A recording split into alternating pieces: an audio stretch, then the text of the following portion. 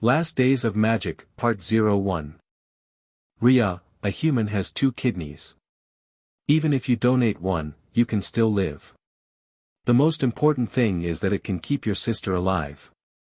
Besides, don't you need money? This 10 million can be used for many things and you no longer need to save money. In a small cafe, a middle-aged woman chattered noisily. The young woman named Riya in front of her looked dazed for a moment before her gaze sharpened. Instead of waiting for the middle-aged woman to speak more words, the young woman raised the cup in front of her and threw it in the middle-aged woman's direction. Splash! Riya. Riya stood up and looked at the middle-aged woman with a sneer. Mrs. Taylor, do I need to remind you that I don't have any sister? No matter what her condition is, I don't have the obligation to help you. The middle-aged woman's face flushed. She looked at Riya with unconcealed hatred. What are you talking about? Sierra is your younger sister and you.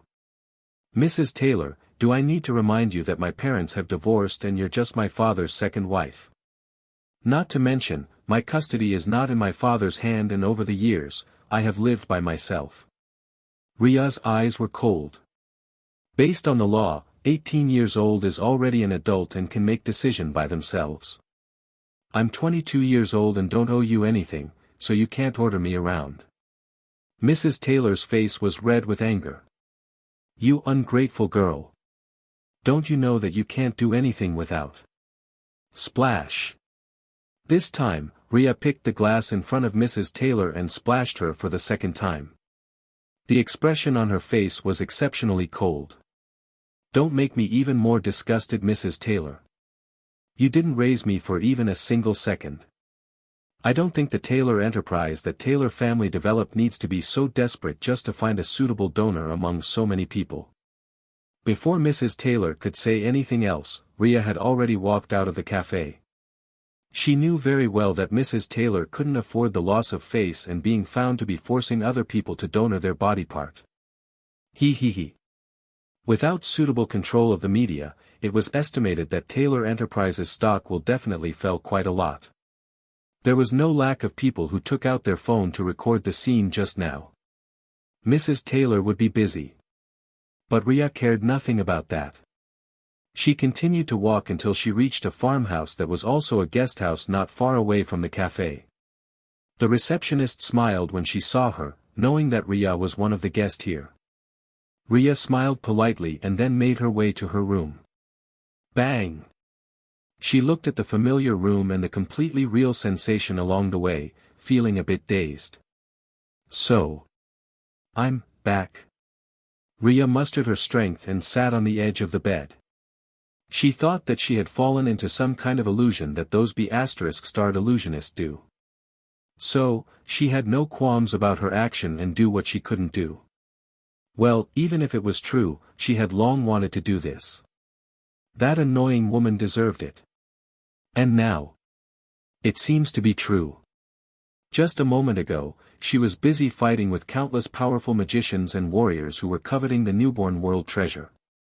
A treasure that could allow them to have a world of their own. Riya wanted that treasure too because it would be very useful. When a magician become more powerful, they might encounter a lot of danger and that world could help to protect them. It was so powerful. Alright, it was not that outrageous.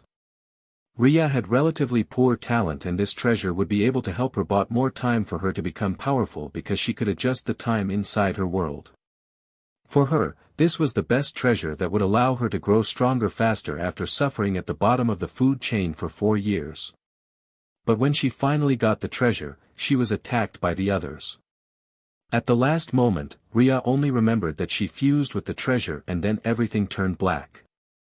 She only felt regret for being greedy for the treasure and eventually brought her demise. Trading one's life for a treasure. Was it worth it? Riya didn't know whether she truly regretted at the very last moment or not, but she felt quite comfortable right now. At least, she's still alive. And it was the comfortable and peaceful world, not the blood-chilling world where everyone was fighting for strength. How did I come back? Riya stood up slowly, her legs felt a bit weak now that she digested the reality. When she came to the magic world, she had been so scared for everything. In the end, all she could do was to work hard and blend into that world after finding no method to return. She couldn't understand how she entered that magic world. Back when she went there, she had been so angry about the so-called stepmother who only came because she wanted her to donate her kidney. She wanted to yell on the spot but feel the world turned black and entered the magic world. Riya thought that she passed away because she was too angry with her stepmother's request that she died on the spot. It has been her regret. Am I so weak that I can die just by being angry? I'm only 22 years old. Riya felt depressed whenever she thought about this matter. But since she had died and suddenly come to this strange magic world, Riya could only work hard and made her own living. Which didn't last long either. But now, she's back.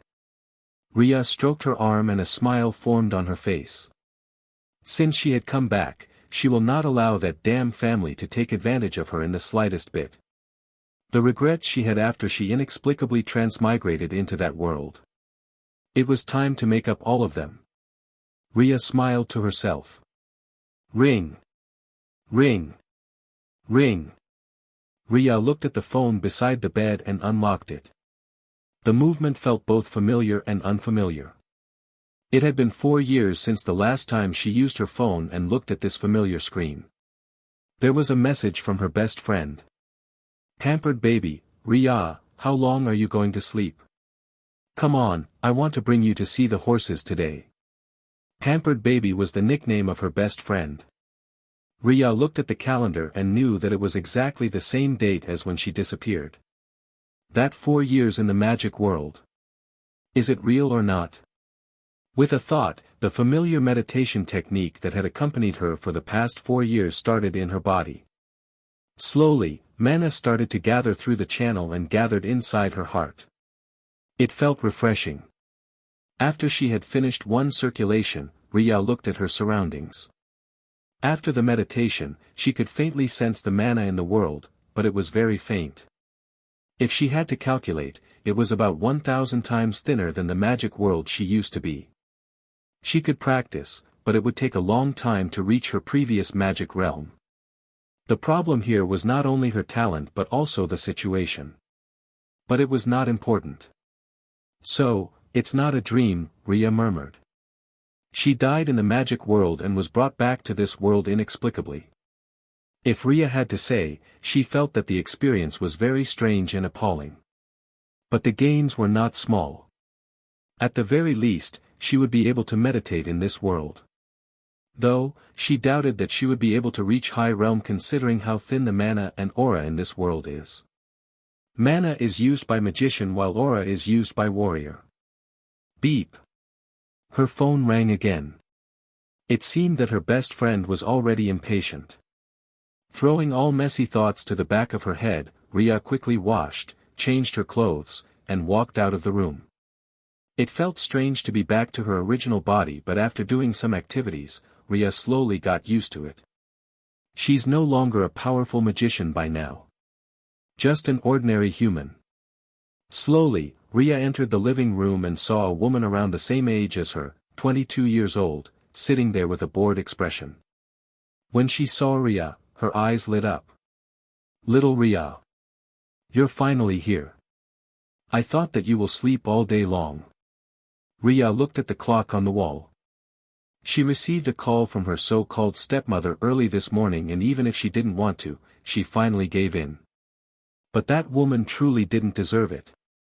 It was still very early when she came out, so when she came back, time hadn't passed that much. It's still 9 a.m. You're the one who woke up early. Even if I don't want to wake up early, I can't, the woman, Amelia, grumbled. My brother seemed to be addicted to martial arts and brought the entire family to practice. You don't know how he kept on drilling me for the past month.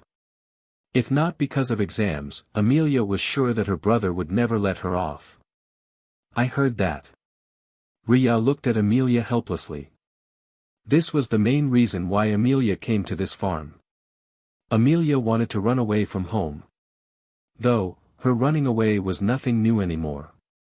She would definitely run away once a month from her family because of various reasons. Wait, martial arts. Riya thought of her strange experience and wondered whether there would be others who would experience it too. The world she came to was not only magic world but also warriors, so there were naturally a lot of martial artists. Well, they were called warrior there. But even if there was any, it was impossible for them to say it out loud. And being attracted to martial arts were not something new. There has always been some people like that from time to time from what Riya saw in the news. Forget it, let's eat first. Okay. Okay. The two girls laughed and started to eat simple breakfast. Once it was done, Amelia clung to Riya's arm and sighed deeply. I want to stay here forever and not return to see my stinky older brother. What's so nice about practicing sword anyway? I heard that you're complaining again, a low male voice interrupted their conversation.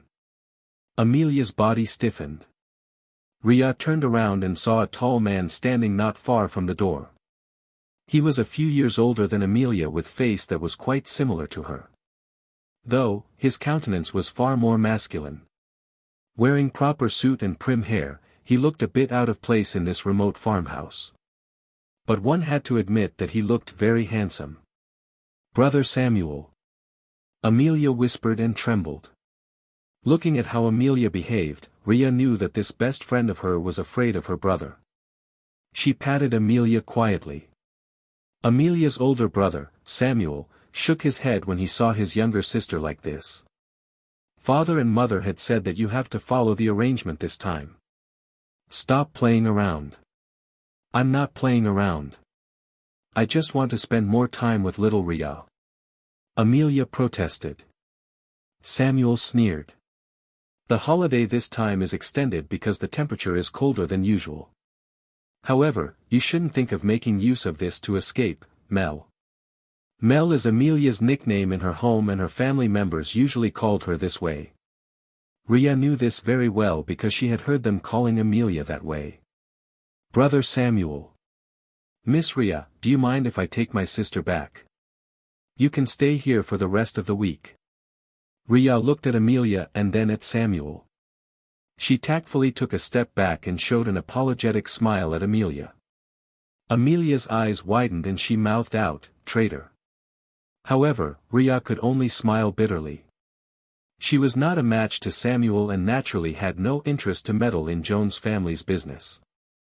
This two brother and sister has always been at odds like this. She had gotten used to it. Samuel stepped forward and patted Amelia's shoulder. Come on. Amelia looked at her older brother bitterly. She wanted to complain but she knew that it would be useless. As Samuel passed by, Riya faintly sensed a strange danger. It was an aura that she was familiar with in the magic world, but at the same time, she was not entirely sure. When she was thinking, Samuel was already a distance away. What is that? Riya frowned. Was this Samuel also experienced something like what she experienced? Or it was because there were truly magicians in this world and it was only after she started practicing that she could sense them? But even if she sensed them, it was not very clear and Riya was not very sure. After all, there were various types of magicians in the magic world and her position in that world didn't allow her to actually meet with many of them. This aura just felt familiar. But she didn't know who it was. Should she try to investigate? Forget it. Riya pushed the thought to the back of her mind and walked out of the building. She had finally returned to this peaceful world. There was no need to meddle in things that was not her business. This farm belonged to Jones' family, to be exact, Amelia. It was given to her because she liked playing with horse. Looking at the beautiful scenery in front of her, Riya's lips curled up slightly. The world was more beautiful in that world, but she never had the chance to appreciate it because she was too afraid that she would die in the next moment. For years of fighting and wary at every time. She felt tense almost every single moment she was awake. Even when sleeping, she had to make a lot of preparation to prevent herself being killed in her sleep. Now, everything had passed. This is a peaceful world and Riya no longer needed to worry about someone suddenly put a knife on her neck anymore. It would take some time for her to adjust, but Riya liked this atmosphere more. Only after living in that dangerous world did Riya realize how precious this peaceful world is. After looking around for a bit, Riya walked towards the garden and took a seat. She closed her eyes and slowly sensed the aura around her, meditating quietly. After a few seconds, Riya opened her eyes and sighed. It was too slow. The mana in this world was simply too thin, so the meditation became extremely slow. For Riya, this was a bit unbearable. She looked around and took a few pebbles on the road. After arranging them around the bench, she could faintly feel that the aura was concentrated in the middle. A formation. With her poor talent, it would take her forever to practice in that world, so Riya learned some miscellaneous things that could help her to practice. One of them was magic formation. Her talent in this study seemed to be pretty good as Riya could learn a lot of formation easily. A mana stone would work better, but there's no such thing in this world. Riya felt a bit of pity, but then she sat down again and continued her practice. It was still far from the aura concentration in the magic world, but at the very least, it was much better than the faint aura where she couldn't even start her practice. Riya sat down. She focused on gathering the mana and built her heart to begin her practice. Sensing the mana flowing around her body smoothly, Riya was suspicious that her talent was better here compared to her talent in that world. Is her body the same as when she was in that world? Riya didn't know. In the end, she didn't think too much and only continued to practice. There were only a few wisps of mana that she managed to gather after several circulations. It was very pitiful, but Riya was patient. A magician had a long life and one of their best quality had to be patience. Because this practice was very boring, but they had to continue if they wished to achieve something. What is this? After a few wisp was gathered, Riya felt that there was something in her consciousness and inspected it. That's. Riya opened her eyes, there was surprise from deep with her heart. The world treasure. That world treasure she died for in that world, was brought to this world along with her soul. Riya felt her heart pounding. She knew how much world treasure worth in that world. It was even more so in this world where resources were scarce and the mana was very thin that it was almost impossible to practice. After a few breaths, Riya finally calmed down. The world treasure was precious, but it was not easy to cultivate. In order for the world treasure to fully showcase their capabilities, a lot of resources were needed to open it and then nurture it. In such situation, she might need to exert even more efforts in order to make sure the world treasure can be used. Riya checked the time and found that it was time for lunch. Packing the rocks into her pocket, Riya made her way into the inn to eat lunch and then go back to her room to inspect the world. If she suddenly disappeared when she was outside, it would be hard for her to explain to others.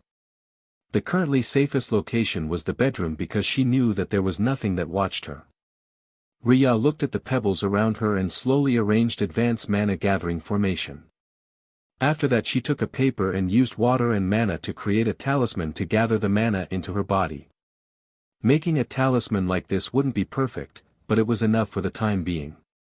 This method was usually forbidden because it would destroy their foundation and hurt their body. But Riya wanted to feed the mana into the world treasure. With her current magic that hadn't even started, she might need a few months to open that world. Even though Riya was usually a patient person, she still didn't want to wait that long. Sitting down on the bed, Riya pasted the talisman to her head and began to gather the mana around her into that world. As if sensing her thoughts, the world also began to actively absorb the surroundings mana greedily. Without Riya needing to feed it, the treasure was busy eating the mana around Riya. The mana is getting thinner. Riya felt helpless. Even with the advanced mana gathering formation she set up on her bed with the rocks, it could barely sustain the mana needed for the world to be activated. If she had her previous magic, she would have been able to help the world better. But at this time, she could only wait. Riya sighed and began to continue her practice, gathering wisp of mana into her heart and run it through her body. At the same time, the world was busy feeding on the mana around her, greedily absorbing it on its own. With her current strength, Riya couldn't control it. Anyway, it was bound to her soul. No one would be able to get it unless they have the method to extract it from her soul. The world treasure also wouldn't usually betray their master, so Riya was relatively calm. Time passed quietly. When it was night time, Riya sensed that she could finally enter the world and used her thoughts to enter. Tep. She landed on an empty land. Looking all around her, she could only see dark starry night and the faraway stars.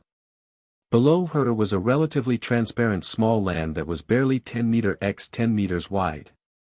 And the world was still sucking the mana greedily, wanting to grow. Riya looked at the faint mana around her and sighed deeply. No wonder that there were a lot of people who wanted to get this treasure. Just the fact that it could absorb the mana and created a world on its own was worth it for people to rush over and aim for it. By now, Riya no longer felt regret for trading her life for it. I can control everything in this world, right? Riya's eyes flashed and the scenery below her changed rapidly. Half of the world turned into grassland while the other half's floor changed into rock platform and there was a faint invisible wall that separated the two of them. With her thoughts, Riya froze the time on the rock platform and let time continue to flow on the other side. She thought of making buildings, but this world could only grow ordinary plants. If she truly wanted to, she would have to build it herself. Can I just bring an entire building inside? But thinking of the money she had, Riya sighed deeply. That would be quite impossible because she was not so rich to buy so many buildings. She only has a few millions NA, national accepted, money. Part of it was from her parents who wanted to sever their relationship with her a few years ago. Yes, both parents. Riya's full name is Riya Elizabeth Taylor, but her father divorced her mother because he had a mistress and children outside, and after the divorce, her mother also had a lover on her own. As for her, she's the oil bottle and burden for both sides. Ever since she was young, she had been thrown to various relatives' house one by one and barely able to grow up. Neither parents wanted her custody, and once she reached 18 years old, they had the chance to kick her out because of the law. They sent money and severed relationships so that she would not bother them anymore. The rest of the money came from her work that she did on her third year in the university, where she managed to sell a program she made for her project. It earned her a few millions, which she could use for many things. So she was able to live quite well. She was originally living a peaceful 4 years after she reached 18 years old. But her so-called stepmother just had to come here and disturb her for the sake of the so-called stepsister. Riya took a deep breath, controlling her emotion, and tried her best not to think about those annoying people. Looking at the situation in this small world, Riya decided to create a farm on one side and planted some herbs that would be useful. The other half would be used for her to keep useful items so that she would be able to live here. Aside from her best friend, she didn't really have anyone to contact anyway. Even if she spent days inside this world after she had graduated, no one would come to look for her. Riya felt that it was feasible. Anyway, practicing in this world would be more convenient rather than practicing outside because there were people around. Not to mention, high-ranking magician lived far longer than ordinary humans. She might not be attracting much attention in the beginning, but if she still looked like teenager when she was 50 years old, she was sure that the country will send someone to take her to the laboratory. Riya shivered when she thought about it. In that case, she had to be prepared to have a place on her own. Then, it's decided. For the next few days, Riya began her activities of gathering building materials. This farm was located near the few villages, and there was carpenter there who would be happy when she asked to buy some planks. She bought several planks and returned to her world. For the fence, she just grew some trees and stunted their growth, making it look more suitable for fences. After that, she would use some planks to connect these trees.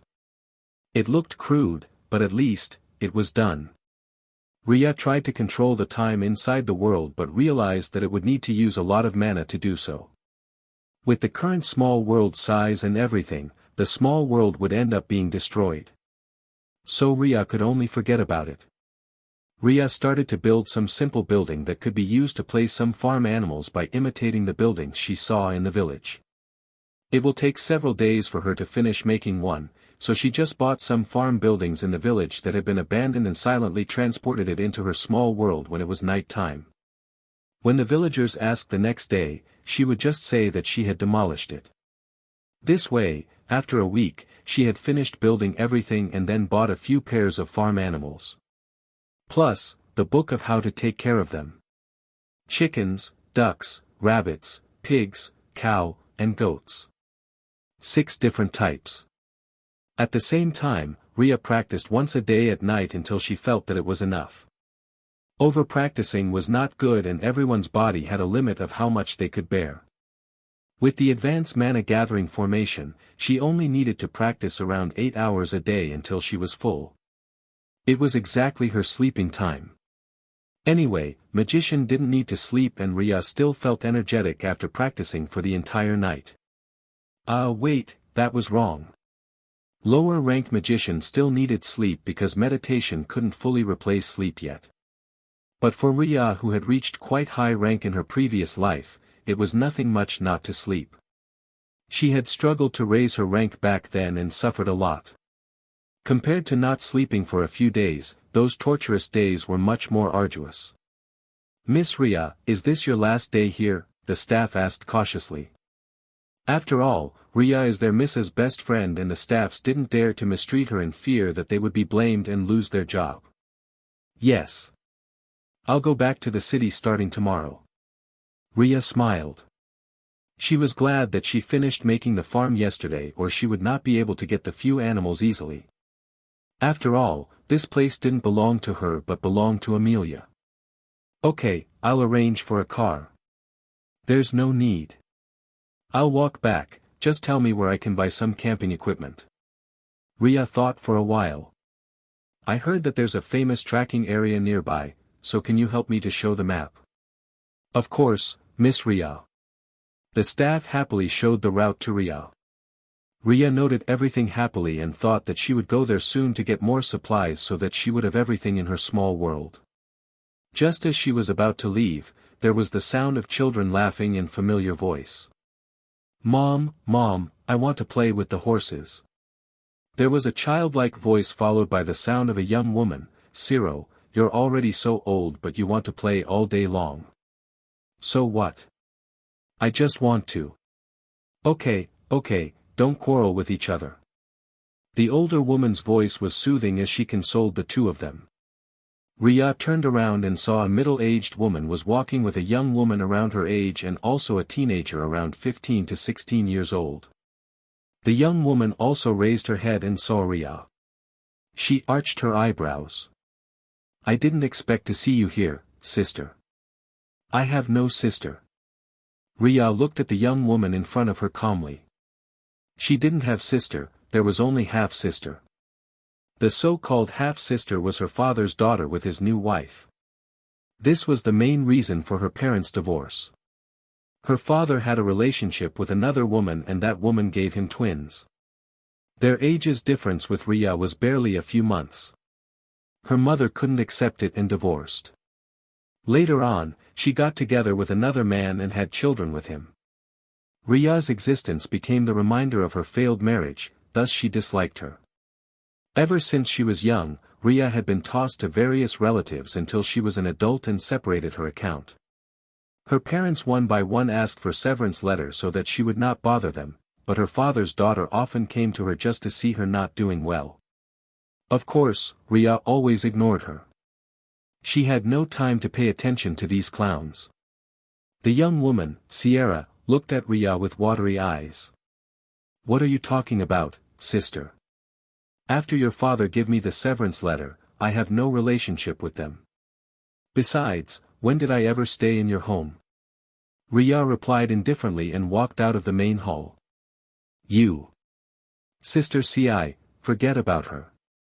The young boy, Ciro, snorted. "I only have you and older brother as siblings. I have no other sister."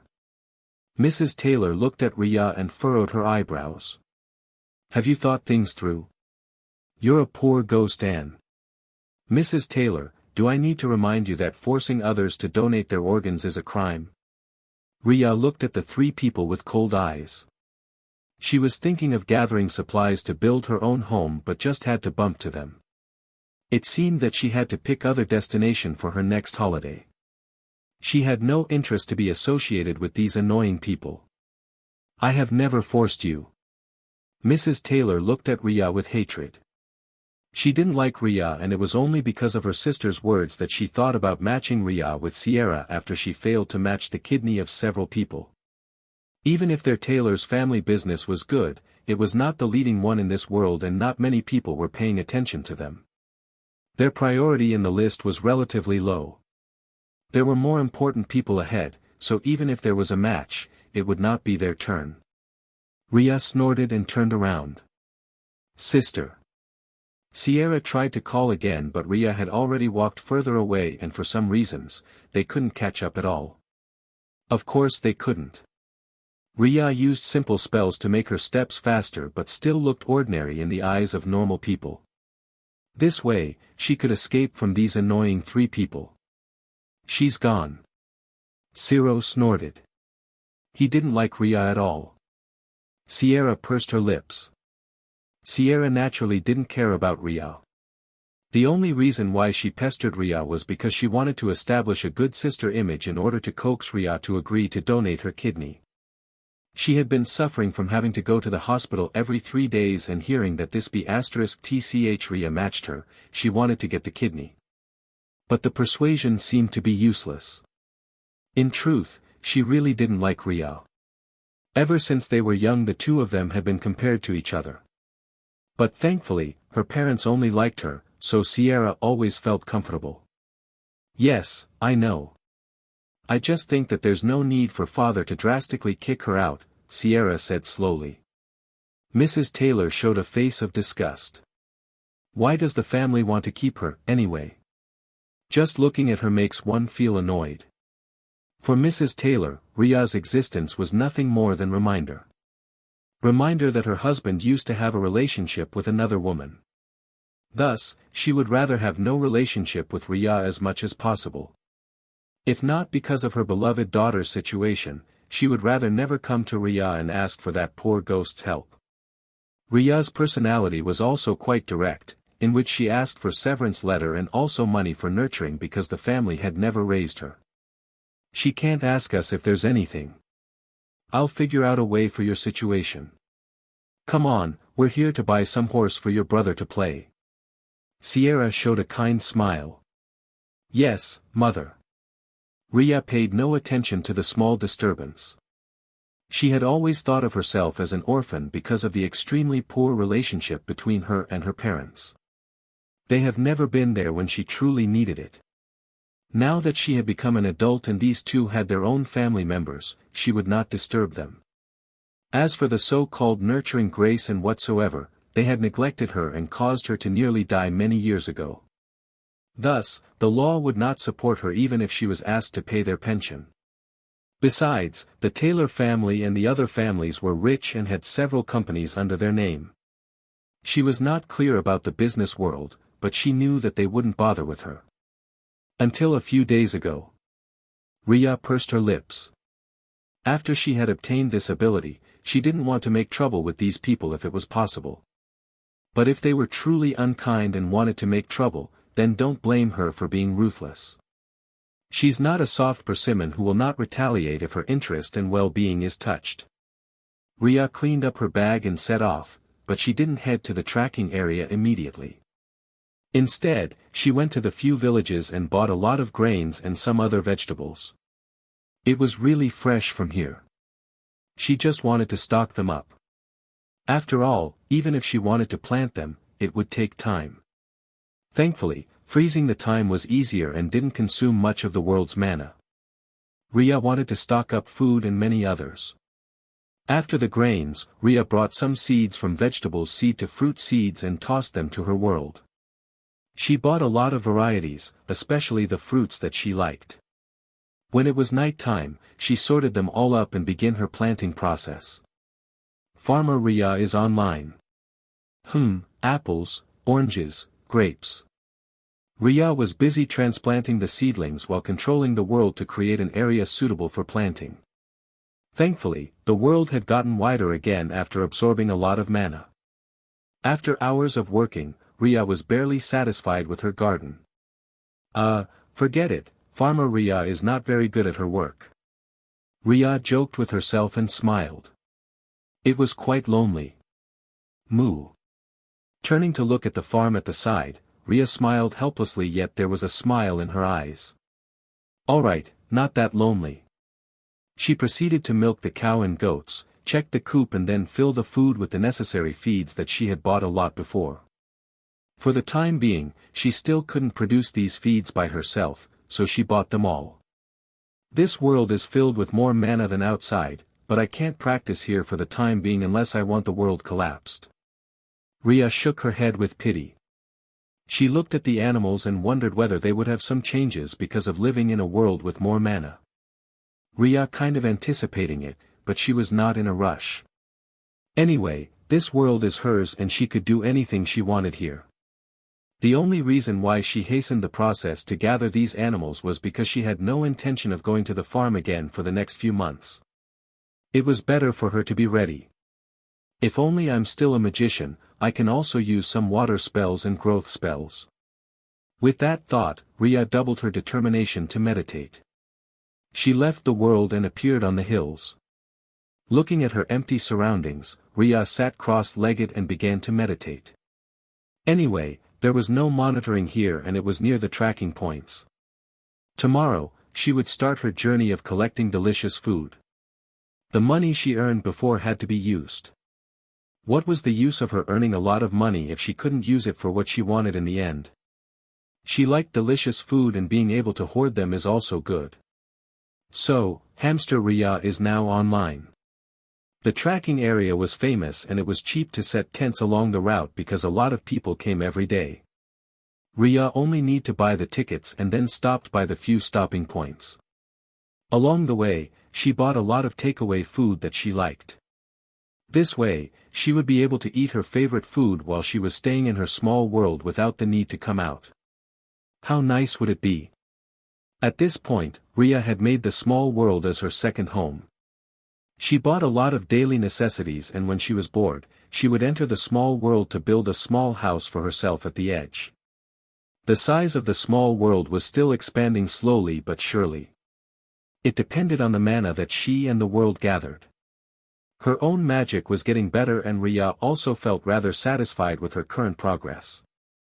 The progress might be slow for many other people, but it was fast for this world with such thin mana. Riya spent an entire month in the tracking area before she came back to the university and signed up for the last semester. The holiday has come to an end and Riya still has to face the last semester of university. She sighed when she thought about this. Too bad I can't collect more food. Feeling a bit of pity, Riya silently went to the supermarket and bought a lot of supplies including snacks.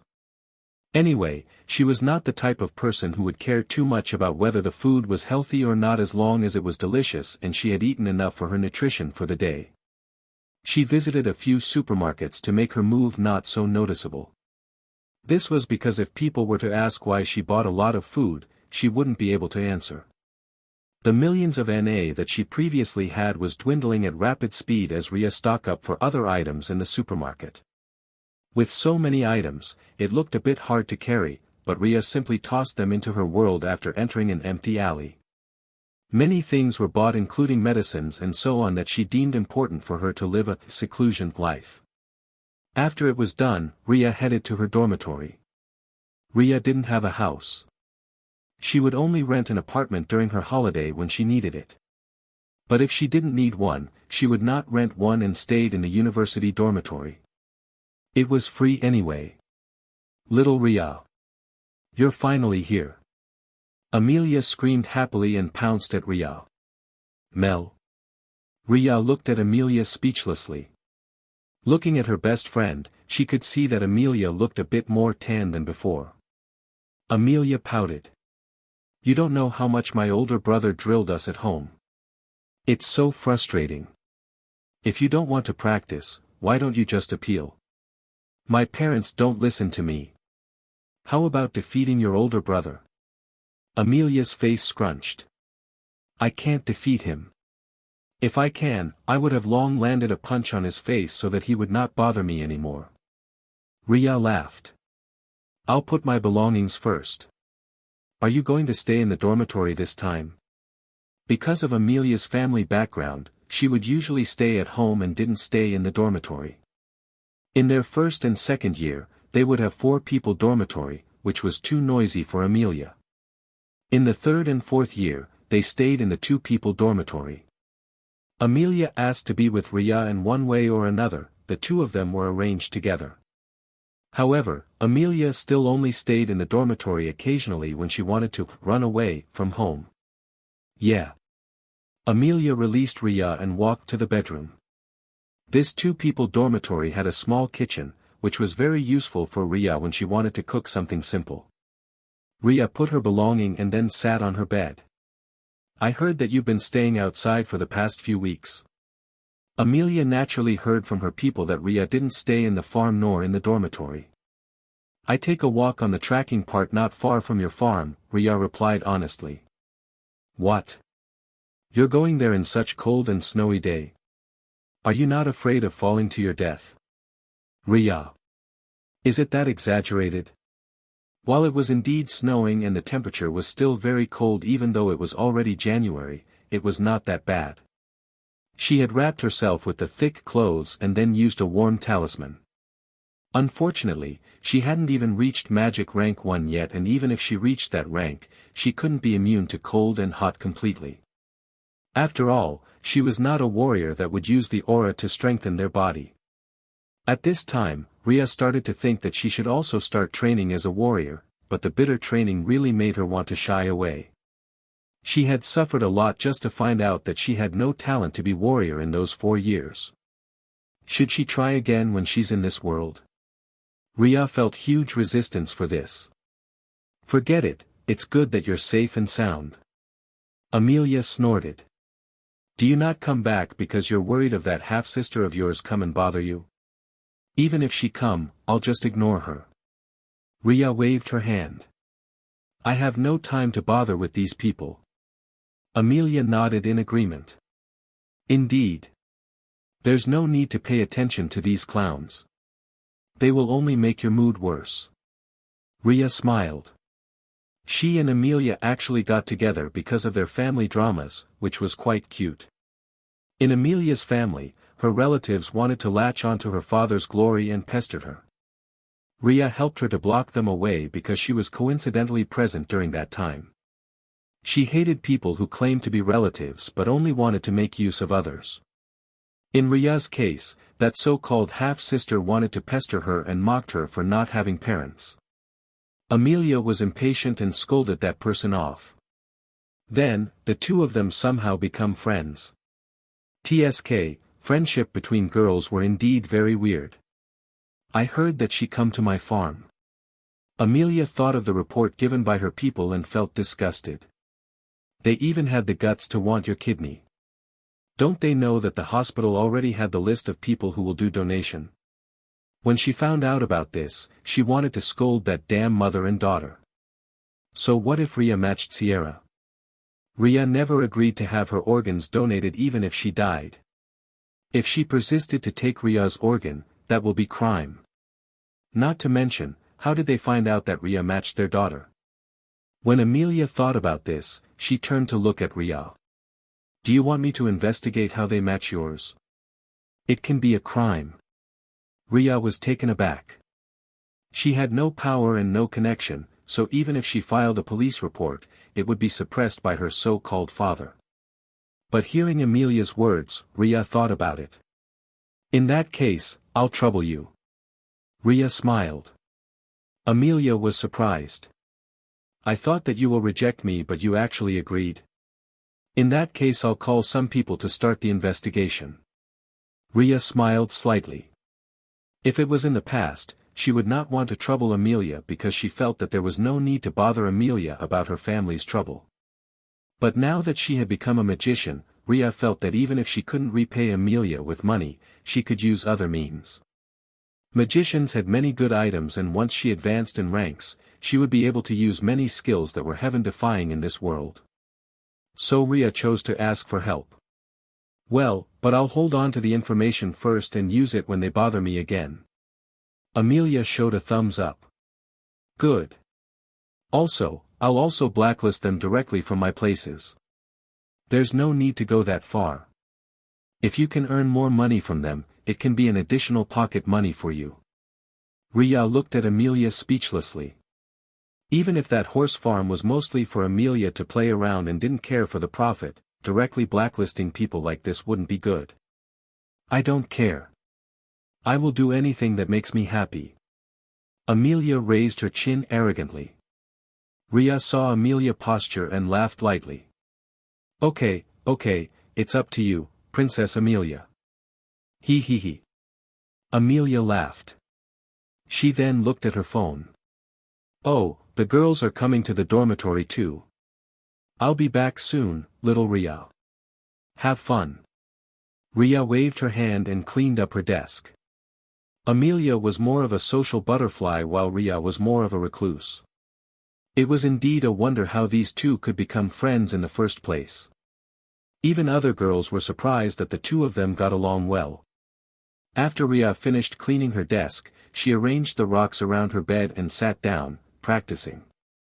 She could feel that her heart began to feel full. Riya smiled faintly, but she was still very solemn and serious. She continued to practice until the mana was overflowed and successfully advanced to magic rank 1. It was very smooth. Riya opened her eyes and heaved a sigh. The first few ranks is very easy even for those with lower talent. But once you get higher, if your foundation is not stable, the breakthrough wouldn't be easy. Sighing, Riya moved to her table and took out a stack of paper and water. She actually wanted to use beast blood, but she realized that it was actually harder because ordinary beast's blood couldn't transfer mana easily. In the end, Riya settled with water. Talisman making required high precision and concentration. During her time in the magic world, Riya made a lot of talisman for the sake of protection. It was because she knew very well that her skills were low. Talisman could also be called as charms, magic scrolls, or many other words. They were imbued with mana in order to work in accordance to the formation or runes that was placed on them. Talismans could be used for defense and attack. For Riya, it was very useful. There were several other side professions in the magic and warriors world such as blacksmith, alchemist, formation master, talisman master, poison master, puppet master, beast master, and many others. Riya herself learned formation, talisman, poison, and medicine. She was mostly afraid of others harming her because the safety of ordinary magic trainee was not guaranteed there. If they were not careful, they would fall into the traps of others, so Riya always stayed low and practiced quietly. Because she didn't take many missions, she was not usually remembered. Being able to obtain the treasure in the end was half due to luck because it was indeed not something that someone in her position could covet. The side profession was also useful for her to obtain additional money to buy magic resources. It was truly a grueling 4 years. Done. Riya looked at the defense talisman in front of her in satisfaction. With her current mana, she wouldn't be able to make even one talisman.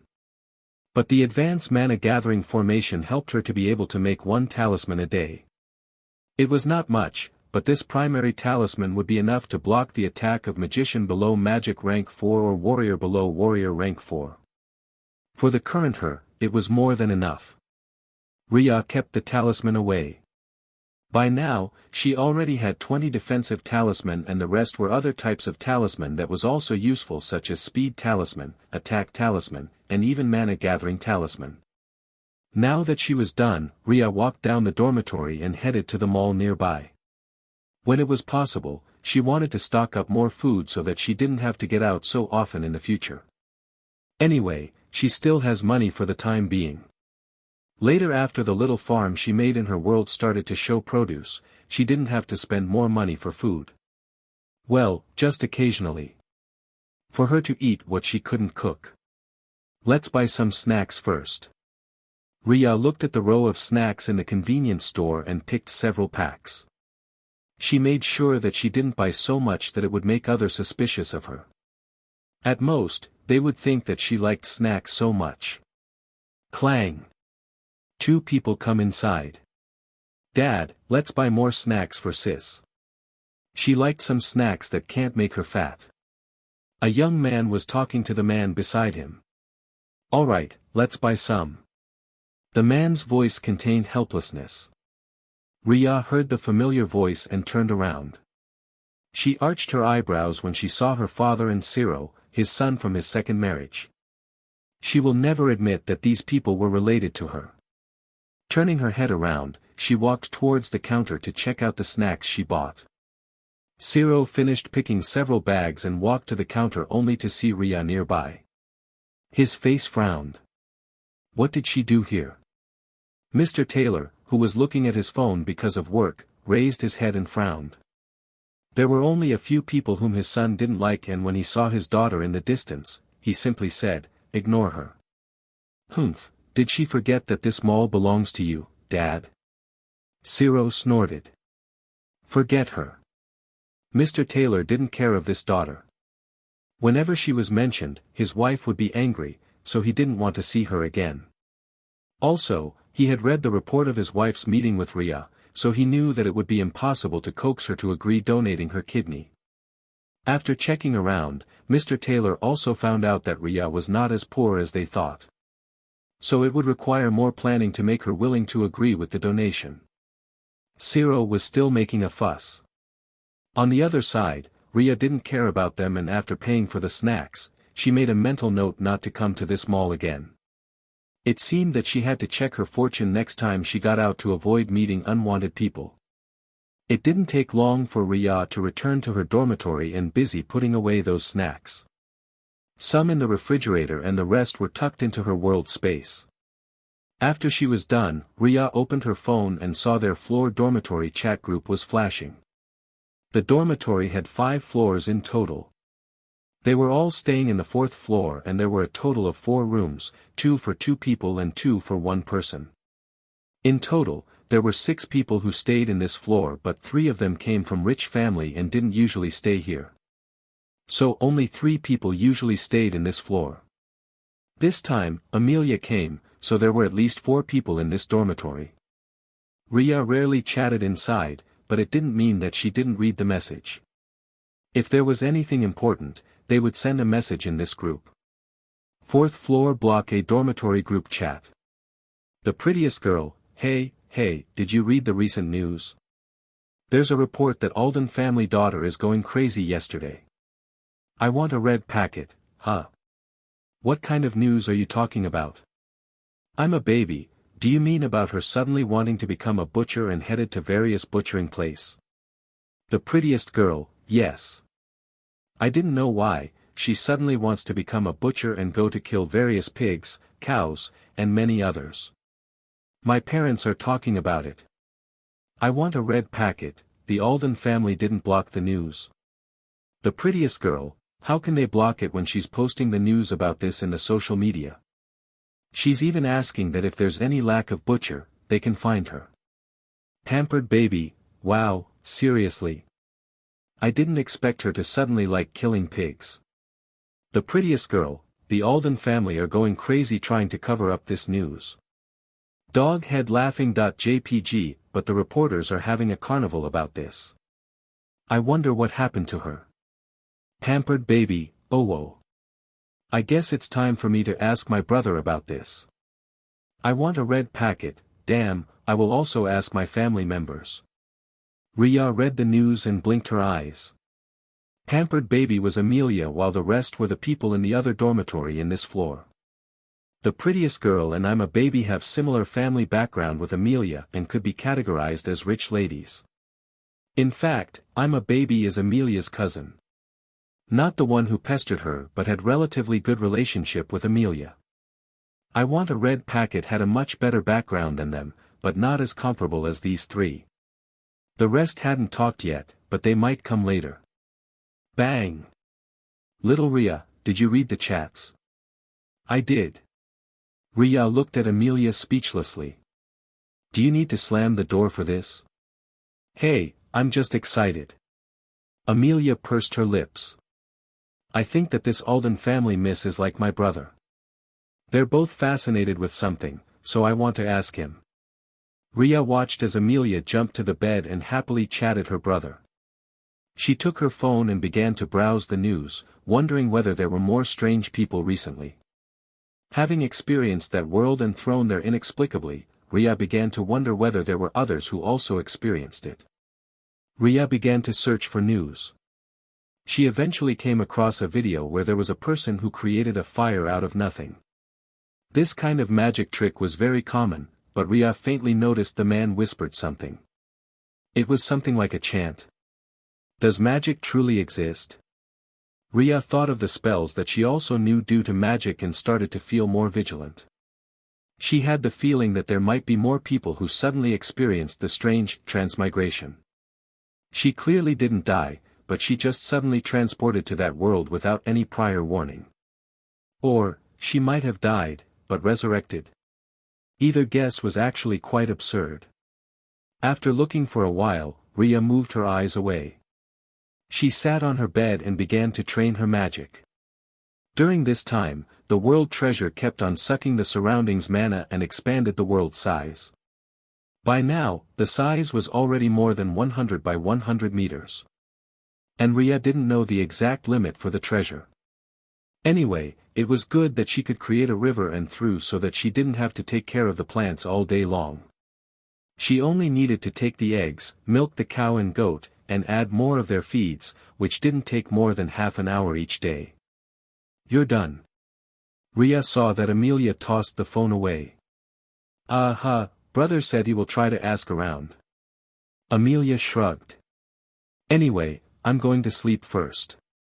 Got it. The lights went off and Amelia laid on her bed. Time to meditate. Sitting cross-legged on her bed, Riya slowly entered the state of meditation. She had noticed that Amelia was already sleeping, so she had no scruples in starting meditation. Slowly, the mana began to gather into Riya's body. Now that she was already a magic rank 1 magician, the mana was easier to control.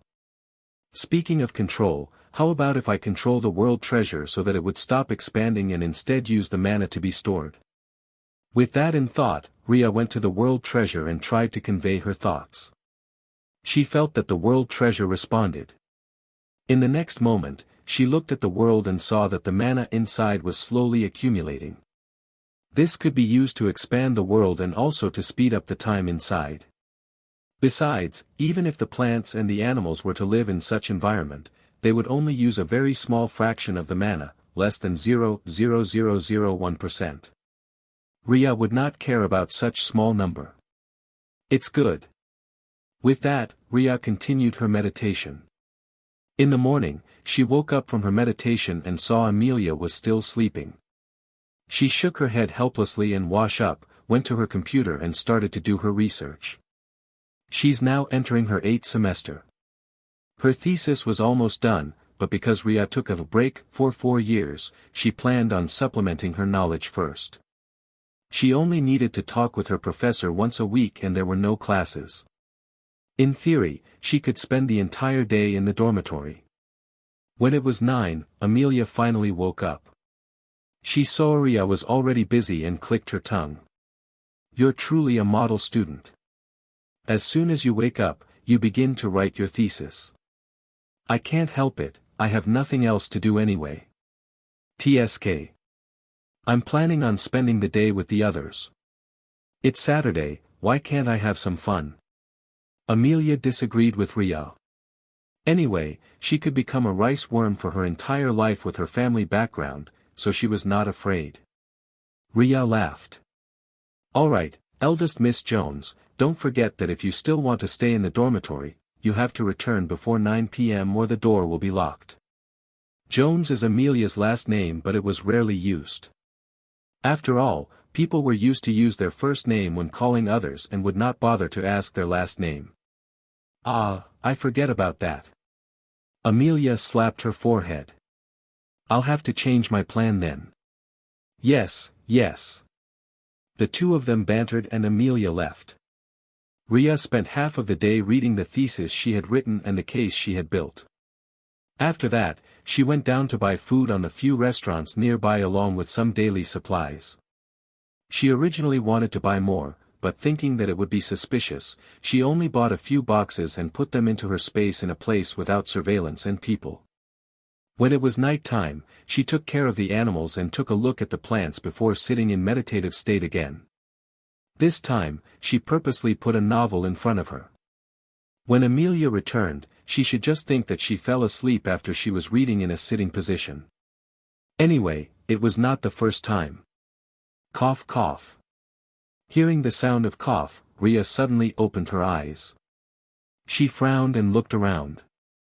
The moment her eyes landed on the window, she was shocked to see a completely white world. Mist? What in the world is that? Riya looked at the clock in her phone and saw that it was only 5 in the morning. But this was the first time she ever saw the entire world covered by the mist. Cough cough. Listening, she knew that the cough come from outside. It might be one of the other students who lived in this building and accidentally come out and inhaled the mist. After reaching magic rank 1, her senses had been enhanced, which allowed her to sense some things that she previously couldn't. Riya put her hand on the window but didn't open it. She perceived the mist through the manna and her eyes narrowed dangerously. The fluctuation of the manna in the mist was twice than the usual in this world. At the same time, she felt that there was something dangerous in the mist. Not beasts or anything like that. But breathing this mist would bring detrimental effect for them. Wee. Woo. Wee. Woo. Riya listened to the sound of ambulance and her delicate eyebrows furrowed even deeper. At this time, she was certain that there was someone who accidentally inhaled the mist and fell sick. She wanted to warn them. But what qualification did she have to say it? She had no way to prove it either. Who's that? So noisy. Amelia stirred from her bed. When she went back, she saw Riya sat on the bed with the book, so she guessed that Riya fell asleep after reading another novel. She didn't bother with Riya and instead went to sleep early. Now that the siren outside woke her up, she didn't feel so good. There's ambulance outside, Riya replied. The mist was not so thick that they couldn't see anything. The outline of the ambulance could still be seen from this distance. Huh. Someone fell sick. Amelia woke up and looked at the white mist and nearly shouted. What the hell is that? I don't know. Don't open the window. I won't. Amelia frowned and felt that the mist looked unkind. Even in the snowy day, there were usually no mist like this. Besides, they were in the 4th floor. Let me check the internet. Riya took out her phone and checked the news. But when she saw the content, her heart sank. There were more than thousands of calls in the middle of the night, calling for ambulance or people crowding the hospital. It was said that they all suddenly fell sick, coughing non-stop until they vomited blood. It was scary. But many people were shouting because this happened so suddenly. No one was prepared for such a sudden attack. As Riya browsed the news, she was keenly aware that the news was not only from this city but also from other places. In short, the mist appeared all over the world and the hospital was crowded. This mist carry virus? Amelia asked, her tone was hesitant but it was clear that she was scared. She must have also browsed the internet and caught news that there were a lot of people who were running to the hospital tonight. Perhaps. Let's not get out for the time being. Riya looked at the window and felt thankful that this building was new and the construction was good. If the mist got inside when they were sleeping, it wouldn't be good. She would be fine because she could meditate and the manna protected her, but Amelia might not be so lucky. How about food? Amelia didn't have the habit of filing their fridge with food. I bought a lot of food yesterday. It might not be your favorite, though. Riya walked to the kitchen and moved several boxes of the food she bought yesterday inside along with some other ingredients such as meat, eggs, and also vegetables. She could cook for herself but Amelia might need to suffer with the relatively poor taste. Her craft was not very good. Oh right, you like to stay in the room a lot. Amelia felt relieved when she thought about this. She and Riya had rather contrasting personality, and this proved to be useful for this time. At the very least, this meant that she would be able to live well without going out and stay with Riya. This meant that I don't need to practice again. Amelia thought about this and clapped her hands happily. Riya. How in the world did you think to that direction so quickly? Riya shook her head speechlessly. But considering that Amelia is a pampered eldest lady, it was clear that she had such an easygoing personality. Since she no longer need to worry about food, her attention naturally landed on the matter that she was most concerned. In this case, her forced training by her brother. I'm going to text my brother about this first. Amelia took her phone and texted her brother, telling him about the current condition in the dormitory and the fact that she wouldn't be able to go back. Anyway, her parents should understand that she was worried about getting sick. Little Riya, do you know the method of spreading the virus outside? I'm not a medical student. I'm an IT student. Riya looked at Amelia speechlessly. She walked to the cabinet and take out the powdered milk box. There was several of them that she bought before holiday and had been staying there. She and Amelia both liked milk, so the two of them kept several boxes here. This way, it would be easy to drink some when they wanted to. Right. Amelia patted her forehead. And I'm just liberal arts student. Riya was non-committal. She glanced outside and pushed the matter to the back of her head. Anyway, just go to sleep again. I'm going to take a bath and drink some milk. Make me a glass. Yes, Princess. He. Riya went to the bathroom to take care of her animals. Once it was done, she simply used the cleansing spells and felt refreshed. Magic spells were not only for attacks but many of them were also used in daily lives. Being a magician can also bring many conveniences in life. She walked out and made 2 glasses of milk, handing one of them to Amelia. Oh, you're done. Amelia didn't pay attention to what Riya was doing. Anyway, it was normal for girls to take a long time when taking a bath and so on, thus she was not interested. Elder brother replied and asked how many days the food we have will last. Perhaps a week. Riya thought of the food she had stacked inside her space. Even half a year should be possible if she didn't consider the farm she built where she could get fresh milk and eggs every day. Some of the animals were also pregnant. It seemed that she should just consider the matter of raising more chicks and baby ducks to increase their population. With this in mind, Riya decided to do her own research about how to hatch them. With the help of the mana, she might be able to do it faster too. Once she had gathered enough mana, she would start to hasten the time in her space. This way, the plants could also grow faster. Wait, the speed of gathering the mana will be faster now. Riya sat on her bed and realized that the speed of the world absorbing the mana was faster. With the help of the mist outside and the advanced mana gathering formation on her bed, the speed of the mana absorption was faster. With this in mind, Riya smiled happily. She laid on the bed and decided to sleep. Anyway, she couldn't over-practice and there was nothing that she wanted to do. Thus, Riya fell asleep. After a few hours, Riya woke up when it was lunch time. She looked up and saw Amelia who was eating the takeout Riya bought yesterday. There were more than 8 boxes that Riya put inside from several restaurants. Even though they were not Amelia's favorite, they were not that bad. Next time, I'll fill the fridge with the food I liked, Amelia said in annoyance. Riya laughed. I'll cook some food for us to eat. Anyway, the vegetables wouldn't last that long. Do you have other foods? There are some instant noodles. Riya bought several boxes from the supermarket before and tossed them to her space. They were not healthy, so she was only planning to eat occasionally when she was lazy to cook and wanted to eat it. My parents will kill me for eating those. Amelia smiled bitterly. Any other news? Just see the group chat.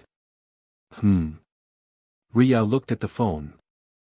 4th floor block A dormitory group chat. Pampered baby, hey, we're all now trapped in the dormitory. Cry.jpg. The prettiest girl, I'm not in the dormitory during the weekend but in the villa. Still, my parents are warning me not to come out at all because the outside world is very dangerous. Sigh.jpg. The prettiest girl, to be honest, I think the outside world are exaggerating. This mist shouldn't be that dangerous and the cause of the sickness might be something else. I want a red packet, it's better to be safe than sorry. I took a look at the corridor outside and it's also filled with the mist, so I didn't dare to come out. Ugh, who thought that staying in the dormitory in the weekend would be a good idea? Pampered baby, QAQ classes will start again tomorrow, so many students come here in the weekend. I want a red packet, Mel, I thought that you don't have any classes again as fourth year. Confused.jpg. Pampered baby, I don't, but I'm running away from home. Baby embarrassed.jpg. The prettiest girl. I want a red packet. I'm a baby. Ruby, linked to the shock brought by the mist, the hospitals are full for the entire night, many people are crying blood. Ruby, I think that these pieces of news wouldn't be lying. Even if not everyone got sick, those who got contacted with the mist have higher chance of getting sick. The experts are analyzing the substance within the mist and will give more thorough analysis later on. Ruby, with that in thought, you should pay caution in what you eat and drink. It's better to stay at home and didn't go out in the slightest bit. Also, try to boil the water before you drink it in case of contamination. I'm a baby, as expected of Ruby, the best medical student in our dormitory floor. I want a red packet, is the water dangerous? But I just drank from them. I'm a baby, I think it's more important for you to think about how to get food without getting out first. Many people are staying at home today because of these massive reports. The number of people going to the hospital last night are overwhelming. The prettiest girl at I'm a baby, Victoria, I thought that you're not in the dormitory last night. I'm a baby, I'm not. I'm at home, but even my parents are worried because the food at home can only last for 4 days of consumption. I want a red packet, maybe the mist will disappear tomorrow. I'm a baby, I hope so. I want a red packet, I have a lot of instant noodles, so I won't die out of starvation. At most, I will be busy with boiling water. Is the water really contaminated at Ruby? Ruby, this is only my speculation because the mist covered everything, including the ground. Who can say for sure that the virus didn't enter the ground and might contaminate the water? For the sake of precaution, it's better for us to boil the water first. I want a red packet, QAQ I'm lazy. Ruby at Little Soft, at the prettiest girl, don't forget to read the relevant news. It's important to protect yourself. I know that you're lazy to read it, Sophia. Pampered baby, little Riya is sleeping.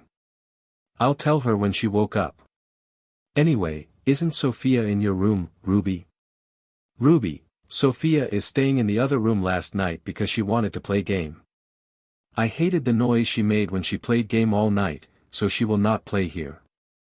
I want a red packet, you're a very serious person, Ruby. Ruby, she's a medical student and should have more awareness that she will be a doctor in the future. Riya read the content and didn't know whether to laugh or cry. Ruby and Sophia were both medical students, but they have an extremely contrasting personality. It was unknown whether the university was taking example of her and Amelia, who were very different. They also assigned the 2 medical students who have very different personality. Ruby was very rigid and strict with herself. Sophia was the complete opposite because she liked to play around. The 2 of them stayed in the dormitory all day long except for classes, but Riya was not close to either one of them. Ruby was always busy with lab. On the other hand, Sophia would always went to other dormitory to play some games. She rarely came here unless she was so tired that all she wanted was to sleep. When she was playing games, she was extremely noisy. Also, there were only 6 people in the chat group. There was a separate group for the entire dormitory, but Riya didn't check that chat group very often. In that chat group, their name would be the number of their room. Riya's name was Little Soft. She read the other contents and most of them were Ruby complaining before the conversation was back to the matter of the mist. In short, they were worrying about how long they would last. She typed and replied in the group. 4th floor block A dormitory group chat. Little Soft, I'm awake. At Ruby, thank you, I'll remember the precaution. Ruby, you're finally here, little Riya. I thought that you're going to sleep all day. Little Soft, I was bored and have nothing to do, so I just went to sleep. I want a red packet, how about food in your dormitory? Do you have enough to eat?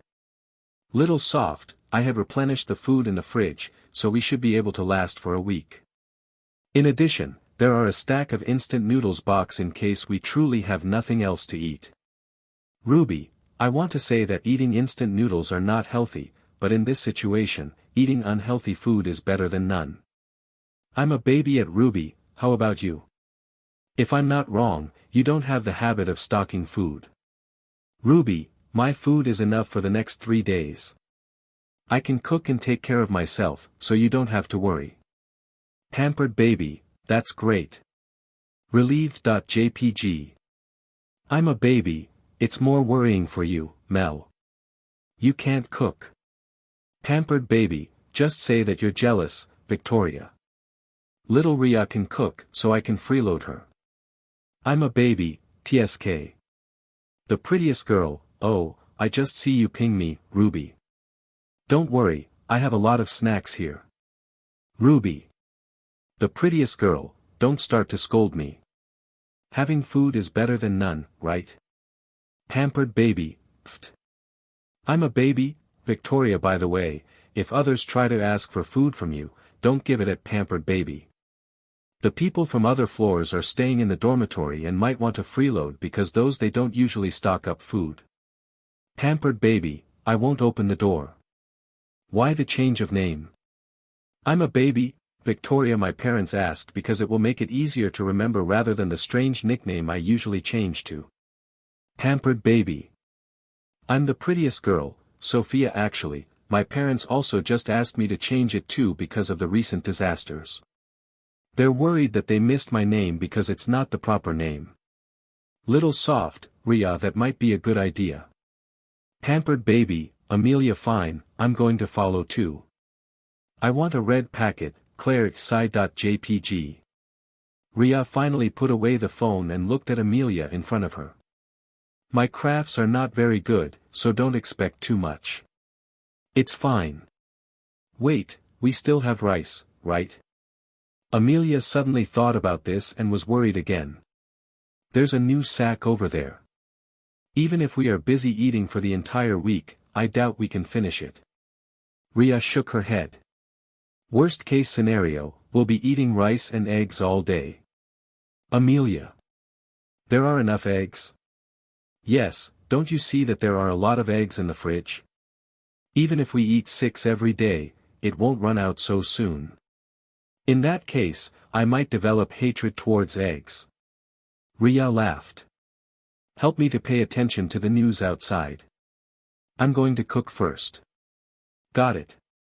Riya headed to the kitchen, cooked some rice and then cooked simple soup. She was too lazy to make anything complicated. Anyway, the few lunch boxes that she packed before could still be eaten for the time being. She took one for lunch. Even if she was already a magician, this low-ranked magician still needed to eat to survive.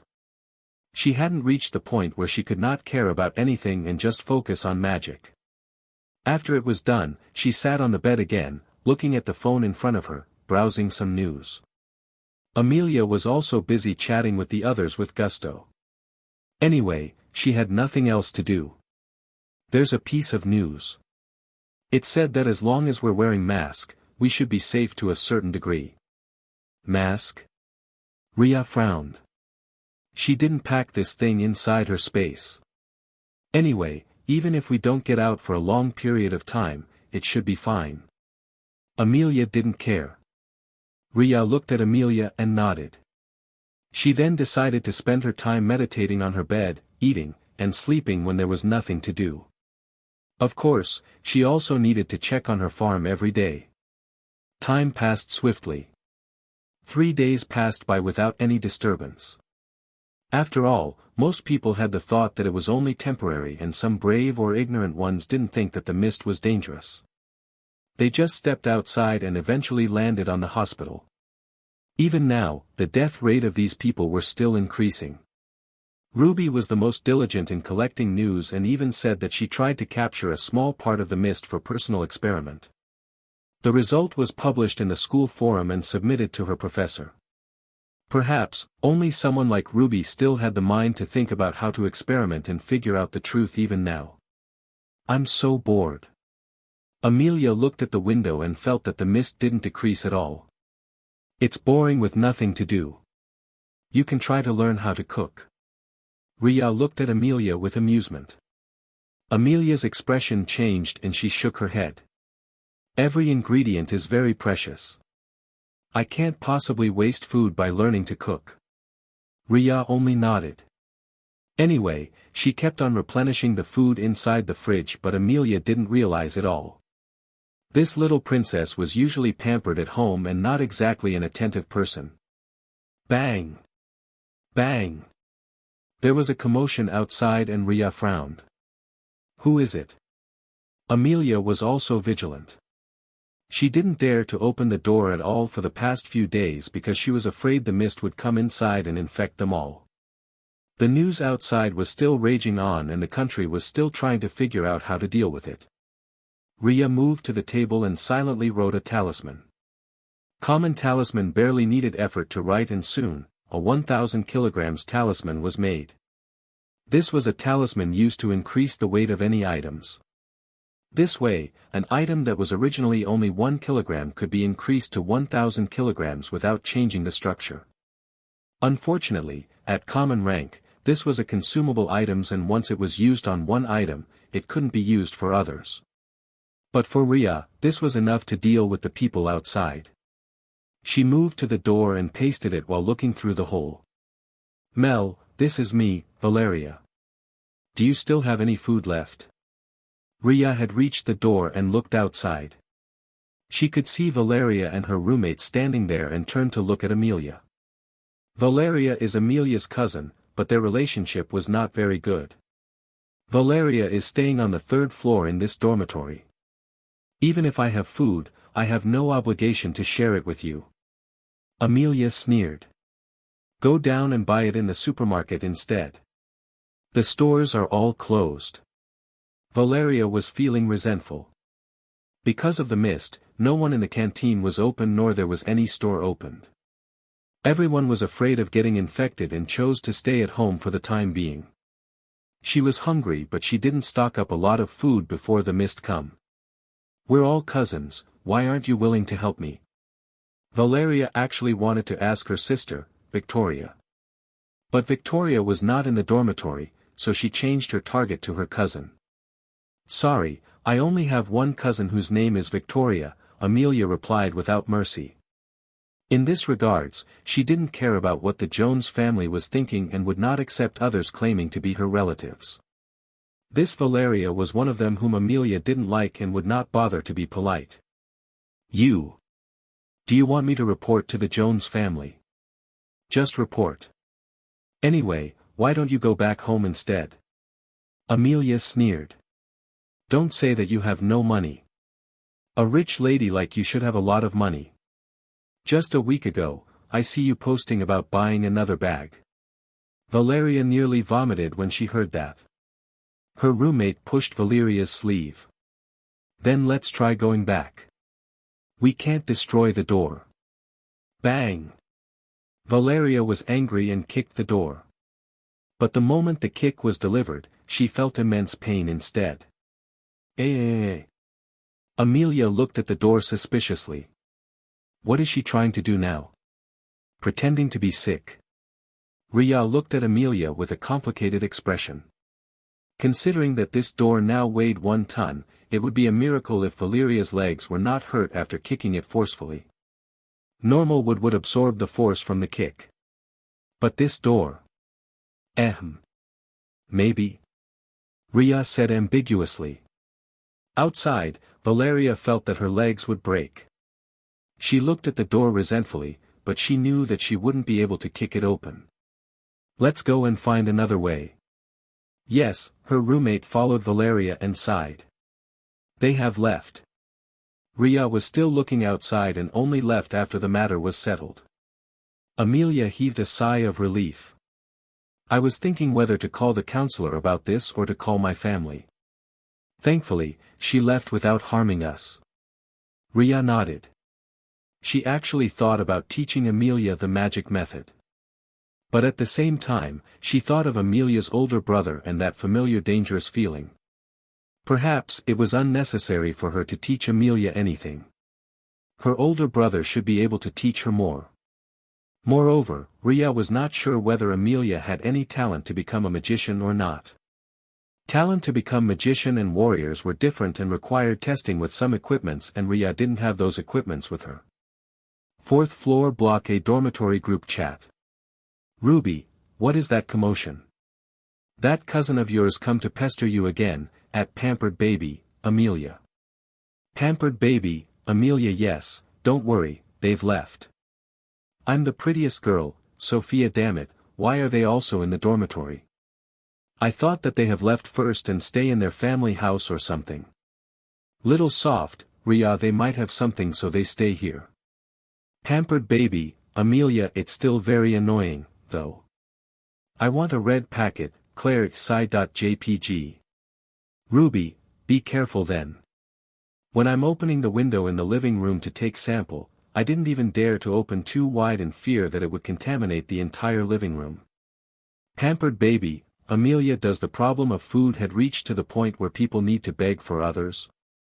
I want a red packet, Claire. This is mostly because the stores are closed now. No one had the time or mind to take care of their business because many of them ended up falling sick. I'm a baby, Victoria. My eccentric sister is there. Just forget about her and don't worry so much. She should return to our parents' house to Sue soon. I'm the prettiest girl, Sophia. Are the food in your house enough, Victoria?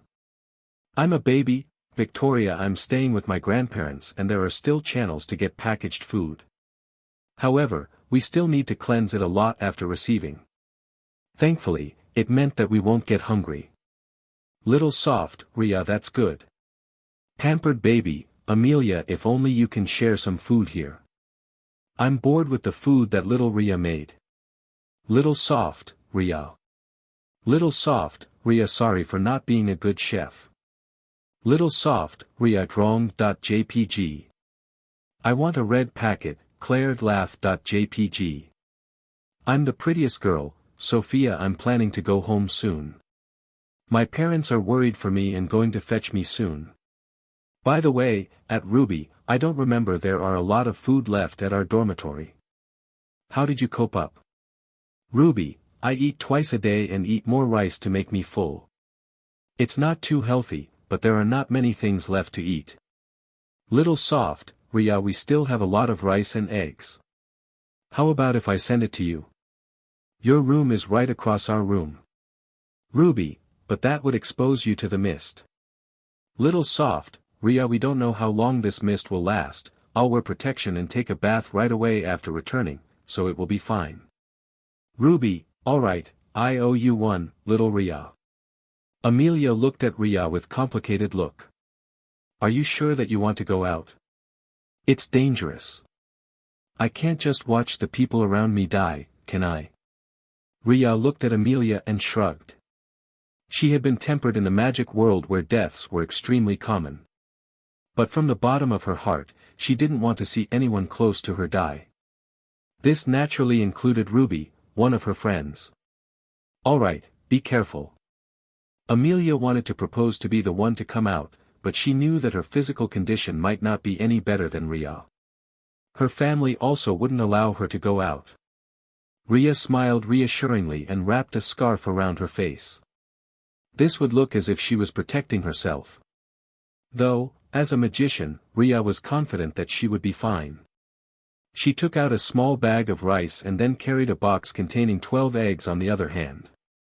With this, Ruby would be fine for the next week. Riya peeled the talisman and headed to the other room and knocked. "Ruby, I'm here." "Okay." The door opened and Riya placed the packet inside before walking away hurriedly. However, as Riya was outside, she also carefully tried to feel the mana within the mist and felt a bit apprehensive.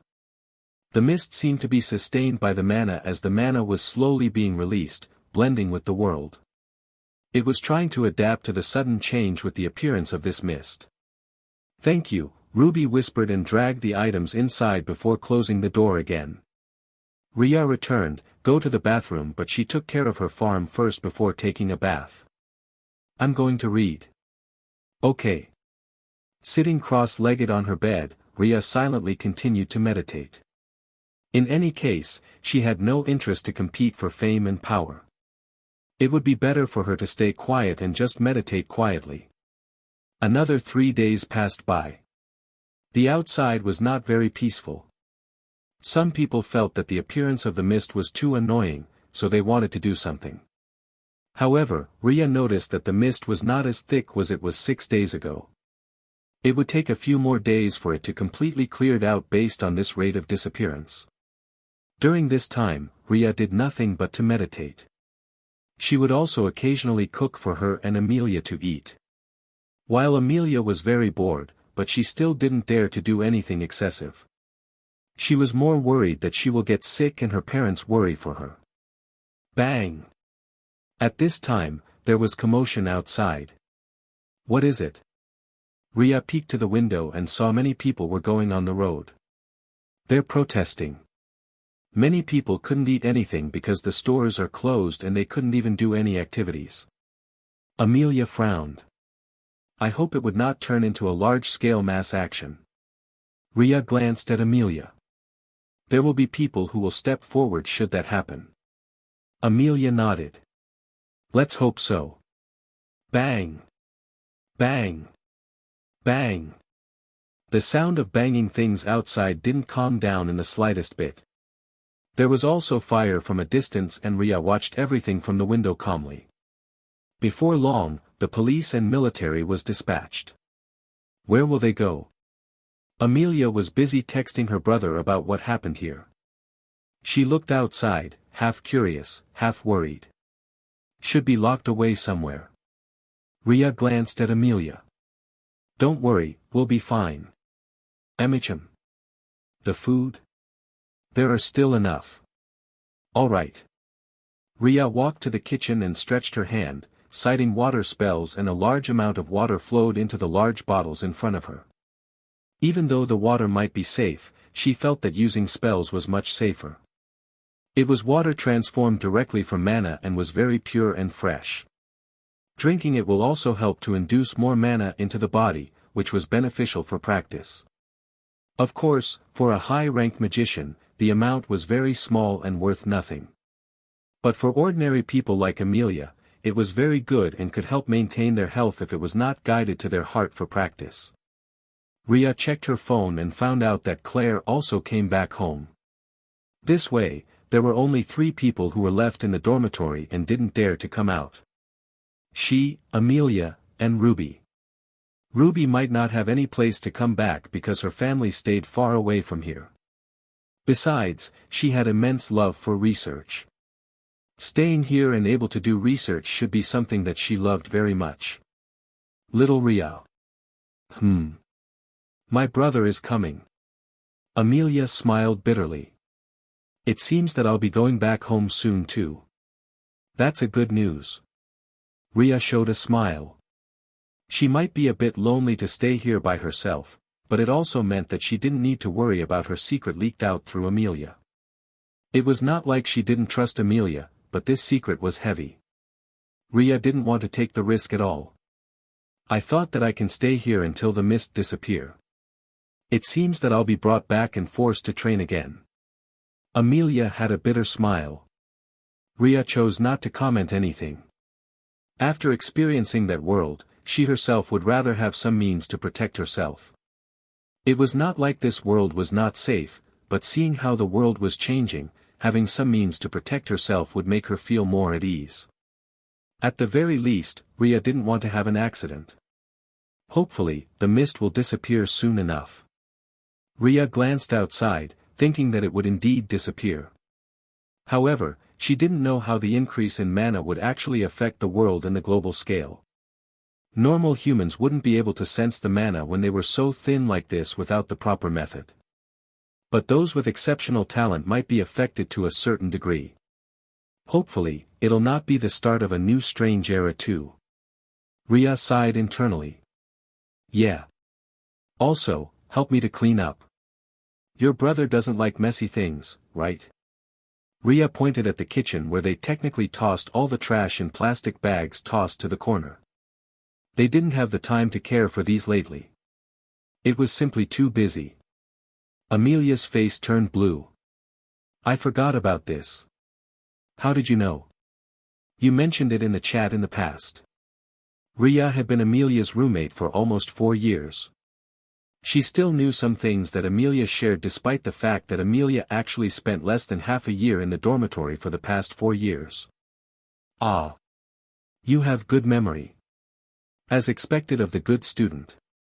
Riya rolled her eyes and pulled Amelia to help her in the kitchen. There was no way she would be willing to be the only one to take care of the mess. They couldn't get out, so the clothes were dried using hair dryer. It was not the best option, but it was better than nothing. Thankfully, electricity was not cut off. They could still use the gas and many others. After an hour of tossing around, the room was finally clean enough. Well, not very clean, but it was presentable enough. Knock. Knock. My brother should be here. Amelia stepped forward and looked through the hole. Seeing her brother, she unlocked the key and opened the door. Move aside for a bit. Got it. Hearing the conversation, Riya turned her eyes. She saw Samuel, Amelia's older brother, walked in with a big bag while carrying a box. Due to the mist outside, he was wearing a jacket and also a mask that covered half of his face. His sharp eyes scanned the living room and there was a frown after he saw the stack of trashes at the side. I'll take out the trashes first. Did you not get out at all? Of course not. Amelia snorted at her older brother. Do you really expect me to go out in this mist? Didn't you tell me not to get out at all? Yeah. Samuel nodded. He strode inside after closing the door and put the box on the table. I brought you some frozen meat and some other food. You need to thaw them before eating. Also, I'll be staying here for the time being. Amelia was originally happy when she heard that there would be meat. After eating relatively bland food for the past few days, she was a bit bored. But when she heard the latter sentence, she froze. Here, brother. Yes, any problem. This is the female dormitory. Also, there's no additional bed for you. I can sleep on the sofa. Samuel didn't care about this trivial matters. He looked at his younger sister. And I can't let you get out in this condition. Amelia frowned. But I should be fine. No, you are not. Amelia looked at her brother resentfully and finally gave up. She knew how stubborn her brother could be once he had decided on something. Fine, go and toss the trash. After that, you can use the bathroom as you wish. Samuel nodded. He walked forward, putting his big bag, and then took those bags of trashes. On the other hand, Amelia looked at the content of the box, sighing in delight. There are chicken meat, cow meat, and even pig meat. Damn, we'll be able to eat feast tonight. Amelia was drooling. Riya looked at the food ingredients and also found herself drooling a bit. Her cooking skills were limited and she couldn't take out those cooked foods from her world because of Amelia's presence. Thus, the meal lately was indeed a bit bland with her poor cooking skill. I might not be able to cook well with those ingredients, Riya admitted. Don't worry, my brother can cook. Amelia grinned. Though, I didn't usually have the chance to eat his cooked food. This mist can give me some blessing too. The two of them laughed. Even though the outside world was a bit depressing to talk about, their lives didn't seem to be affected that much. Being able to stay positive and looked forward to the future, it was better rather than being so down and didn't do anything. The world is beautiful, they were still young, and there was still a lifetime of future ahead of them. It was better to enjoy every moment of their lives. Try to separate the content first and put it in the fridge. There are only some eggs left in the fridge anyway. Got it. It didn't take long for Samuel to return. When he came back, he saw Riya standing beside his younger sister while Amelia was busy taking out the things he packed in the box. There were a lot of food. Amelia. Yes, brother. You'll be in charge of cooking with me. Wahaawayawat. Samuel sneered. Don't expect me to be your chef. Amelia's expression was broken as she curled up on the side. She wanted to take back her words right now. Her brother was not here to help her. He's here to torture her. Riya patted Amelia's back while Samuel came forward to bring the box. I'll clean it up. Riya's body paused when Samuel came closer. There was a faint sense of danger and sharpness when he came close to her, much clearer than before. This allowed her to inspect it deeper, and the familiar feeling made her thought of some people from that magic world. Magic warrior. Magic warrior is a special type of warrior. They normally followed the same system as majority of the people, using the aura and so on to train their body. But that was not all. They were also magicians who could use mana and infuse the mana into their weapon to attack. There were some special magic methods that these magic warrior would do. In that world, there were various methods of magic depending on which faction they would stand or which one they could get into. Magic warrior was one of them. They were also known as the warrior with the highest attack power among all other warriors. Many of them could kill other warriors at the same rank with just one move, and some others could even leapfrog in the challenge to kill warriors and magician at the higher ranks than them. Not to mention, many magicians had relatively weak body, but magic warrior were ultimately strong. It was just that their attacking methods were different from these mages. Riya stayed in a town filled with magic warrior for a period of time. It was at this time she met with these people. Normally, they would not show anything on the surface and looked relatively calm. But because of her survival method, she was a bit sensitive. Mana and aura fluctuation were the two things she paid close attention to, and magic warriors' killing intent was one of the strongest that she had ever encountered. Because of their practice, they usually have a lot of blood in their hands. Their killing intent alone could easily kill other warriors when they were unprepared. It was terrifying. The higher their ranks, the more various their methods and means. Riya watched Samuel's back as he carried the box and looked at his side. Carrying a sword in the modern world like this was clearly a strange act that would make one being looked by others a few times. But a magic warrior would not leave their weapon behind. They had to carry it around their body. And from Samuel's body posture, she guessed that he was carrying a sword beside him. A sword that was invisible to the naked eyes. So he's truly a magic warrior. Was he the same as her?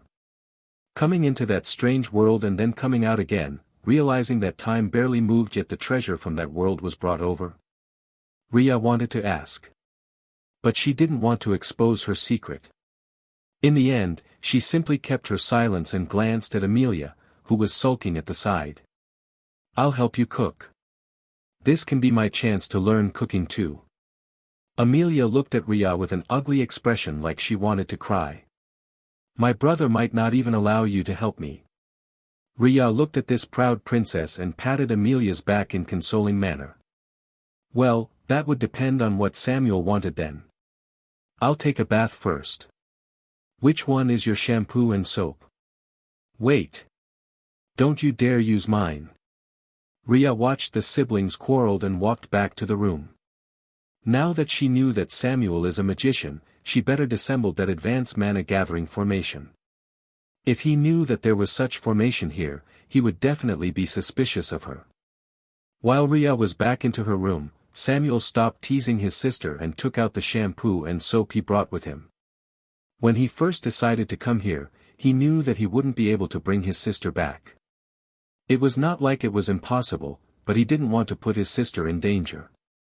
The mist is dangerous and Samuel's keen sense allowed him to know this better than anyone. With his current aura and magic, the mist was nothing. But it was different for his sister. He only put on the clothes and everything to make sure that his parents would not be worried about him. So you bring them. Amelia looked at her brother in dissatisfaction. He always liked to tease her and because she couldn't beat him, she was always the one at the losing end. It was infuriating. Did you practice your sword during your time here? Samuel asked lazily. Amelia's face froze. She looked at her brother resentfully. Can you stop pushing me to practice martial arts? It's not interesting for me. It might not be interesting, but it's important. Samuel patted his younger sister's head and walked into the bathroom. Amelia looked at her older brother and snorted. Important or not, she hated it. It was so tiring and for her, she would rather spend her time sleeping and chatting with her girlfriends rather than practicing martial arts. Samuel entered the bathroom. His lazy look that he showed in front of his sister changed almost immediately. He patted the invisible sword beside him, which was his sole magic treasure. Did you sense it? Samuel asked in a low voice. Hum. There was a faint humming from the sword as it communicated with Samuel directly. The lack of mana and Samuel's own low aura and magic made the communication a bit fragmented. It would take a while before they could communicate properly. The mana concentration in this room is higher than outside. Samuel's eyes narrowed. It's a good thing for practicing, but that damn sister is too lazy. If only the house had thick mana as this place, he would have long practiced like crazy. Good environment would hasten the speed of practice by more than 2 times. After all, he didn't only need to train his body and accumulated aura but also train his mana. The mana in this world is much thinner while the aura could be built while training his own physical strength. Finding a place with such thick mana is definitely something that many people coveted. But his sister is too stupid. Hum. Samuel patted his sword and then went to take a bath. Since this place is good for practice, he will just stay here. He didn't expect that his decision to come here would actually result in him finding out a good practice location. Unfortunately, in normal times, he couldn't possibly come here. The guards will definitely kick him out first. A man in female dormitory? He didn't want to be labeled as a pervert. It was only in a special situation that he was able to come here. If Riya were to hear Samuel's words, she would realize that even after dissembled the advanced mana gathering formation, the density of the mana around this place was much higher than outside. She had been staying here for a long time, so she didn't pay much attention. For other magicians, finding a good place to practice like this was simply a good chance that couldn't be found easily. They were not like Riya who could create a formation. Making formation required both talent and knowledge. Without those two, they wouldn't be able to make it. After she was done clearing up the evidence, Riya walked to the kitchen. She looked at the stack of vegetables brought by Samuel in mild surprise. From what she knew, the mist would make it harder for them to grow vegetables as it practically blocked the sunlight. Not to mention, many people might have doubts to eat these foods exposed to the mist because they were afraid of getting infected. When Samuel came out of the bathroom, he saw Riya standing in front of the vegetables. They're from greenhouse, so you don't have to worry, Samuel explained. I see. I didn't expect there would be a greenhouse in your house, Senior Samuel, Riya replied politely. Samuel used to study in this university, so strictly speaking, he's their senior brother. Amelia rarely stayed in the dormitory, so this should be her 4th or 5th time meeting Samuel. Most of her knowledge of this senior came from Amelia who complained in the chats. In her words, her brother was a very strong and hard-headed person. He would always make her do many things she didn't want. This always made her want to change her brother to someone else who would pamper her. Oh well. My mom liked to plant flowers, so there's one in the backyard. Samuel looked at the young woman in front of him. He didn't pay much attention to this roommate of his younger sister. He only did some investigation of her background and personality. Since there was no problem with both, he allowed his sister to communicate with the other party and didn't meddle too much. Besides, why should he care so much about his sister's friends? He was not so idle. I see. Can you cook? Just a bit. It's not worth mentioning. Riya smiled bitterly. Help me to wash the vegetables. I'll teach you to make fried chicken. Samuel glanced at his sister, who was looking at him with pitiful eyes. Thank you, Senior Samuel. Riya was happy. Before Amelia could cheer, she heard her older brother's words. And Mel will be helping me to wash and cut the chicken. Amelia. She wanted to scold her brother so much right now. Samuel is a good chef. At least, much better than Riya. Looking at him cutting the meat and then controlled the fire when cooking. Riya had to admit that it was very pleasing to the eyes. Amelia suffered at the side after being forced to wash the meat and also deal with the coating and the flour. She looked like she would cry if she was to be asked to do more than this. It'll be done soon. Samuel glanced at Riya. Have you cooked the rice? It'll take a few more minutes, Riya replied unhurriedly. Good. Ugh. I feel out of place here. Amelia sprawled on the table. Can't you two spare me from having to deal with these? I can't cook and I have zero interest in cooking. This will help you find a boyfriend in the future, Riya consoled. Amelia sneered. I'll find a boyfriend who could cook. Riya. She couldn't refute that. Besides, as the eldest miss in Joan's family, there were a lot of people who wanted to court Amelia. She didn't lack suitors who wanted to please her and got into the Jones family. Things might not be so easy in the future. Samuel looked at his younger sister lazily. It's good to brush up some skills. Ugh. After that, the three of them ate together. The amount of food that Samuel made was a lot, but looking at how much food Samuel ate, Riya felt that the food he brought would be consumed soon. He ate more than twice the portion of her and Amelia's portion. My brother is a big eater. Especially starting 3 months ago when he wants to practice martial arts, Amelia complained. 3 months ago? Riya thought of the fact that she herself was only back to this world nearly 2 months ago. Even though her appetite did increase a bit because of her practice as a magician, the increase was rather small. Amelia didn't even realize that she had been eating more for the past few days they have been here. This girl was truly careless. Samuel rolled his eyes at his sister. Asking for his sister to keep her mouth shut seemed to be an extremely difficult challenge. I'm a man, so I eat more than you two. Don't worry, I bring my own food ingredients here. I'm not worried, Senior Samuel. Riya shook her head. Anyway, she was also planting rice in her space, and if she were to use the spells and mana, they would ripe earlier. With enough mana and all, they would be spirit rice, which contained more mana and beneficial for magicians. The amount there was more than enough for her to eat for several years.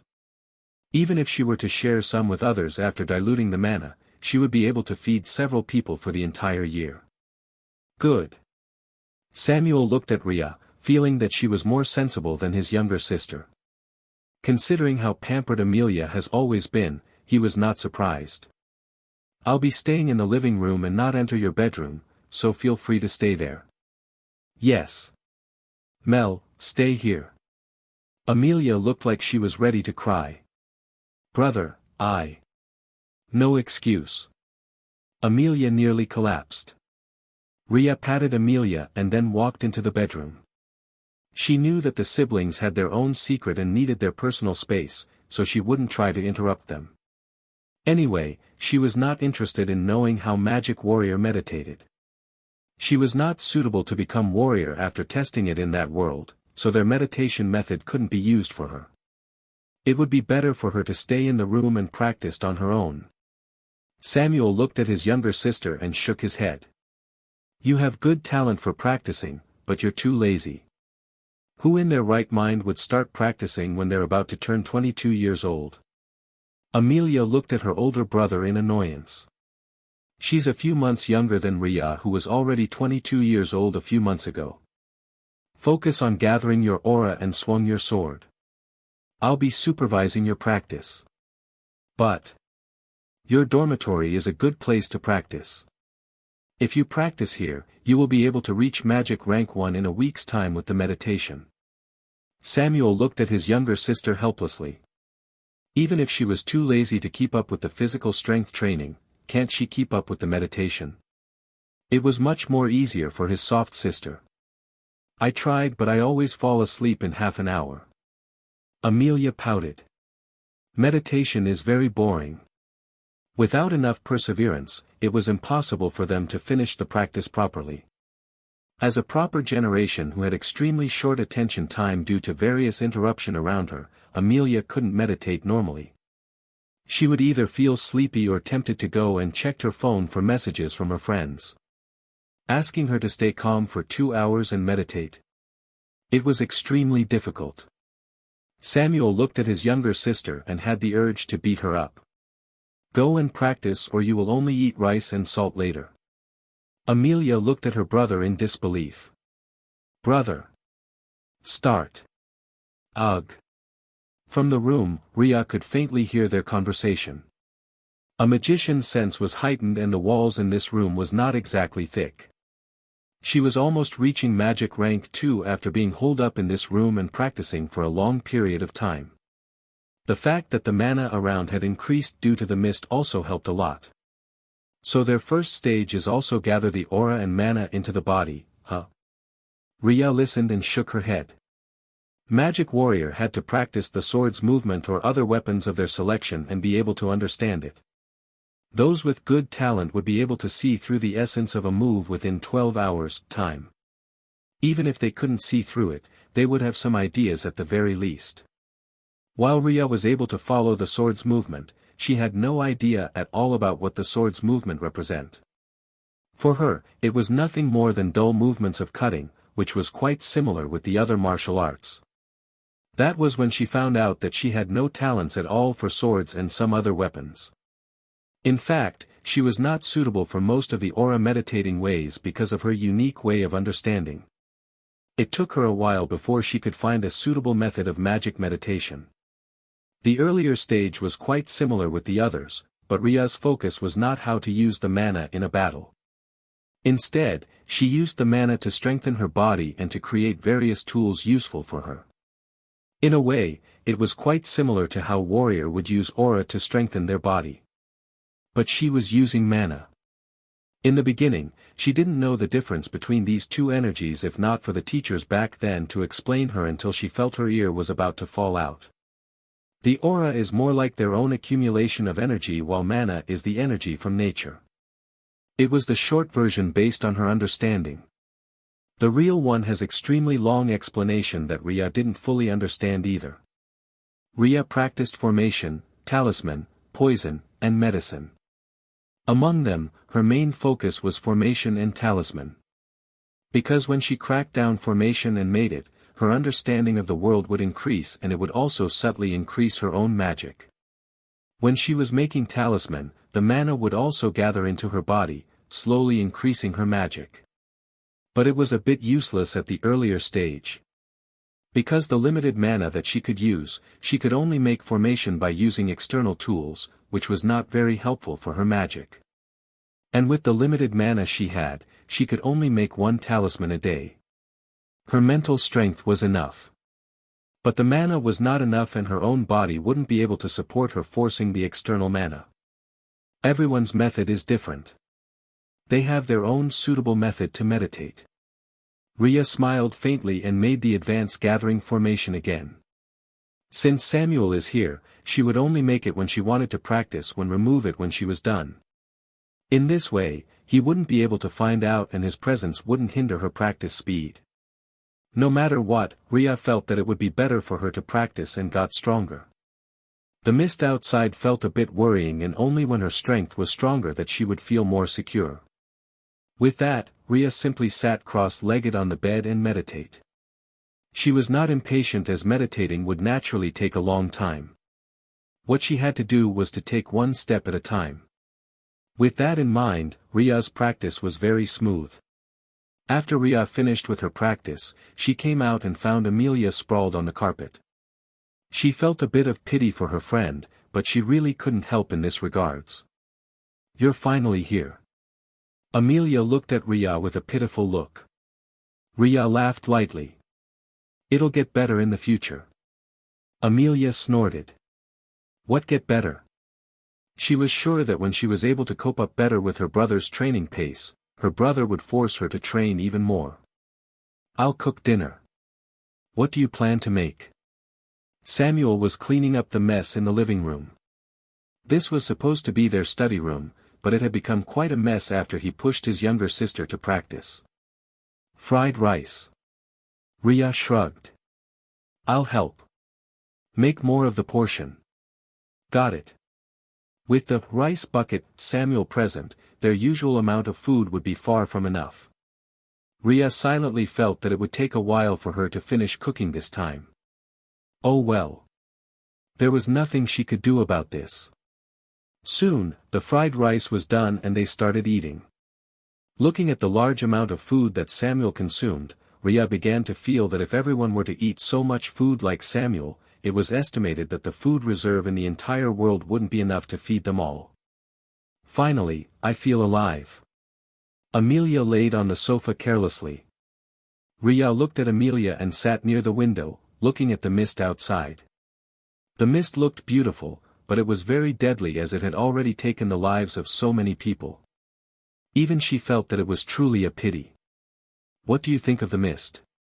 Samuel made a cup of coffee for himself and stood near the window. Seeing Riya looking outside, he found a topic to talk to this young woman. Riya glanced at Samuel, feeling a bit surprised that he would be the first one to ask her first. She looked outside. It should be the mark that something is changing. Something is changing. Samuel agreed to Riya's words. In his opinion, what happened outside was something that would affect the entire world as a whole. While he didn't know what effect it would have in the end, he felt that it was both good and not. As a warrior, he had seen a wilder world where a wave of hand could even change the entire landscape. The world is currently changing and this mist is just the beginning. Samuel looked at the mist and sighed internally. Humans are very adaptable. Even if the world is changing, it doesn't mean that what we have already achieved are useless. Riya looked at the outside world. One way or another, there will be a way out for us to continue surviving in this world. What do you think will happen? More technology built in order to anticipate this kind of mist that can spread viruses. Biotechnology can also change the genes of the food to make them more resistant towards diseases and viruses. While it might not be the perfect solution, it can help to make sure that humans will not go extinct. Riya still followed the news outside and knew some things. Food, medicine, and many others kept on making breakthrough with the development of technology. She believed that even if the world was changing, there would be many things that humans could do. Samuel looked at Riya with a bit of surprise. He thought that the friend his sister made was someone relatively ordinary. Even though he had seen Riya's grades, it didn't mean that much for the working world because the knowledge one could learn in school was very limited. "I didn't know you have wide knowledge, Miss Riya." Riya looked at Samuel and smiled faintly. Knowledge can come from many places. The development of internet brought both chances and risks. Chances to be exposed to wider knowledge and risk for being outdone by many people who had also learned more. The competition was getting fiercer, which was why Riya felt that it wouldn't be easy for her to survive after graduating. She was also alone, which made it harder. This was one of the few reasons why she chose to accept her parents' request for the severance with a sum of money. With these money, she didn't need to worry that much about how she would live for a period of time in the future. But whether it would continue to be this way in the future, Riya herself was not sure. She could only learn more and try to equip her with more knowledge. Everyone had their own fields where they're good at and fields they're not good at. Samuel nodded. In that case, does Amelia can also be exempted from doing what she's not good at? Riya asked. Samuel arched his eyebrows. While she might be lazy, but her talent is really good. Riya nodded. She will silently told Amelia that she had tried to talk to Samuel. Since Samuel couldn't be talked about this matter, it meant that Amelia would have to follow the training no matter what. Anyway, she had tried. Do you think that humans would be able to face the changes of the world, Senior Samuel? Riya changed the conversation back to the mist. They should be able to. Samuel looked outside.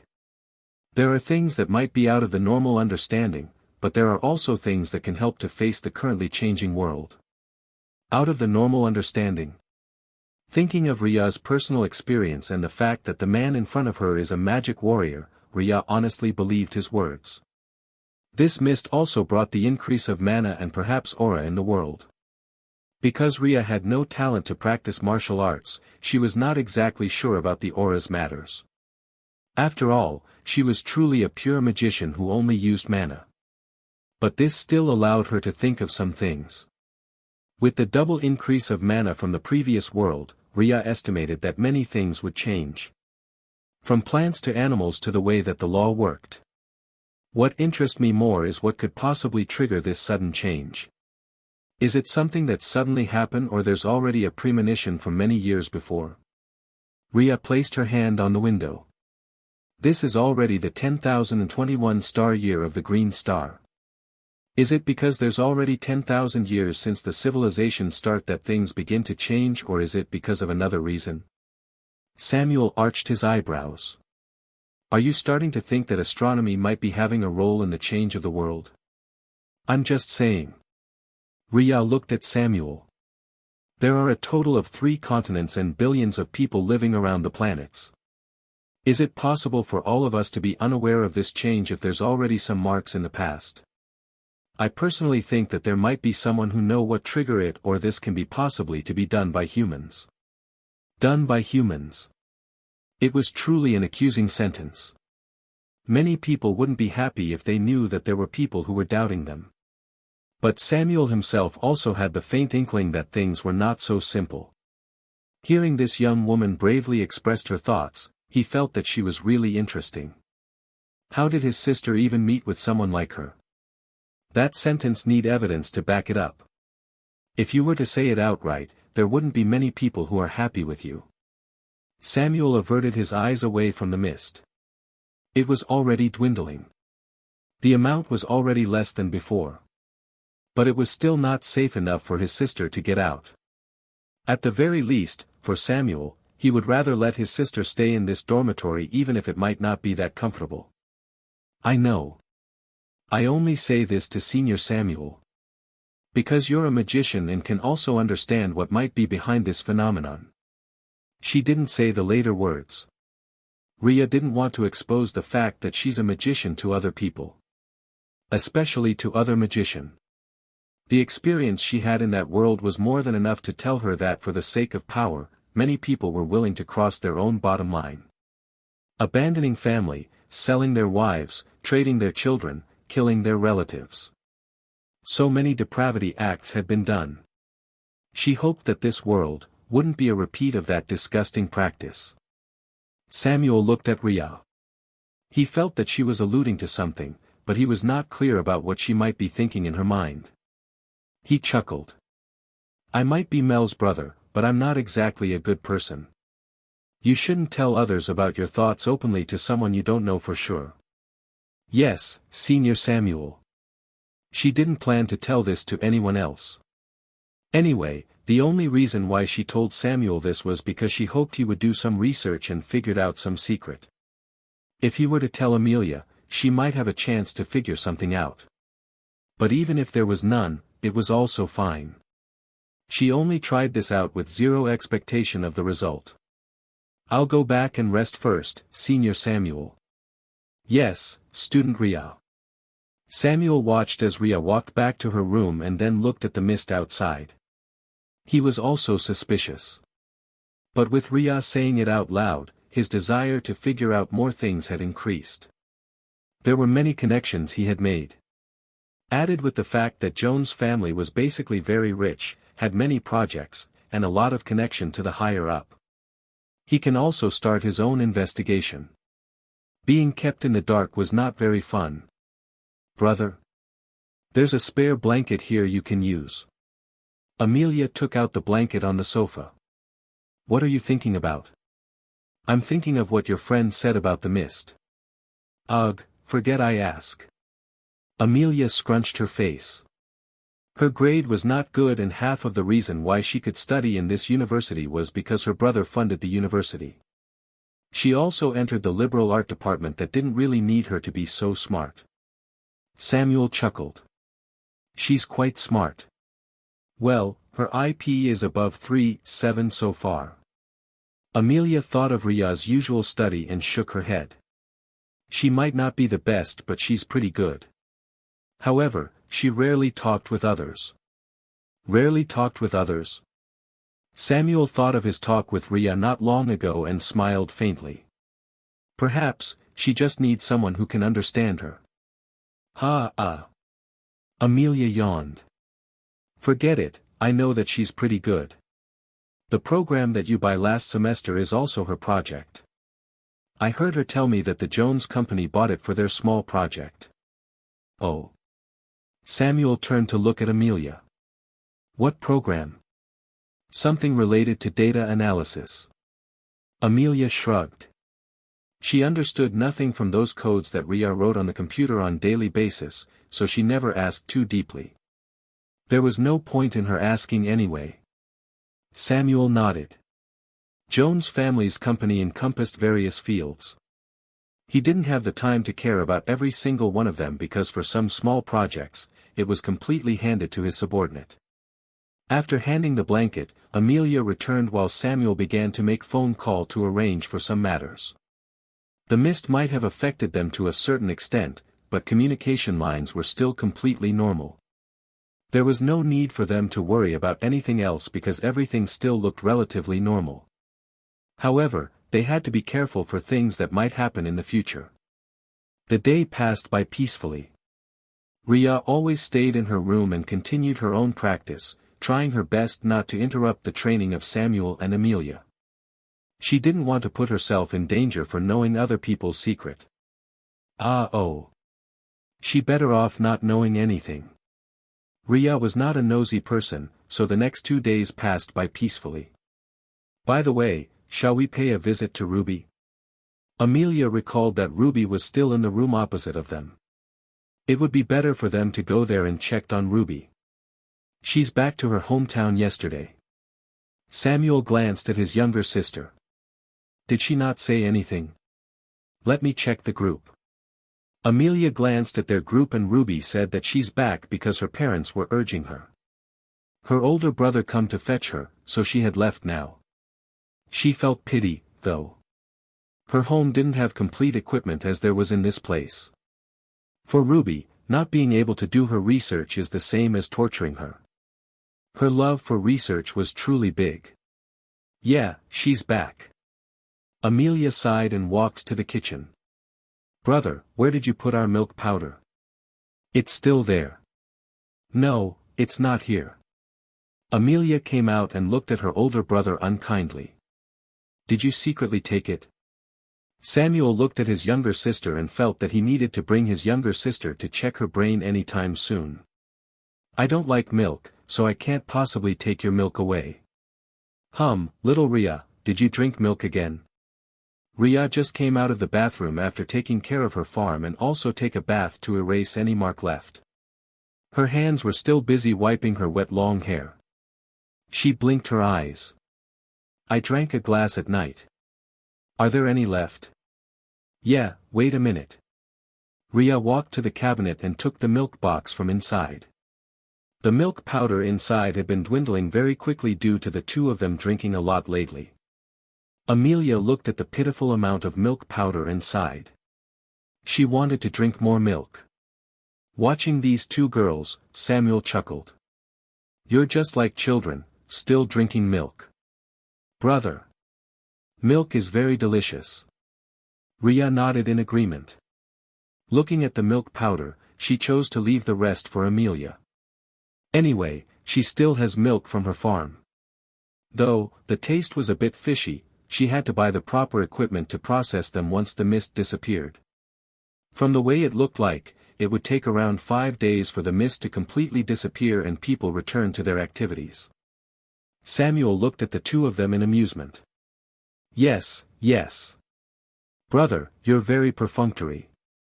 The milk accident was quickly forgotten, but Amelia noticed that the milk was intact the next day. She guessed that Riya planned to leave the rest of the milk for her and felt grateful for her best friend. When the mist is done, I'll buy dozens of boxes of milk for you, Amelia said in determination. Riya looked at Amelia, who sprawled on the bed. You better rest for now so that you can continue your practice with your brother tomorrow. Amelia, QAQ. Because she was tired, Amelia fell asleep very quickly. On the other hand, Riya was busy practicing on her bed, training all night long. I only need a bit more to reach magic rank 2. Riya felt satisfied with her progress and continued to induce the mana into her body.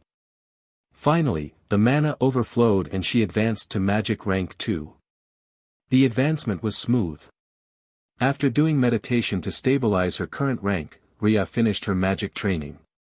Looking at her phone, it was only 3 a.m., too early for her to wake up. Let's go to the toilet. Alighting down from her bed, Riya made her way to the living room and continued to the bathroom, ignoring the man who was sleeping on the sofa. Samuel was easily awake by interruption. Looking at Riya, who made her way to the bathroom without even opening her eyes, he arched his eyebrows. This young woman seemed to have forgotten that there was another person in their two people's dormitory. He stood up and silently leaned on the wall, watching as the young woman came out and walked familiarly. Bump. Riya opened her eyes in surprise and looked at Samuel, who was nearby. Her face turned red because she truly didn't feel his presence. When she was closing her eyes, she was using her senses and familiarity of the road to make her way to the bathroom. But this Samuel could easily erase his presence and Riya didn't manage to find him. Is his magic higher than me or is it because of his aura? Riya really felt embarrassed. Miss Riya, be careful when you're walking around at night with eyes closed, Samuel said. There was a hint of smile in his eyes as he looked at the young woman in front of him. Over the past few days, he watched her trying to keep her distance with him and Amelia. It seemed that she was able to understand that he and his sister had a secret that they didn't want others to find out. Very tactful and quiet. Except for the time when he talked to her about the mist, she hadn't talked to him again except during the time when they were cooking together. Seeing her feel embarrassed, he felt amusement from the bottom of his heart. Sorry, Senior Samuel. I'm not careful enough. Riya glared at Samuel. If not because he was hiding his presence, she wouldn't have bumped on him in the first place. But she couldn't say it out loud. So Riya felt wronged. Seeing her glare with cheek reddened, Samuel chuckled a bit. Go to sleep again and don't wander around at night. I'm not. Riya wanted to protest but feel that her voice was really weak. She's really not good at debating with others when she was unprepared. Riya stepped back again to maintain a proper distance with Samuel. Everyone has the distance they were comfortable with. Riya was not exactly a people person, so she usually maintained half a meter distance away from others. If they were any closer, she would feel uncomfortable. Perhaps it was also because of this that she usually had keen senses on detecting other people and her enemies in the magic world. But the problem was, people with much higher rank would be able to bypass this sense she had. Samuel's rank should be pretty high, and a magic warrior also rely on their understanding of the weapon aside from their own body skills. Since it might be brought over by the soul. It was estimated that Samuel's starting point was indeed much higher than many others who didn't have the same method of magic and understanding of their own path. Besides, there might be some inheritance left in this world that Riya didn't know because she was not part of the martial arts community. Who knows? There might be hidden tiger and crouching dragon. I'm going back. Riya felt that quarreling with Samuel wouldn't do her any good. She rushed into her room again as if there was a wolf chasing behind her. Samuel watched her departing with a faint light in his eyes. But thinking about some other matters, he suppressed his thoughts back. This was not the time for him to be thinking about women. With the world changing, protecting his own family alone would be difficult. He didn't want to bring others to his life and put them in danger just because of his position and the current world. In the room, Riya patted her cheek and slowly composed herself. She had to admit that Samuel is truly a good man, and if she was not a magician, she would have long treated him as her idol. But as a magician, she clearly felt the danger emanating from Samuel's body. She knew very well that associating with Samuel longer will only bring more troubles for her in the short period of term. Should I leave? But looking at this familiar room and her best friend at the side, Riya shook her head. She really didn't want to leave her dormitory and go to the outside world.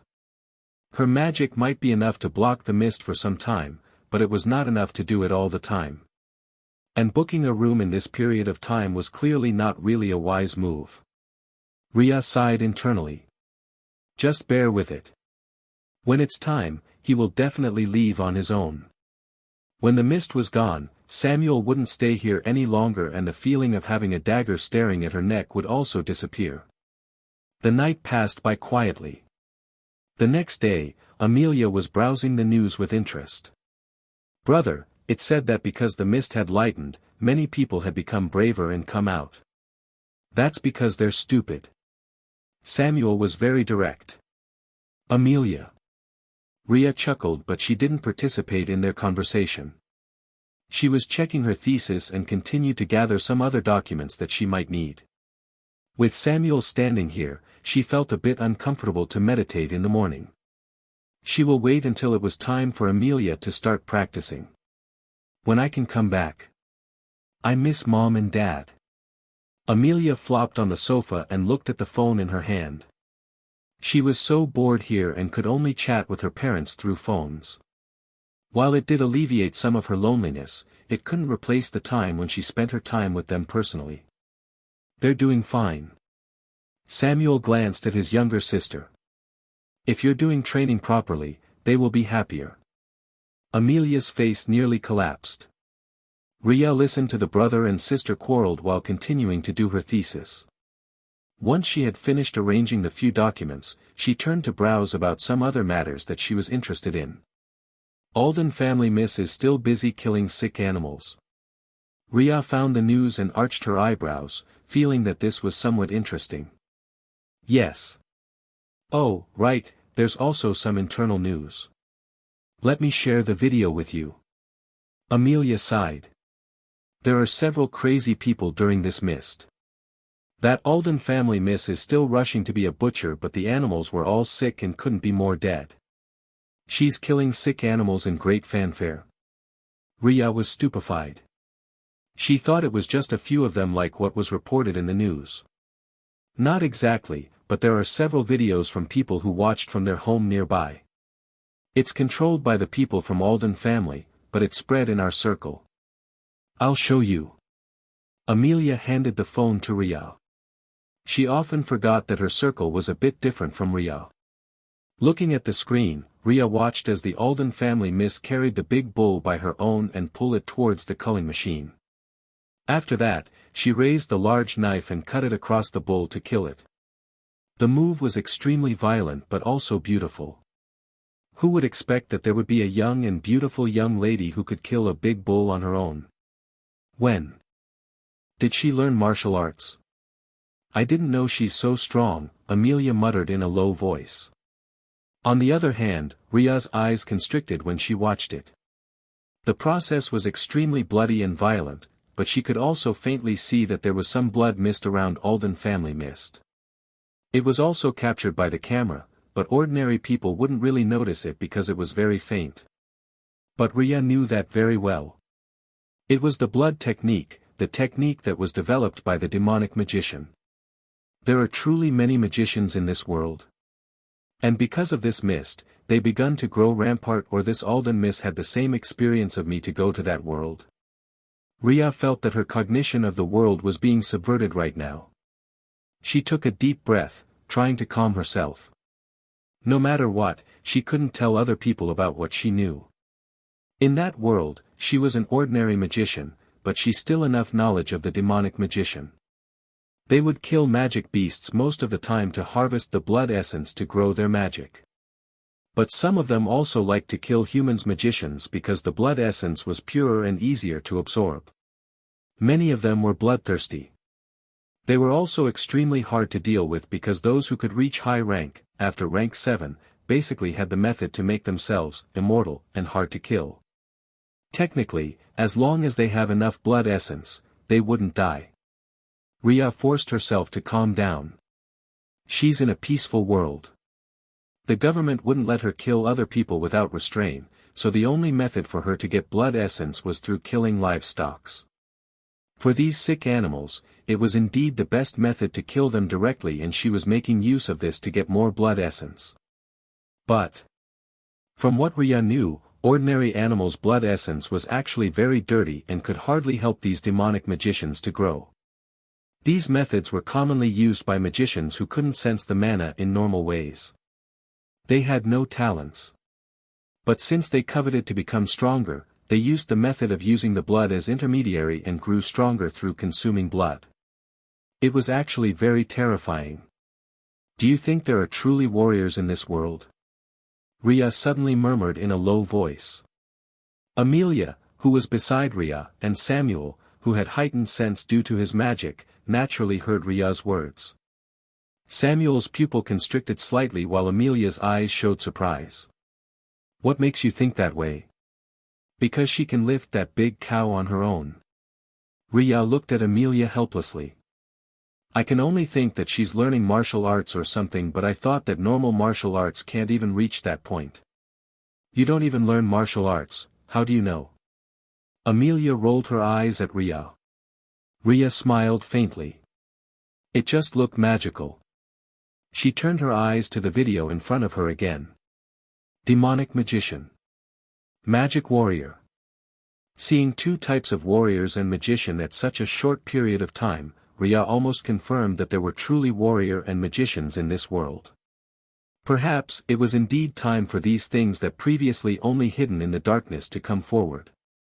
She had heard that people in the ancient world said that they were all magicians, but it was nothing more than stories. History had spanned for more than 10,000 years and there were many periods that was missing. Will I see other magicians? Riya undoubtedly feel a bit flustered, but she had calmed down slightly. If these people truly did appear and the world was slowly changing to the way it used to be in that world, she will just have to be prepared. Because she was sure that in the early days, chaos would be inevitable and there would be people who would step forward for the sake of power. The power shuffle would happen sooner or later. It's indeed magical. Samuel stepped closer to the girls and looked at the video in the phone. His eyes were a bit cold. He disliked demonic magician because many of them were very bloodthirsty and evil.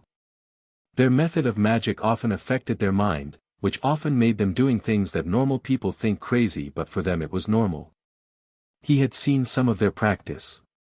It was truly vicious. In their eyes, humans' lives were nothing more than livestock that they could kill anytime they wanted.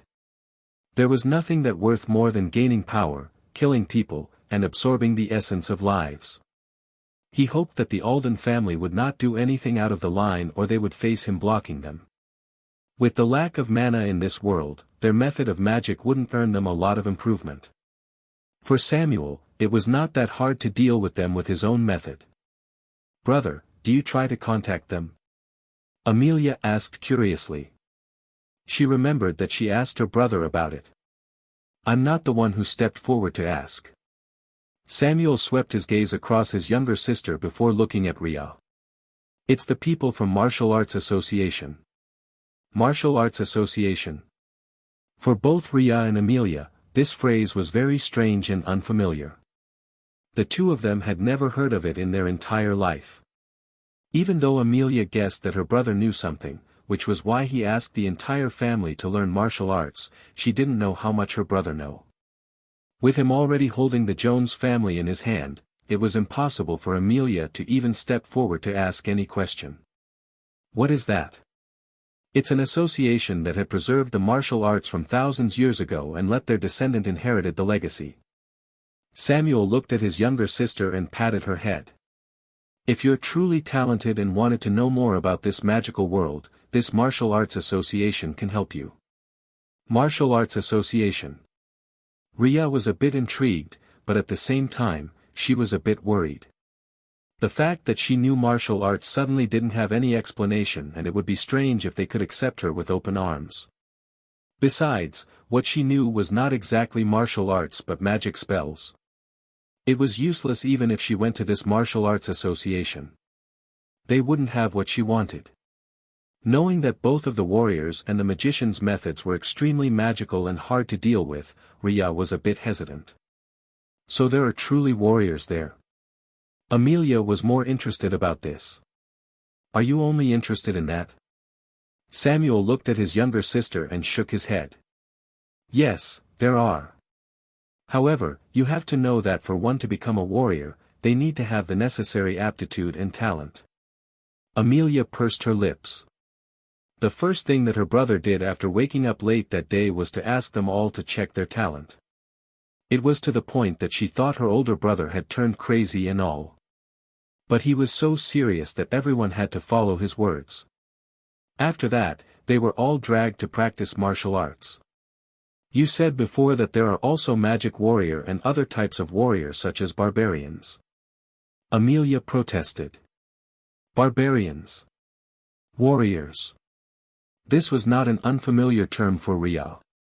When she found out that her talent was poor, one of the options given to her back then was to become a barbarian and train her flesh so that she would be able to contend with these powerful people. But for Riya, she knew that she wouldn't be able to stand the intense training that required her to practice her entire body in pain and sweat all day. She knew herself well. Thankfully, that was not the only option for her. She had mana heart, so she was able to practice meditation and become a magician instead. Later on, she found out that she had some inexplicable talent in talisman and formation, which prompted her to focus on these two. Many magicians had to slow down their practice when they were practicing these auxiliary methods. But for Riya, her magic was getting faster. Thus, she became more and more proficient in these two and become a rather peculiar magician that didn't follow the normal route. If she had followed the normal route, she knew that her magic wouldn't be able to cross magic rank 10 no matter what she did in those 4 years of her life.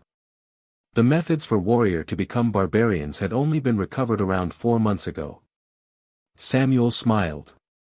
And it's not easy to be a barbarian warrior. With your lazy personality, it's estimated that you won't be able to even last for a day. I know. Riya nodded and patted Amelia. Does everyone can practice martial arts? For that. Samuel rubbed his chin. There will be the regulation in the future after everything had been settled. Regulation? Amelia sighed and Riya felt her heart tightened. It seemed that the change of the world was absolutely certain and Riya could guess that she would be dragged in the middle of it. At that time, she might have to show her ability or she could hide for the rest of her life. But at the same time, Riya didn't really want to get out of touch from the rest of the world. Oh well. She just had to stay low-key. Samuel looked at Riya and thought that it might be good for this young woman to be introduced to this world too. You will know if there are any other news from them. Samuel shook his head. Now, ready for the practice today. Brother. I'll go back then. Riya kept her distance and made her way to her room. In the living room, Samuel took the sword and watched Riya's back for a while before turning his head away. He had seen that she was trying to stay away from him for some reasons. And because he himself also didn't want to care in this direction for the time being, this might be the best for them. Knock. Knock. The knocking sound made Samuel frown. He looked at his sister and pointed his chin at the door. Do you have an appointment with someone? No. Amelia shook her head. No one will dare to come out during this period of time. Brother. She herself also didn't dare to come out. Who would are to come out during this period of time? Who is it? Amelia asked out loud. Amelia? This is Tom from the boys' dormitory. Do you have any excess food? Boys' dormitory. Samuel's face turned cold when he heard this. It seemed that there were some people who didn't care about the difference between male and female. No. Amelia responded swiftly. She didn't even remember who this Tom is. Amelia's name is quite well known, though. Huh. Valeria told me that you have more food. Let me deal with him. Samuel was impatient when he heard his cousin's name. This annoying woman had made a lot of troubles for Amelia over the years. Thank you, brother. Bang. Samuel walked out of the room and looked at the two boys in front of him. His expression was cold. We have a lot to talk. Wait. It's not. Inside her room, Riya peeked out for a moment when she heard the scream. It seemed that their lives here wouldn't be that peaceful. Even when the mist still existed outside, there were some people who were impatient and wanted to snatch other people's food. Amelia sat on the sofa leisurely. With her brother in front, Amelia didn't think that it was possible for these boys to come inside. Well, let's not think too much about this. Riya was sure that Samuel could handle the matter of unwanted visitor on his own.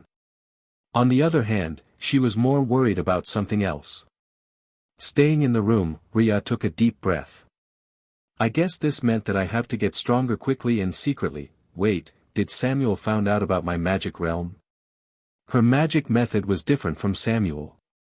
This was something that Riya was sure of because she had seen Amelia secretly practice before falling asleep. The method was indeed attracting the mana.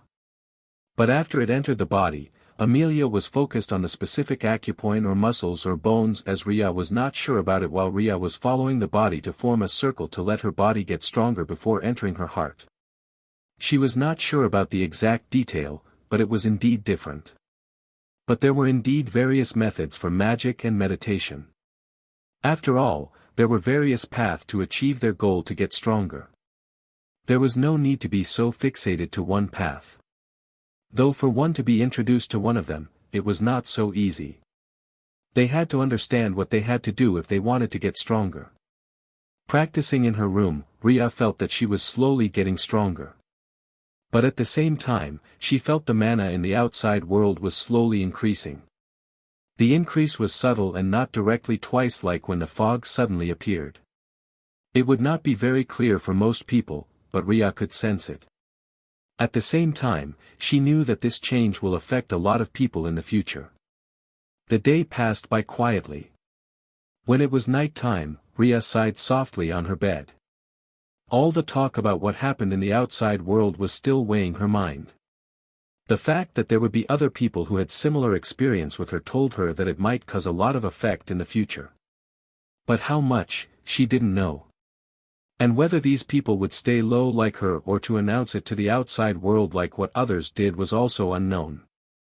The practice for the day was basically over and Riya was not in the mood to continue.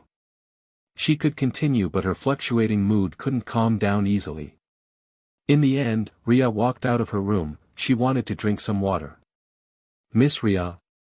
Riya raised her head and saw Samuel standing near the window holding a phone in his right hand. She blinked her eyes and greeted, Senior Samuel. Can't sleep? Samuel asked, his tone was low. Riya smiled bitterly and nodded lightly. It was not a secret anyway. I'm planning to drink some water. It might help me to sleep later. Thinking about sleeping, Riya honestly hadn't slept much ever since she came from that world. If she was not meditating, she would be busy doing something else.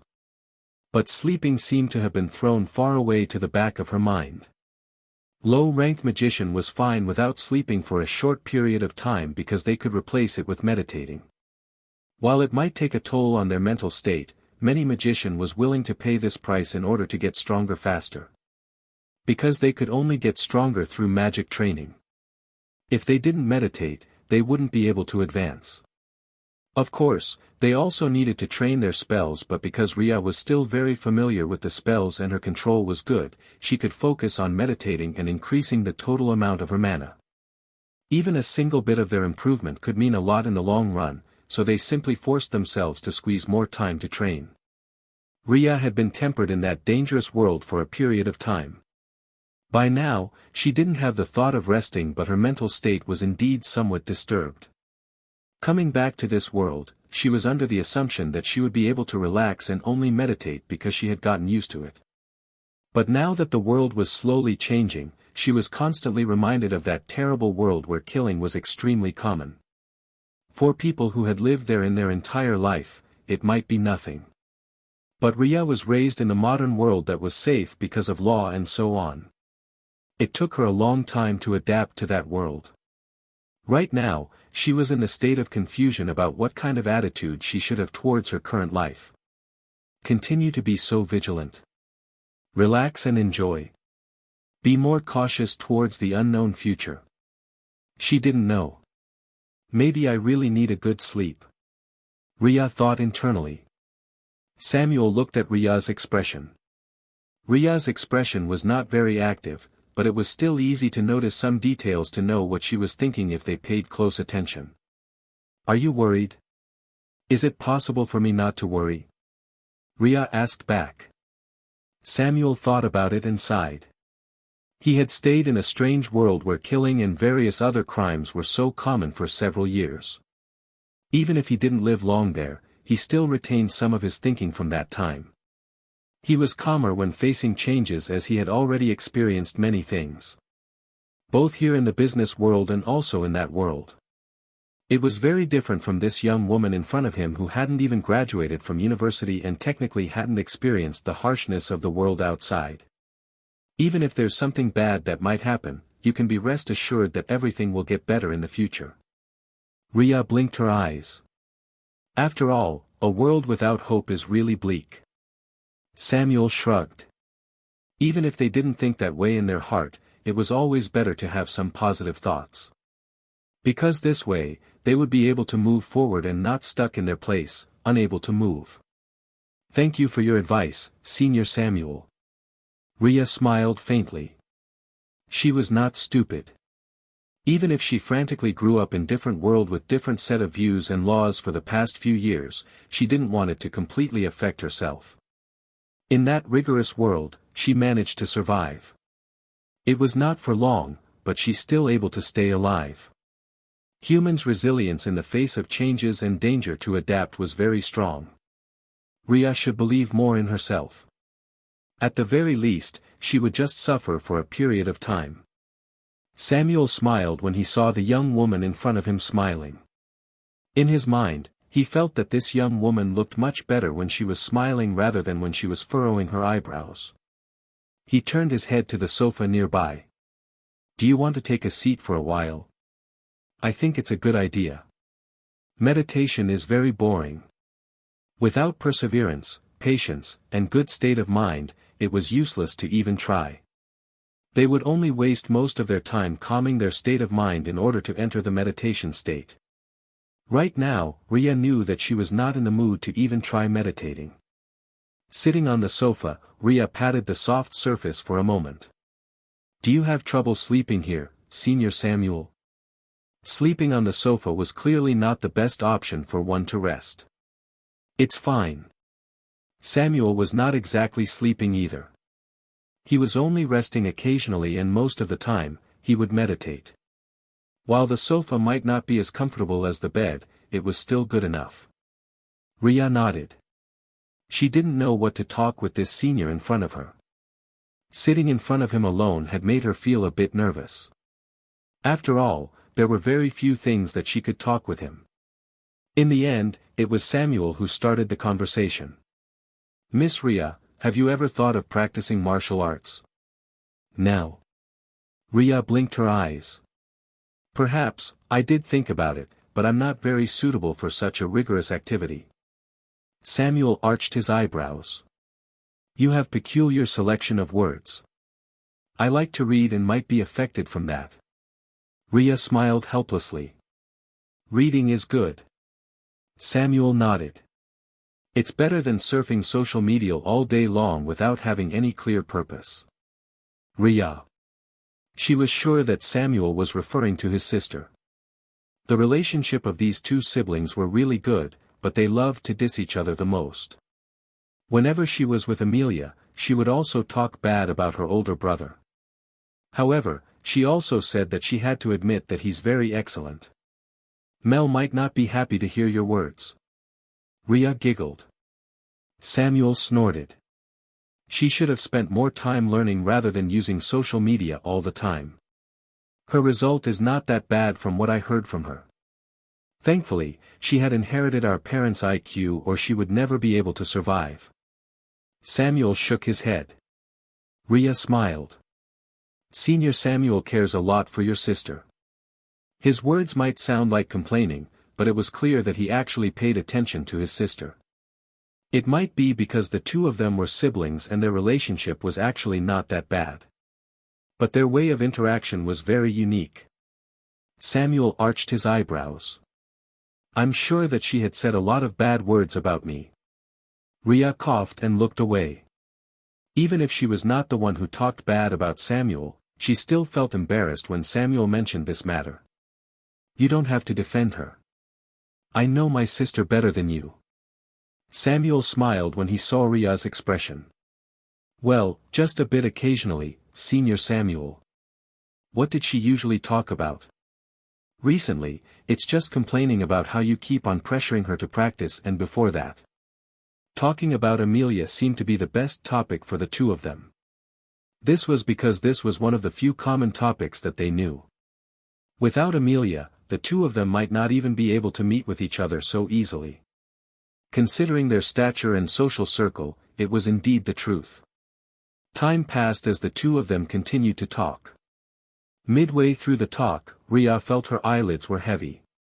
She hadn't had sleep for a long time and it seemed that her body was also complaining because she kept on forcing herself to stay awake. Slowly, Riya closed her eyes and fell into slumber. Beside her, Samuel looked at the young woman who slept defenselessly beside him and felt a bit helpless. He was also feeling a bit sleepy, and looking at her face at such close distance, he could see her features closer. In terms of facial feature, Riya was definitely not the best-looking woman he had ever seen in his life. But her move, action, words, and many other things seemed to attract his attention again and again. Pulling the spare blanket to cover Riya, Samuel moved to the side and closed his eyes. Sleeping and resting for a while should be good. In the next morning, Amelia stood in front of the sofa incredulously. She didn't understand how her best friend, Riya, would suddenly appear in the living room and how her older brother would still be asleep at this time. As a proper lazy eldest miss, Amelia was always proud of her sleeping habit that allowed her to sleep for a long period of time. Thus, her brother and Riya usually had already woken up earlier than her. But this time, the two of them were sleeping peacefully on the sofa. Even if there was a distance between the two of them, Amelia felt a bit inconceivable how the two of them even end up here together. Samuel opened his eyes and saw Amelia staring in his direction with burning eyes. He furrowed his eyebrows. What is it, Mel? Brother, you're sleeping with Riya? Samuel frowned even deeper when he heard this inappropriate question. He glanced to the side and saw that Riya was still sleeping soundly peacefully and turned his head to look at Amelia again. She can't fall asleep, so I accompanied her to talk for some time last night. We must have fallen asleep in the midst of the conversation, Samuel replied. Conversation? Amelia was stunned. From what she knew over the past few days, the interaction between Samuel and Riya was basically non-existent. And knowing that Riya was not exactly a social butterfly, Amelia couldn't expect Riya to get close to her brother. She herself always bickered with this annoying brother of hers. Now, he's telling that they were having a conversation for a long time until they naturally fall asleep? Why does this sound really weird? When did you have such a good relationship with little Riya? Amelia asked in a weird tone. I don't know. Samuel's expression was indifferent as he looked at his sister and stood up. Get up. It's your turn to prepare breakfast today. Brother. Just cook some eggs. Ugh. After the two siblings went to the kitchen, Riya slowly opened her eyes. She woke up in the middle of Amelia and Samuel's conversation but controlled her breath so that it wouldn't show to anyone. This was one of the few skills she learned when she was in that dangerous world for 4 years. She didn't even know why. But she didn't want to wake up at that time and faced both Samuel and Amelia's eyes. Standing up, Riya headed to the bathroom and quickly finished her daily job before coming out again. This time, she saw Samuel and Amelia had finished cooking omelette. It was partially burnt, though. And the shape was. Don't ask.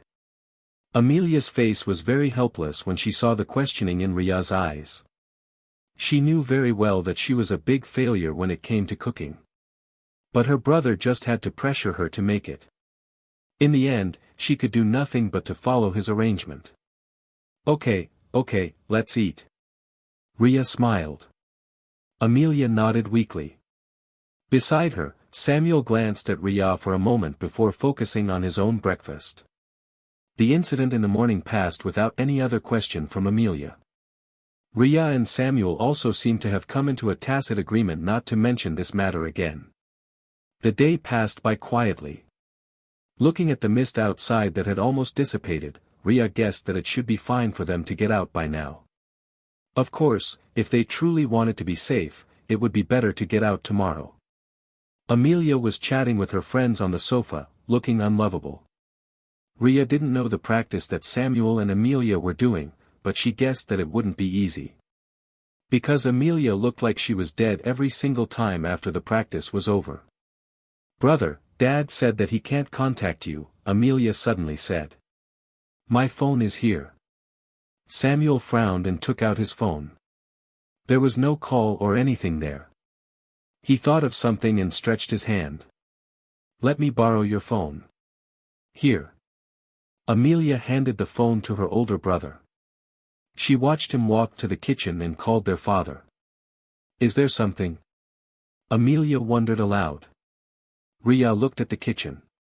Even if she didn't want to eavesdrop, her keen sense still could hear what Samuel said to his parents. The enhancement made due to her advancement as a magician was quite clear. And it seemed that at Samuel's current rank, he still couldn't shield what he didn't want others to hear from his conversation. "There might be some problems with the Jones Corporation," Riya replied. Amelia thought of the company and pursed her lips. As a proper eldest miss from rich family, she didn't like to get involved with whatever business her father and eldest brother had been doing. Aside from the two of them, her younger brother was also learning about business.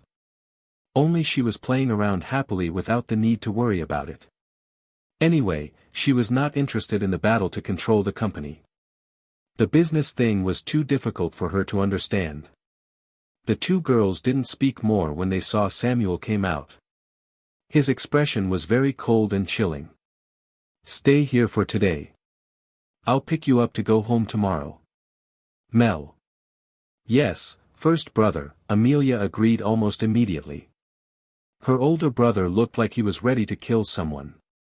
She was totally not ready to face his wrath. Not at all.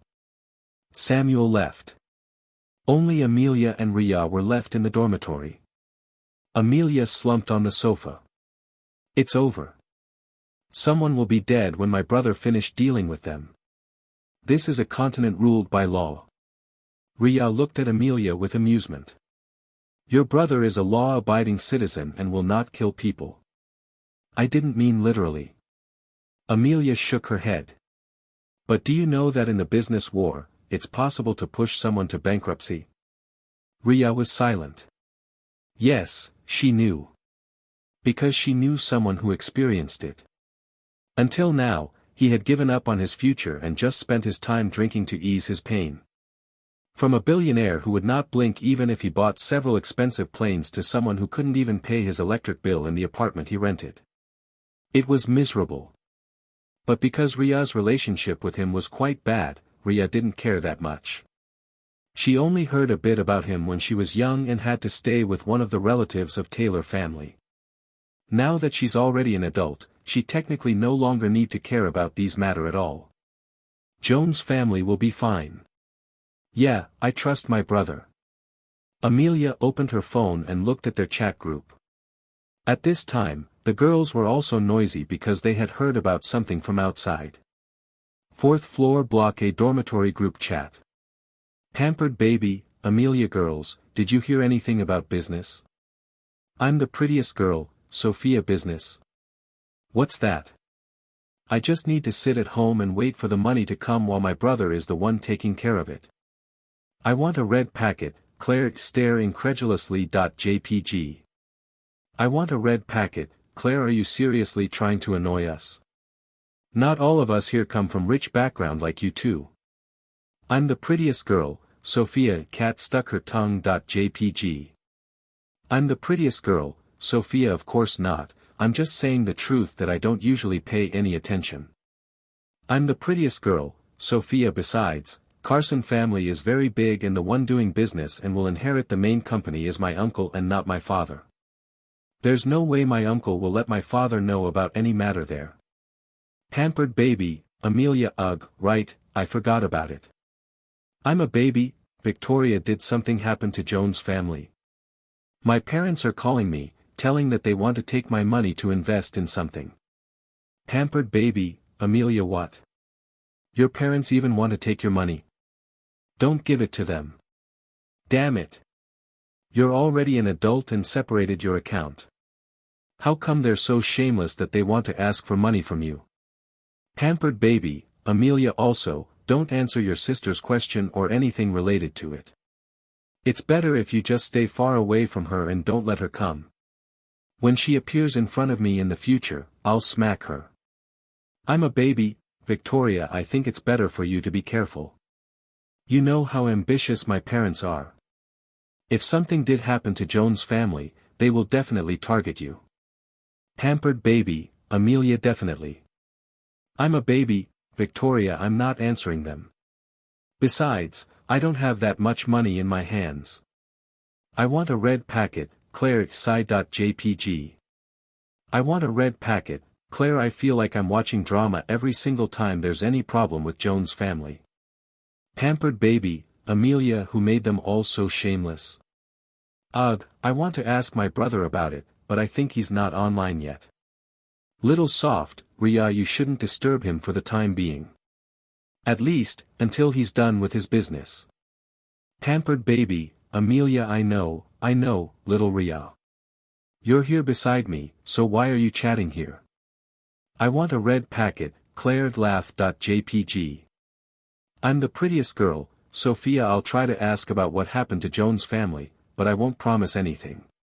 Pampered baby, Amelia, it's okay. Cat pawed her claw.jpg. Riya looked at the window beside her. The mist had disappeared by now. So the strange virus is now gone.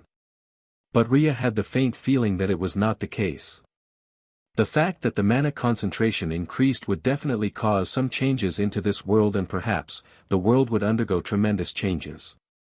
And Riya could sense that the mana was still increasing slowly but surely in this world. It might not be comparable to that world, but it was already several times compared to how it used to be. Would it turn into the magic world? Would there be many mutation for these animals and plants after the exposure to mana? Would humans also be affected? Riya didn't know. What she knew was that this is only the beginning.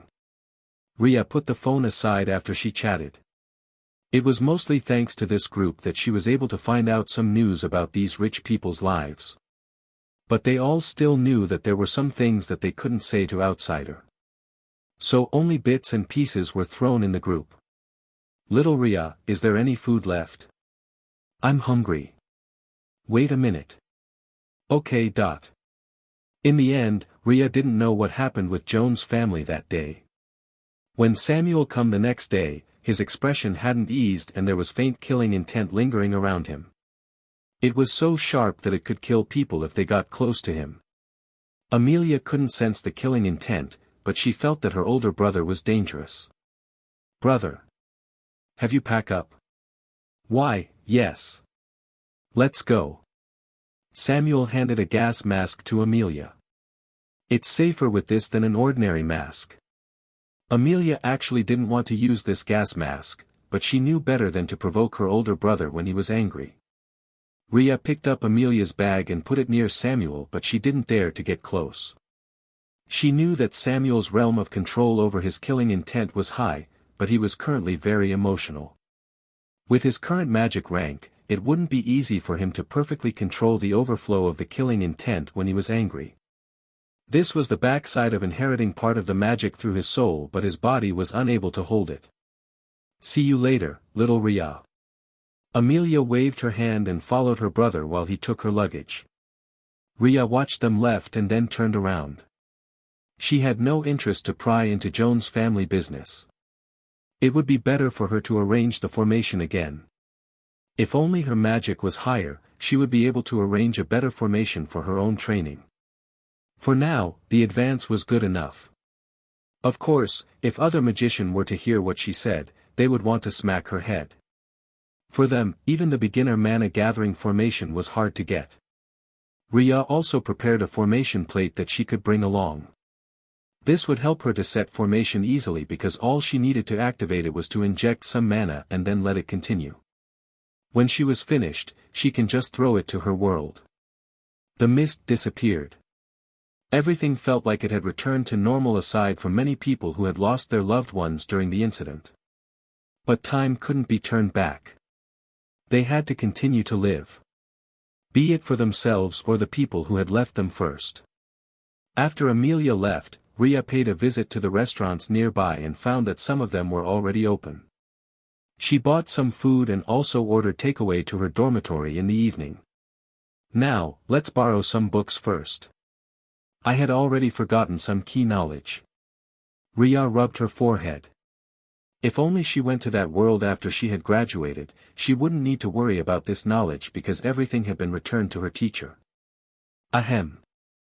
It was not a good attitude, but Riya's interest in study had long since disappeared. Having to fight for her life, who would have the time to care about study and lessons?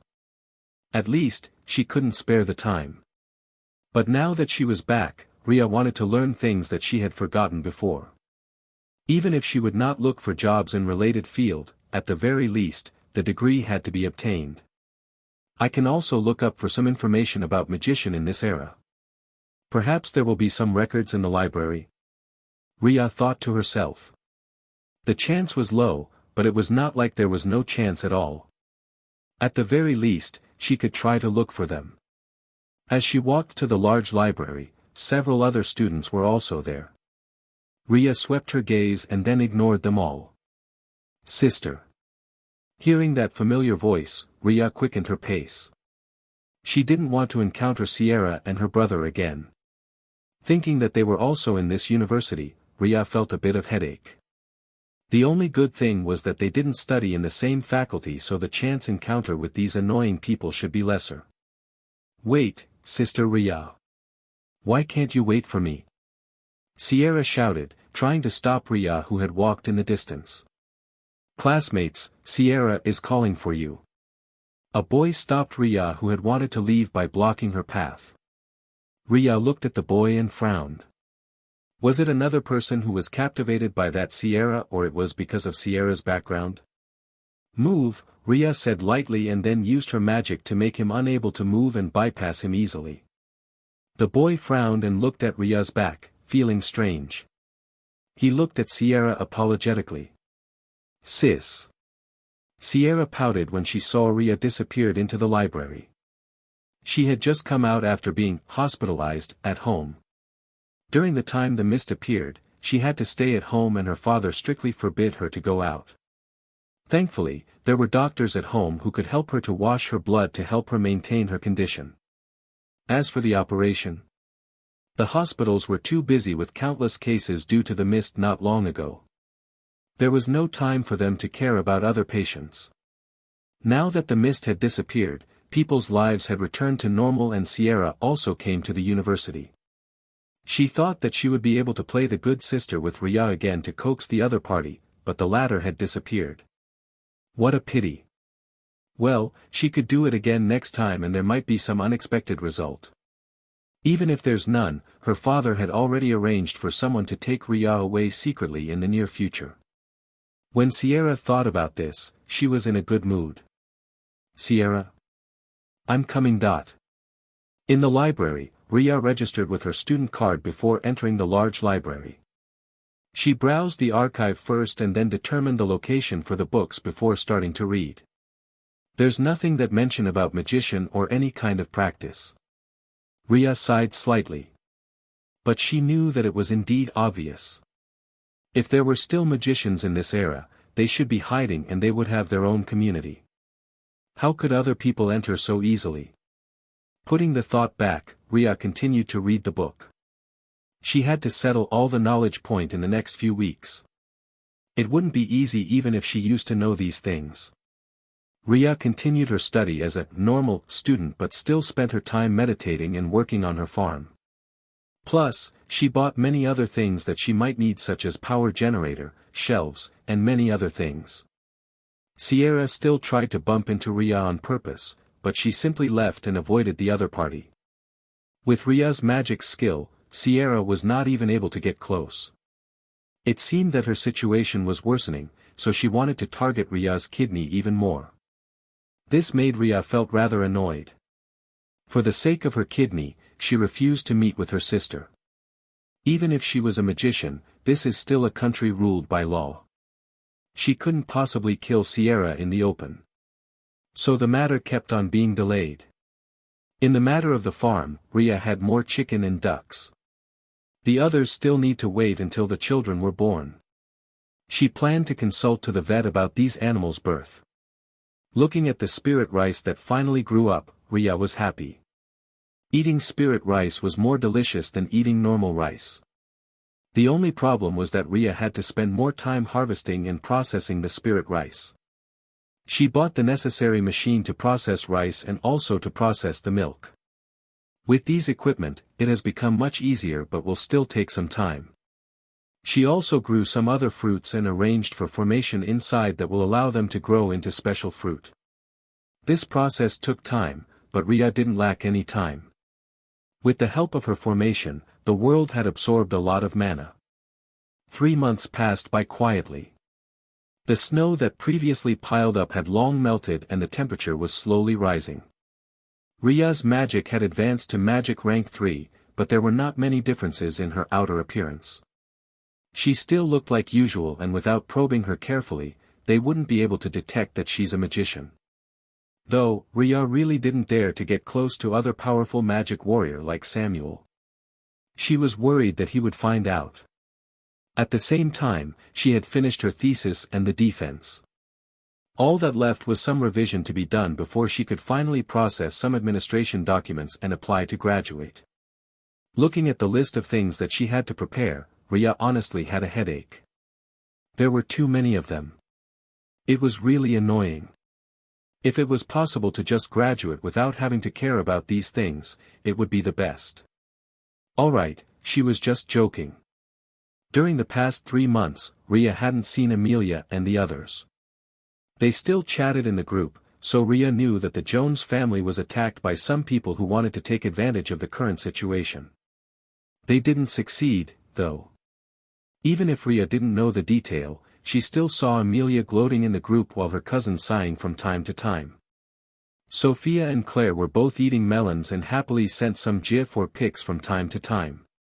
It was really peaceful that made Riya felt that her worry from before was unnecessary. Unfortunately, this peace was temporary. Because her annoying family members were contacting her. And this time, they even moved the school. Listening to the announcement asking her to come to the principal's room, Riya's face was dark. She was absolutely sure that she did nothing, but there were a lot of people who didn't want her to live in peace. This annoying Taylor family even dared to move the school and made them contact her through the announcement. What do you want? Riya was not polite at all when she saw the 2 people who came to see her, Mr. Taylor and Mrs. Taylor. We need to talk, Mr. Taylor replied. Talk? I don't have anything to say to you, Riya replied calmly. Her eyes were staring at the 2 people in front of her coldly. She had no interest to talk with either Mr. Taylor nor Mrs. Taylor. Mr. Taylor frowned. Is that how you talk to your father? My father? My father had died on the day he left me to be burned to death. If not because the neighbor hear my cries, I would have long died, Riya replied with a mocking tone. Her father and mother's relationship was very bad when she was young. It was because they have relationship outside of their marriages and didn't care with each other. The sweet love with each other turned into deep hatred. They didn't care for each other, much less for the child that was supposed to be their crystallization of love. As a result, when Riya was 4 years old, she nearly died because her parents were in a cold war and didn't go back home. She was burned for hours, and if not because of the neighbor who heard her cries and sent her to the hospital, she would have died. That incident also allowed her to be noticed by child service, and her parents were monitored. If they were to mistreat her again, the child service will take her away. And after their divorce, Riya moved from various so-called relatives' house. Her existence was nothing more than a burden for these people, a reminder of their failed relationship. So no one was willing to see Riya nor take care of her. Neither her father or mother was willing to do so. What they wanted the most was to forget about her existence. You. Mr. Taylor frowned in dissatisfaction. Am I wrong? Riya asked back. Mr. Taylor glanced at the principal, who was sitting there helplessly. The principal had his own backing and all, but he always tried to stay away from these rich people's dispute. No matter which side he took, it would always be trouble. All he could do was to provide the venue. Come with me, we will talk in another place. Mr. Taylor took a deep breath. If you want to persuade me to give up my kidney for your good daughter again, let me tell you that I will never agree. Riya cut off Mr. Taylor's words before he could start. These two would only find her because of their good daughter's issue. Even if Mr. Taylor is her father in terms of blood relationship, but he had never truly fulfilled his duties as a father. Mr. Taylor's face sank. Riya. Hasn't Mrs. Taylor told you before that I refused her invitation in the cafe? Oh, I'm sure that the customers in the store has been bought out so that they would not talk about this matter at all, Riya said again. Her tone was still full of mockery. Hearing his daughter mocking him, Mr. Taylor's face was dark. Riya has always been a rebellious daughter. But at the same time, Riya was someone who knew proportion well. She would not oppose them openly because she knew that there was nothing good that could come from doing that.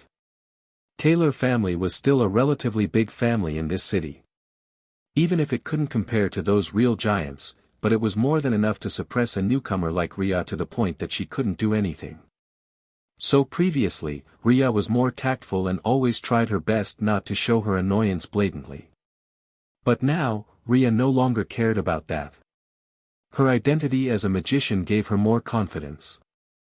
Because she knew very well that even if these people were powerful in this city, they were not invincible. There were many people who were far above these people. Riya. Do you think that you're great to be able to say these? Mr. Taylor's tone was harsh. He didn't want to speak about this matter in front of an outsider, but Riya was unwilling to give him any face. So he could only try to talk to her in this place. As for the principal, he would talk with this man later on to negotiate about how to keep quiet about this incident. Oh yeah? Riya asked back and looked at Mr. Taylor calmly. Since you're so rich, you can just wait for the list to find a suitable kidney for your good daughter. What use is there to come here and ask me? Mr. Taylor's veins bulged. If it was possible, he also didn't want to come here and disturb Riya. The problem was that there were more people on the list who was more important than him. They were going to get the kidney first. Just 2 days ago, there was a suitable kidney that matched, but it was used on another person. His daughter Sierra was crying at home because of this. Mr. Taylor felt irritated and finally came to find Riya here to ask for her kidney. He didn't think that there was any other option for him. Riya, do you think that I can't do anything to you to make you agree? Riya sneered at Mr. Taylor's words. If it was before, she might feel afraid because she knew very well that she had no status whatsoever. But her pursuit in life was no longer about money and all. Even if she didn't have much money left, she would still be able to live well with her farm. The rice had already grown and she had harvested it. She had also bought a lot of machines that could be used to process them. Even without those machines, her magic alone could be used to process the grains and various other things. She would never lack in food at all in the future. "What, do you want to threaten me now, Mr. Taylor?" From the beginning to the end, Riya never called Mr. Taylor as her father. In her eyes, her father had died a long time ago. The person in front of her is no longer her father. "Do you think that you can still graduate safely after contradicting me?" Mr. Taylor asked. The principal behind them was sweating. Why did he get involved in this mess too? Being a principal is really difficult. Why not? Riya asked back. She looked at Mr. Taylor in front of her and sneered again. "Do you really think that as Taylor family, you can cover the sky with one palm?" Mr. Taylor looked at Riya and slapped his hand on the table. "Do you think that I can't do it? Feel free to do it, and tomorrow, there will be the news about Mr. Taylor forcing his daughter whom he had never cared for to donate her kidney by withholding the graduation certificate," Riya replied. "Do you think there will be anyone who would be willing to publish this kind of news?" Mr. Taylor sneered. When it involved the institution, the principal would never stay silent and would stand forward to prevent Riya from publishing it. After all, the academy would be questioned when it happened. Why not? "Do you forget my friends?" Riya asked back, her eyes were cold. The principal finally stood up. "The matter of certificate will not be affected by outsiders. Mr. Taylor, please don't involve us." What a joke. The principal knew that Riya was good friend with Amelia. That's the Jones family, a family that was much bigger and more powerful than the mere Taylor family. Mr. Taylor's face turned dark. He stood up and looked at Riya in front of him. "You will regret this." Mrs. Taylor also glared at Riya viciously but didn't say anything else. In front of her husband, she was still trying to take care of her image. Riya looked at these two and snorted. She stood up and looked at the principal lightly before walking out of the room. As she walked out, she texted Amelia to apologize for borrowing her name. In this situation, she really have no backing and might lose her certificate because of these two people. You shouldn't have made trouble with a rune master. Riya looked at the two people who were walking in front of her and silently raised her finger. Mana gathered and formed runes in the air. Formation Master in that magic world was also often called as Rune Master. Because they were not only familiar with the positioning of the objects to arrange the flow of mana but also various runes. As both Formation Master and Talisman Master, Riya was familiar with countless runes and could use them freely. Most runes would use medium to be used. But in fact, the runes itself could be composed with mana. Swish! With a flick of her finger, the two runes in the air fell on Mr. Taylor and Mrs. Taylor respectively. Be a good person and you will live well, Riya thought to herself and made her way outside the university. She glanced at her phone and saw the message from Amelia, saying that she should treat the other party with milk. Pampered baby, Amelia, you can borrow my name as you like. Just remember to buy more boxes of my favorite milk.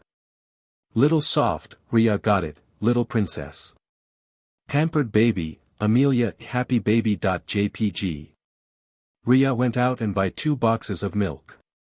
Anyway, she also liked to drink milk. She had bought the machine to process the milk from her farm, but it was a different milk from this. Occasionally, she also wanted to drink this milk. Let's go back. As she walked out of the supermarket, Riya saw a large truck speeding in her direction. This supermarket was located at the corner of an intersection. Normally, cars would slow down when passing by, because it would be dangerous.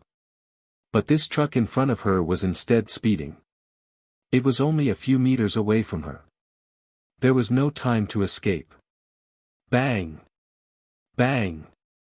There was explosion everywhere. Kwee!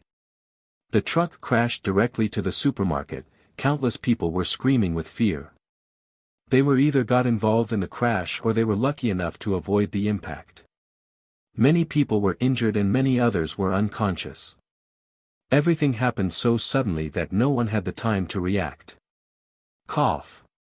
Riya was lying on the ground, her eyes flashed with ruthlessness. She had a lot of talisman in her body, which was something that she could easily use to block the truck and keep her body safe.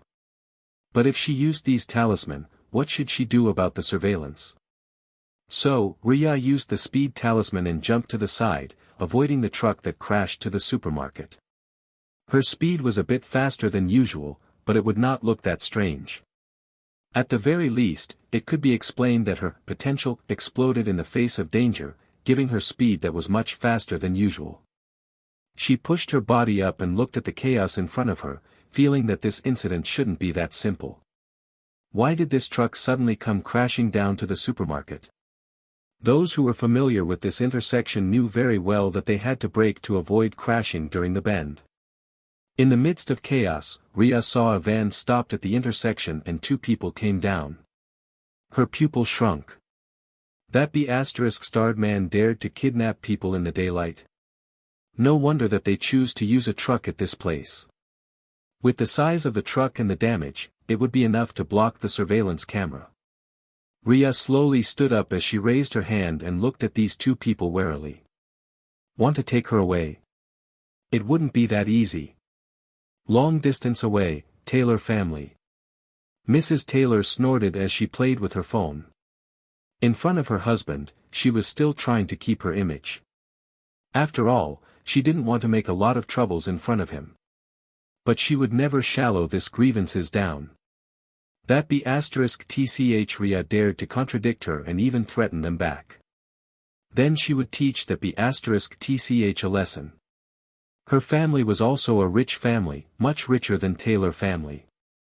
Even if she was now part of Taylor family, she could still use the force and power from her maiden family to make troubles and achieve her goals. Threatening with the certificate? It was not enough. Mother, can we do the operation soon? Sierra asked while clinging on her mother's arm. She was acting like a baby in front of her mother, hoping that her mother would be able to fulfill her wishes. Sierra was only a few years younger than Riya. After all, Mrs. Taylor was together with Mr. Taylor after Riya's mother. So Sierra was still younger than Riya. But the difference was not much. Don't worry, baby. Mrs. Taylor patted Sierra's head tenderly. Since she refused to listen, then we'll just use the hard way. Sierra's eyes flashed. Over the past few months, she had been trying to talk with Riya about this matter again and again. After all, she felt that her condition was already deteriorating and it was time for Riya to step forward and use her kidney. Sierra only wanted Riya's kidney. In her opinion, it was only natural for Riya to donate her kidney for her to use. That B***tch was only a lowly girl whom no one wanted, so why not do more good deeds and donate her kidney for someone like her who needed it more? Humph. Mother, will father be opposed to this? Sierra asked again. Don't worry, he didn't need to know. Mrs. Taylor shook her head. In some matters, you just have to leave it to me and not your father. I know, Mom. Sierra clung to her mother happily and there was a flash of ruthlessness and smugness flashed with her eyes. That Riya had been avoiding her and refused. But in the end, isn't she had to donate her kidney willingly? Sierra even wanted this B***tch to just give her the two kidney and not just one. This way, it would be much better for her. But of course, Sierra couldn't say it to her mother like this. Shall we go to the hospital now? Sierra asked. No hurry, after they caught her, they still have to do operation to remove the kidney. Mrs. Taylor patted her daughter's head. We just need to wait at home for news of the successful operation. Sierra nodded and felt that her mother is really smart. She looked at her mother's phone, eagerly waiting for the phone call from the people Mrs. Taylor sent. Bang! While Sierra and Mrs. Taylor were waiting for news at home, Riya was looking at the two kidnappers in front of her coldly. She couldn't use anything strange. Unless she wanted to reveal the truth of her real ability, she should not use any of her magic ability in front of others. Thankfully, this truck blocked the surveillance camera. Riya simply raised her hand and made two simple runes.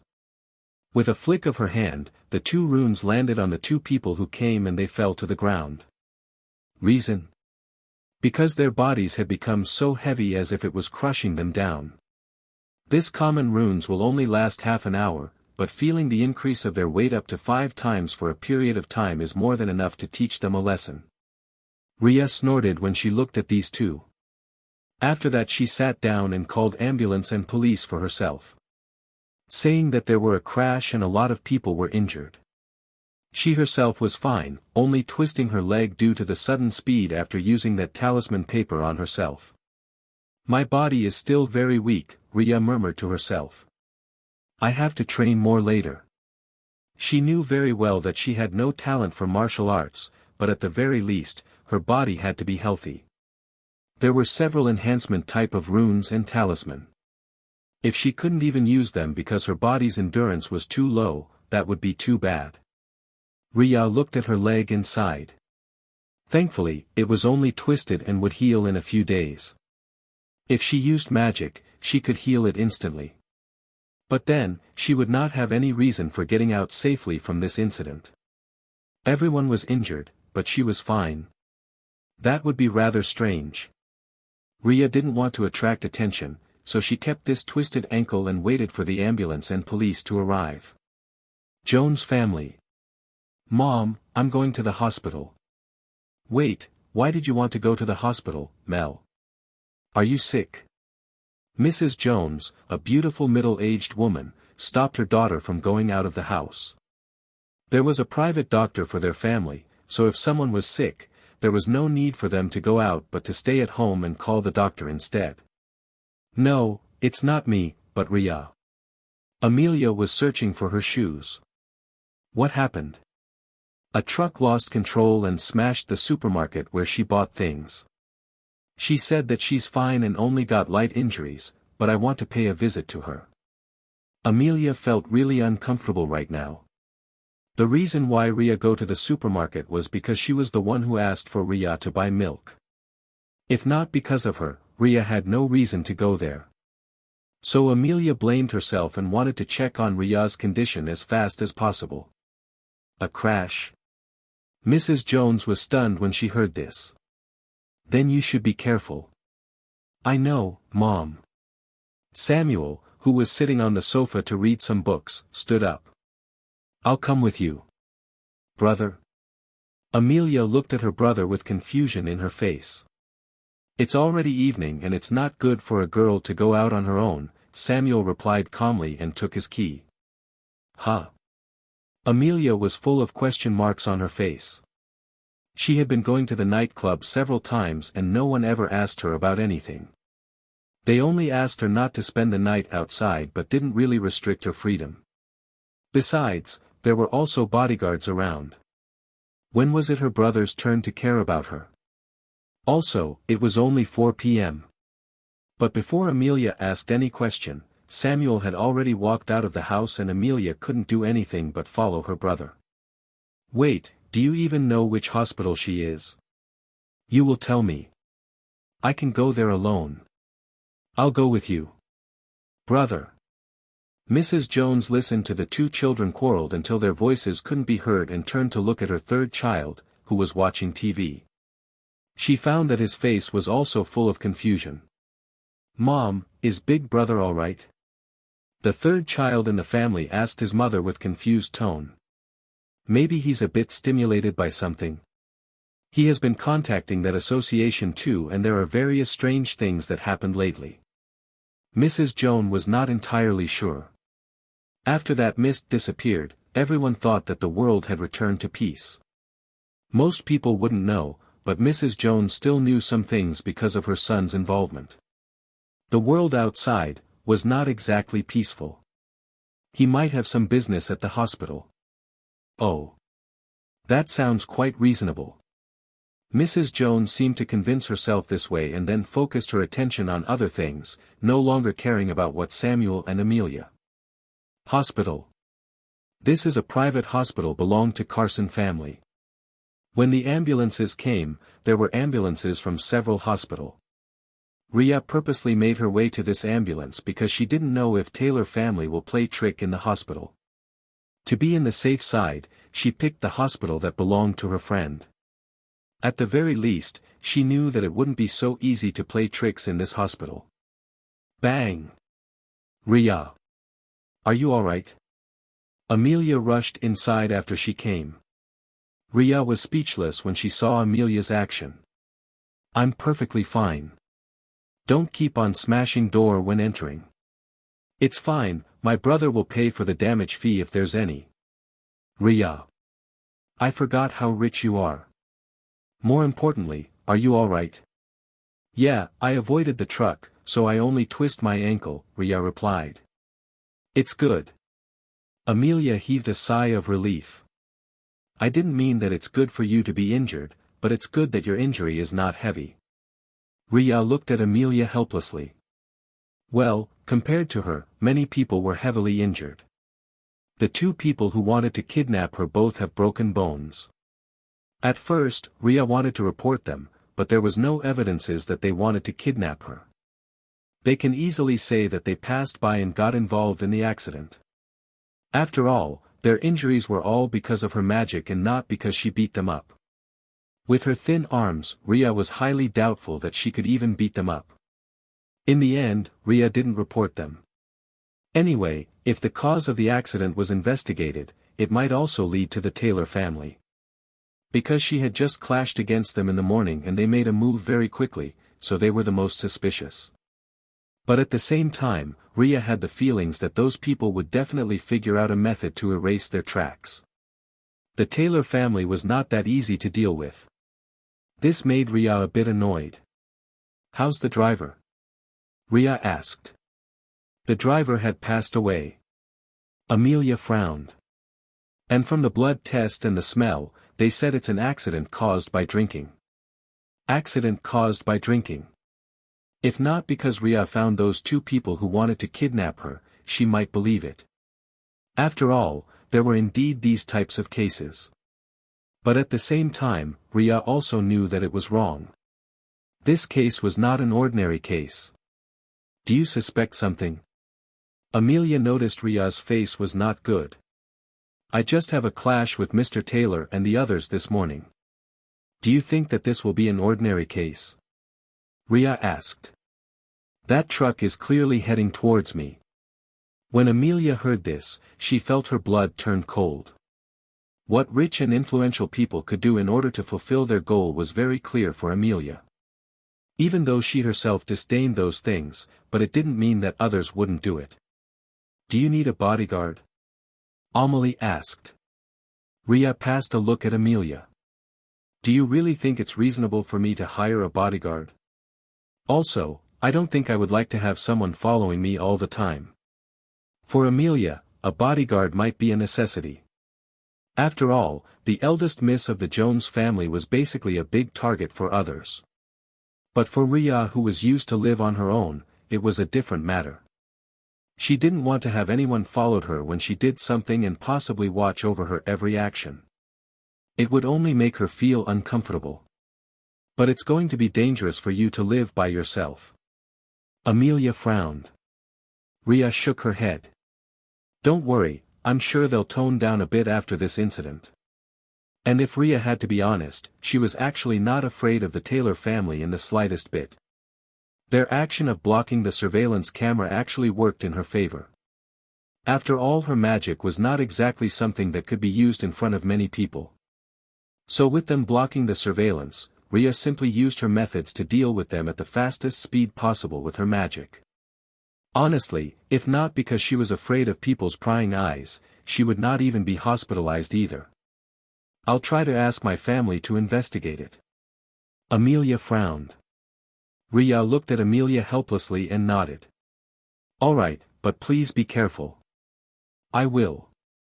Outside the ward's room, Samuel stood there and his eyes gleamed slightly. He heard the conversation of the two girls inside, but he didn't come inside to interrupt them. Amelia was worried for Riya, but after getting the doctor's words of confirmation that Riya was fine, Amelia finally stopped. She left not long afterwards, and on her way back, she complained to her brother. Brother, help me to look up for the Taylor family. I don't believe that they have nothing to do in this incident. Amelia said in annoyance.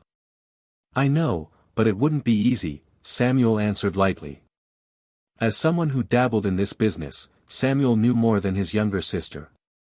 If they were confident enough to the point of doing things openly in this place, it meant that they were prepared to face whatever would be thrown to them. Amelia heard this and frowned, but she still said, I don't care. I just don't want to see them swaggering after doing this to Riya. In her eyes, Riya is her best friend, and if these people dared to do such a thing to Riya, it meant that they had offended her too. Samuel glanced at his sister and hummed. I know. Even if the chance was low, he would still try it out. Not only because this is his sister's request, but also because he didn't like the thought of these people messing around and acting as if they owned the world. It could also be said that they were doing good deeds without leaving a name. Besides, Riya is his sister's friend and Samuel didn't want to let his sister be sad. Taylor family. Mrs. Taylor and Sierra have been waiting for the news to arrive. But the news they received were not the successful kidnapping but instead the big failure. The two people she asked to kidnap Riya were instead injured, that they were hospitalized. This made Mrs. Taylor so angry that she almost vomited blood. How come it's a failure? Didn't I ask you to make sure that Riya will be hospitalized and then everything can be discussed later? Where is she now? Riya is now in public hospital. Hearing the name, Mrs. Taylor frowned. It would be harder to get their people into that hospital. Moreover, the hospital was also full of people and taking Riya out wouldn't be easy. But if her injury was severe, she only twist her legs and she's going out tomorrow. The next piece of news only made Mrs. Taylor even angrier. How come such a big accident only caused her to twist her legs? Are you even doing your job properly? You $% caret and asterisk. Series of cursing came out of Mrs. Taylor's mouth as she finished the call with this person. She knew very well that this operation was a big failure and that there was nothing that she could do. If Riya was seriously injured, she could secretly transport the other party out of the hospital with the pretext of having a surgery. Now that Riya only twisted her leg, what kind of surgery were you talking about? Mrs. Taylor was annoyed.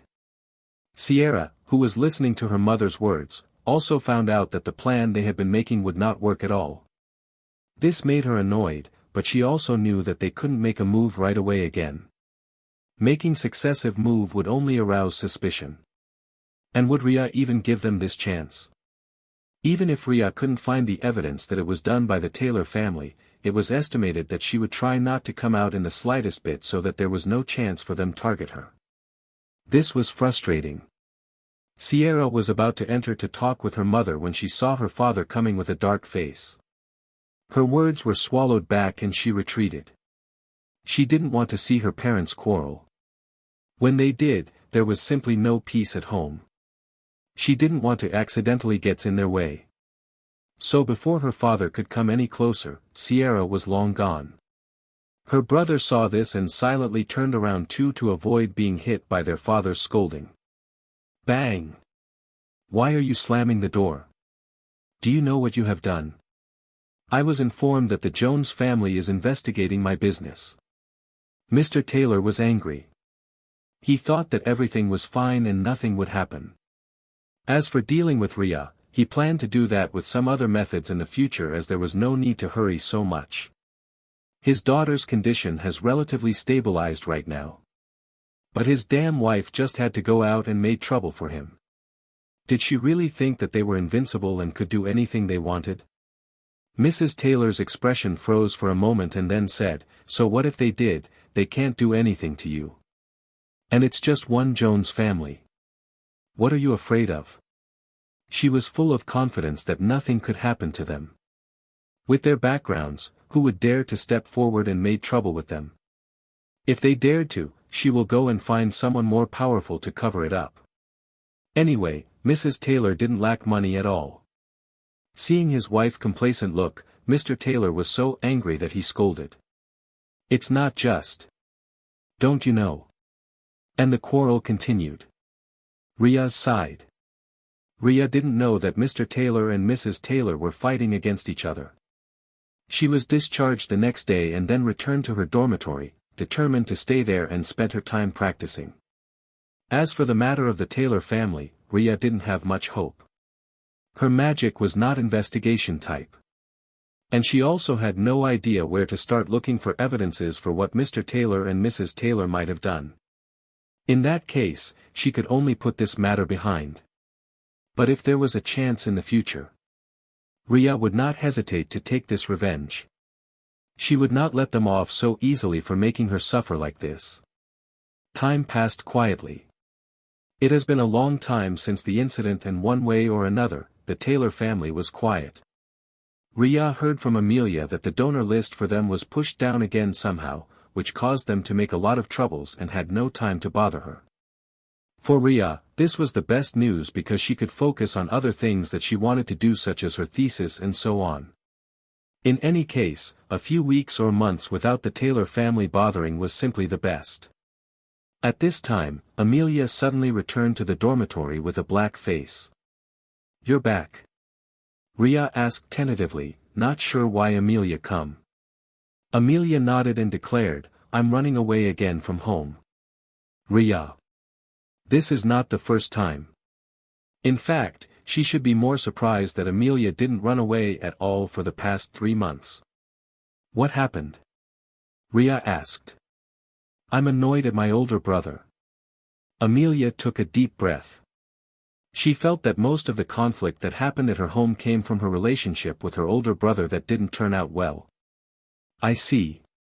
Eat some ice cream to cool down." "Okay." Amelia happily went to the refrigerator and looked at the content. She was surprised to see that Riya had filled a lot of food inside. "You stock up quite a lot." "I applied to stay in the dormitory until the entire semester is over." "How's your thesis?" "It's done." "Yours?" "I haven't done it." Riya looked at Amelia speechlessly. She seriously wondered why did Amelia wanted to enter the university in the first place. Forget it. It was not her business if others wanted to play around. At the very least, she came here for the sake of learning and had learned quite a lot. Forget about it. I'm here to tell you that we'll all gather together this afternoon. Sophia won the bet with her brother and had a lot of money to spare, so she's treating us tonight. Won a bet? Riya looked at Amelia speechlessly. She was sure that the bet that these children have would be in thousands or even 100,000 of NA currency, asterisk. Forget it, she didn't know what was in the mind of these rich people. Come on, let's go and have fun. Okay. Knowing that she couldn't win against Amelia, Riya followed the former to the KTV that belonged to the Carson family. In fact, she highly doubted that the Carson family bought this place for Sophia alone. On the way, Amelia was also looking at the phone to text the others. Claire couldn't come. She might be busy with some other things. How about Ruby? Sophie dragged her to come. Riya. They reached the designated room, and when Amelia opened the door, Riya saw 2 young women were already inside. One of them was taller and had slightly chubby figure, but she was smiling brightly. The other one was a bit shorter, around the same height as Amelia, and had delicate features. She was wearing large glasses, making it a bit hard to see her eyes directly. The taller girl, Sophia, moved her eyes when she saw the others appearing, and a large smile formed. You girls are finally here. Me and Ruby had been waiting for a long time. Amelia nodded. I can see that. Ruby pushed her glasses up. Can't we just get it done with so that I can return and finish my research? You're still researching? Sophia's eyes widened. Looking at Sophia's expression, Ruby wanted to punch this careless girl. I participated in the project to figure out what kind of virus that caused a lot of deaths from the previous mist. The strange thing is that the virus is detected to be a low-activity virus with high fatality. It shouldn't be contagious, but the mist might have become the carrier to bring the virus around. Sophia looked at Ruby with an "I don't understand" expression. Beside them, Amelia was also staring at Ruby blankly. Forgive her, she was in liberal arts department and had never touched biology again after high school. Riya arched her eyebrows. She herself had forgotten many things from the previous biology lesson, but she still remembered bits and pieces. So you're saying that without the mist as the carrier, the virus shouldn't be so deadly? Exactly. Ruby's eyes lit up when she heard Riya replied. I didn't expect you to have such good knowledge. Why don't you move to biology department? Riya. My superficial knowledge wouldn't be enough to give me a place in that department. She tacitly refused and Sophia snorted. We're here to sing, not to discuss those things. You're also aiming to become a doctor. I'm aiming to be a vet and not doctor. Please, there's a huge difference between the two. Now, sing on the stage. Sophia pushed Ruby to the front and a loud song started. Yeah. Riya. Why did I get together with them in the first place? She felt that she, Ruby, and Claire were all dragged by their roommate one way or another. The fact that they were all from different faculty didn't help either because they were somehow arranged together. The loud song filled the room, making Riya dizzy. But the other two were enjoying it very much while Ruby could bear with it as she had already experienced Sophia's craziness many times in her dormitory. This much is nothing for her. I'll take a short break outside. What? Amelia glanced at Riya. She couldn't hear what the other party was saying because of the loud song. I'll take a short break outside, Riya replied, this time using her mana to focus the sound wave to Amelia's ear. Oh. Okay. Riya nodded and walked out of the room, closing the door and stood there. The loud song from inside was perfectly contained by the room. It seemed the sound insulation was not bad. They're really noisy. Riya rubbed her chest. She felt that if she were to stay inside for another minute, she would have lost her hearing for a while longer. Thankfully, the insulation was good, so she didn't have to listen to their loud singing. Not to mention, Sophia is tone deaf. The song she sung was quite hard to bear. At this moment, a woman came out from the room beside theirs and Riya arched her eyebrows in surprise. Sister. The woman, Sierra, called out. There was a smile on her face. After trying to bump into Riya for a long time, she could finally see Riya again. In the university, Riya always seemed to be able to avoid her and Sierra's physical condition was definitely not as good as Riya. Riya's expression was as indifferent as ever. I have no sister, please pay attention to your words. But father is. I'm an orphan. Riya looked at Sierra calmly. Taylor family was growing rich after her father's remarriage with Sierra's mother. It was mostly because of Sierra's mother helping him to grow and become better. Naturally, she didn't want Riya to have anything to do with the Taylor family and had conflict in the matter of inheritance. Her children, Sierra and Ciro, would be the one to inherit the company and not an outsider. Riya hated trouble. And for her, Taylor family is synonymous with troubles. Sierra's eyes flashed in surprise at how blunt Riya now is. Usually, Riya would still maintain the face on the surface even after several years had passed after that severance. But Sierra didn't think too much about it and she still showed a concerned expression. But father will be worried for you, Anne. If he's worried, he wouldn't be in a hurry to send me the severance letter the moment I become an adult years ago. Riya glanced at the few people behind Sierra. Who are you trying to show your acting skill for? You know how much the Taylor family disliked me and never want me to exist in your and your brother's way. You don't have to worry so much as I have already signed the severance letter and didn't have any relationship with your Taylor family. The few people behind Sierra frowned at Riya's harsh and direct words. They were all from rich background and got together because of their family background. Because of their background as rich second generation, they were arrogant and there were many people who curry favor with them. People like Riya who would bluntly speak in front of them and showed no fear was rare. They loved their face and having to face someone like Riya just made them annoyed. Sierra, you. You should be grateful that Sierra even cared for you. Another one snapped at Riya. You're just a B***starred child who. Tell that to her. When she's born, my father is still married to my mother. Riya looked at the man behind Sierra. The implication was clear. The one who cheated was Sierra's mother and she was the one who was born out of wedlock. In accordance to the law, the so-called B***starred child should be her and not Riya. Sierra's eyes flashed in displeasure. What are you talking about? That's not true, my father and mother is already together and. Whatever you say. You can go to the office to check the record and if you're influential enough, changing the date should be easy. Riya waved her hand. After all, the power of money is really great, isn't it? She was too lazy to argue with Sierra. Sierra always wanted to make her look bad as the orphan child and someone who wanted to destroy other people's happiness. It was funny. The one who destroyed her happy family was Sierra's mother.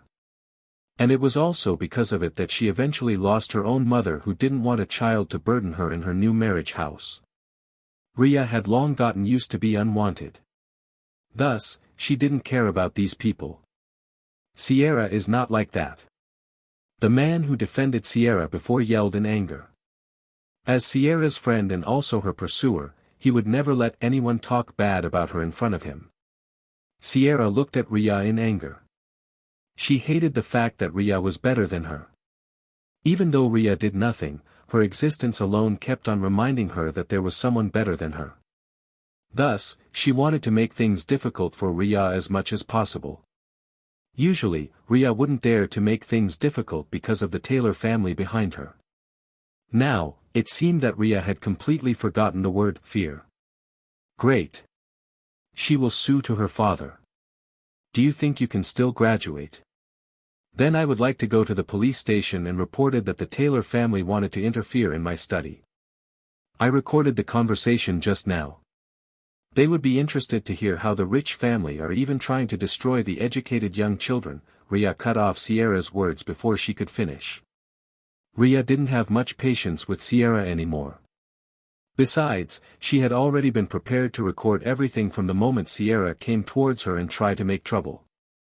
Sierra was frozen. She knew how much this would affect her family's image. In the past, when she threatened with her study, Riya would back down. Even if she didn't apologize or lower herself down, Riya would not make things more difficult for her. But this time, Riya was so harsh and obvious. You truly want to go against Taylor family? The man who defended Sierra looked at Riya with disdain. Riya glanced at the man and ignored him. She and Taylor family had never been in good terms with each other. So far, the Taylor family hadn't done anything, but who could say for sure that this would last forever? She was sure that when she was proven to be a thorn in Taylor family's side, they would make a move against her.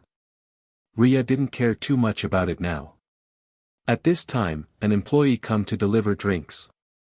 Sierra's eyes flashed as she stepped towards Riya while looked like she wanted to give way and her hand pushed Riya in the corner where it couldn't be seen. Riya saw Sierra's action and felt that this young woman was really funny. She kept on making trouble for her and now wanted to be physical. If it was before, Riya might feel it was annoying and tried to get away. Getting into trouble with the Taylor family was the least thing Riya wanted to do when she was young and couldn't do anything. She had been patient for a long time when facing Sierra's antics.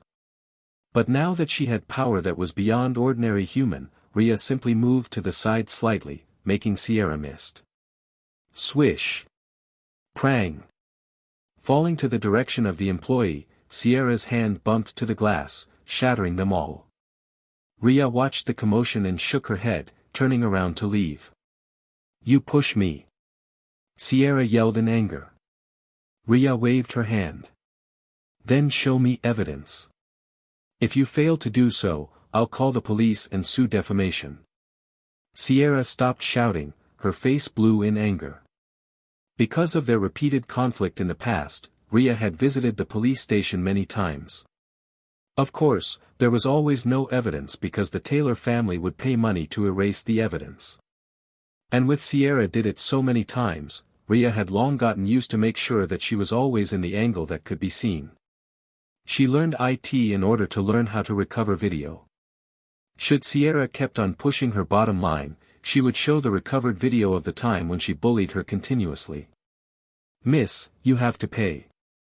The employee face was not good. "What do you mean? You're the one who fell to me, why should I be the one to pay?" Sierra said unreasonably. She couldn't touch Riya, so she transferred her anger to the employee. But the employee sneered. "There's a monitoring here and this place is owned by Miss Carson." "Miss Carson?" Sierra's face darkened. She was clear that Riya's friends were surnamed Carson and Jones, who were quite influential. What made her confused was why they wanted to befriend an orphan like Riya. Even though Riya still has parents, but Riya always say that she is an orphan because neither of her parents care for her. "Sierra, it's not much." "Yeah, we can help you pay if you want." Some of the boys had crushed to Sierra and always felt that she was their goddess. So their treatment to her was also very good. "Thank you everyone, but this amount is nothing for me." Sierra forced a smile. She looked at her clothes and felt very indignant. She looked at Riya and mouthed out, "You won't be able to get away with this, Riya." Riya looked at Sierra and yawned. After experiencing the real life and death threat, she felt that Sierra's action was truly childish. Bang! The door to Amelia's room opened. She wanted to ask where did Riya go, but upon seeing Sierra and the others behind her, she sneered. "What brings you here, Miss Sierra? Can't I play with my friend?" Sierra was annoyed. Her clothes were soaked with the drinks and she looked really bad. Not to mention, the employee was also hard to deal with. She just wanted to go home and sue to her mother. "I see. But I better not see you bother my friend." Amelia saw that Riya was all right and heaved a sigh of relief secretly. She looked at Sierra unkindly and pulled Riya into the room again. Sierra wanted to argue, but Amelia had slammed the door in front of her. Slam!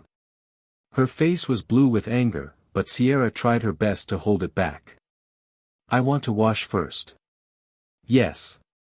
Inside the room, Amelia looked at Riya up and down. "Are you all right?" "I'm fine, but it seems the drinks you ordered wouldn't come anytime soon." Riya shrugged. "Just a few drinks are fine." Sophia turned off the music and looked at Riya and Amelia. "Someone bothered you?" "Sierra," Riya replied indifferently. Sophia was not very close to Riya, but she knew Riya's background a bit. Just like Amelia, her parents would not allow her to get close to anyone without them knowing the background clearly to prevent them befriending bad people. "What did she do?" Riya looked at Amelia and Sophia, not really wanting to talk about it. But when she saw that Ruby was also interested, she had to say what Sierra did and her action of evading. "TSK, I should have slapped her before we come here." Amelia suddenly felt that dragging Riya into the room alone was not enough. She should have taught Sierra some lessons. "Don't bother with her. You come here to have fun, so there's no need to pay any attention to her." Riya looked at Amelia helplessly. Sophia snorted. "This place belongs to me. I'll ask the manager to call the Taylor family for compensation." "Look at how they ask from her, then. You don't have to do that much." Riya was speechless. "It's nothing. If we have problem in the future, you can just help us." Sophia waved her hand nonchalantly. She played together with Amelia a lot because they used to be neighbors. Friends that Amelia accepted must be good because she knew how picky Amelia was. Riya looked at Sophia and could only accept it. Ruby listened and sighed. "If only there's no law, I can actually try to give them some zombie potion as revenge." "Riya. What in the world did you develop? Wait, did you actually make that fairy-like potion?" Amelia's eyes lit up with interest. At this time, Sophia, who usually only make do with her own lessons, were also paying close attention to Ruby. If this kind of potion could be made, she also wanted to learn it. "Yes, temporarily." Ruby looked at the others and grinned. It's actually just a medicine that can suppress your brain activity, making your IQ drop for a few hours. That way, you can only do things based on instinct, quite similar to zombie, isn't it? But it's still in the testing stage and it's my personal research. Amelia clapped her hands. Sophia looked envious. If only I could also make something like that. I think it's better for you to pass your class first. Sophia stuck out her tongue playfully. The indication was clear, she was too lazy and would only make do with her lessons. Though, she did love animals greatly, which was why she wanted to be a vet. There were a lot of pets in her home that Riya couldn't remember anymore. Also, if you're so harsh to them, they might truly want to retaliate. Amelia looked at Riya thoughtfully. Have you thought about how you want to face them? How to face them? Riya blinked her eyes. Thinking about it from another perspective, she was indeed nothing more than a university student with some meager skills. While she could live in her world forever and no one would be able to find her, she didn't want to do that. Not being able to see the outside world. That would be quite painful. Riya didn't want to destroy her entire life because of her conflict with the Taylor family. I'll figure something out. Riya pursed her lips. All right. If you ever need help, you can tell us. Amelia grinned. For this kind of small matter, I can still help you. Riya nodded. She acted mostly out of impulse just now. Thinking about it now, she should have held back a little bit and made sure that Taylor family couldn't trouble her in the slightest bit. Perhaps, in the future there would be a way. For now, she will just focus on developing herself. With her memory strengthened due to magic, Riya was sure that if she wanted to learn many things, it was no longer impossible. Let's stop talking about it. Can we talk about something else? Ruby didn't want to disclose more of her research because she was worried that other people will steal it. She had worked hard for so many years for herself and not make wedding dresses for others. And no more song. Sophia pouted. Riya thought of something and asked, do you know anything about good jade and the place to obtain it for cheap? Jade? That will naturally the place where you can just buy the raw jade. What's that called? Stone gambling. Amelia tilted her head. She still knew a bit because it was something they did do from time to time. But Joan's family didn't focus on jewelry and only have a small branch in this field, so Amelia was not very clear. Yes, it's stone gambling. I have jewelry store and I usually accompany my brother when I want to replenish the raw materials. Sophia grinned. Why do you suddenly ask about it? Do you want to try gambling for jade? The possibility of obtaining a jade in the stone gambling was quite low and there are not many stone gambling places in our continent. Riya smiled. It was low for others but not low for her. Jade was a good container for mana, which was better to be used for formation and even some talisman. She had made a plate formation, but because it was using stone and not jade, the mana was not very smooth. If she could have a good jade, it would be a different story. The problem was that the price of jade could be in millions and Riya's small pocket was definitely not enough to buy. She had spent a lot of money to build her farm and there was barely 1 million left, which she planned to use after her graduation. Since she's a magician, she would be able to sense the jade better because better jade would contain higher amount of mana. I want to try. It should be cheaper to gamble for stone that might contain jade rather than buying a jade, right? Yes. Amelia agreed. Alright, we're going to go tomorrow. Tomorrow? Riya was stunned. I don't have time tomorrow. 3 days later. Sophia showed 3 fingers. There will be a large batch of raw stones delivered in 3 days to the branch where I usually pick stones. Depending on the area, the price is different. Okay. Riya thought about raising money but then again, she didn't know how to earn money. Poor Riya. Knock. Knock. Yes, who is it? Amelia walked to the door and opened it. In front of her was a young man in his 20s who looked quite similar to Sophia. Brother? Sophia was surprised. Why are you here? Of course that's because it's almost 8 p.m. Sophia's brother, Stephen, looked at his sister before turning his head to look at the others. Sorry, my sister can be a hassle to deal with. It's nothing. We've gotten used to it. She's good. Sophia pouted, but she didn't make more trouble. She liked partying outside and also went to various places, but her brother will always pick her up if she was in some public places at 8 p.m. They didn't want anything to happen to their family's girl. Stephen nodded and looked at Sophia. There's a woman making trouble outside. I have called the police station to send them and blacklist them from going here. Woman making trouble?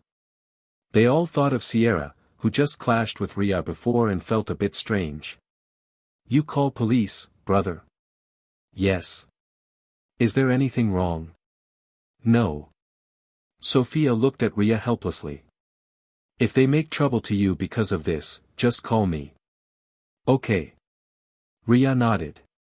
Small matters become big when it involved the police. Riya also knew that the Taylor family might want to make her the scapegoat again for their beloved daughter. It was really annoying. Thinking that she had already offended them so much, Riya chose to ignore this matter for now. Anyway, they will come sooner or later with how much Sierra kept on making trouble for her. When she finally found jobs, who could say for sure that they wouldn't come to trouble her? Riya knew that the Taylor family had that power. That was what made her quite annoyed right now. I'm going back now. See you later in 3 days. Sophia waved her hand excitedly and followed her brother home. Ruby looked at the others and nodded. I'm going back to the lab. There are still some things that I need to do. This late? Amelia was shocked. I'm not like you who had nothing to do. Ruby shook her head. How about your family members? Ruby frowned when she thought of those people. It's fine, they're just my uncles and aunts. They wouldn't care so much about me. Her parents died not long after she started university, so she was mostly alone. Her uncles and aunt were kind enough to care for her, but they were not her closest family members, so Ruby didn't want to trouble them if it was unnecessary. All right then. Amelia nodded. In that case, I'll also call for my driver to go back. Riya nodded. She looked at the road and thought of the university, which was not far from here. She could just take a walk home. Mel, a man called from the front. Brother? Amelia looked at the person in front of her, feeling a bit unreal. When did her brother start to care when she was partying outside? Samuel looked at his sister's expression and said, Mother is worried when she heard that you will be going home alone at this hour. Amelia blinked her eyes. This was not the first time she went out so late and her mother worried for her, is it? She was sure that this had happened many times in the past, and whenever it happens, her brother wouldn't even spare a glance to her. He would just say that the driver was enough to bring her back home. Brother, are you sick? Samuel pursed his lips. Do you want me to add your training at home? Amelia froze. I'm not going back home yet. I'm not done running away yet. If you kept on running away, I'll freeze your card. $% caret and asterisk. Riya looked at the two siblings quibbling with each other and felt a bit amused.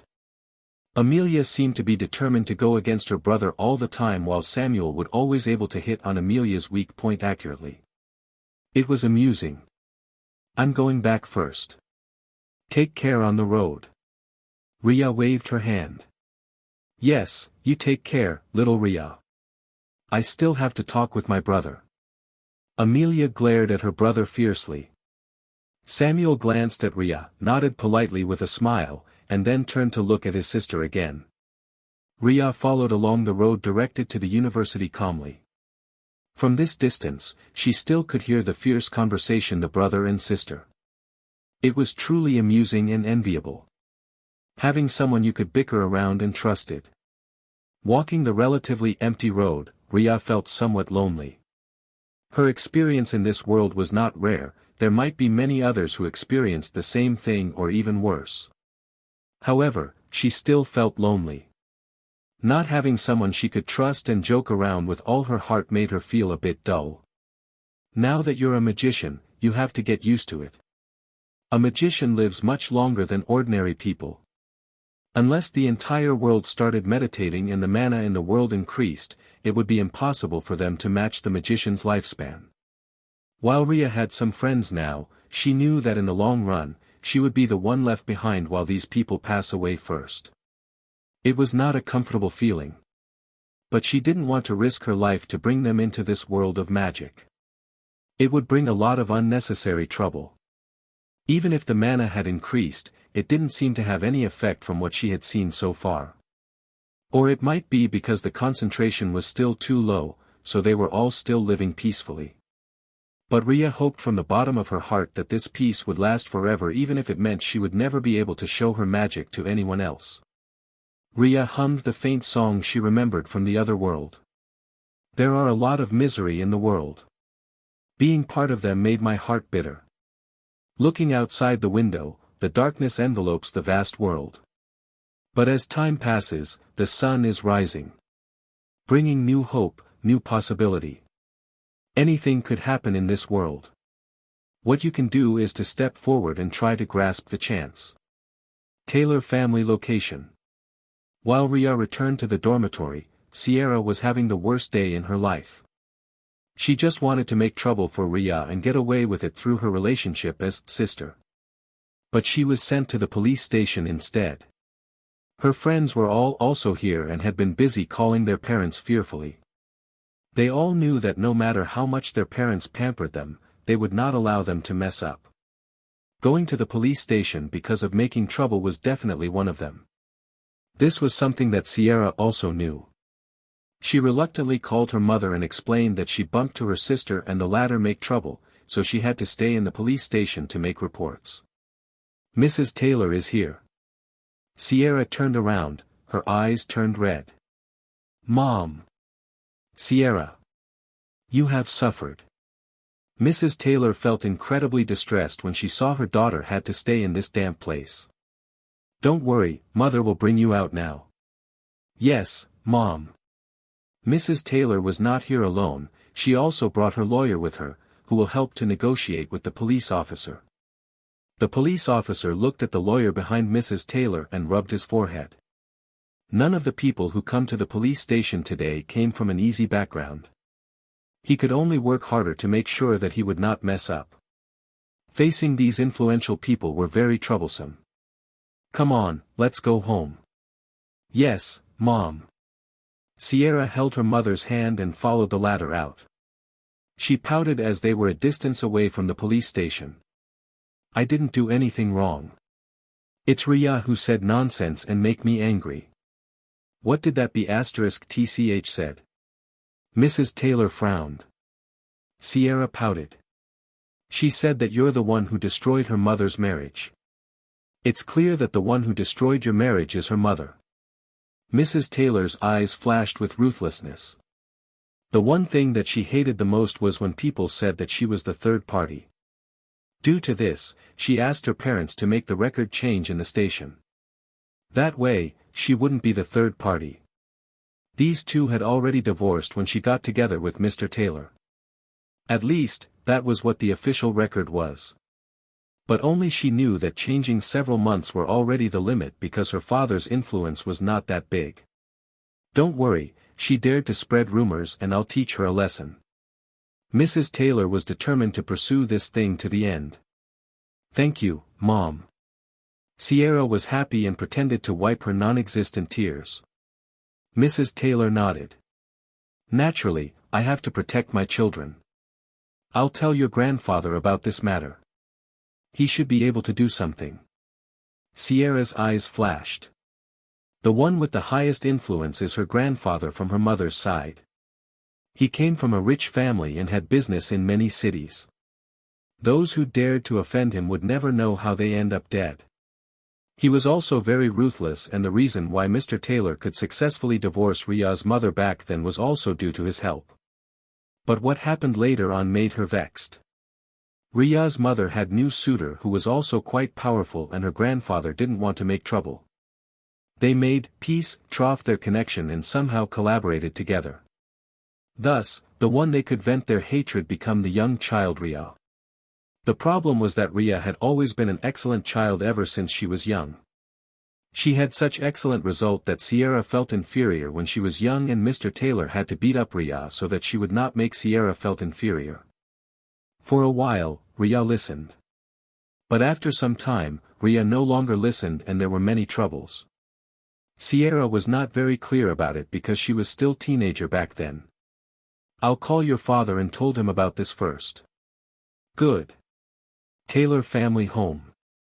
Mr. Taylor had just finished doing his work for the day and received the phone call from his wife. He frowned after he heard that his daughter was sent to the police station by his first daughter. "What happened?" "Your good daughter cursed me, so my daughter is angry." Mrs. Taylor's voice sounded dissatisfied. "You can't even educate her properly." "I want to tell my father about this." Mr. Taylor's brows jumped when he heard that his wife wanted to alarm her father. One of the biggest problems in his relationship with his wife was the fact that he was the one who had to bow down. "There's no need. My connection is enough for small matter. I want her to fail to graduate." "Okay." Mr. Taylor agreed. And then, after listening to a few more requests from Mrs. Taylor, Mr. Taylor finally sighed and closed the phone. He felt a bit of headache. It was not like Mr. Taylor didn't want to teach his daughter a lesson. But Riya had already gone against him once in the past when he beat her up through various means in order for her to make way for Sierra. At that time, Riya was still young, but because she was of similar age with Sierra, the two of them went to the school together. Sierra is an ordinary student. On the other hand, Riya is an excellent student who could easily ace her lessons without learning for a long time and had the time to learn about other things. Comparison was tedious. And with his wife watching from the side, Mr. Taylor also felt uncomfortable and tried to make Riya's lesson failing. At first, it did happen. Her results were going down. But that was not the end. Troubles followed and Riya continued to rebel. He used harder means, but the case escalated until it alarmed the police officer. Coupled with Riya's preparation and countless evidences that who knows where she could obtain it, Mr. Taylor had to compromise. If the child service was contacted again for the second time, it was estimated that his entire face would be lost. This was the reason why he didn't hesitate to call for severance letter the moment Riya grew up and separated her account. Because he knew that Riya's deep scheming mind would be willing to hurt herself in order to destroy his family. At such a young age, she was already very terrible. Mr. Taylor did try to repair the relationship, but the result was very terrible and nearly cost his own life.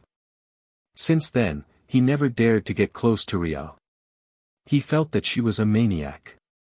But because everything was done when Riya was under 14 years old, the law couldn't fault her for defending herself. At most, it could only send her for a few days of detention because she was a bit extreme. For a child who was forced to go extreme, it didn't seem to be a big problem and only need some education. On the other hand, the evidences were on his hands, and if it was to be reported, he would be the one going to jail for more than several years. Was it worth it? Naturally not. The two of them had been maintained the sense of coexistence for the past few years. Even though there were some skirmish here and there, it had never alarmed the police officers again, and Mr. Taylor also slowly let go of his fear of Riya's teenager day.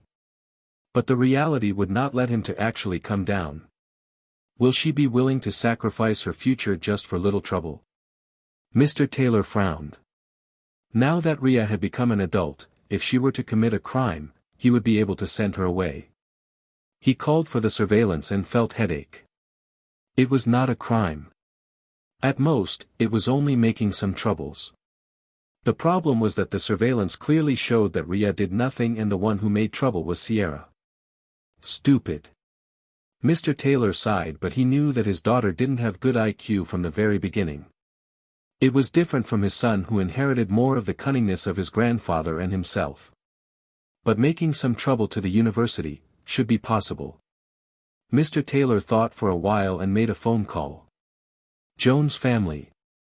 At this time, Amelia had no other choice but to follow her brother home. She sulked in the car while Samuel was driving. Ring. Ring. Yes. Samuel answered the phone and frowned when he heard the content. After a while, he put it down and turned to look at his sister through the rearview mirror. Did Riya get into trouble? Amelia arched her eyebrows and nodded vehemently. That be *tch Sierra is there and make trouble again for little Riya. I'm not very clear about the exact detail, but you can check the surveillance.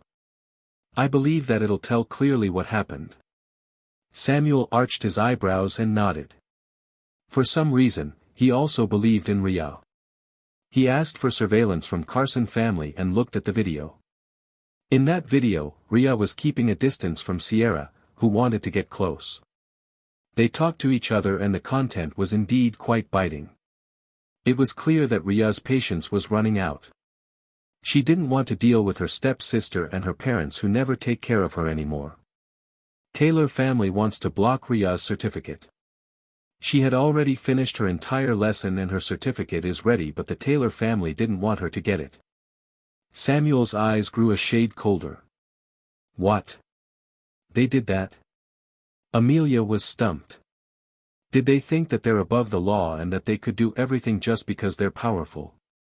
Riya worked hard in the university for years, is that mattered to them? Samuel put down his phone. I have blocked their way. Good. If only it's possible to destroy the entirety of Taylor family.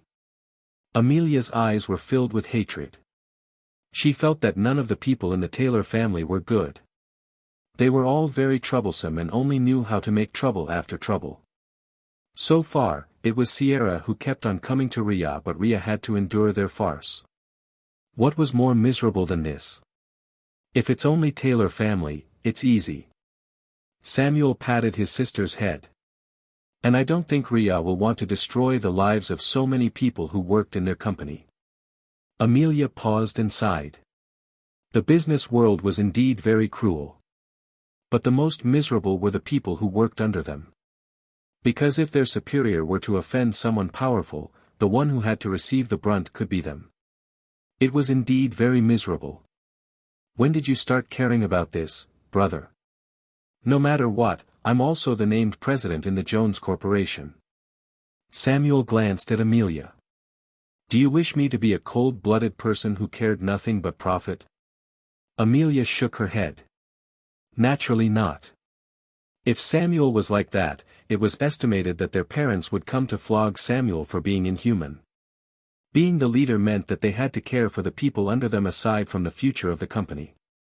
Because the decision they made would affect the lives of countless people under them. Don't worry about this matter. They can't do anything. You're the best, brother. Riya sighed. While there were some things that happened undercurrent, Riya didn't know anything. The matter of her certificate, she had already compiled her own thesis and so on. It was even published in the international organization. If this kind of thesis was not enough for her to graduate, she could just switch to another university. This is not the only university in the continent. And as a magician, Riya no longer put her graduation as the most important matter anymore. But Riya didn't know, and instead, she was busy inspecting her world. The mana in the world had gathered because she didn't want to expand the world for the time being. Thus, the mana just made the concentration thicker and thicker. I want to make mana stone, Riya suddenly said. Mana stone was the type of currency in the magic world. It was made of the mana and could also be used for magic because the mana inside was easier to absorb than the mana of the world. The only problem was that meditating using mana stone was much more expensive than meditating without it. The mana stone itself was also useful for formation because it could be used as the eye of formation, which was why Riya wanted it. Compared to using ordinary stone, it was much more effective. There was a special profession to make the mana stone, but technically, as long as they reached a certain magic rank, they could make the mana stone themselves. At most, it would take their time, and most of magicians who had bright future would not be wasting their time to make mana stone. Those who was stuck and knew they couldn't advance would be more willing. Riya's current magic was clearly not enough to make mana stone. But through the world's help, she could use the mana concentration to make some. Soon, a mana stone was made. The concentration has decreased. Riya held the mana stone and knew that this was the ordinary low-rank mana stone. It was the most commonly used mana stone and the cheapest. But the price alone could reach 1,000 gold coins. If converted to NA currency, it was about 1 million. And that was at ordinary times. During this time when there were not many magicians existed, it was clear that it would be impossible to get a mana stone at this price. The world need to gather the mana of the outside world for around 3 to 5 days to form one low-rank mana stone. Riya furrowed her eyebrows. It was a slow process, but it was good enough for now. She made a few more and separated them to make formation on her bed. Now that she had mana stone, the advanced formation should be able to work better, and one low-grade mana stone could run the advanced formation for 5 days. The benefit outgained the cost because she would also meditate during this time. With that in thought, Riya started her magic again. 3 days passed by quickly. During this time, Riya didn't find anything strange or anything worthy of her attention. She had been engrossed in meditating with the advanced mana gathering formation that was using the mana stone. To her surprise, it was working so well that her magic base was rising much faster than before. Not to mention, the world also gathered more mana during this time. She could already make another mana stone without much affecting the mana concentration in her world. It was satisfying. Knock. Knock. Yes. Riya cleaned up the formation and walked out only to find Amelia standing there with a bag on her back. She blinked her eyes, having guessed the reason why Amelia came this time. "You're here to run away again." "That's one, and the other is to come with you to the stone gambling place. I also want to bet on a few and try to obtain some good jade." Amelia clenched her fist with determination. "You know that you can waste a lot of money if you can't find a good one." "It's okay, I have a lot of pocket money." Riya. Should she say as expected of a rich lady? "Come on, I already brought the driver. We're going to the stone gambling that belonged to the Carson family. The name is Sophia something." Riya. Thankfully, the driver knew the place, so they didn't get lost. The name of the place was Jadeite Hall and not Sophia. Riya also highly doubted that Sophia would want to use her name to be used in her stone gambling store. That didn't seem to be that good. Riya and Amelia were both dressed in casual clothes, but they didn't look ordinary at all. Due to the magic, Riya's aura was getting stronger. This made her look pleasant to look at, and at the same time, there was a faint deterrence for ordinary people. Of course, if she completely restrained her breath, she would not look any different from ordinary people. It was just that her temperament would be hard to hide without proper practice. Amelia was born and raised in rich people's environment. It would be easy to say that because of her growing environment, it was easy to see that she was not an ordinary person. The two of them entered the store and saw several tables containing a lot of stones. They all looked the same, and for those who didn't know the difference, they might not be able to spot the right one in their entire lifetime. Riya blinked her eyes. Using her mana, she cast a simple spell that will allow her to enhance her senses. This might be able to help her when she checked the rocks one by one. Unfortunately, she didn't have any high-ranked spells that could help her in finding the jade among the rocks. Amelia. Little Riya. Sophia waved her hand excitedly when she saw the two girls in the distance. "I thought of picking you up, but Amelia messaged me and said that she'll be the one to pick you up." "Yeah, I'm planning to stay in the dormitory again. I can't believe how much my brother forced me to train."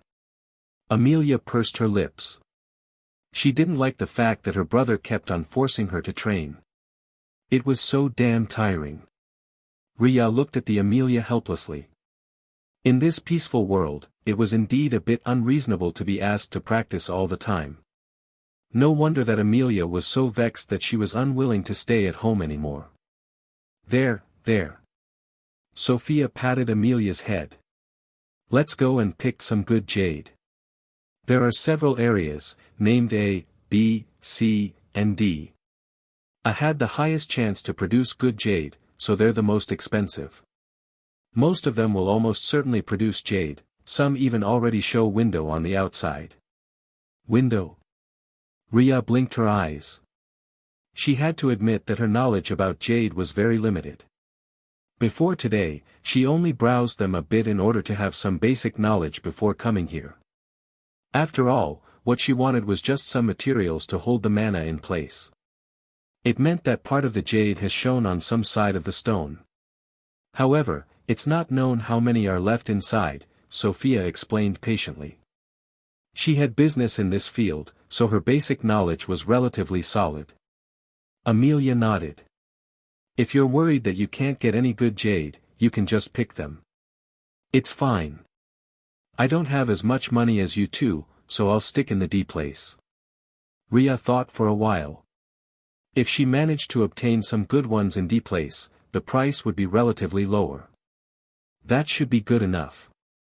The difference in A and D place is huge.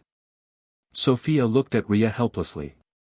Most of the stones in D place will not produce any jade and only a few of them might be able to produce some. Riya nodded in understanding. She came here not because she wanted to stand out and make a lot of money. It was mostly because she needed the material in order to create formation and talisman. After you've finished picking, you can have them cut there or just bring them back home. It's all up to you. Sophia pointed to the place where she could have her jade cut. After all, not everyone had the place for them to cut their jade. Riya looked at the location that Sophia pointed at and nodded. She wanted to use her spells to cut some of the jade for personal use. But she should also show an appearance outside and have them cut here. That way, it would not look suspicious for her friends. Okay. We can lend you money if you want to look at the more expensive ones. No, there's no need.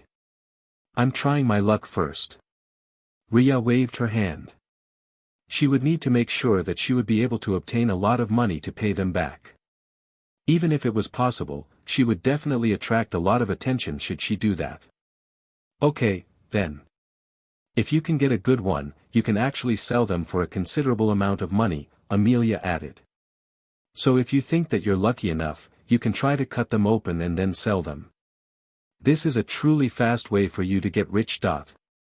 Riya glanced at Amelia and nodded lightly. If she wanted to make use of her magic to get rich, it was indeed not impossible. But she will definitely attract a lot of attention. Not to mention, there were also the tax that she had to pay. The documents will be hell for her to take care. Let's not mention this matter or things would turn sour. Anyway, Riya was satisfied with how things has been for her so far. She didn't need to be the richest person or whatever. It was too troublesome. I'm going to pick some good stones first. Sophia pointed at the cart her subordinate was holding for her. She had her own dedicated channel, but it didn't mean that she would not pay a visit to this place. This is her hobby. Okay. Riya knew that Sophia would go to the A section. She didn't want to go there, so she stayed in the D section and looked at the raw materials on the table. Raw materials could be sold by number or weight. The price will depend on the size. There were various methods for one to identify a good jade. From what Riya read, it required a professional to judge that if the skin was god and the green rate was high, it could be marked as high level and the price was more expensive. Though, honestly, Riya didn't really understand what that green thing. She only knew that this was not completely accurate. It was not that easy to find the material with good jade within. No one knew what would be inside the stone unless they opened it. That was why this place was called as stone gambling. It was literally gambling. But those who had professional knowledge and had armed themselves would be more prepared and would have higher chance to obtain better jade than others who blindly picked and rely nothing more than luck. How do you want to pick it? Amelia asked curiously as she glanced at the pile of rocks in front of her. No matter where she looked at these things, she felt that they were very ordinary and shouldn't contain any jade. Just pick some that I fancied. Riya smiled and brushed her finger on the surface of the rocks. It looked like she was just looking around, but many others were doing the same as her, so her action would not make her the center of attention. Enhanced senses. Riya silently cited spells in her mind and her eyes were clearer. As her hand touched the stone, she could faintly perceive whether there was any mana inside or not. Most of the stones here barely produce any mana, but some of them had faint fluctuation. This meant that the jade could truly hold mana, and with her runes, Riya was confident that she could make a good use of these jades to make formation and so on. After thinking for a bit, Riya picked one that produced faint fluctuation and put it on the small car that she brought. She only planned to buy a few to test. I can't see anything good. Amelia felt rather distressed. She wanted to pick some that she thought quite good, but it didn't seem to be possible. Besides, she was not good at this and mostly only trying her luck. But there were many rocks that she felt was only thrown here to make up the number. It was very annoying. Riya looked at Amelia helplessly. This is the lowest section, so you might not find the one that looked promising. However, you can go to the better location. Humph. I won't believe that I can't get past this. I can do this. Amelia clasped her fingers into a fist and began to look carefully. Riya no longer paid any attention to Amelia. Instead, she was looking at these stones in front of her. After testing for a bit, she only found some that was not particularly valuable. She knew that if she wanted to get a good jade, having abilities alone were not enough. She also need luck. Thankfully, after searching for a while, Riya had some luck. She felt the thick mana coming from one of the stone. The raw material itself was also quite big as a basketball ball. But she was not entirely sure what kind of jade was inside. After all, what she searched was simply any kind of jade that she could possibly use for her formation. The kind of jade didn't matter. After putting that jade, Riya picked up a few bunch of relatively ordinary stone that contained jade inside. The mana was not much, but she should be able to obtain some jade inside that she could use to make some repeatable talisman. Talisman had two kinds, one was one-time use and the other could be used repeatedly. If she used ordinary paper, she could only make the talisman that could only be used once. There should be some better paper, but Riya didn't know for sure where she could get it. Anyway, using jade or other valuable items, she could make good talisman that could be repaired with mana after use. That way, it could last for a long time. It didn't take long for Amelia to return. She blinked her eyes when she saw more than 10 stones of various sizes on Riya's cart. This is the D section and normally, there wouldn't be many good jade. Are you sure you want to buy so much? Amelia asked, her tone uncertain. She didn't care about what Riya wanted to do with the jade, but she would feel heartache if she spent so much money for nothing more than stone. Even if this was the D section where the price was the cheapest, it was still quite expensive for them to buy so many. It's fine. It can be taken as learning experience even if I get nothing. Riya patted Amelia reassuringly. Amelia pouted and nodded. Okay then. I only picked this one stone from here. After this, accompany me to the other section. Got it. Riya brushed against the stone that Amelia picked. She could feel the faint fluctuation of mana from inside, which meant that the content inside should contain jade. But it was not a particularly valuable one. I'll check out first.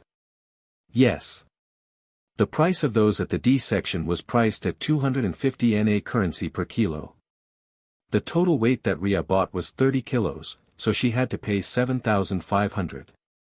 It was not particularly expensive for Riya, who still had a few $100,000. Maybe I can try my luck in the next section. In the end, Riya followed Amelia to the next section after securing the stones in Amelia's car. Naturally, Riya put the few most valuable stones in her own space while the rest was placed in Amelia's car. These were not particularly valuable but useful for Riya to make a few talismans. Amelia was surprised to see that Riya didn't want to cut them, but she didn't pester Riya. Anyway, it was Riya's business about what she wanted to do with these stones that might contain Jade. She would only help the other party. The two of them went to the C section, and this time, Riya found 2 that had good mana and a few that was not very bad. She didn't pick all of them and only picked 4, leaving the rest for others. At the same time, Riya also bought other stones that contained a bit of mana for other uses. She repeated the same on the B section. In the end, Riya spent more than 100,000 NA currency in the C and B section.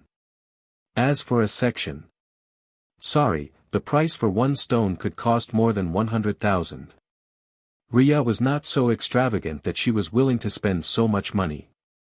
Whoa, you picked a lot by yourself. Amelia sighed that her car trunk was completely filled with the stones that Riya bought.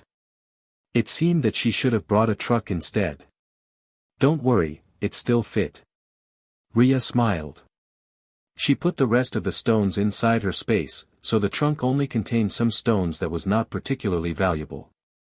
She bought a lot and it would be hard for her to fit everything inside Amelia's car. Amelia nodded. Let's go to the main section. Sophia should be happily picked some stones by now. Okay. Riya entered the store again. She felt that Sophia's store was quite good, but with so many valuable jade there, it was estimated that they would lose a lot of money if it was bought outside. But if they cut it here, it could also count as promotion, so it seemed to be fine. The two went to the main store and saw Sophia was done and had already packed the stone away. You're not going to cut it here? Amelia joked as the 2 women walked inside. Sophia glanced at the 2 of them and rolled her eyes. Why should I? I'm just picking additional stones for my store. If there's any jade there, it'll be thrown directly into my store. It can be a good promotion. Amelia smiled. I only have share of this store and this didn't belong fully to me. Sophia had no interest to cut her jade here. She had done so many times in the past and this store was already famous a few times because of it. There was no need to add more drama to it. Even if it was good for publication, it was only a small scale and Sophia's family didn't lack this little bit of promotion. Besides, Sophia was not interested in making a headlines with her own photo. She was already famous enough and the price of fame was that there were many stalkers.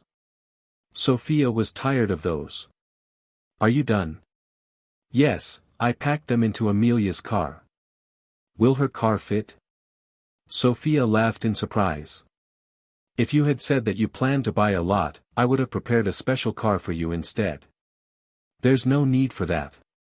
Riya shook her head. She didn't want to trouble other people so much. Since the trunk was enough to fit those stones, there was no need to trouble Sophia. How about if we play a game? Amelia hadn't finished talking when there was a call from the back. Amelia. Turning around, they all saw Valeria stood there.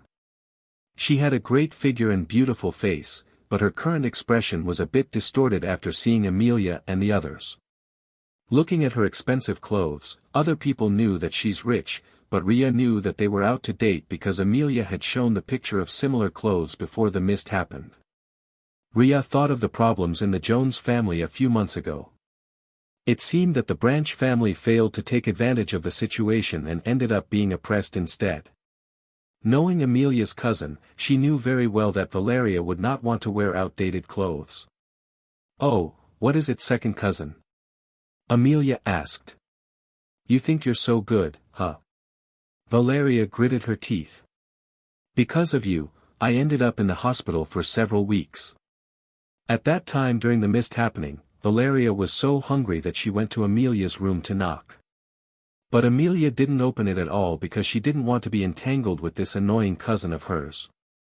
Not to mention, she herself was also eating Riya's food. What right would she have to share other people's food when it was precious? They could try to get out and bought some outside, but it would be quite risky because of the mist and all. There was no way anyone would want to take the risk when they knew that the mist would disappear within a few days unless they have no other choice. What? You're blaming me for not sharing food when I have none? Amelia sneered. Do you think I'm a Mary Sue who will give you my food when I barely have enough myself? Sorry, I'm not so kind. Because of entering the mist, Valeria got sick and was hospitalized. The virus itself had caused Valeria to be so tormented to the point that it was not easy for them to get out. Her family was distressed, but they also had to split their time for their plan and take care of their daughter. In the end, their plan bitterly failed. They achieved nothing and instead wasted a lot of money until Samuel pushed them back and they could only try their best to do something. But you survived, Anne. My parents had told you that my brother come to pay me a visit to bring some food after a few days. Amelia looked at Valeria with disgust. Don't blame me for sharing nothing, but he come after you've left. Valeria's face turned blue. This was also something that she knew afterwards. Samuel came to visit Amelia and brought her some food, which made her able to survive in the dormitory without getting out at all. Even though there were some problems with the Jones family afterwards, they could settle everything within the next few weeks. She felt jealous.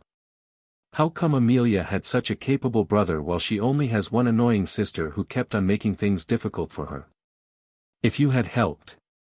Miss Valeria, the food that Amelia ate during the missed time before her brother's arrival belongs to me. Riya looked at Valeria. She might be your cousin because of your blood relationship, but I have no relationship with you and have no obligation to help other people when what I have is limited. Sorry for not being a kind-hearted person when I myself needed more. Riya felt that Valeria was getting more outrageous. From coming by herself at that time to sending people and now making trouble. She felt that the lives of these rich ladies were only to make trouble all day long. You. Valeria was speechless when she found out that Riya had interrupted her. Even though she was trying to blame Amelia, she herself knew very well that this was not her cousin's fault. Playing public opinion was still possible, but in this case, it would be hard to actually gain sympathy. Because there were a lot of people who experienced the same thing as her. How could she know?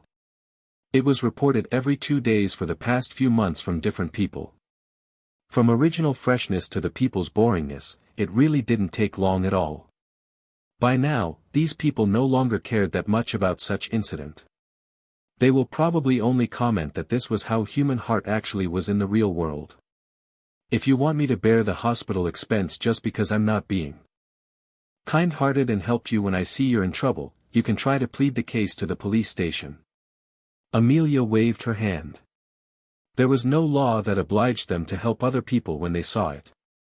While it might be something that people would do because of their morality and lessons, but Amelia really didn't want to interact with Valeria when it was unnecessary. For her, it would be better if she could stay as far away as possible. That way, she would not be implicated in the complicated matters and so on. That's. Valeria also knew that this matter couldn't be reported because it didn't break any law. At most, the police officers could only say that she was unlucky because she was not helped but couldn't do more. Amelia looked at Valeria with annoyance and showed her phone. I have sent the recording of the previous conversation to my brother.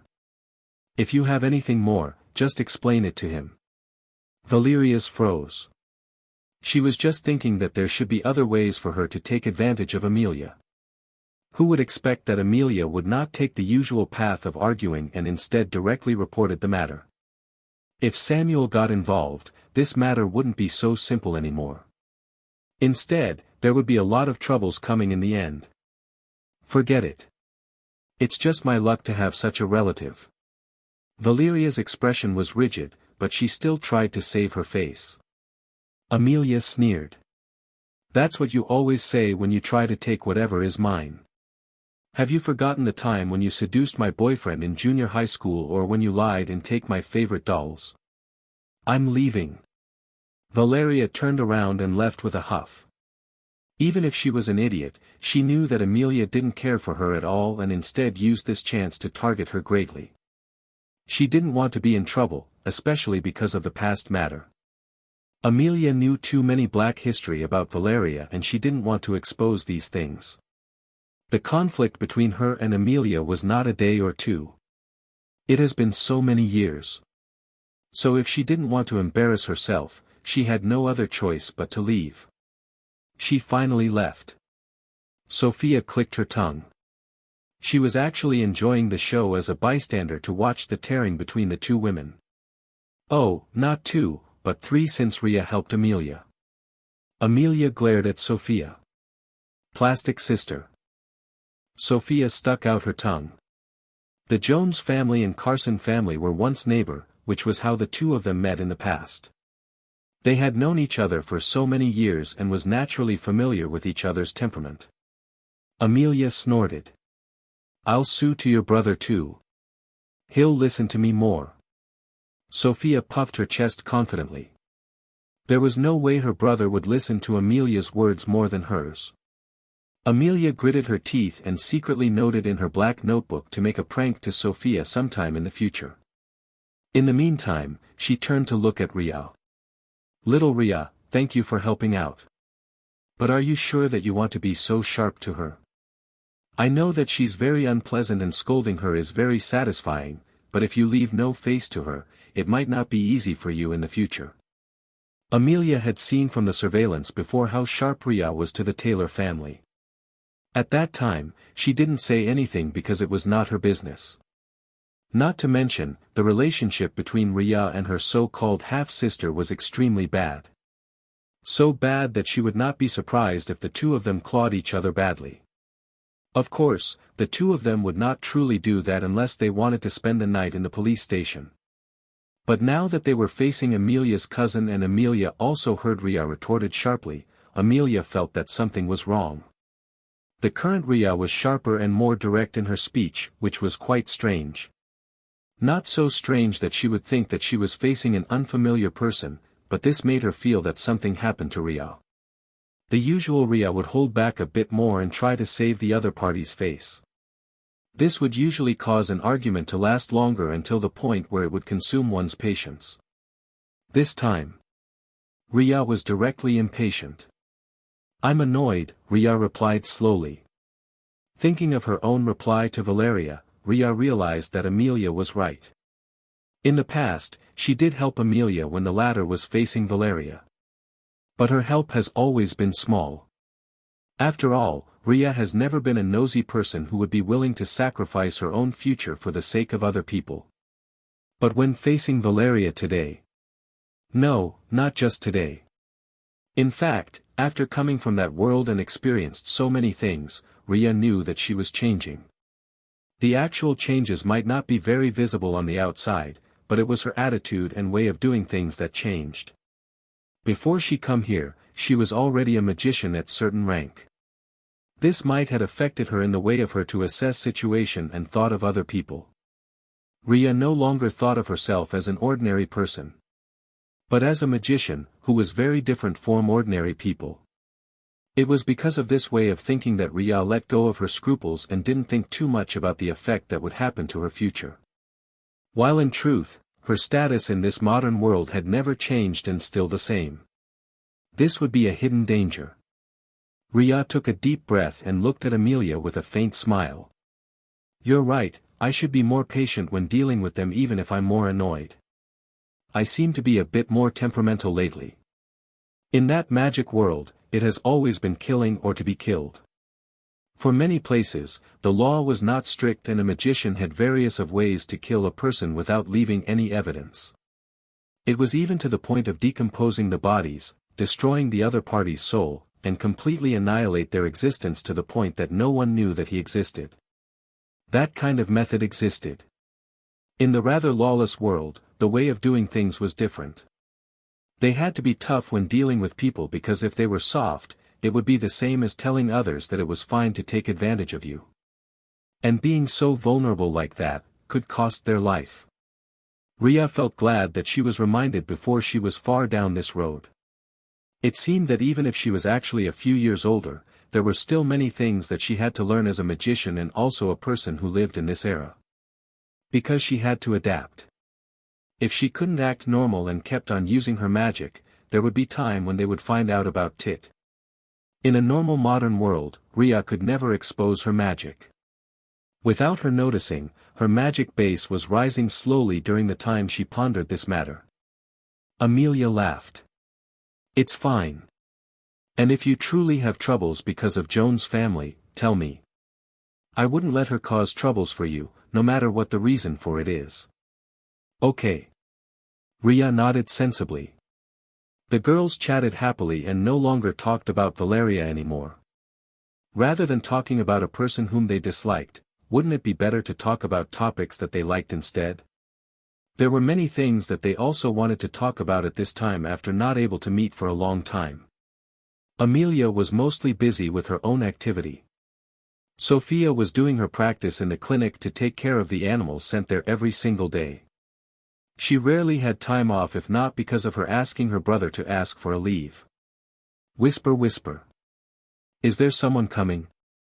Amelia's hearing was the most sensitive to gossip. When she saw several people were talking with each other, she had the faint feeling that there might be something that happened over there but was not known. Maybe? Sophia was not sure and turned to look at the manager. The manager appeared and shook his head at Sophia, showing that he also didn't know. Perhaps it was someone who come temporarily. But when the few people appeared, Sophia and Amelia both showed the look of surprise. Governor Zachary, the two of them called out. Governor Zachary? Riya had to turn her brain to remember that the current governor in their city was indeed named Zachary. However, she didn't know how he looked like because she didn't read newspaper. Cough. However, she still a polite expression on her face. The so-called polite was that of a faint smile since Riya really didn't know what kind of expression she should have on her face when she was meeting the governor for the first time in her life. You two are here, Miss Jones, Miss Carson. Governor Zachary smiled when he saw the two of them. I still own part of this store. Sophia smiled. Are you planning to try your luck, Governor Zachary? No. I'm here to accompany him. Governor Zachary pointed to the man not far behind him. The man looked like to be in his 20s and dressed neatly in t-shirt and long pants. It was more casual than formal. He was looking around casually and it seemed to be his first time coming to this kind of place. Hearing Governor Zachary called him, the man turned around and smiled politely. Hello, my name is Peter. Hello, Mr. Peter. The two of them greeted politely. Riya was standing a distance away behind them, but she could still hear their conversation. Her pupils dilated slightly when she heard him mention his name but there was no other obvious reaction from her. Peter. The mad demon. She tried her best to look at Peter inadvertently and her heart sunk when she saw his face clearly and sensed the faint fluctuation of mana around him. Even if it was not very obvious, he didn't learn any skill to hide it so far because it was too low, so she could still sense it. Peter, the famous barbarian who fought his way up through countless duels. He was famous. Very famous, in fact. A warrior and magician world didn't mean that everyone would be locked in their room to meditate. Instead, there were still people who were busy gossiping on their free time and thanks to them, Riya had obtained many valuable information. Among them, Peter was one of the topic that was discussed frequently. The topic ranged between whom he had beaten and which famous genius would be his next stepping stone. He was a fighting maniac. Everyone called him as the Mad Demon because he liked to challenge other people so much. No matter whether they were stronger or weaker, he would challenge them all together. Riya moved her eyes away from Peter to the rocks beside her. She was trying her best to calm down. Be it in that world or in this world, Peter shouldn't know her. He was too busy challenging so many people that there was no time for him to care for a no-name like her. Besides, there was no way Peter would check everyone to see if they were a warrior or not. Peter had no talent for magic, which was why he became pure body warrior. Moreover, he was not an ordinary warrior but a warrior who was far stronger than the ordinary warrior due to their training, which was why they were usually called as barbarian. He focused purely on body skills and known to be very strong. In that world, Riya once met Peter when he was fighting against other warriors. She watched his battle up close and knew how terrifying this ordinary-looking person in front of her could be. Riya pushed all thoughts inside her mind. She had just tried to construct a mental image to think of herself as an ordinary person not long ago. How come she would be flustered and demolish the platform that she had worked painstakingly to maintain? In this peaceful world, Riya still didn't want to lose the peaceful world she had on the surface. No matter what, this has been her life for so many years. It was comforting, and in this ordinariness, she just felt somewhat satisfied and liked this way of life. There was no need to try breaking it at all. Her eyes landed on the stone not far from her, and she could sense the heavy fluctuation of mana coming from inside. She had just been busy inspecting the stones in the other section, and when she come to a section, just a random rock was actually a good one. Riya picked it up and planned to let Sophia bought it. She was not sure that she had enough money to buy it. Little Riya, you're still picking rocks. Amelia finally remembered that there was still Riya not far from her. The latter was busy picking rocks not long ago, and with Governor Zachary's arrival, her attention was taken away. "Ah, I don't have money to buy, but I think this one is good for either one of you," Riya replied as she held the rock. Sophia glanced at the rock and blinked her eyes. "Is it?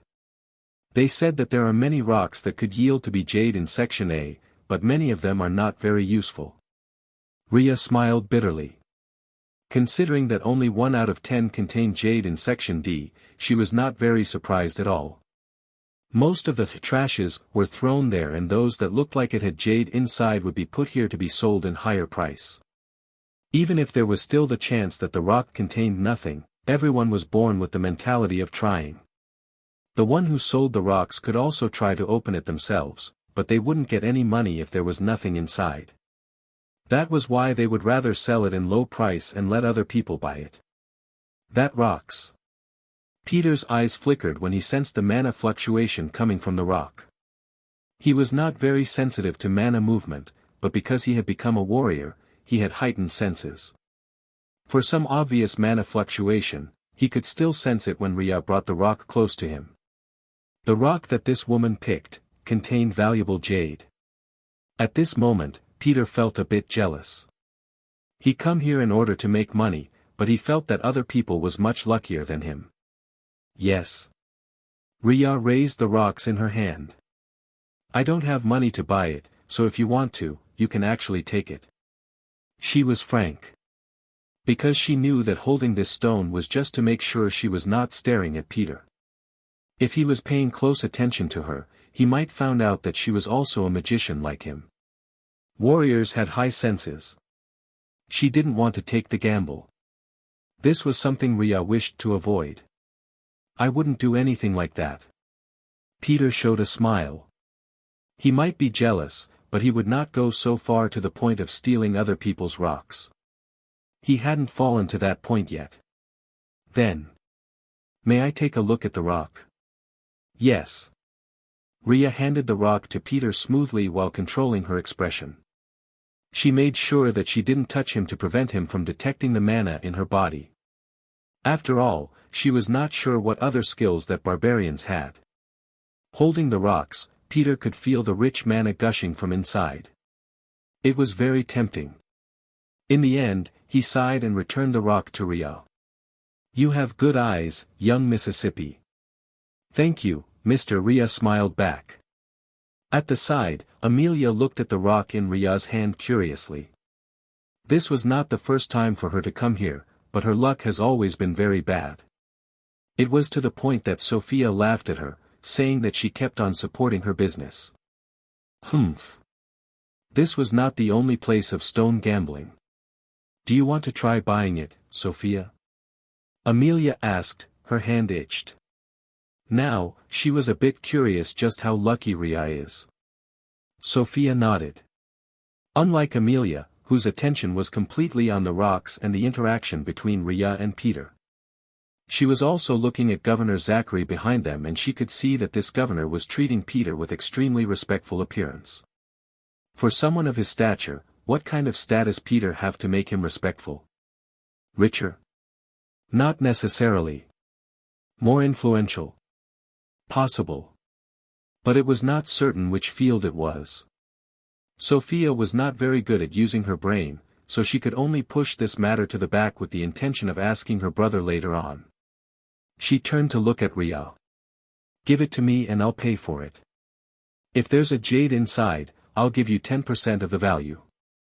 10%? Riya nearly dropped the stone in her hand when she heard what Sophia said.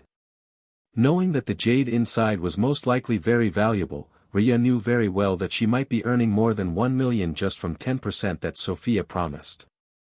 It was definitely a lot for someone from an ordinary background like her who had never seen so much money in her entire life. Oh wait, she had seen it. In the newspaper.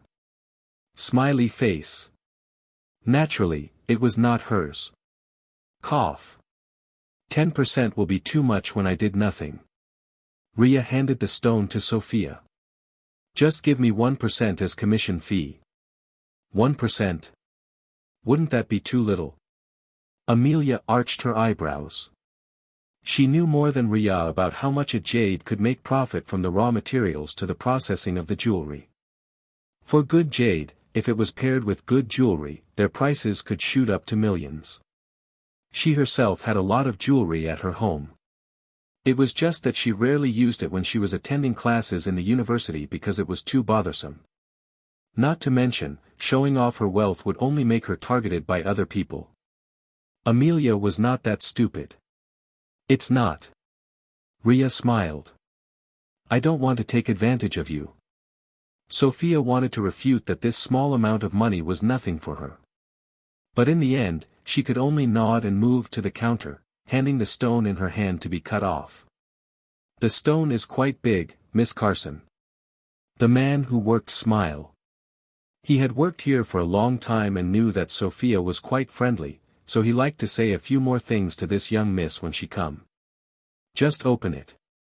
Sophia waved her hand. Yes. The people who worked nodded and then turned to look at Riya. Wiped or cut? Wiping meant that the layer was smoothed carefully, which was done when the layer of stone was very thin and the jade was close. In order not to break the jade inside, they would wipe it. On the other hand, cutting meant they would cut the stone to a certain proportion to reveal the jade inside. It was done carefully, but if the layer of stone was too thin, it could damage the jade inside. This. Riya honestly didn't know. She looked at the stone, somewhat at loss. While she could sense the fluctuating mana from inside, especially when she was close to the stone, she was not a stone gambler. She didn't have much knowledge about the stone that contained jade and whether the jade was close to the surface or not. It should be cut, Peter said from the side. Riya glanced at Sophia. When Sophia saw Riya's gaze, she was sure that her friend had no idea, so she nodded. Just cut it. Okay. This time, the worker didn't hesitate anymore and began to work. He cut at the side, and after the first cut, there was a layer of green visible from inside. The others who watched from the side gasped in surprise. They could see that this young woman didn't seem to know anything about stone gambling, so it could only be attributed to luck. And this made them jealous. They're really lucky. Indeed. Governor Zachary watched from the side, and when he saw that there was truly a layer of green from inside, his face showed surprise. He turned to look at Peter. You have good eyes, Mr. Peter. I just know a bit. Peter showed a smile. When he first returned, he had been thinking of ways to earn money. Naturally, stone gambling was also considered, and with his magic, it would be easy for him to sense the mana inside the jade. Is it fine to give this? Governor Zachary knew the reason why Peter came here was not only to pick jade for him to earn money but also for other reasons. After all, the world was no longer the same as before. There were some changes, and soon, these changes would be visible to them. It's fine. Peter looked at the three young women at the front. There should be more, and I'm not planning to take advantage of others. Governor looked at Peter but said nothing else. He was not close to Peter and only heard of his information from the others. But those alone were enough to tell him that Peter was not exactly a kind person. A person who had been bathed with the cruel world and forced to live in that brutal world would be kind? That was impossible. But the difference in the two worlds had smoothed out the edges of these people who returned. They all knew very well that the world where they stayed was different, and now that they were here, they adapted to the law very well. Even if they still desired to meditate just like what they had done for the past few years that seemed not to exist, they didn't want to break the law. The rules here allowed them to live in peace, and it was something they all wanted to protect and keep behind. While Peter was talking with Governor Zachary, Sophia was looking at the stone with surprise. "You're really lucky, little Riya. Even if it looked like the stone might contain jade, not all stone that had such marks on the outside can truly contain jade." Amelia also nodded. "If only I know that, I would have been the one to buy it first." Sophia sneered. "What do you want to do with the raw jade? Your Jones family didn't meddle in jewelry and jade business. Just leave it to me." "I want to." Amelia pouted. "Can't I?" "The stone is not finished cutting," Riya reminded, stopping the two of them from a possible quarrel. If the raw material cut open had shown the green inside, it was called a window. Unfortunately, a window doesn't necessarily mean that the jade inside would be valuable. This was because it was possible for the layer to be thin and the jade was not very valuable and didn't worth much. Only when the stone was completely opened would they know the exact content of the jade inside. But a raw material that had opened a window would be much more valuable than the stone without any of it. There were also some stones that had shown window in this section, and their price was several times higher. If the stone buyer wanted to sell the stone, they could also do that without cutting open everything. This could be done if they were not confident that the material they chose would contain jade and would rather take the small profit rather than big profit. If the green layer was thin, the stone would be a waste. But if there were more jade inside, it would worth money in accordance to the type of the jade and also the size. But of course, it was unneeded here. Both Sophia and Amelia were very rich, and even if they bought a lot of jades and jewelry, their family wouldn't even bat their eyelids. "Yes, yes, we know."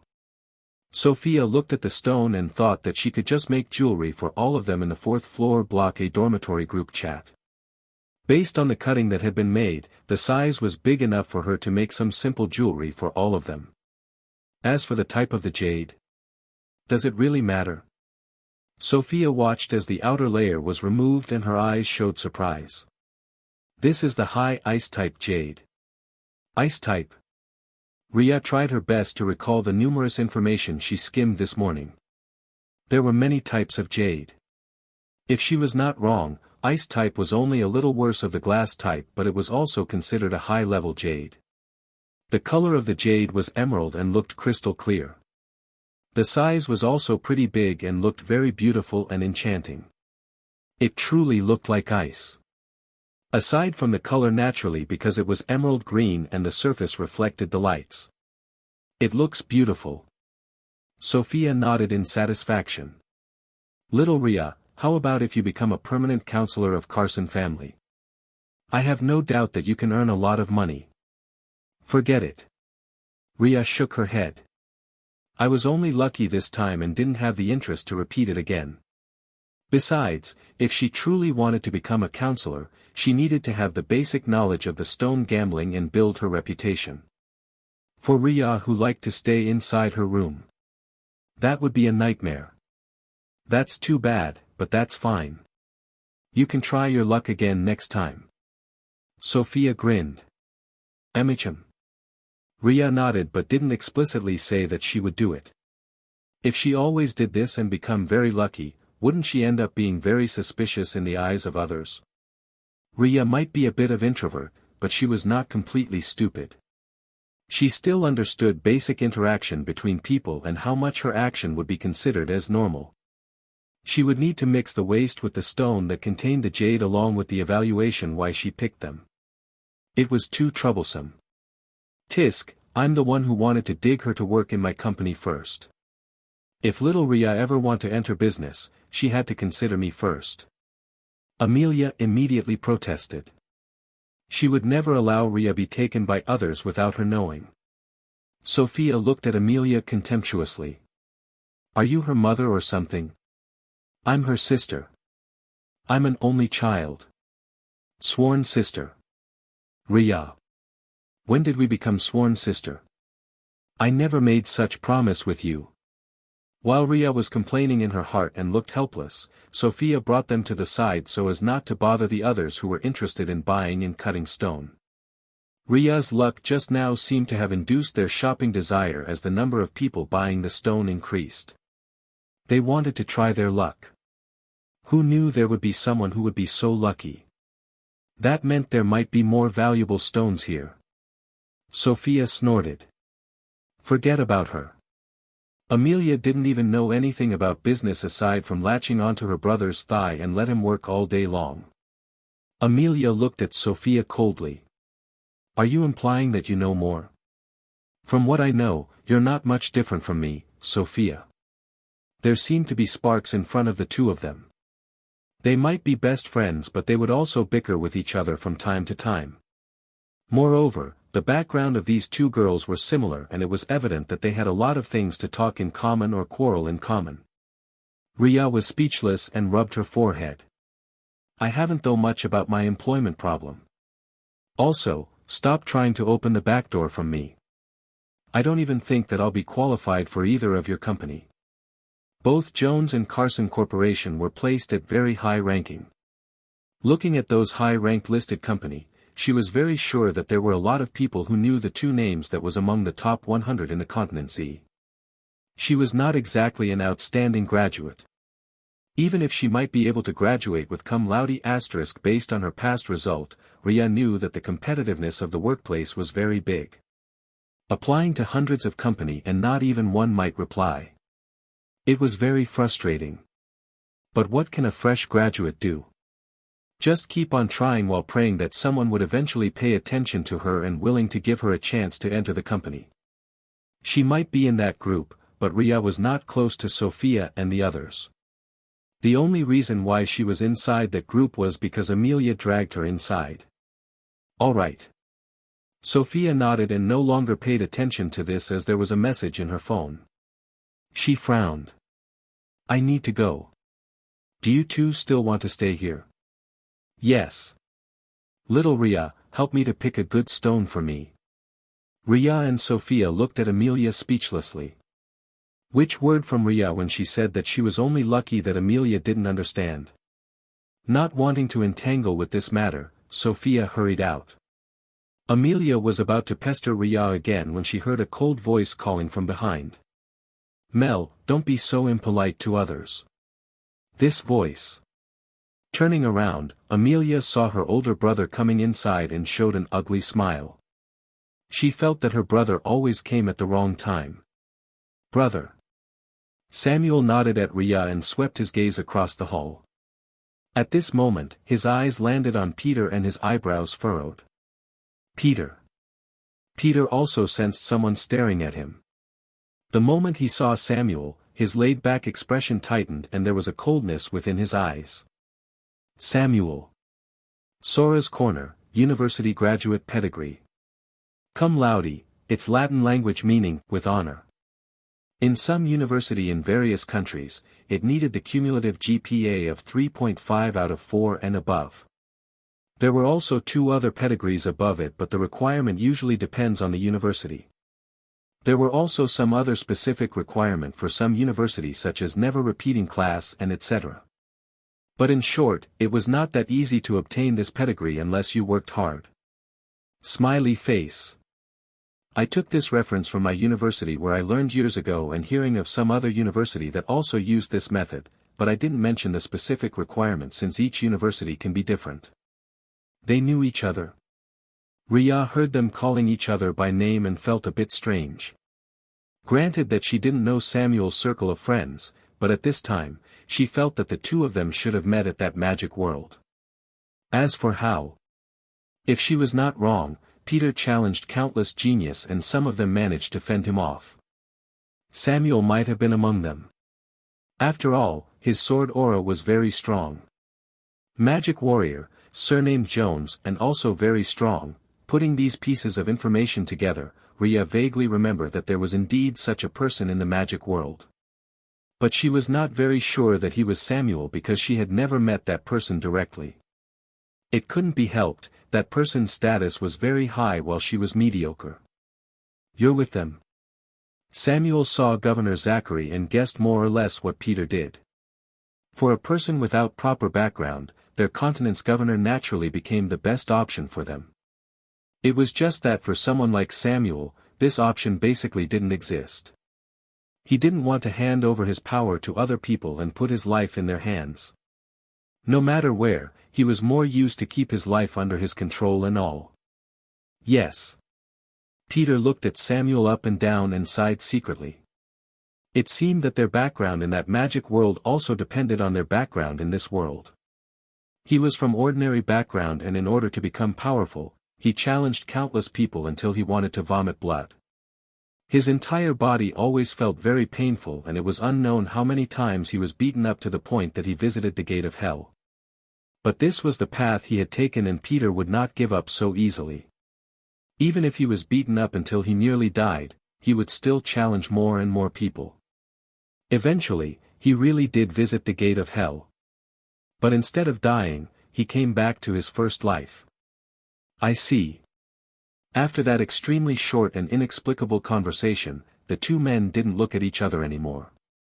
Their identity in this world was unsuitable for them to contact each other. Not to mention, they had almost killed each other in that world before they come back. It felt a bit weird to talk cordially with the other party because Samuel was tempted to raise his sword while Peter was tempted to punch Samuel. The repulsion feeling from both of them were mutual, so they seemed to tacitly agree not to talk to each other. "Do you know him?" Governor Zachary asked. He only nodded to Samuel because he had interacted with the other party in the past. "I just know him." Peter didn't want to explain more. Governor Zachary saw Peter's gesture and didn't pester the other party to talk. Instead, he was talking about the stones in front of them and tried to talk more to know about Peter. Samuel ignored these two and walked to his sister and Riya. "Go back home.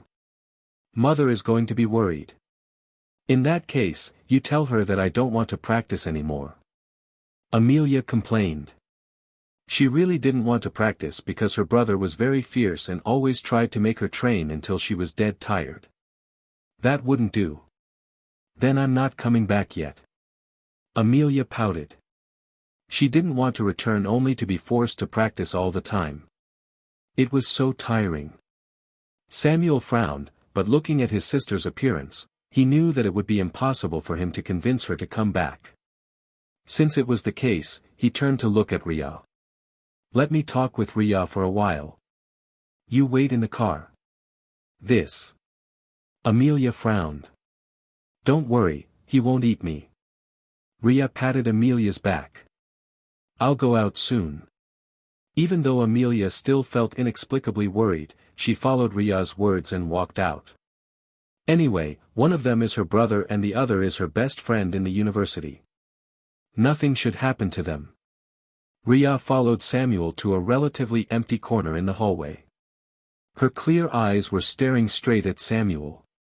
"Senior Samuel, is there anything I could do? The temperature lately has been rising steadily. Mel is not very comfortable in summer. I'll need to trouble you to take care of my sister," Samuel said slowly. The temperature was warmer. Riya had noticed that the temperature was rising lately, but she attributed it to the fact that it was going to be summer soon, so she didn't care. Was the temperature increase this time abnormal? Last year and the year before that, Samuel had never mentioned this matter to her nor to Amelia. But then again, Riya was not close to the Jones family.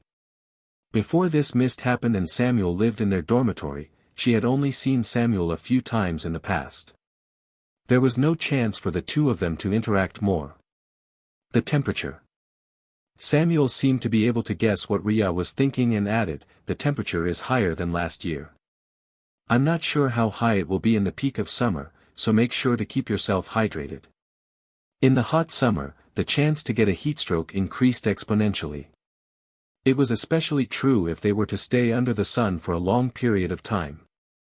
Riya thought of the current temperature and nodded. It had been increasing and Riya felt that summer come early, but perhaps there would be something abnormal again that happened.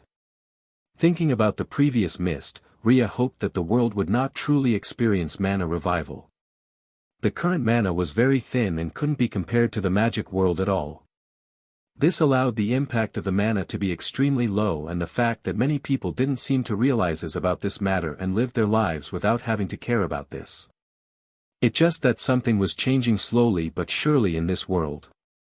She didn't know what it was, but Riya would take it slowly. If there was a chance in the future, she would try to figure it out. But if it was impossible, she would not force herself. "I will, Senior Samuel." "Okay. Take care." Samuel bid farewell and watched as Riya went to Amelia's car. His eyes flickered slightly as he felt worry from deep within his heart. Even though he knew that he was not close to his sister's friends, he couldn't help but paying more attention to some people. Pursing his lips, Samuel tried to push the thoughts back. It was not the time to care about these kinds of things. On the other hand, Amelia's eyes lit up when she saw Riya coming. She smiled brightly and waved her hand. "My brother didn't make things difficult for you, did he?" "No, he just asks me to take care of you." Riya smiled. "Tsk, I don't need you to take care of me." Amelia protested. Riya only smiled but said nothing more. She knew Amelia more because they had been staying in the dormitory for quite some time. The two girls chatted as they went back to the dormitory. Riya took the stones and put them in her room while Amelia was back to the sofa to play some games. It seemed that she was attracted to the game that Sophia recommended not long ago. Riya didn't pay attention to Amelia and went to her bedroom. She took the stone and silently muttered the spells while arousing her mana. There was faint wind and the stone in front of her was chipped until it revealed the jade inside. This was a simple wind spells, and with Riya's control, she could easily clean up these stones. After it was done with one, she continued to proceed with the next one until everything was done. Thankfully, this process didn't consume too many mana, so Riya could still finish cleaning all up. Now, make the runes.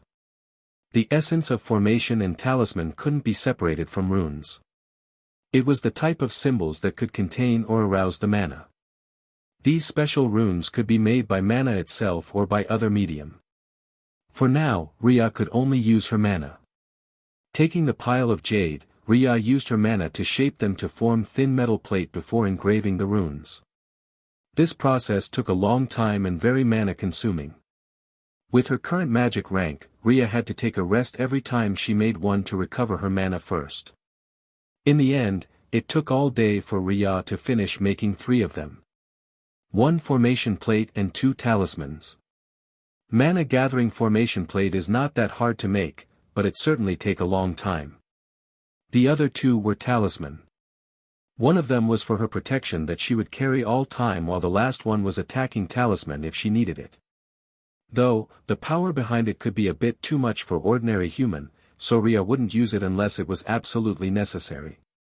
After it was over, Riya checked her animals and pursed her lips.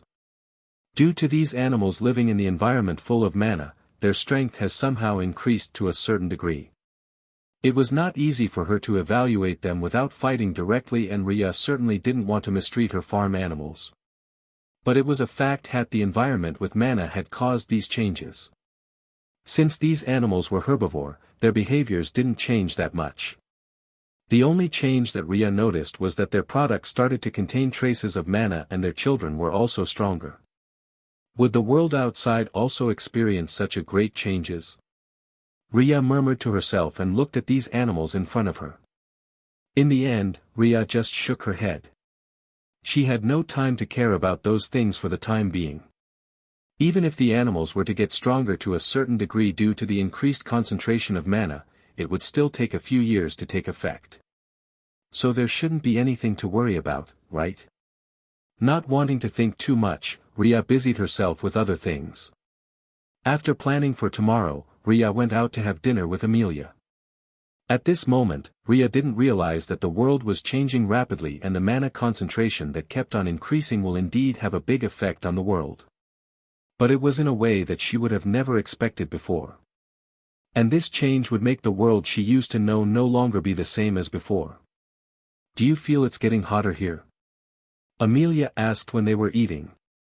When it was night time, it was usually much colder, but right now, Amelia really wanted to turn on the AC all the time. It was very hot and Amelia felt sweaty and uncomfortable. How about you take a bath and I'll lower the temperature? Good idea.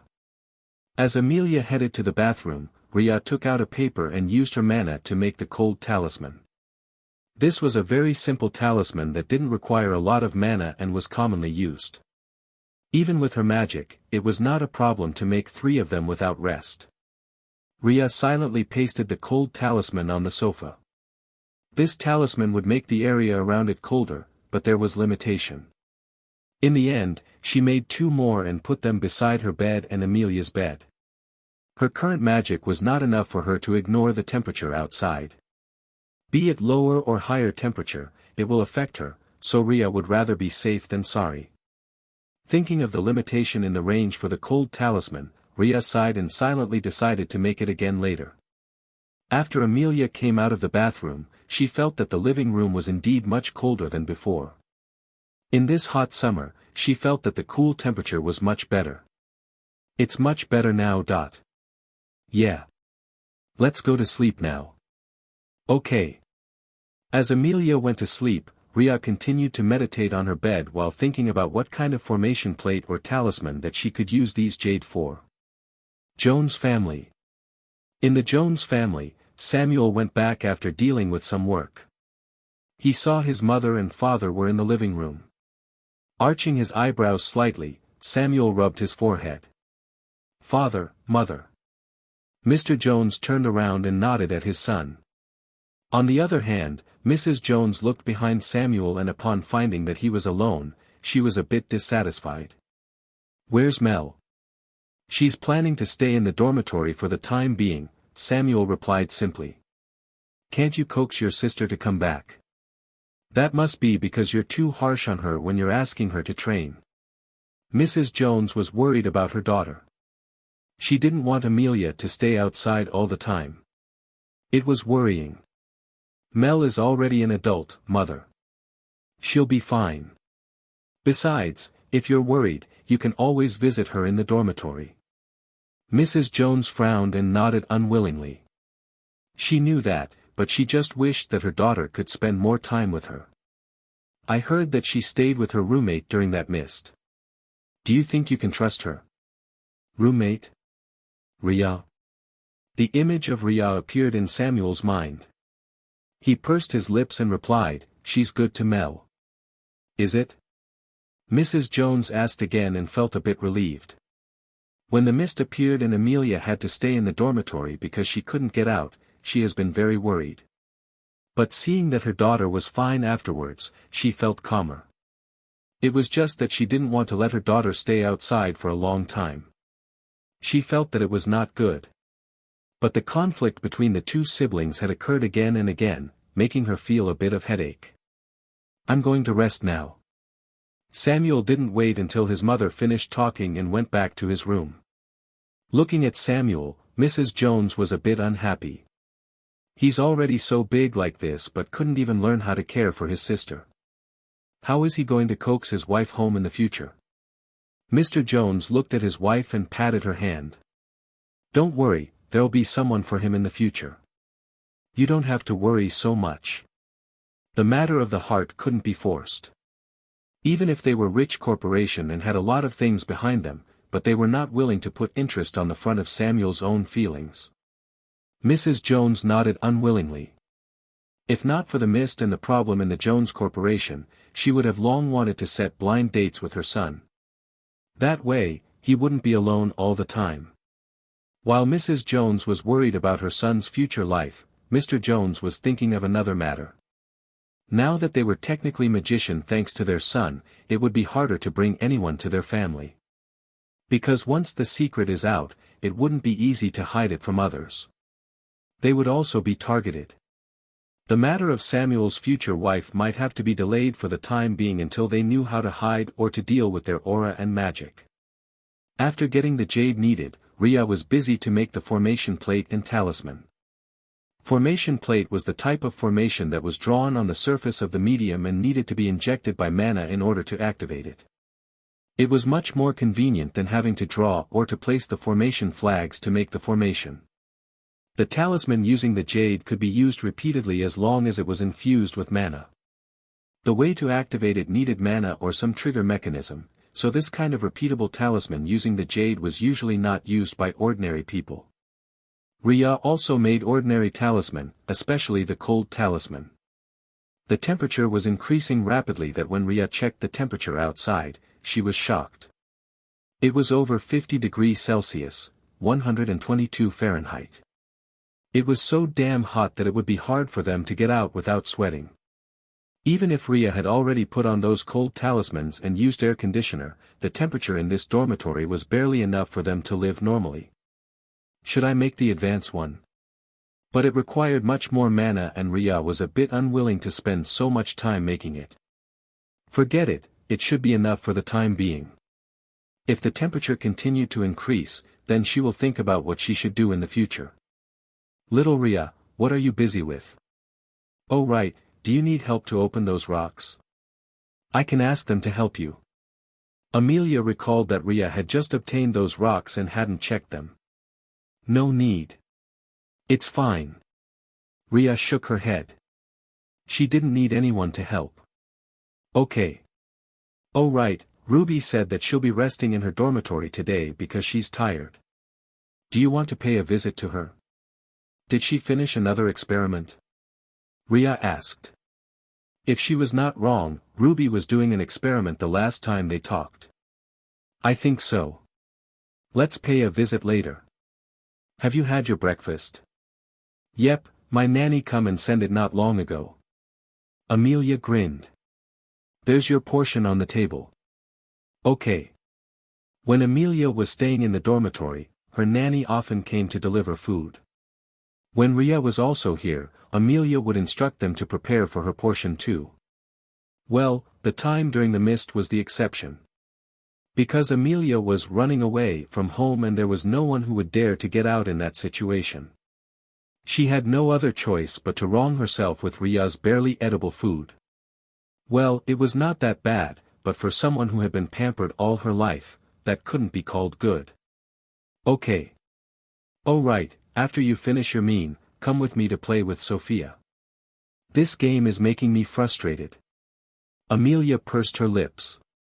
As long as you're willing to spend time and learn, you will get better at playing the game.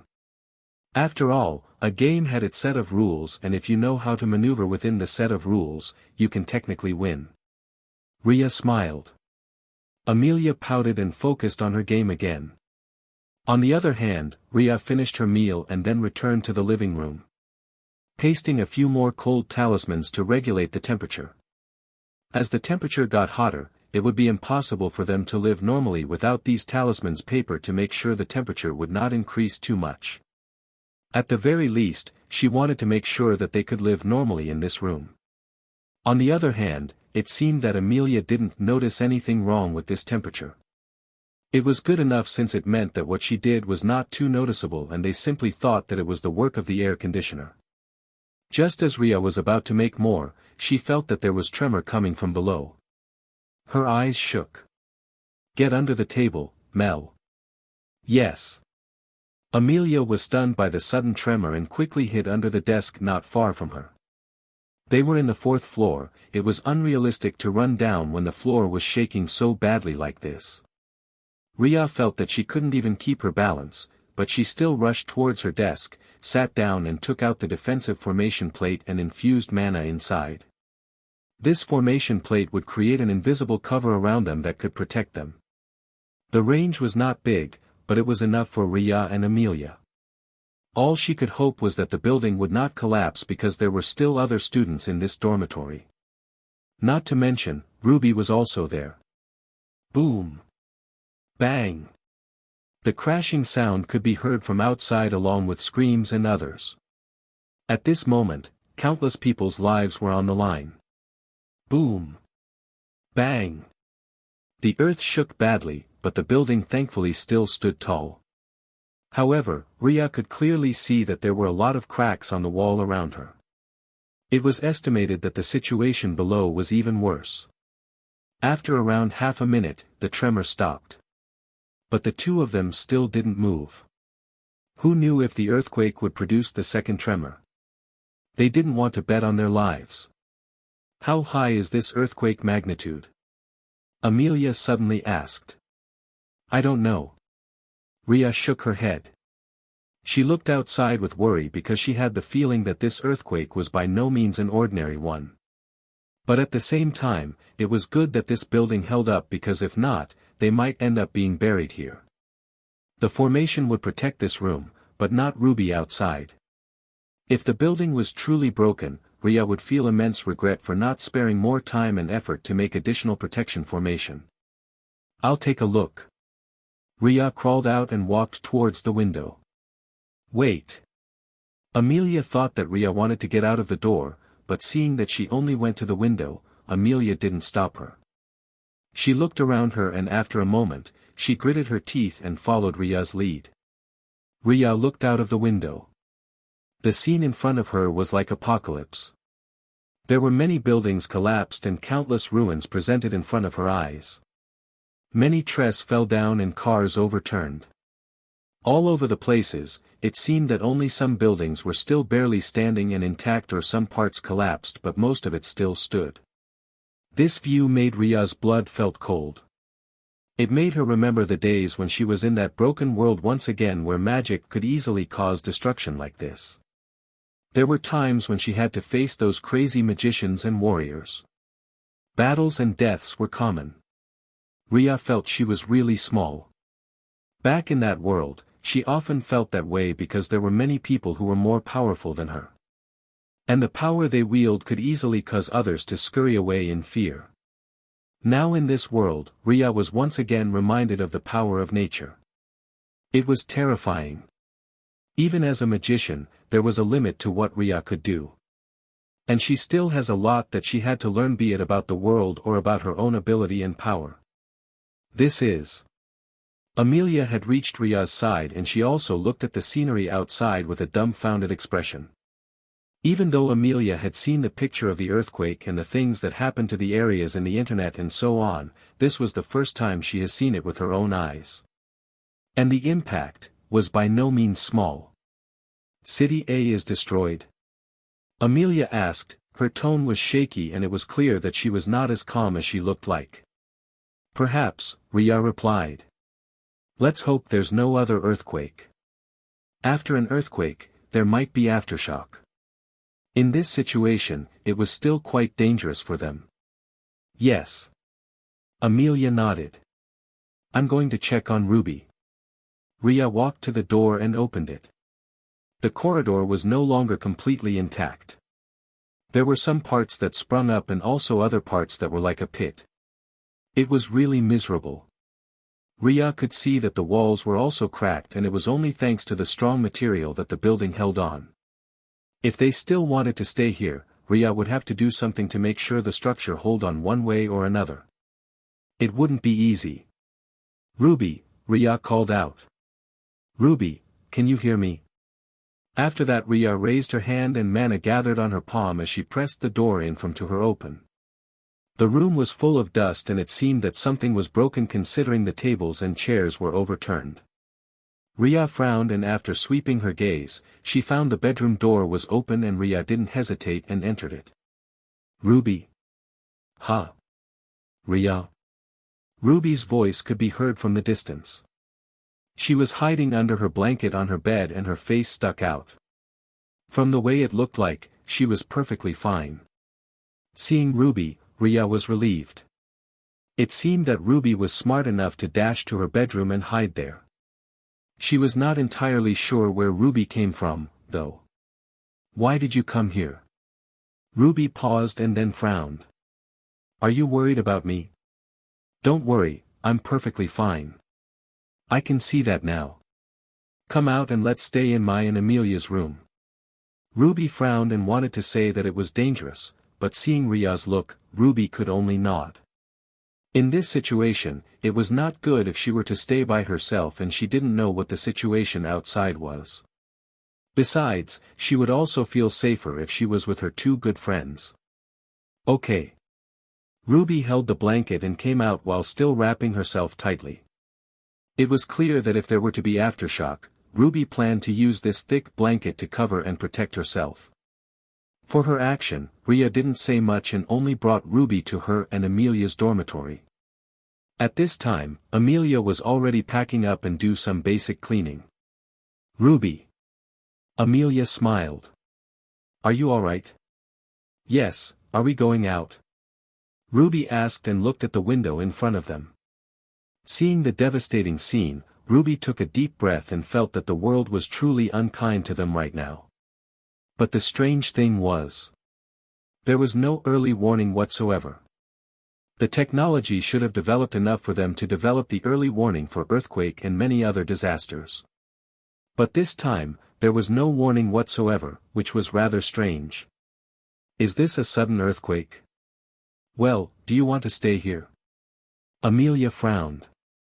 Looking at the building that seemed to be on the verge of breaking down, Amelia truly didn't want to stay here any longer. She was afraid that this building would collapse and eventually cause them all to die in this building. No. Ruby shook her head decisively. She frowned. I'll pack up quickly. Thankfully, she had only arrived here not long ago, which made her hadn't had the time to fully unpack yet. Her belongings were all still in the bag. Okay, you should hurry. Yes. Are there any other people in this building? Riya asked. She didn't really come out of her room, so she didn't know if there were other students who stayed in the dormitory aside from them and Ruby. If there were other people here, then it would be quite troublesome since they might be forced to go together. Not that I know of. Amelia frowned.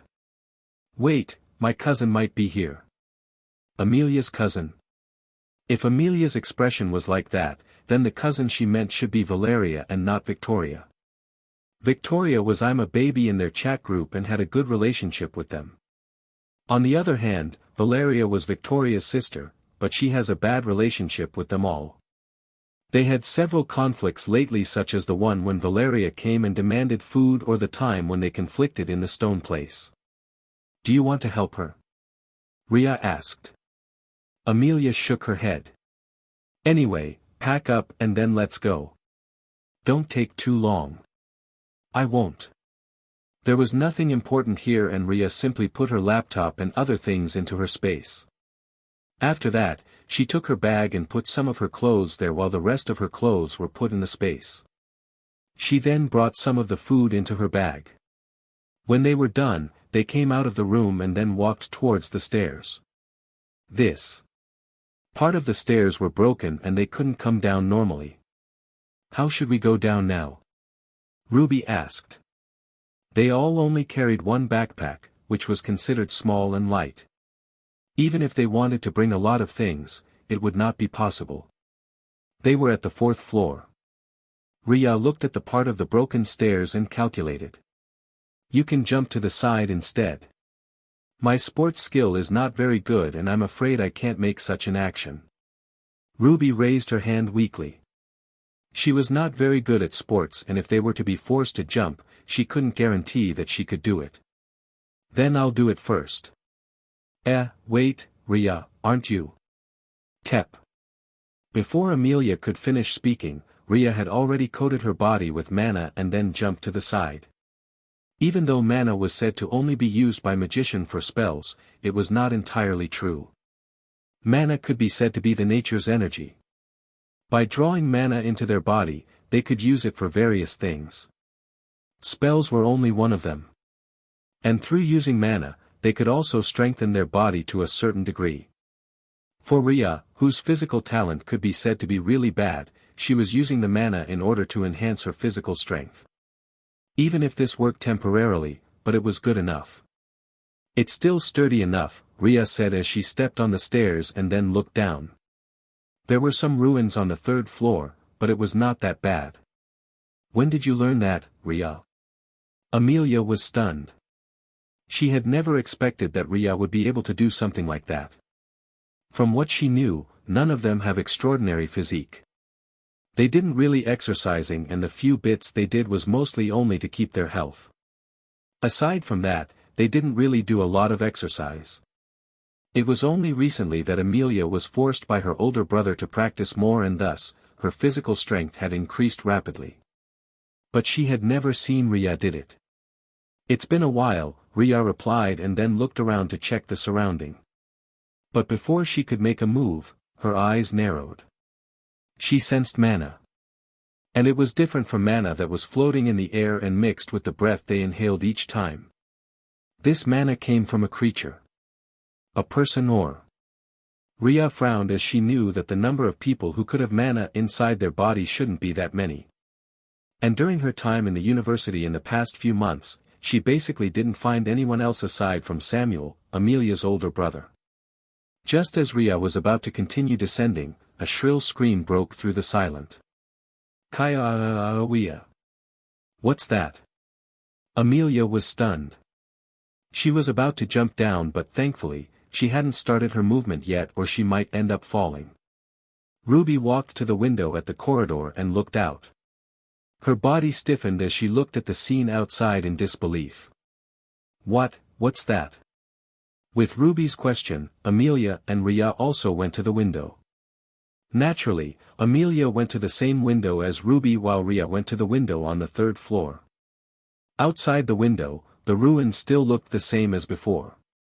But when they focused their attention to the field beside the dormitory, they could find that there was someone who was running away and something was chasing behind this person.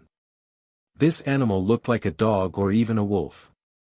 However, there was some black and gray flame coating on the animal's body. It looked really scary and the movements were really fast. Within a second, the student that was running away was caught and then torn apart. Screech. The sight of flesh tearing and the scream of these students could be seen and heard very clearly.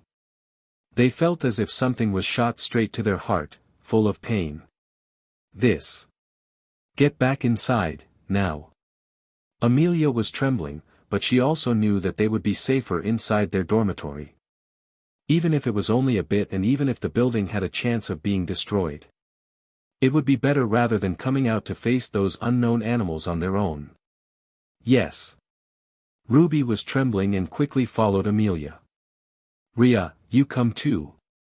At this moment, Riya was looking at the scene in front of her and felt her blood turn cold. Her eyes were sharp and her hand was ready to cast a spell at any moment. That animal. It was a magic beast. To be exact, it was an unranked magic beast, the bottom ranking of a magic beast, but it was more than enough to cause trouble for them. Because these magic beasts had already absorbed mana into their body and the mana caused their body to become stronger. Some of the higher-ranked magic beasts would be able to use magic and fought head-on with the magician and warriors. The question is, why are these magic beasts here? Riya took a deep breath. For a moment, she thought that she was back to that cold and dangerous world. The world where everything is decided by strength and those who didn't have enough strength couldn't even do anything but to bow down and resign to fate. Because even if they were unwilling in their heart, without any ability, their ending would only be death. But this is not that world. This is still her world. Riya. Hearing the call from Amelia, Riya forcefully calmed herself down. She knew that this was not the time for her to go there to check on these magic beasts nor thinking where they actually came from. Because no matter where they truly came from, the most important thing for them right now was to keep in safety. Riya was confident that she could defeat these magic beasts on her own. But how about the others? I'm coming, Riya replied and then went back to the stairs. With an agile movement, she climbed back up and saw Amelia looking in her direction. I think you'll fare better if you were to learn under my brother, Amelia muttered with a forced smile. She was trying hard not to think about those things outside. Let's go inside first. Riya shook her head. Only she knew very well that if she were to learn the warrior's method, she would never be able to advance. The three of them returned to the room and sat down on the floor. The situation in Amelia and Riya's room could be said to be the best. The main reason was because of Riya's magic formation protecting the room. But Riya definitely wouldn't admit it even if she was asked to death. Because she knew very well that the existence of magic might cause many disruption in this world. Thus, Riya was determined to keep this secret to death. But with these magic beasts appearing, there might be a chance for her to come forward and show her magic. There's no signal here. Amelia tried to contact her brother and was in despair when she saw that there was no signal on her phone. Even if she wanted to contact her brother, she needed a method to contact him. Seeing those magic beasts outside, the only thing Amelia wanted to do was to contact her brother and let him come here to help them. No matter how much she quarreled with her brother, she knew that he was the most reliable person she could look for. "What should we do now?" Ruby asked. She was also trying to calm herself down from whatever she was seeing. No matter how unreasonable those magic beasts looked like, Ruby knew that this was the reality she had to accept.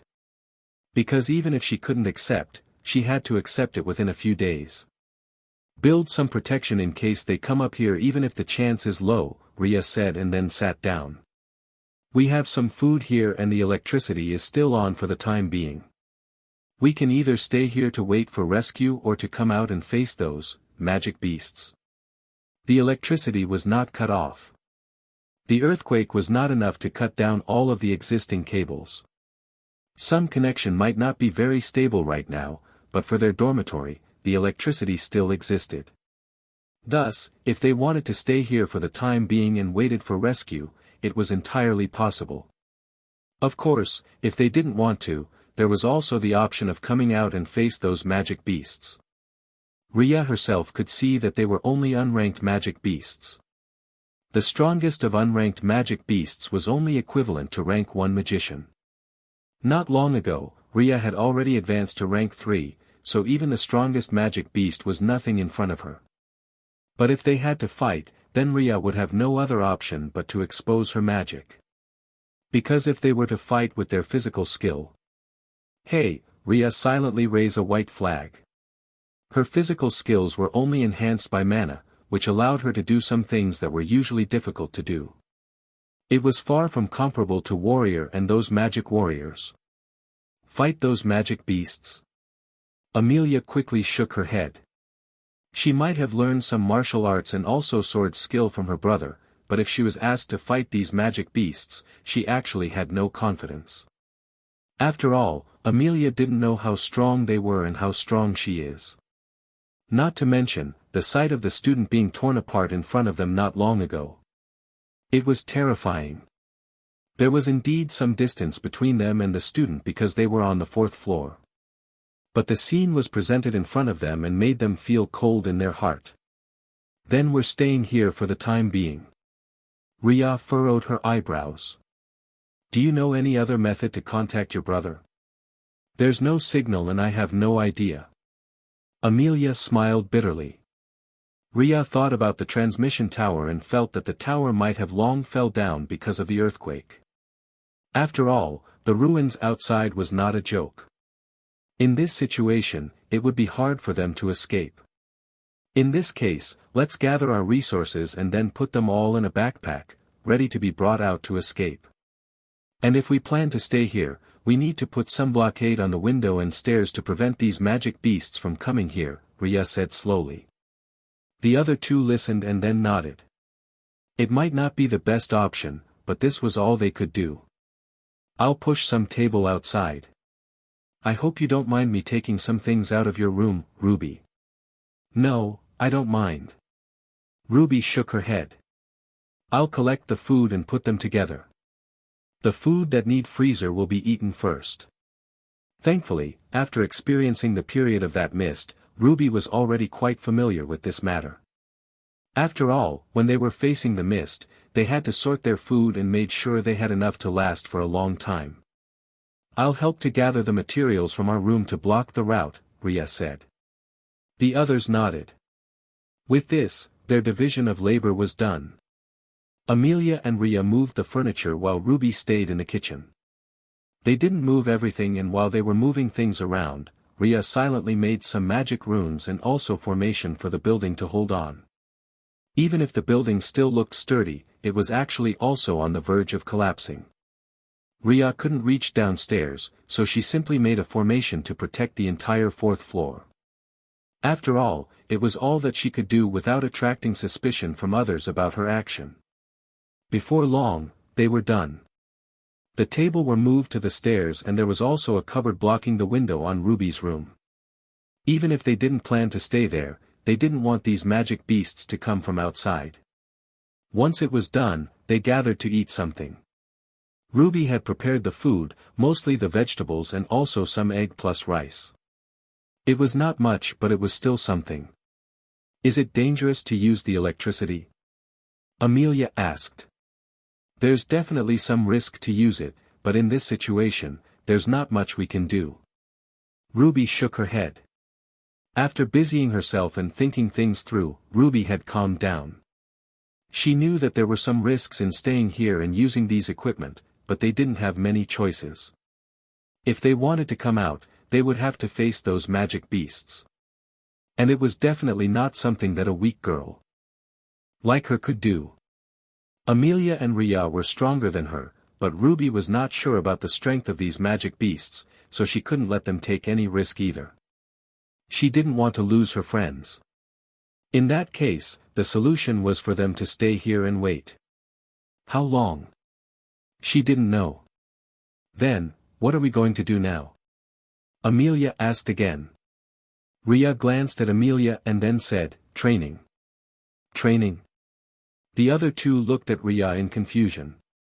In fact, it was only after setting the formation that Riya realized the earthquake didn't only brought those magic beasts out from the ground. But at the same time, Riya could sense that the mana in the air had increased several folds compared to before. Even though it was still far from comparable to the other world, but the concentration of mana in the current world was already more than enough for them to do many things. One of them was training. If Amelia continued to practice in this environment, even though she was so lazy, she would definitely be able to advance by leaps and bounds. After all, Riya could tell that the training method that Samuel gave to Amelia was really good. As for Ruby, Riya was not sure. She did know some other practice method from the other world, but those training methods were not very good.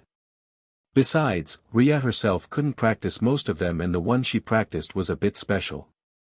Without the talent of formation, other people would never be able to study her training method. Yes. Your brother taught you martial arts, right? Riya looked at Amelia, who nodded to her words. In that case, you have to train more so that you can have a chance to defeat those magic beasts outside. Amelia frowned and looked at the window once more. To be honest, when she saw the magic beasts, she was already terrified.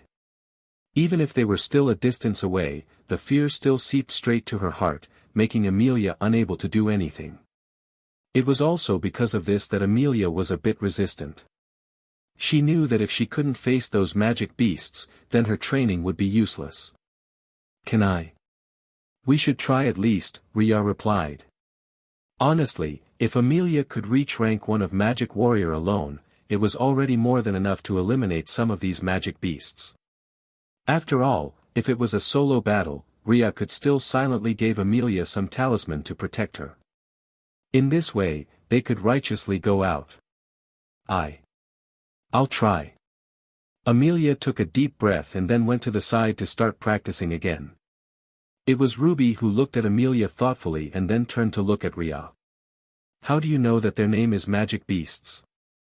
Sorry. Those animals out there. Ruby pointed at the window to the field outside. I don't even have any idea what type of animals they are, but you directly said that they're magic beasts. How do you know their name? Riya. If I said that I have seen them before, would you believe me? But at this time, Riya realized that she had accidentally said something that she shouldn't have said. After all, her knowledge was higher than most other people. And Ruby caught the loophole. Riya didn't directly answer. She knew very well that the matter of these magic beasts might follow them for a long time and Riya didn't know how to explain her knowledge. Moreover, what kind of excuse would be suitable? I guess it. Riya answered with unsure tone. Ruby looked at Riya helplessly and then said, if you don't want to answer, you can choose not to answer instead of giving such an answer. Riya scratched the back of her head. Looking at this friend of hers, Ruby realized that everyone around her might have some big secrets on their own. Just from Amelia's practice just now, Ruby felt that Amelia was really strong. And now, Riya also seemed to have some knowledge that other people didn't know. But Ruby would not ask them about this. She knew very well that if she were to rashly try to seek the truth from them, she might not be successful. And their relationship would deteriorate instead. Rather than doing this, it would be better for Ruby to pretend that she knew nothing and just follow along with their pace. But it would be better for Riya to be careful. Even if you know more of these magic beasts, don't let others find out, Ruby added. Knowledge is power, and at the same time, knowing too much will only bring you demise. As a person who wanted to become a researcher, Ruby understood how much the power the knowledge from these research would bring her. It was also because she knew that she didn't want others to take advantage of Riya's knowledge. If it was only her and Amelia, Ruby would not mind because they would not take advantage of Riya. But if it was others, who knew what they would do? I know. Riya smiled. Thank you for your reminder. Riya would not tell others about her knowledge and so on. She was not so stupid that she would expose the fact that she was very knowledgeable to others so easily. Even without Ruby's reminder, she would not do that. The only reason why she still told Amelia and Ruby was because she treated them as her close friends. She couldn't tell some things, but these things were important for their survival. After all, Riya had spent 4 years or so in that world where she had no one she could truly trust. In that world, she had faced many cruelties and challenges that was far from comparable to what existed in this world. If she had foolishly trusted others, she would not be able to survive for such a long time. Good. Ruby nodded. Let's prepare your bedding for tonight.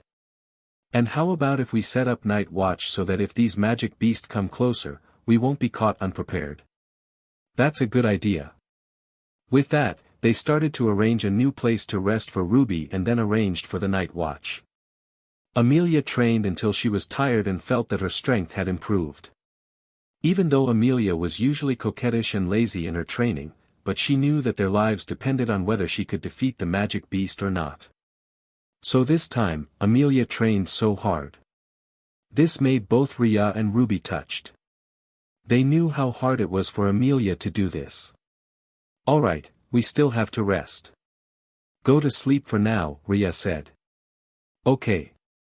Thankfully the AC is still on or I'll die in this heat, Amelia mumbled in a low voice. The temperature was still so hot that it was easy for them to have heatstroke. But their room was still a bit cool thanks to the air conditioner. Riya smiled but didn't explain. That air conditioner was already half broken after the earthquake. What maintained the temperature was her talisman that she had placed. After Amelia and Ruby fell asleep, Riya silently slipped out. The obstacles that they put beside the stairs couldn't stop Riya in the slightest bit as she stepped out and then raised her hand. A defensive formation covered the entrance.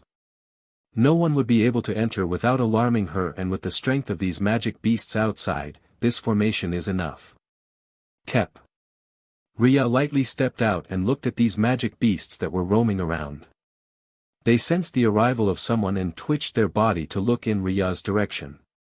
It has been a long time. Riya chuckled. The next moment, Riya raised her hand and a formation circle appeared in front of her. The way of a formation mage to fight is different from ordinary mage. If ordinary mage only needed to cast their spells, then the formation mage had to use the runes directly to show the result they wanted. And the good formation mage could cast a small formation circle for spells in an instant. Bang! Bang! Bang! Magic arrows penetrated through these magic beasts from the formation circle in front of Riya. None of them could get closer to Riya in the slightest bit. So easy, Riya muttered in a low voice, and with a sweep of her hand, these magic beasts' corpses were put into her world. The magic beasts were essentially animals that had assimilated mana into their body. If their bodies were decamped, it would turn into nutrition and also mana, which would enrich her world. As for the other use? These unranked magic beasts were too weak in Riya's opinion. If there were some ranked magic beasts, then she might be more interested. For now, let's eliminate them all. Swish. Riya swiftly stepped forward and then used her magic to slowly but surely eliminate these magic beasts. She had to go out with Amelia and Ruby, so the best way was for these unranked magic beasts to die. Tonight, it was a sleepless night. For both the survivors and also the magic beasts. Because these magic beasts found out, they were also the prey in the hands of someone stronger. Time passed quietly. Riya swiftly eliminated most of the magic beasts on the surface around the academy and then went to check the cracks where these magic beasts came out. For her, who had reached rank 3, these magic beasts were nothing. In fact, it could be said that she dealt with them so easily that Riya felt no challenge. Aside from the consumption of her mana, she was uninjured. It took Riya some time to find the correct crack where these magic beasts came from. After all, the earthquake itself had caused countless cracks to appear. Some cracks were just a small crack, but some others were so big and deep that they didn't know what was down there. Looking at the crack in front of her where the magic beasts were climbing out, Riya pursed her lips. Found you. Swish. Raising her hand, the formation started to form and these magic beasts were all stabbed with her magic and fell down once more. Roar. Some of the magic beasts roared and attempted to come out once again. But with Riya killing them here, they basically couldn't even get close. Looking at the large number of magic beasts in front of her, Riya pursed her lips. She knew that it would be impossible for her to eliminate these magic beasts so quickly if their number were too many like this. So she had to use another way. Looking around, Riya silently grabbed one of the magic beasts and then collected the beast blood. With her mana wrapping the blood, Riya started to draw on the side of these cracks. On the surface, it would not be visible as this place was already bloody, but if they were to pay attention, they would see there was a specific drawing of the blood. Using her mana, Riya quickly finished drawing a formation on top of this crack with the magic beast's blood. Bang! Bang! Bang! She could faintly heard these magic beasts activating the formation and dying one by one, falling down once more. It's good. Riya nodded in satisfaction. The blood of the magic beast should be able to last for some time. Riya watched for a while, calculating the used mana, and after some consideration, it should be able to last for a week unless these magic beasts turned crazy and attacked in a large number. They wouldn't do something so stupid, right? Riya was not sure. She simply took another magic beast corpse and then used the blood to create another formation on top of this one formation. Double layer formation. This kind of formation required the formation master to understand the lines better than before. Because if the lines were to overlap each other, they might interfere with the other formation and instead of enhancing the performance, it would only bring the performance worse. After looking for a few times, Riya then stepped back and used the last bit of the blood to create a concealment formation outside these two killing formations. The concealment formation was the type of formation that could be used to cover the large area to prevent them from seeing what was inside. What they could see could be determined by the pattern of the formation depending on what the one who made the formation wanted them to see. It was not that difficult. At least, for Riya, it was not. Within a few minutes, she had set up the concealment formation.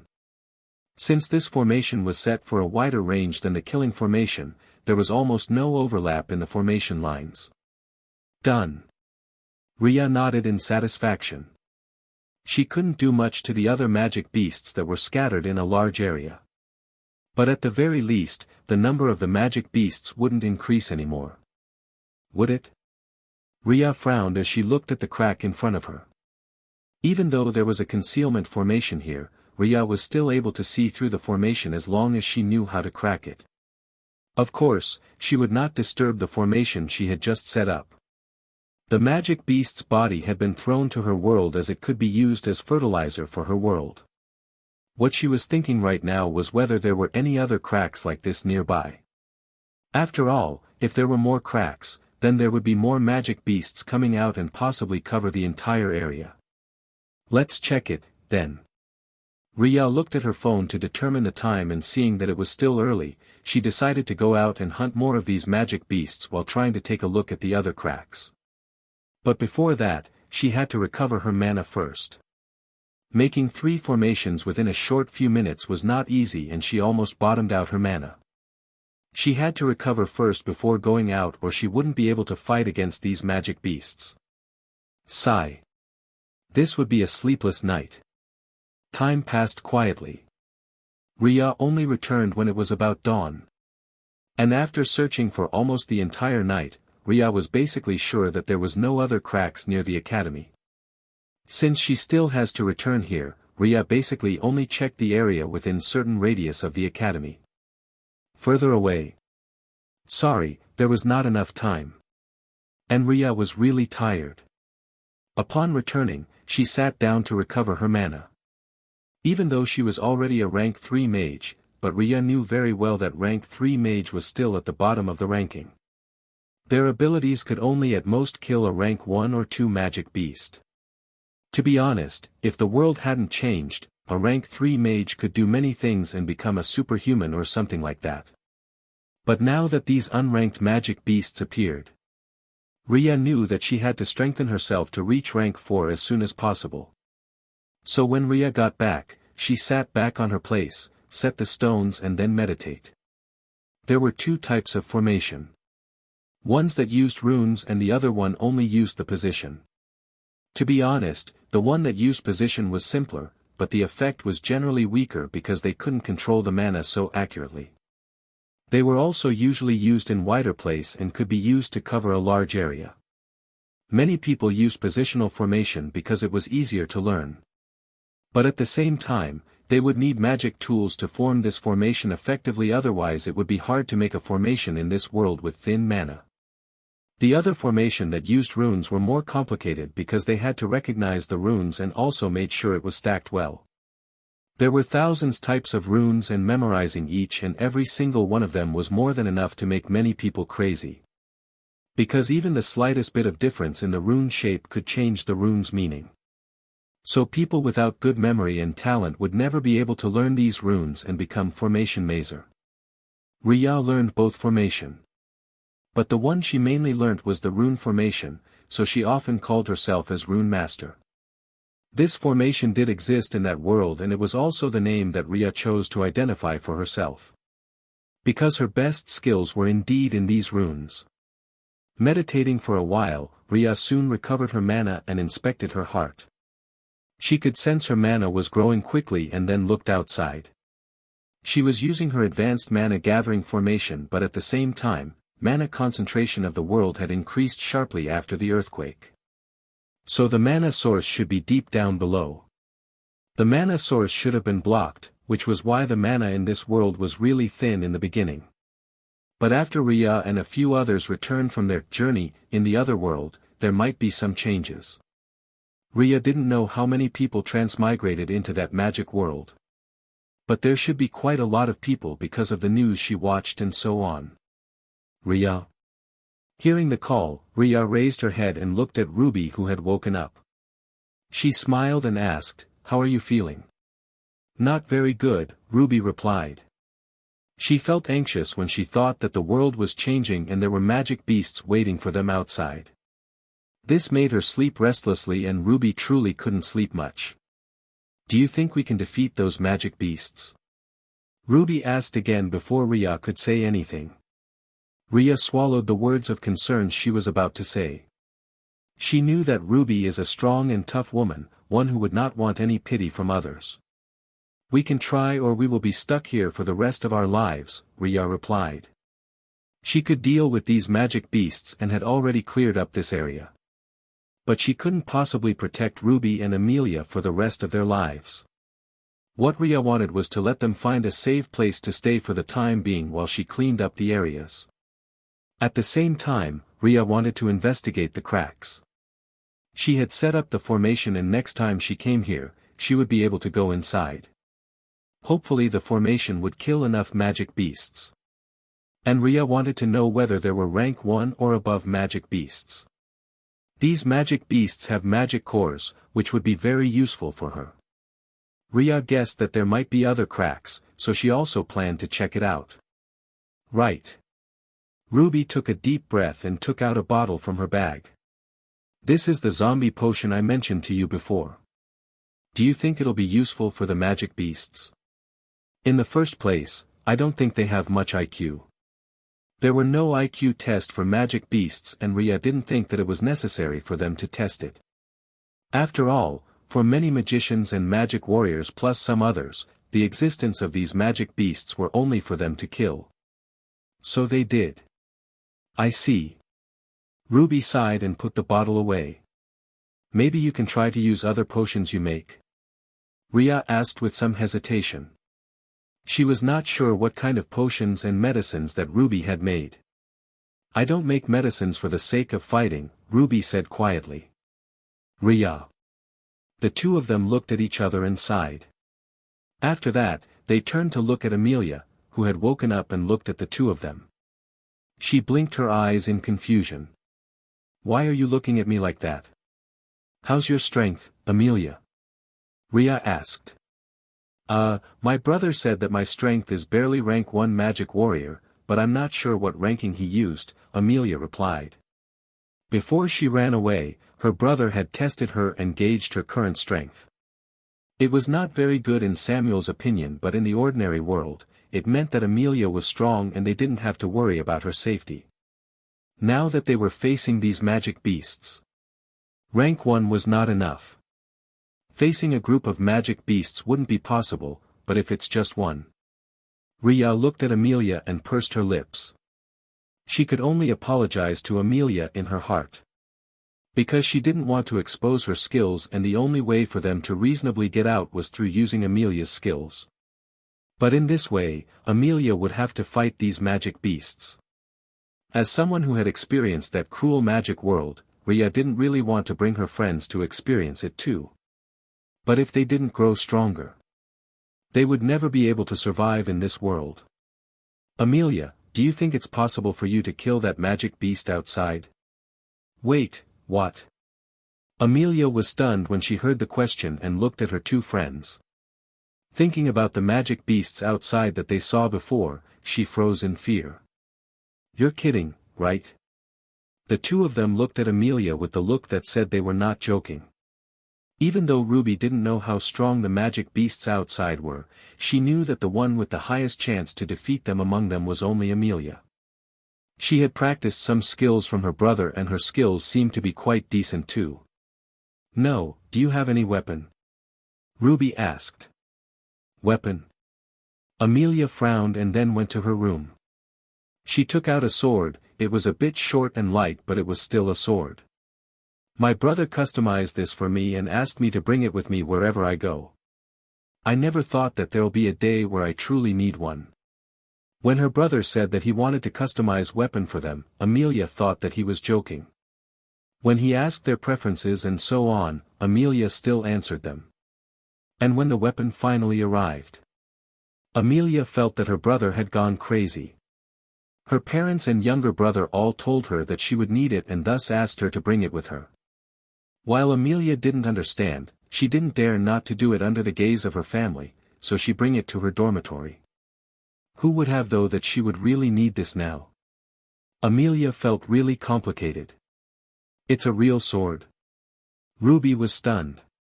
She looked at Amelia strangely, wondering what the hell did the Jones family do to make their own children carry weapon with them all around? Was the Jones family so dangerous? Yes, Amelia replied and then pursed her lips. I just got it recently but I can't say that I'm really good at it. It's enough, Riya said. If Amelia were to go bare-handed, then Riya would truly be worried for Amelia. But since Amelia had a sword and Samuel himself was also a swordsman, Riya felt more relieved. At the very least, they have some means to protect themselves. Yes. Let's eat something and then pack up lightly. We'll make our way to your place, Amelia, Riya said. The best and safest place for them to stay was naturally in Samuel's place. Riya was not sure about Samuel's ranking, but he should be a rank 3 magic warrior at the very least.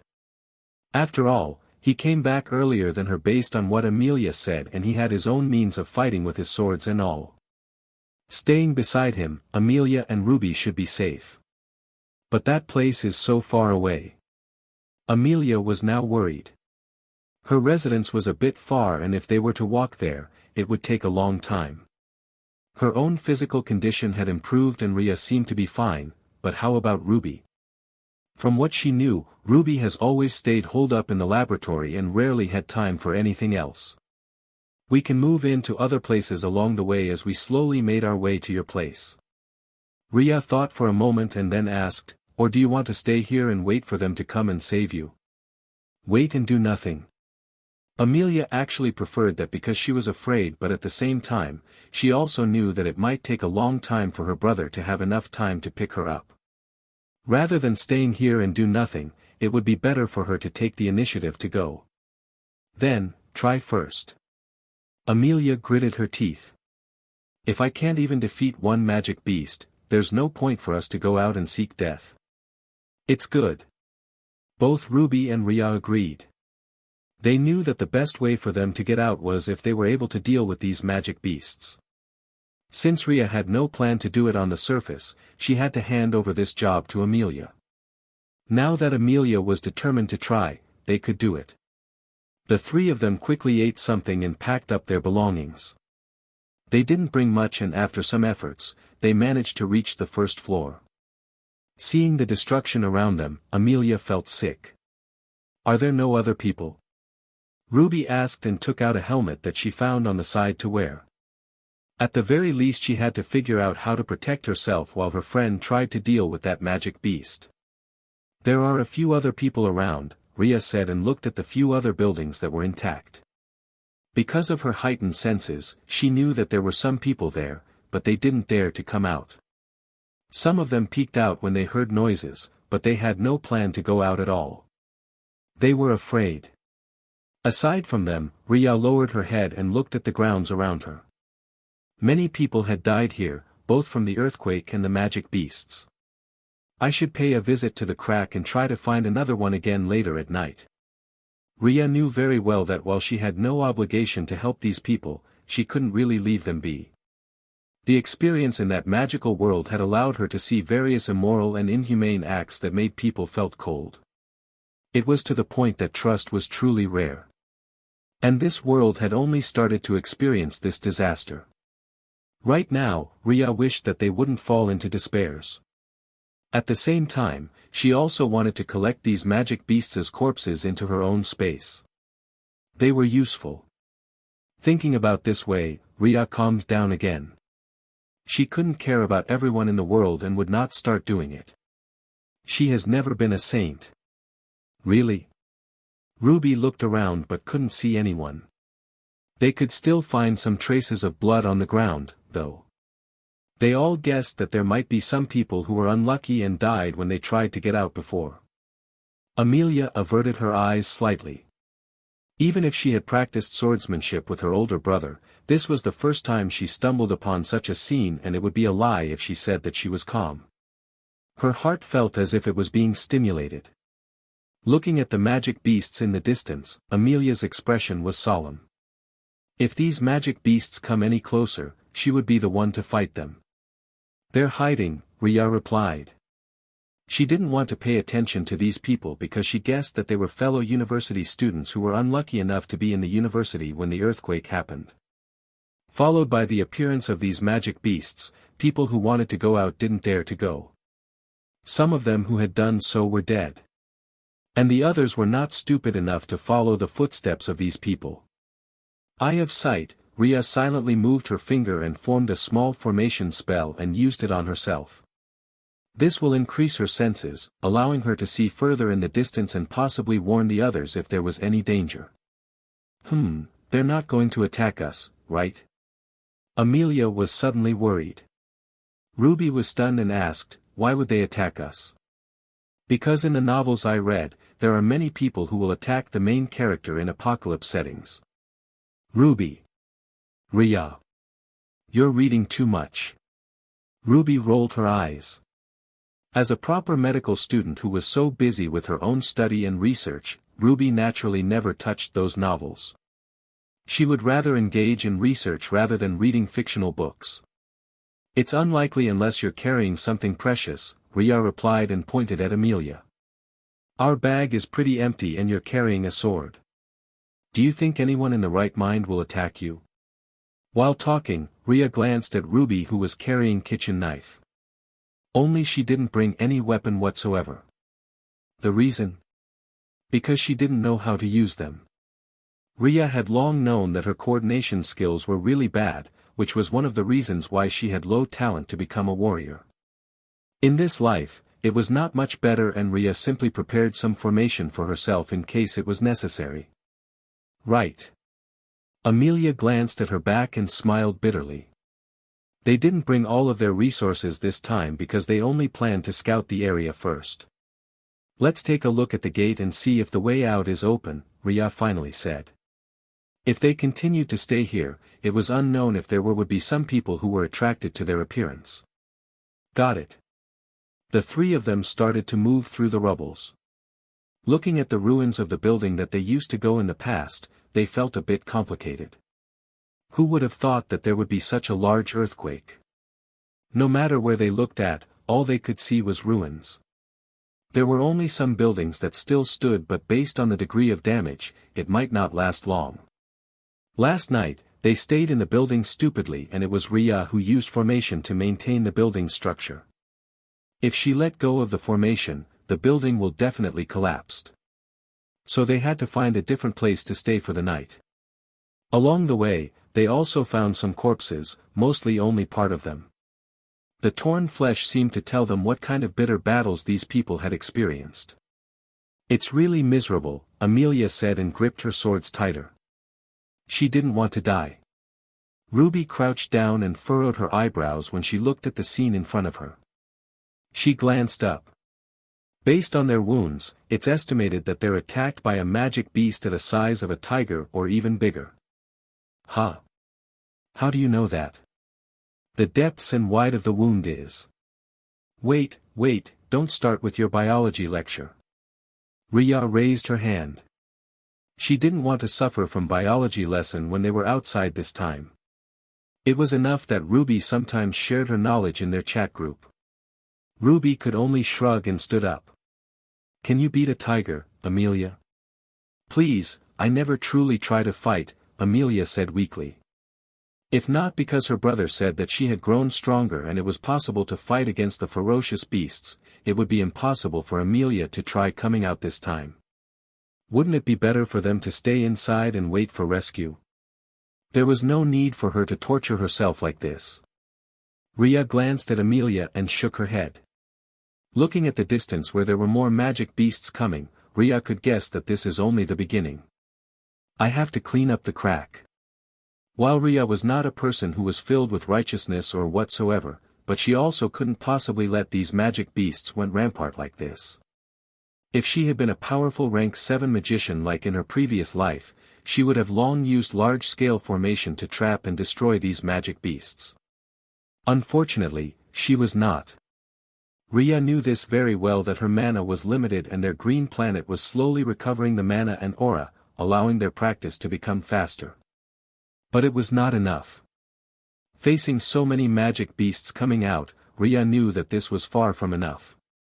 She had to get stronger faster and use those large-scale formations in her previous life to create a place where they could stay and no magic beasts could attack them. There's a magic beast coming, Riya warned. Upon hearing this, the two other girls tensed up and looked to the front.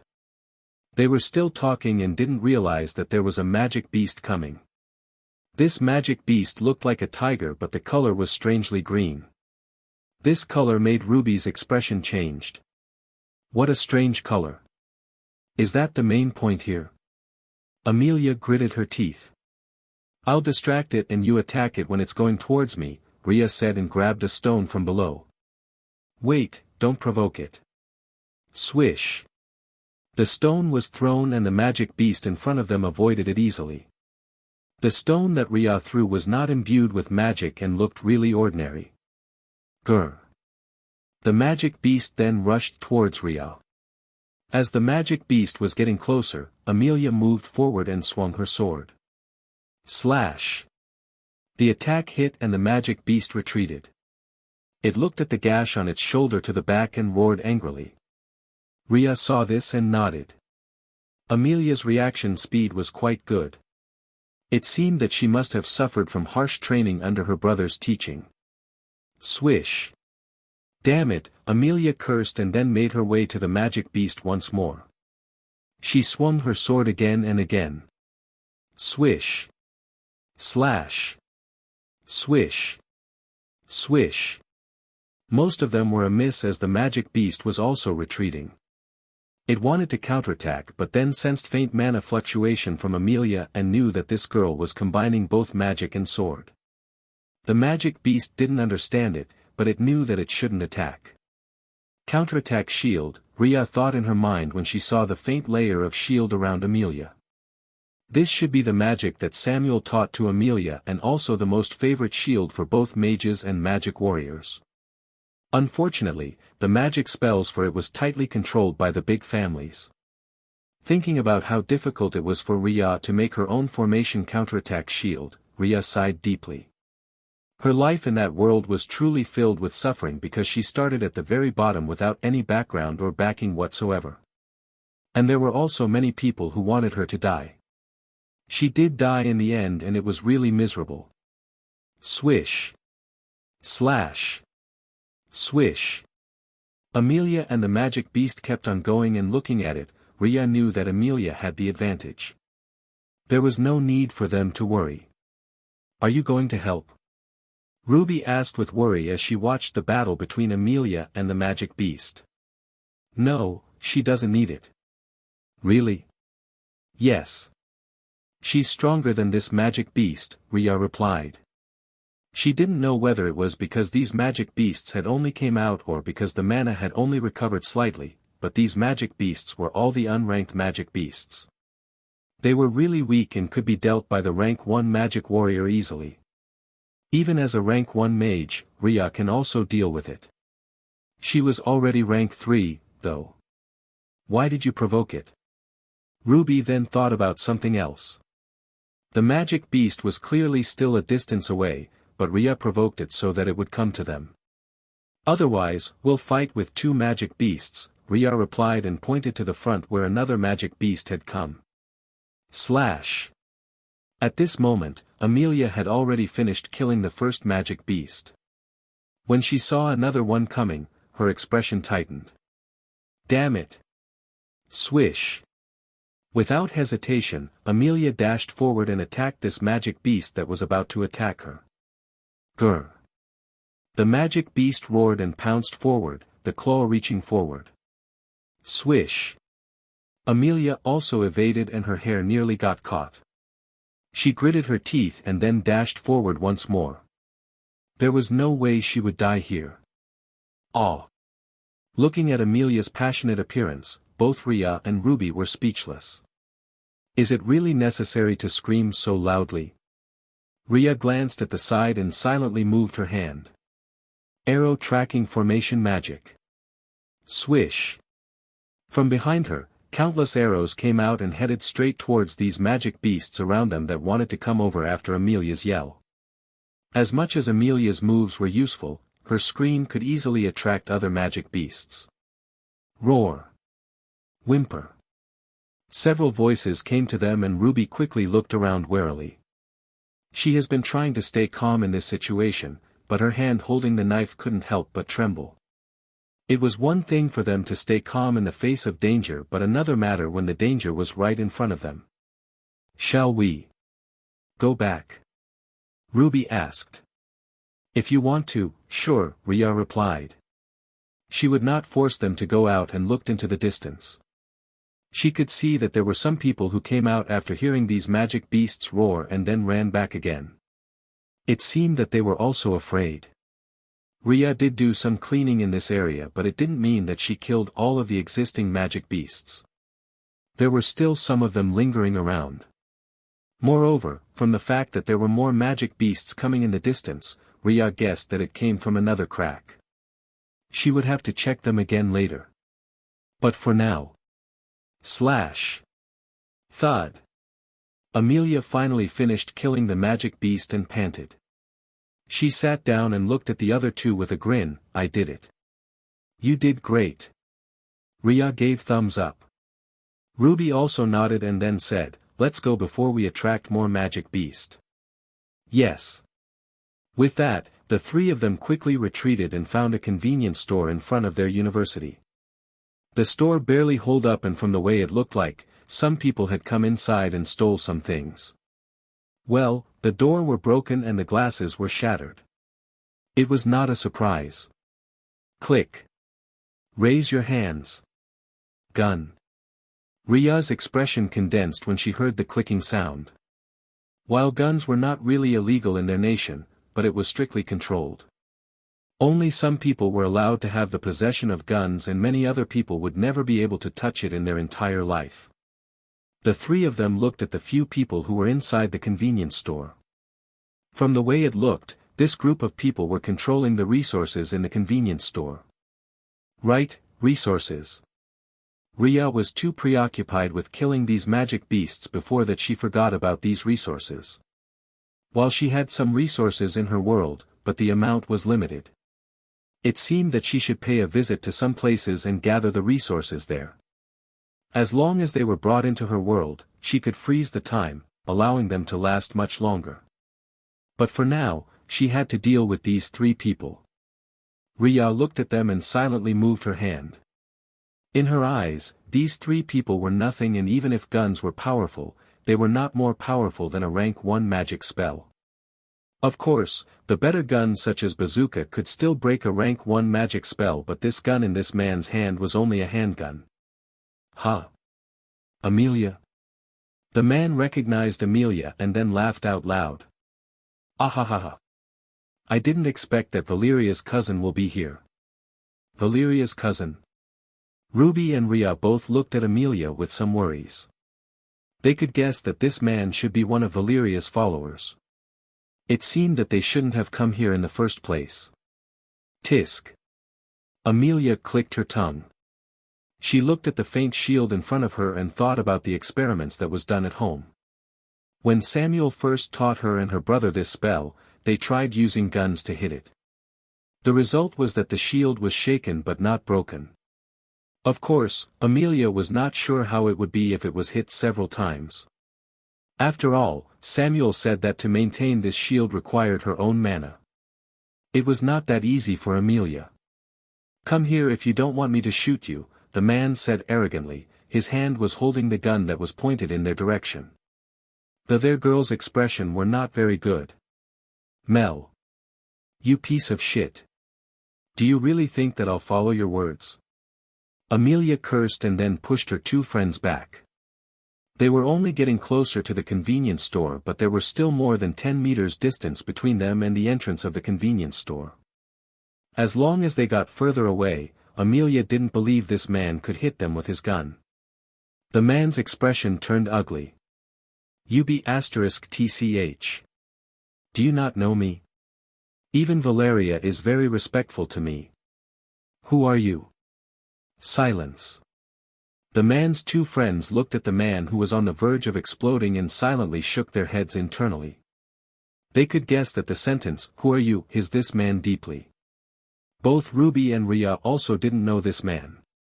The two of them came from relatively ordinary family, and their relationship with the rich second young generation was very pitiful. If it was not because they were all staying in the same university and stayed in the same floor of dormitory, they might not know each other at all. It was expected that this man also didn't. Ruby and Riya. Be *tch. I'm Hansel. The second son of Mile family. The man, Hansel, shouted furiously and the gun shook. Mile family?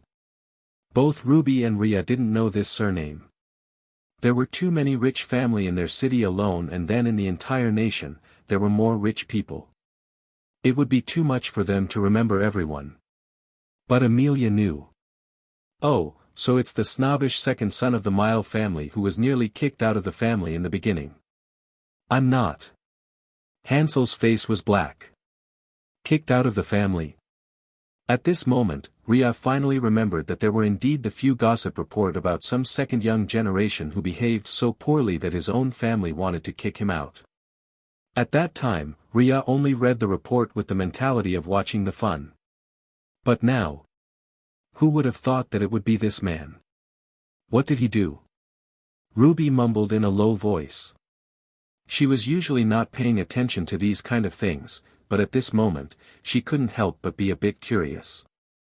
He tried to get engaged with his brother's girlfriend, Amelia said when she heard Ruby's words. And then she looked at Hansel. I never know that you have become Valeria's lackey. She's my girlfriend. Girlfriend? Amelia sneered. For a woman like her, I think that it would not be a surprise to have several boyfriends. Do you really regard yourself too highly? Amelia was already used to hearing various complaints from Victoria about Valeria. It could be said that the two girls' relationship were really bad and they kept on fighting even if they were sisters. Moreover, Valeria liked to steal boys from Victoria. So when Hansel said that he's Valeria's boyfriend, Amelia was half believing. Would that woman change her face and become loyal all of a sudden? You! Roar! Before the man could continue speaking, they saw a magic beast suddenly came and dashed from the side of the convenience store.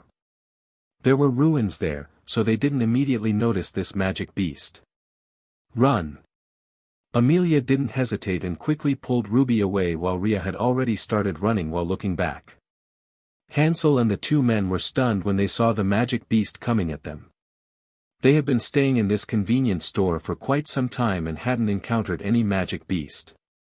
It could be said that their luck today was really bad. Watch out! Ah! Bang! Bang! Bang! Bang! Bang! Bang! The sound of gunshots could still be heard. Amelia and Ruby had already rushed inside the university's gate again, wanting to use the wall to block the bullet's path. Riya turned her head around and saw the scene of the magic beast pouncing on the man beside Hansel. At the same time, Hansel ran to the storage room of the convenience store to hide with the last person. They abandoned their friends. What a loyalty! Riya mocked in her heart and then turned her head away. No matter what happened to these people, it was not their business. Besides, Riya was looking at the magic beast and found that it was already injured. The shooting skill of Hansel was really bad and it barely injured the magic beast. But because it was injured, it couldn't chase after Hansel. It focused its attention on the man who was being left behind and killed it quickly. Riya turned around, not paying attention to this. She didn't feel anything. If Riya had to be honest, she had seen this kind of scenes countless times in that world. That was not a peaceful world and there were many magic beasts roaming around. In order for them to survive, they had to fight against the magic beasts and train to become stronger. Because everyone knew that if they were not strong enough, they would not be able to survive. There were some cities where the situation was relatively stable. Powerful magic warriors, magicians, warriors, barbarians, and many others were protecting the city for the sake of their families and the continuation of lives there. But those cities were limited in number. Many other places were left unguarded with many magic beasts coming and going from time to time. These magic beasts had brought countless despair to who know how many people. And in the critical moment between life and death, there were many people who didn't care about their friends and others. They would throw them to the mouth of these magic beasts for the sake of survival. Some of them even used their own comrades to become the bait. It was cruel. And everything was simply for survival of the fittest. So when Riya saw these scenes, her heart was extremely calm and there was not even the slightest bit of discomfort. She was already numb. And Riya also knew that this was only the beginning. When facing the threats between life and death, a person's real character will come out.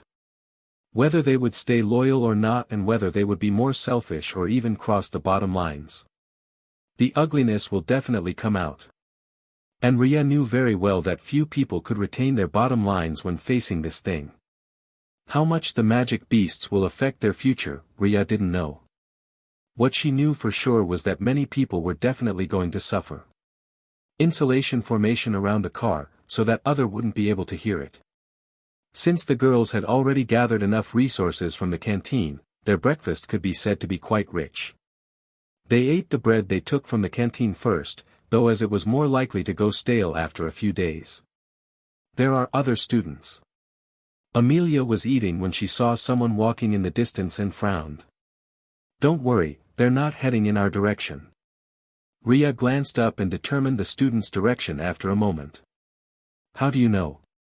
Because he's only looking in our direction when he's looking around, which meant that he's trying to find out if there's anyone nearby who want to follow him, Riya explained calmly. She had experienced this kind of scene many times during the time she was in that world. When there were people who passed by, Riya would pay attention to their body language to determine their direction. Because she had to be careful to make sure no one would follow her and try to steal her belongings. Even if she was quite poor in the beginning, what she has could be said to be her treasure. She couldn't possibly let others take it from her. Your observation is quite keen. Amelia munched on the bread as she watched the student walk by. From the direction he was going, it seemed that he wanted to pay a visit to the canteen and tried his luck. It seemed that there were many other students who could think about gathering resources. Riya saw this and nodded. She purposely didn't take the resources in the canteen last night and instead targeted the malls and various stores for this reason. There were still students nearby and she didn't want to cut off their way of survival. Gathering resources were important, but she didn't want to be the only person who survived in the world either. It would be very lonely. Our destination will be your home, Amelia. Ah. Amelia blinked her eyes and then asked, do you really think it's a good idea to go to my place? Your brother is strong, Riya said. Amelia thought about it and nodded. She didn't know how strong Samuel is, but she guessed that he should be very, very strong. Because she had been beaten up and there were also some others who came and then got beaten up by her brother. When Amelia thought about her brother's force value, she shivered. It didn't seem to be a good idea to offend him. But when she thought about how much her brother asked her to train, Amelia was itching to give her brother a good beating. Do you want to go back to your place or follow me, Ruby? Amelia thought of something and turned to look at Ruby. Ruby raised her head and said, I'll follow you. She didn't like her family members and Ruby knew that if she were to follow them, nothing good would come to her. Rather than causing herself to suffer, it would be better for her to follow Amelia and stayed in her place. I can also work for you or help you with something, Ruby added. My physical strength is not good, but I can help you to do some research if you want to. Amelia. Which eyes of you see that I want to do research? But thinking that her brother might be interested in this, Amelia could only nod helplessly. I'll talk to my brother about that. Great. Now that it's settled, let's go inside and prepare to go, Riya reminded. Yes. They finished their meal and Ruby had to leave the magic beast's corpse that had been thoroughly dissected. She looked at the magic beast with eyes full of pity and longing. If one didn't know better, they would think that she was about to leave her lover behind. Amelia rubbed her eyes when she saw this and said, Come on, it's getting late. Yes. Ruby entered the car and started it. Riya silently pasted another formation on the car and sighed deeply. Even though this car's brand was very good, with her enhancement, it would be as good as a tank. Riya felt that if she had worked for a car factory, they would be the world-leading business empire. Shaking her head, Riya threw the thoughts from the back of her mind. The car started and rushed into the street. Do you know the direction to my home? Amelia suddenly asked. Don't worry, I have already visited your place a few times, Ruby replied. I still know the way. Rumble. The earth shook once more and the three of them were stunned. What should we do? Hold on whatever you can. Boom. After a moment, the shaking stopped and Riya looked into the distance. Her pupil dilated when she saw a new crack not far from them. Step on the gas. Riya yelled. What? Now. Ruby was stunned and as she looked behind, she saw the large crack formed on the side of the street not far behind them. A magic beast climbing up and the head had already appeared. This scene made their blood turn cold. Riya knew that she could not block this crack right now because there were dozens of magic beasts rushing out and there were more than one cracks in this area. Damn it! Run! Run! Run! Amelia shook Ruby's hand, asking her to run away quickly. What a joke! If it was only one or two magic beasts, then Amelia would still step forward and fight against it. But if there were dozens of magic beasts coming. Sorry, she couldn't do it. BRMM. The car sped through the broken street and Ruby had to steer a few times to avoid the relatively worse area of the road. But they could still see that these magic beasts were rushing towards them at high speed. Riya saw them swarming and gritted her teeth.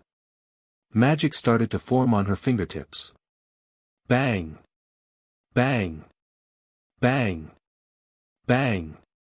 The rapid sound of gunshots startled them and Riya looked to the front where there were some people standing on top of a car and aimed their weapons to the magic beasts behind them.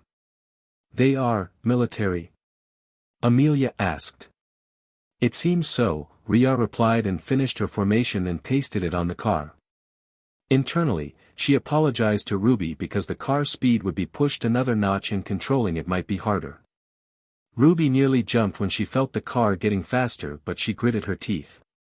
In this life and death situation, her concentration had become astounding. Bang! Bang!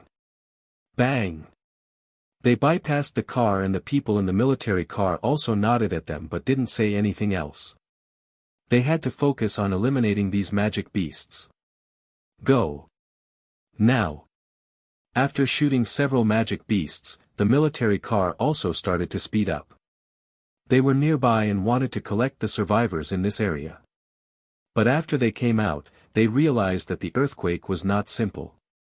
It had created several cracks on the ground and made more magic beasts coming out. So they chose to fight. Bang! Bang! Bang! Roar! The sound of gun shooting could be heard from their back and also other areas. Riya used her magic to inspect the area and her expression sank slightly. There were too many magic beasts coming out. This number would not be much different from a beast horde. Beast horde was a phenomenon when there were a large number of beasts coming out to attack at one place. These magic beasts were usually controlled by a higher-ranked magic beast or some magic beast with some peculiar ability. One way or another, these magic beasts would attack and killed many people and even attacked other beast settlements. It could be said that some species of magic beasts couldn't really get along with each other. And from the large number of magic beasts pouring out, Riya felt as if they were facing beast horde once more. But she could also see that these magic beasts were not given order because their movements were chaotic. If there was anything in common, it would be their desire to step forward. They seemed to be heading in the same direction as where Riya and the others were going for some reason. As for what they were chasing, Riya didn't know. Eye of Sight magic spell could only allow her to strengthen her vision for a short period of time. It allowed her to look into the distance and see more details but it was not such an exaggerate magic that it could make her see the entire world. There was a limit to it. Go faster. Ruby! Amelia screamed when she saw a magic beast suddenly coming from the side. Swish! The magic beast pounced and then stumbled back as if it had hit a wall and fell down only to be trampled by other magic beasts around. These magic beasts had no sense of loyalty or comrade or anything like that. They could even eat their own kinds. Riya looked in the distance and saw these magic beasts were still pouring out. If she hadn't locked 2 cracks in advance, their number might have been much more. Speaking of the formation. Could it be that the formation was breached? Riya knew very well that if the earthquake disturbed the formation's promotion, it was not impossible for the formation to be broken. After all, a formation required a medium to use and their mana was basically the connector. She could draw runes in the air with her mana but it would not last long. The mana will eventually dissipate. And if she drew it on any kind of ground or place, that place had to remain intact. Because even the slightest bit of disturbance can interrupt the mana flow, causing the entire formation to fail. Of course, for a formation that had been activated, it was not so easy to disturb.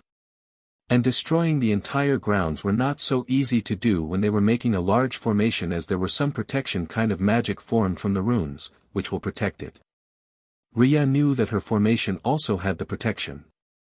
But because of the gap in the middle where these magic beasts pour out, the protection was not very stable.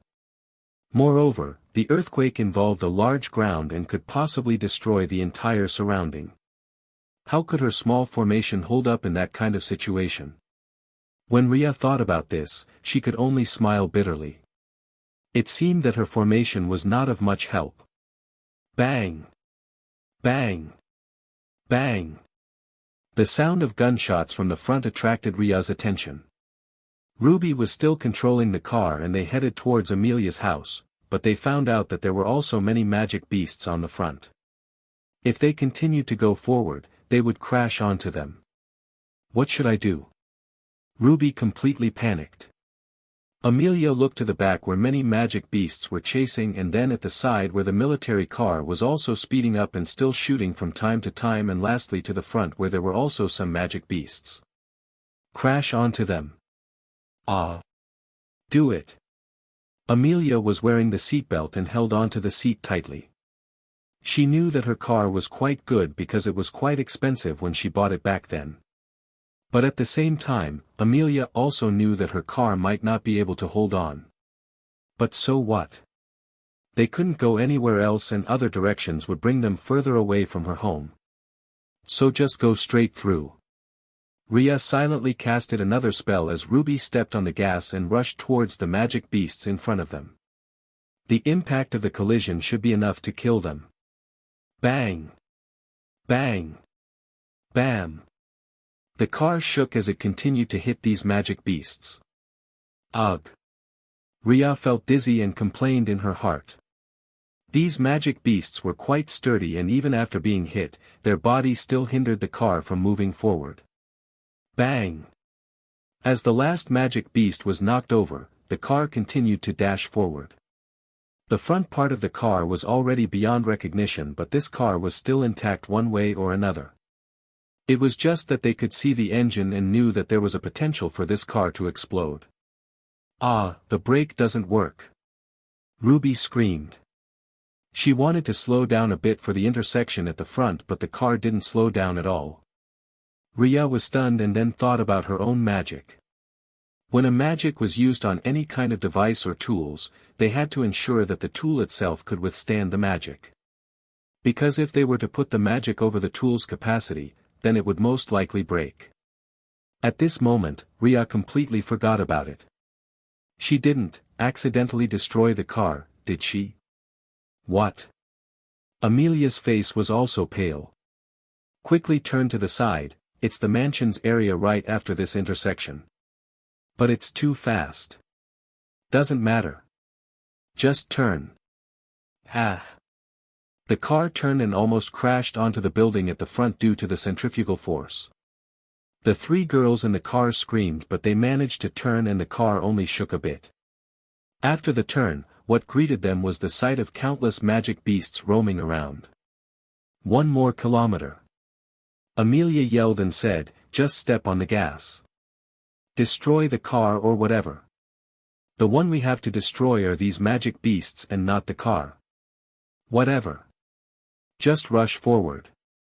3 panicking girls in the car, sweeping through the magic beasts. The scene could be said to be quite chaotic.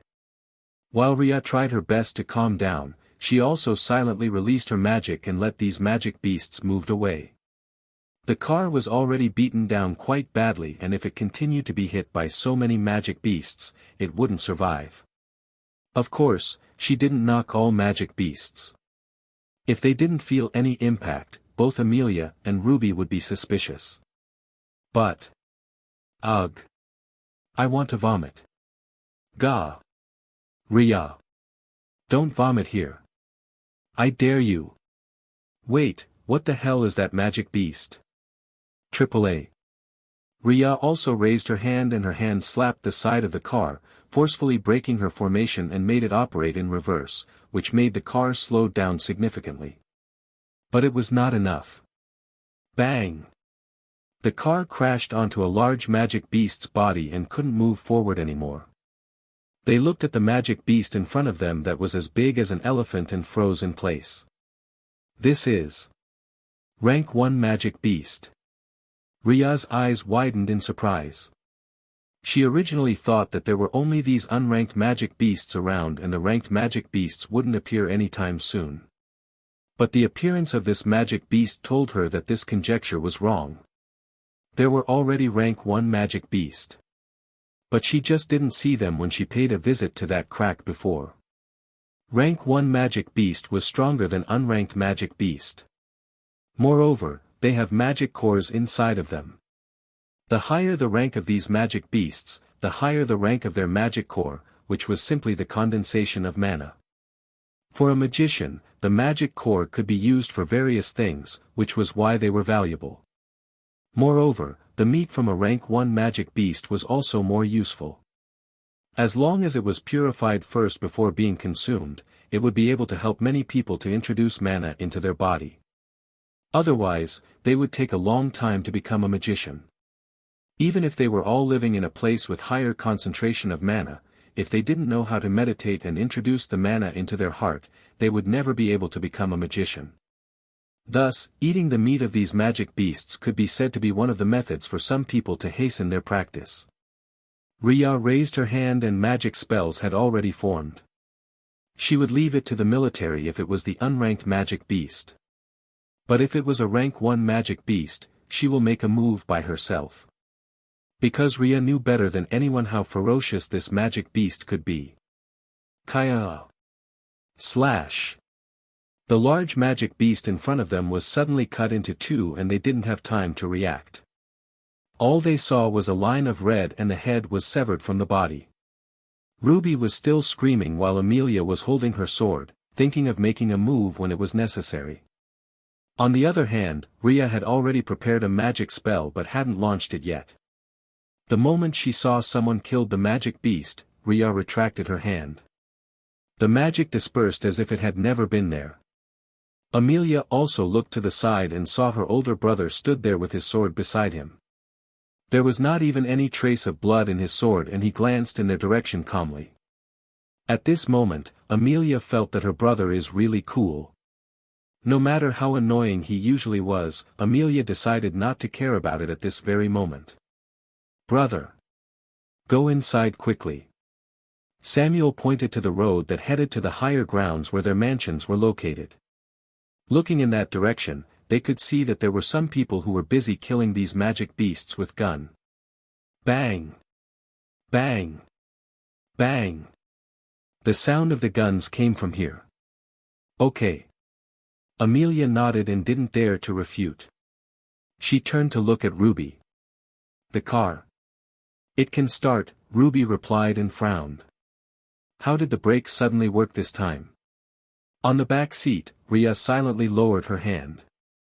She couldn't say that she broke her own formation and used it in reverse the moment she saw the bigger magic beast, right? Forget it, let's just go. Okay. The broken car was able to start and then dash through the road that was opened by the military and also Samuel's people. Riya watched this scene and pursed her lips. If they continued to stay like this, they would run out of the ammunition sooner or later. But at the same time, Riya also couldn't really deal with so many magic beasts at the same time. There were too many. Even if she could fight a dozen of magic beasts, it was on the premise that these magic beasts were not crowding her and attacking at the same time. Sooner or later, her mana will run out and at that time, Riya could only escape into her world. She could stay there for a long time. But it would not be that comfortable. We're here. Ruby stopped the car in front of Amelia's house and took a deep breath. She looked at the front of the car that was already unrecognizable and felt that it would not last long. Let's take out the supplies and put it outside before disposing this car, Amelia suggested. She knew very well that expecting her car to be repaired would be nothing more than a pipe dream. Even though she felt some heartache since she liked this car, it would be better than letting this car exploded here. What do you want to do with it? Drive it to the group of magic beasts, Amelia replied simply. Riya and Ruby raised their thumbs up before started moving the things inside out. There were not much supplies, and compared to what Samuel had, it was nothing more than a drop in a bucket. But a little bit was better than nothing, since this could be used as Amelia's personal stash. After the three of them were done, Ruby drove the car to the entrance once more and then picked a brick to put it on the pedal. As for where the brick came from, there were many bricks lying around from the wall construction. Ready? Yes. Riya kicked the stone they used to hold the car in place and it rushed forward. Looking at the car that sped up towards the group of magic beasts at the front, the corner of Riya's mouth curled up slightly. There were basically no one at the front at this time, and a few people also moved away. Before long. Boom! The car crashed onto the group of magic beasts and a loud explosion sounded. Fire spread and countless magic beasts around were caught in fire, whimpering and roaring in pain and agony. It worked. Amelia laughed out loud. Hey, sis, can you really fight? A young man's voice sounded from the side and Amelia turned her head. Upon seeing this young man, her eyes lit up. Sean, you're also going to fight? Amelia asked with some worry. Sean is her younger brother. He's only 20 years old and could be said to still resemble a child at times. Compared to her older brother who was crazily strong, Sean was clearly not comparable. I'm a backup. Sean raised the gun in his hand proudly. Use a sword if you dare. I'm not older brother. The two siblings quarreled while Ruby and Riya pretended that they saw nothing. Ruby was looking at the group of magic beasts in front of her with some pity. Now that they were already being protected, she no longer felt panicked or worry about these magic beasts' attack. Instead, she felt that it was a pity she couldn't study these magic beasts. Riya looked at the car and nodded thoughtfully. She had set up a detonating formation on the car so that it would explode upon hard impact. This would ensure that the car exploded when it hit these magic beasts and caused some casualties. But this was far from enough. Turning her head to the side where these soldiers were working hard and Samuel was also harvesting the lives of these magic beasts, Riya could see that the number of magic beasts had slowly decreased. It seems that there are not many magic beasts coming out. But if they wanted to truly settle this problem, they had to go down that crack. Riya's expression turned a bit cold. She knew very well that inside that crack was a large number of magic beasts, so she had to make thorough preparation before entering. Her current rank was only rank 3 mage, which was far from being able to destroy a large area with her formation magic. At the very least, she had to reach rank 4. Because starting from rank 4, mages had power that could destroy cities. Rank 1 to rank 3 mages and magic warriors plus warriors were all called as beginners or junior.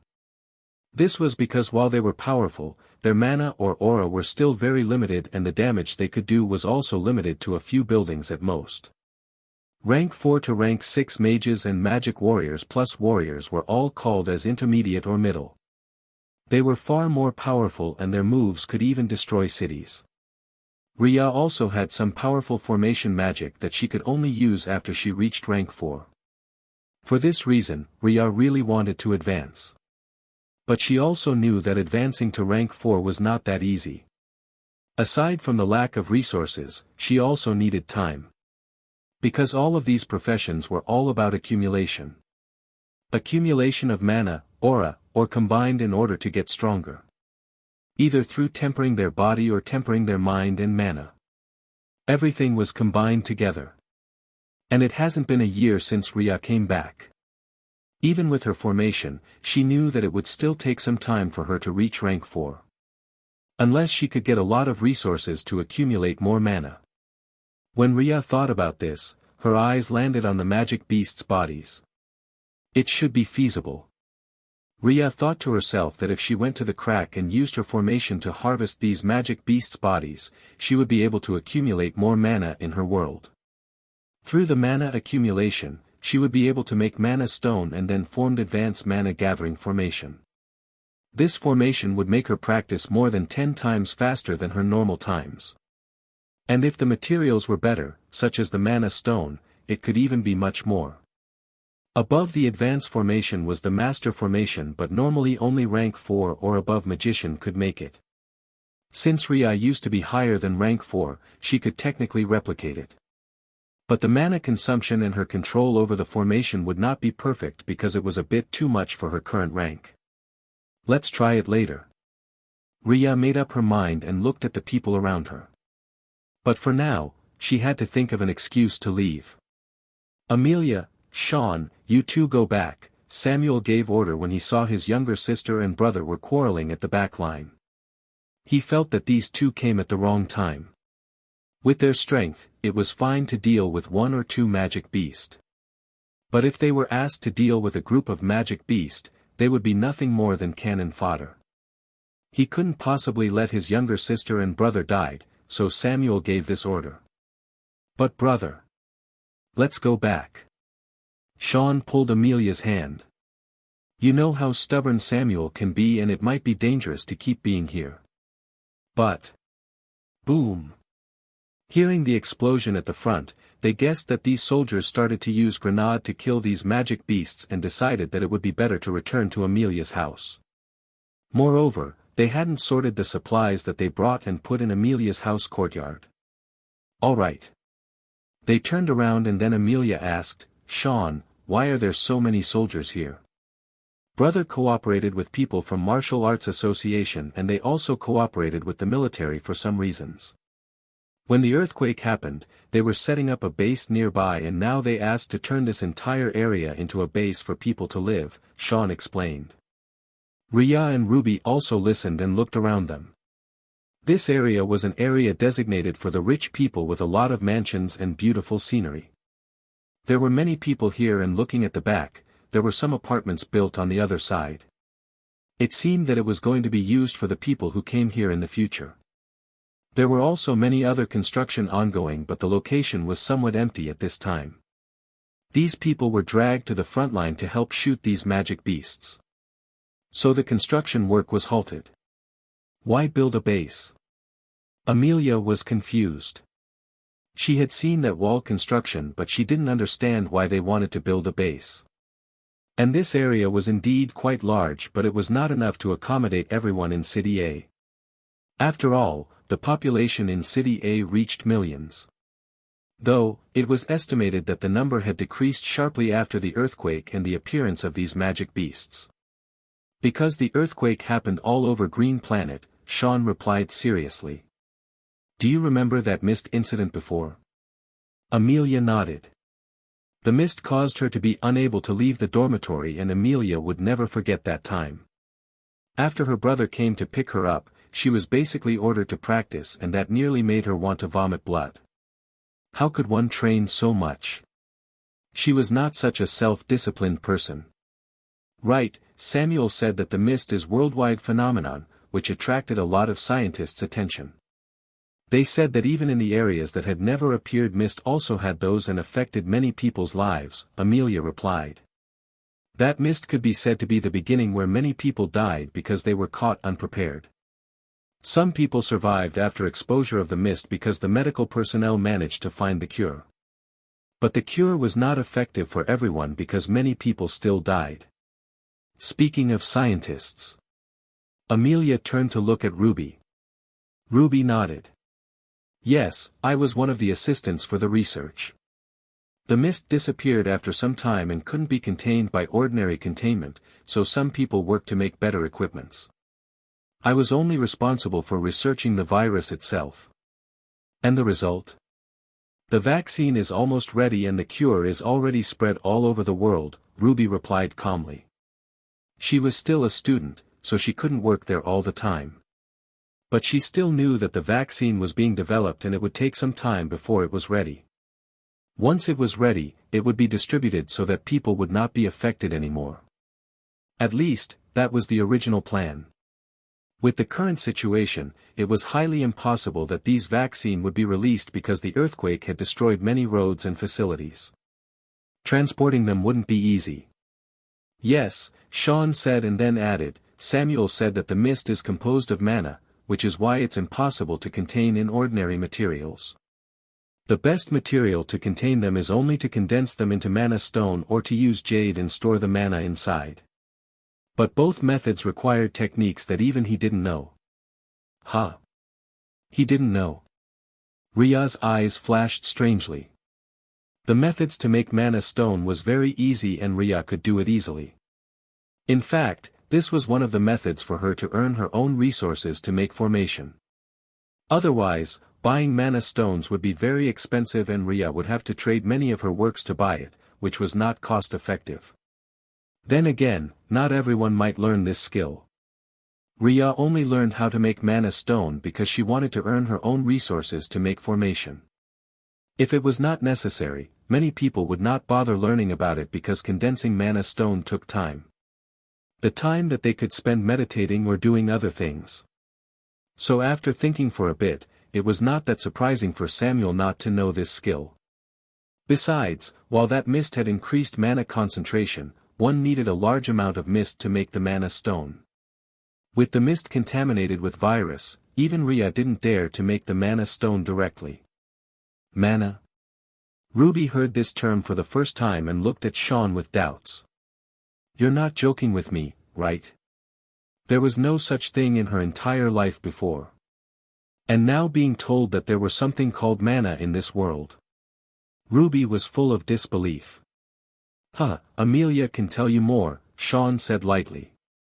When his older brother started to spread this knowledge, he and his parents were also full of disbelief. Amelia even went straight to her brother to check his forehead and see whether he had fever or not. But after Samuel's long explanation and performance, he came to understand that it was real.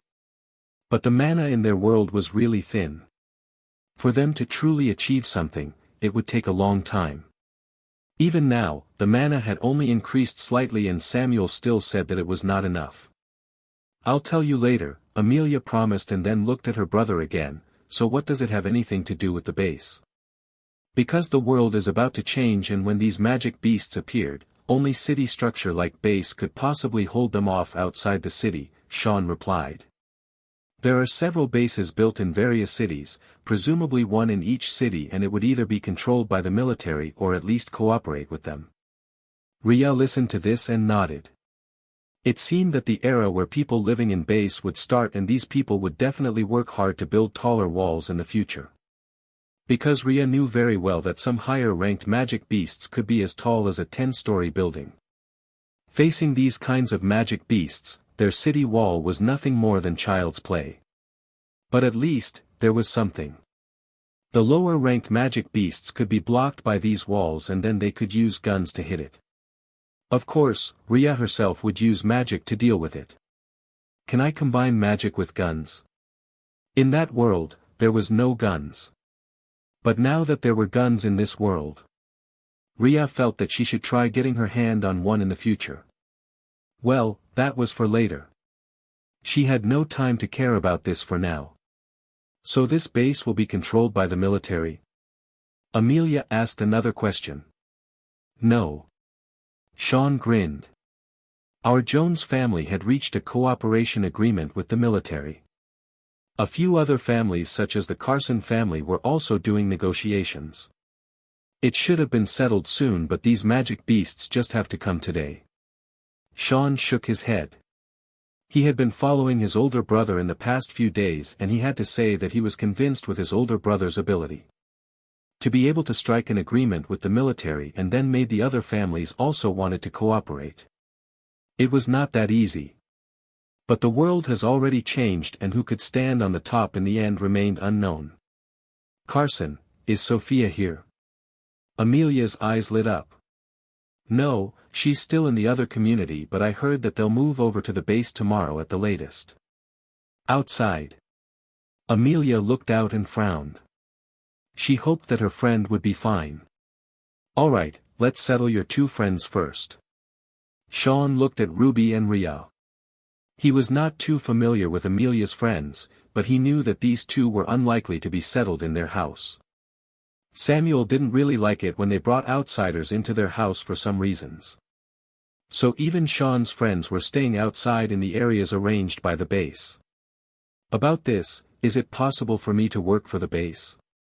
Ruby suddenly asked. Hearing the explanation about the base and the fact that the world would change, Ruby decided to take her chance. She knew that she couldn't possibly go out and fight against those magic beasts. Her skills were very pitiful and her physical strength was also questionable. What she wanted the most was to study these magic beasts' corpses. Yes. Sean was confused.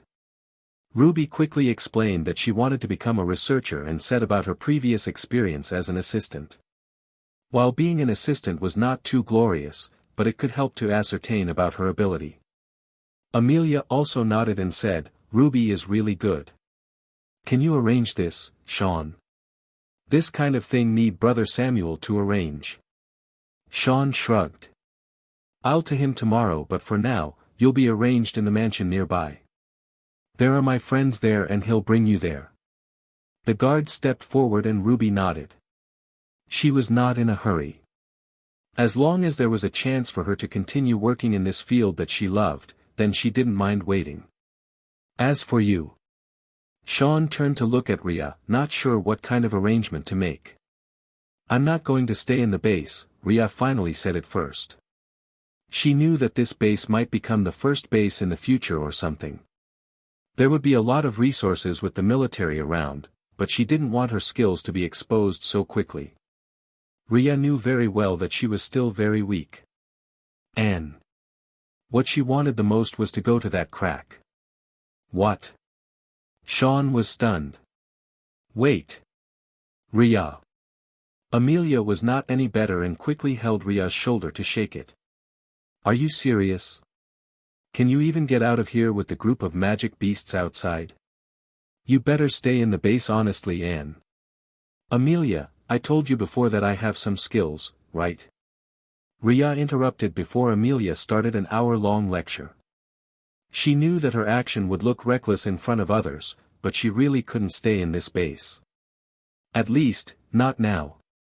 There will be a time when her strength and ability exposed for the world to see. But right now, Riya was unwilling to let others find out about her skills. At most, she would explain a bit to Amelia to make sure the other party would not worry. But, the outside world is so dangerous. Amelia frowned. If this was the ordinary world, then Amelia would not care what Riya was doing. After all, there was no danger of dying at any moment. They could also contact each other through their phones and so on. But in this changed world, Amelia knew very well that Riya might be killed by those magic beasts at any moment. This made her unwilling to let Riya go. "What if? I can take care of myself," Riya replied. "Besides, it's not like I can do anything if I were to stay here. Didn't she say that she has some ability?" Sean's lips twitched when he heard Riya's contradicting words. He shook his head and patted Amelia's shoulder. "I'm going back first. You should go back inside too soon." In any case, it was not his business. Riya is not his friend but his sister's friend and he had no interest to get involved in her matter and decisions. If she wanted to leave, then he would not stop her. With that, Sean entered the house first. Riya and Amelia were still in Amelia's house courtyard, standing not far from where Amelia unloaded her resources not long ago. The gate was closed, so the people outside couldn't really see them, but if they were louder, the people outside could definitely hear them. "Okay." Amelia nodded at her younger brother and then looked at Riya firmly. "I can't let you go out and die out there." "I have some magic skills, Amelia," Riya said slowly. "Magic skills?" Amelia, who wanted to persuade Riya to stay, was stunned when she heard that and looked at Riya in disbelief. The so-called magic was something that Amelia had only known after her brother suddenly given the order for them to learn it. So when she heard Riya's words, Amelia was in disbelief. Why does everyone around her seem to know magic while she only know the most basic spell that her brother taught her? And from the way Riya looked like, she didn't seem to be afraid of these magic beasts. Coupled with Riya's explanation, Amelia seemed to understand the reason. How could Riya be afraid if she's stronger than them? The main reason why Riya didn't make a move was for her training and because she didn't want to show her skills. Can you use magic spells? Amelia asked doubtfully. If this was a year ago, Amelia would never believe that there would be a day when she asked this kind of question. After all, she didn't believe in magic at all at that time and would think that the other party was crazy. But after seeing her brother's skill, learning some basic skills herself, and then watched the world changed. Amelia had to believe it even if she didn't want to. Otherwise, she would be eliminated by the tide of time and might not be able to survive in this world. No, Riya replied. She didn't use magic spells but magic runes. There were clear differences between them. Magic spells were basically using words to sing the rhymes needed to cast the spells along with the hand and feet gestures. To be honest, it looked a bit like dancing and singing, which looked really good. Of course, sometimes, it looked a bit too fancy and Riya felt embarrassed just watching these movements. On the other hand, magic runes didn't use any singing and instead through forming the runes directly in the air through their mana. The moment the runes were finished, it would launch their effects such as elemental attack and many others. Her skills were more simple and direct. And to be honest, it was also more boring to watch. Other people were dancing and singing, casting spells. Riya directly raised her hand to form the runes. Then, I have these. Riya took out one cooling talisman and handed it to Amelia. Try to inject mana. Huh. Amelia looked at the piece of paper in front of her with strange snowflake-like drawing on the surface and infused her mana. She might be a magic warrior, but she still has mana and could use it to form simple magic spell. The problem was that the amount was really small. It was hard for Amelia to use magic spells, so his older brother only taught her the counterattack shield spell. Other spells? Wait until she increased her mana. Amelia was basically the laziest in the family and Samuel had headache when he thought about this sister of his. After the mana was infused, Amelia was surprised to find that she felt really cool. There was a faint cold wind from the paper in front of her and she turned it around, but she couldn't really see anything from this paper. It's really a genuine paper. But it can produce cold temperature. Amelia raised her head to look at Riya. This is. You can call it talisman or magic scrolls, Riya replied. The difference in terms were because the people in that world lived in different areas. One areas were filled with magic and the other was filled with more ordinary people. For Riya herself, she was used to call this as talisman. Talisman. Amelia looked at the paper in her hand, feeling somewhat at loss. In fact, Samuel had already told them that there were also their profession related to magic such as alchemist, formation master, rune master, blacksmith, and many others. The existence of magic scrolls were also told to her by Samuel. Unfortunately, Samuel didn't know how to make magic scroll. It was not like they could directly infuse their own magic into a medium. There were indeed some materials that could be used, but for the magic to remain there for a long time, they needed to use some runes. And these runes had their own laws and so on. Samuel tried to learn them in the past, but it was giving him headache. Because the difference in a few millimeters of a stroke can mean differently when combined with other similar runes. So he gave up. Such a task that required extreme details were not suitable for him. Even if his family in that world was capable of giving him enough resources and so on, Samuel wouldn't learn things that he had no talent in. Do you make this? Amelia asked, her tone was filled with both awe and confusion. Her friend, who used to be ordinary, was actually a magician. How could this not make her confused? But at the same time, Amelia also felt proud and relieved. Because this meant that Riya should have some abilities to protect herself instead of going out and seek death. Yes. Riya nodded. She thought for a moment and then added, there are still some small communities who preserved magic items and inheritance. I was lucky and met them. To be honest, this story was full of loopholes. But Riya was not good at lying. She could only try her best to make a somewhat believed story to Amelia. Huh. But my brother said that these inheritance are incomplete. Amelia looked confused. Riya was silent. So there were really inheritances? She thought that she was just making up stories, but it turned out that there were truly some magic inheritance in this world. Riya had the feeling that her world cognition had completely collapsed today. In the past, she never thought that she would use this kind of excuse and there were truly inheritance that other people found. Are you kidding me? Do you join the Magic Association?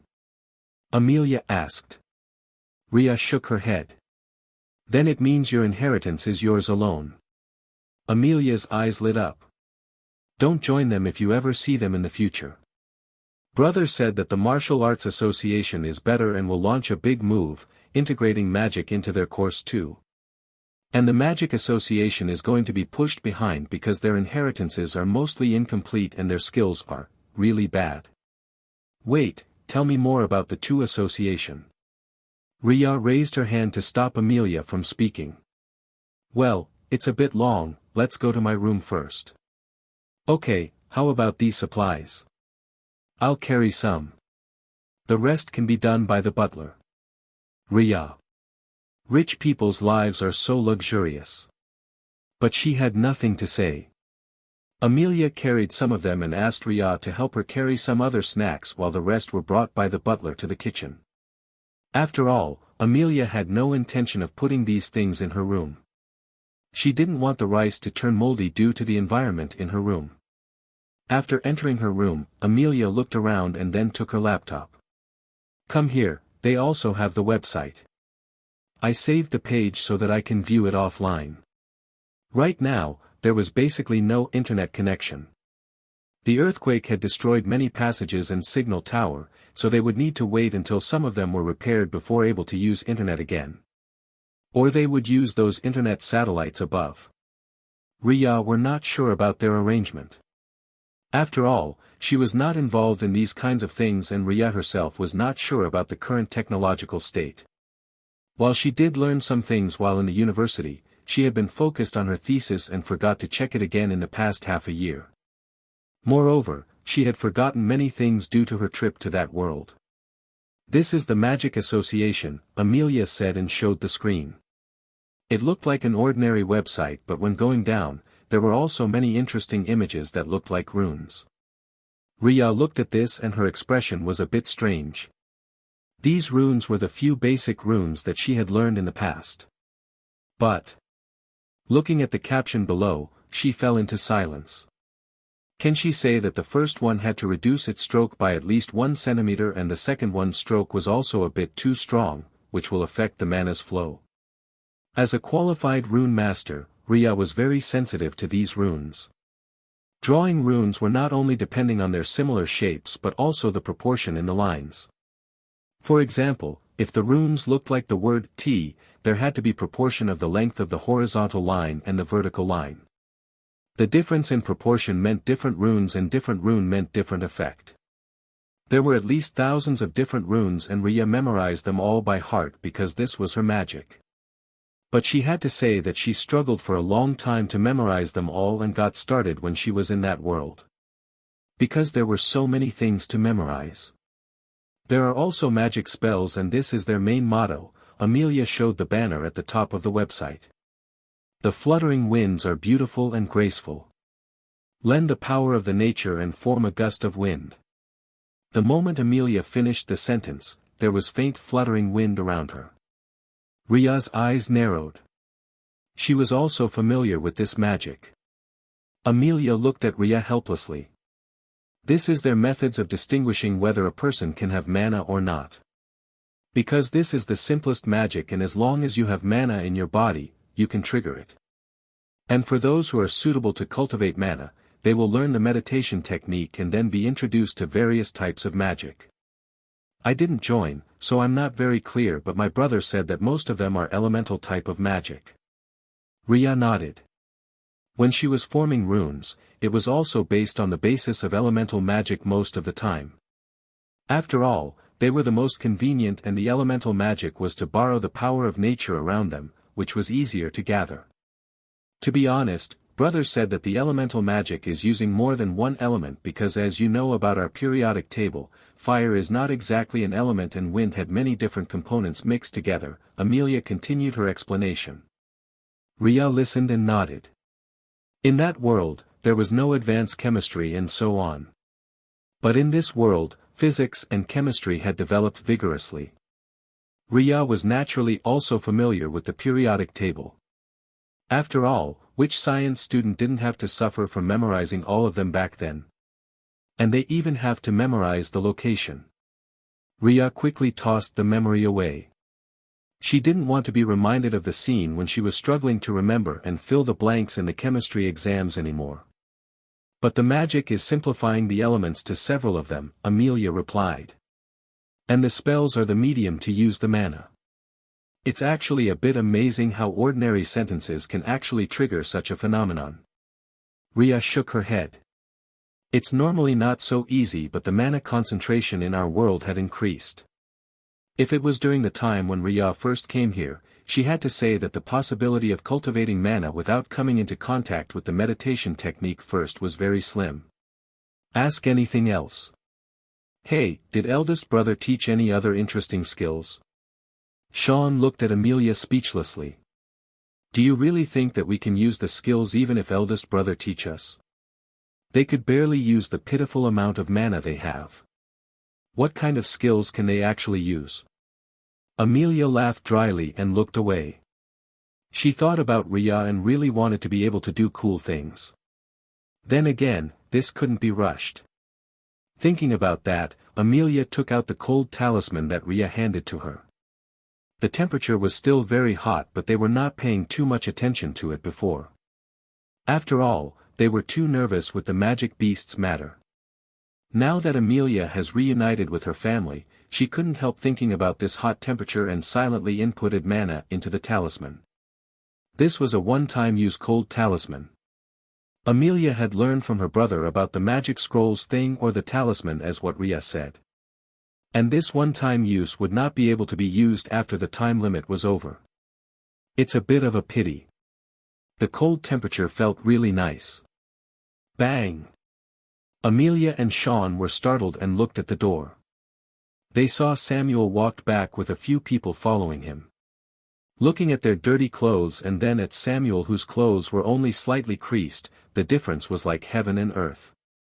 It seemed that killing these magic beasts were nothing for Samuel, but the same couldn't be said for these people who followed him. Well, they just needed to take a bath. Amelia looked away and silently played with the talisman in her hand. The cold temperature seemed to feel like an air conditioner was placed right in front of her. Clean up the corpses. Don't let them go to waste, Samuel gave orders and then looked at his two siblings. Starting tomorrow, you two will follow me out. We have to go out. Why? Both Amelia and Sean were stunned by Samuel's sudden order. They felt really unwilling to go out. Amelia had already fought against those magic beasts and she didn't really want to fight more of them. She had enough. On the other hand, Sean had been staying here in the past few days, being completely protected by his older brother. After all, his skills were not very good and Samuel also didn't want to bring his siblings out when they were not ready. But this sudden earthquake and beast tide made Samuel realize that he had to bring his siblings into this world much sooner than he thought. You have to be able to fight on your own, Samuel answered calmly. Sean and Amelia groaned. These magic beasts might get stronger in the future. Hearing this, even Mr. and Mrs. Jones frowned. They looked at their children and felt that the situation would turn really bad. Do you know something about this, Sam? Samuel looked at his father and nodded. I have said before that these beasts are called magic beasts. While their appearance might be similar to various animals here, but their size and colors are very different. These beasts have mana mixed into their body, which caused this change. As Samuel spoke, he turned to look at Amelia. Among the people in his family, Amelia was the only one who had never heard his explanation before because she was not in his family's house. He would have to explain everything over or simply handed the task over to his younger brother. But he definitely wouldn't go over and explain everything from the start again right now. Amelia nodded at Samuel's words. She had already heard about the term magic beasts from Riya. Though, Riya didn't explain about the magic beasts itself, and Amelia made her own inference after seeing these magic beasts and fought against them. The magic beasts you have seen so far are all unranked magic beasts.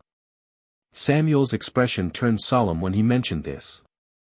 Unranked magic beasts only become slightly stronger compared to ordinary animals, and their size become a bit bigger or have some changes depending on their races and the mutation caused by mana.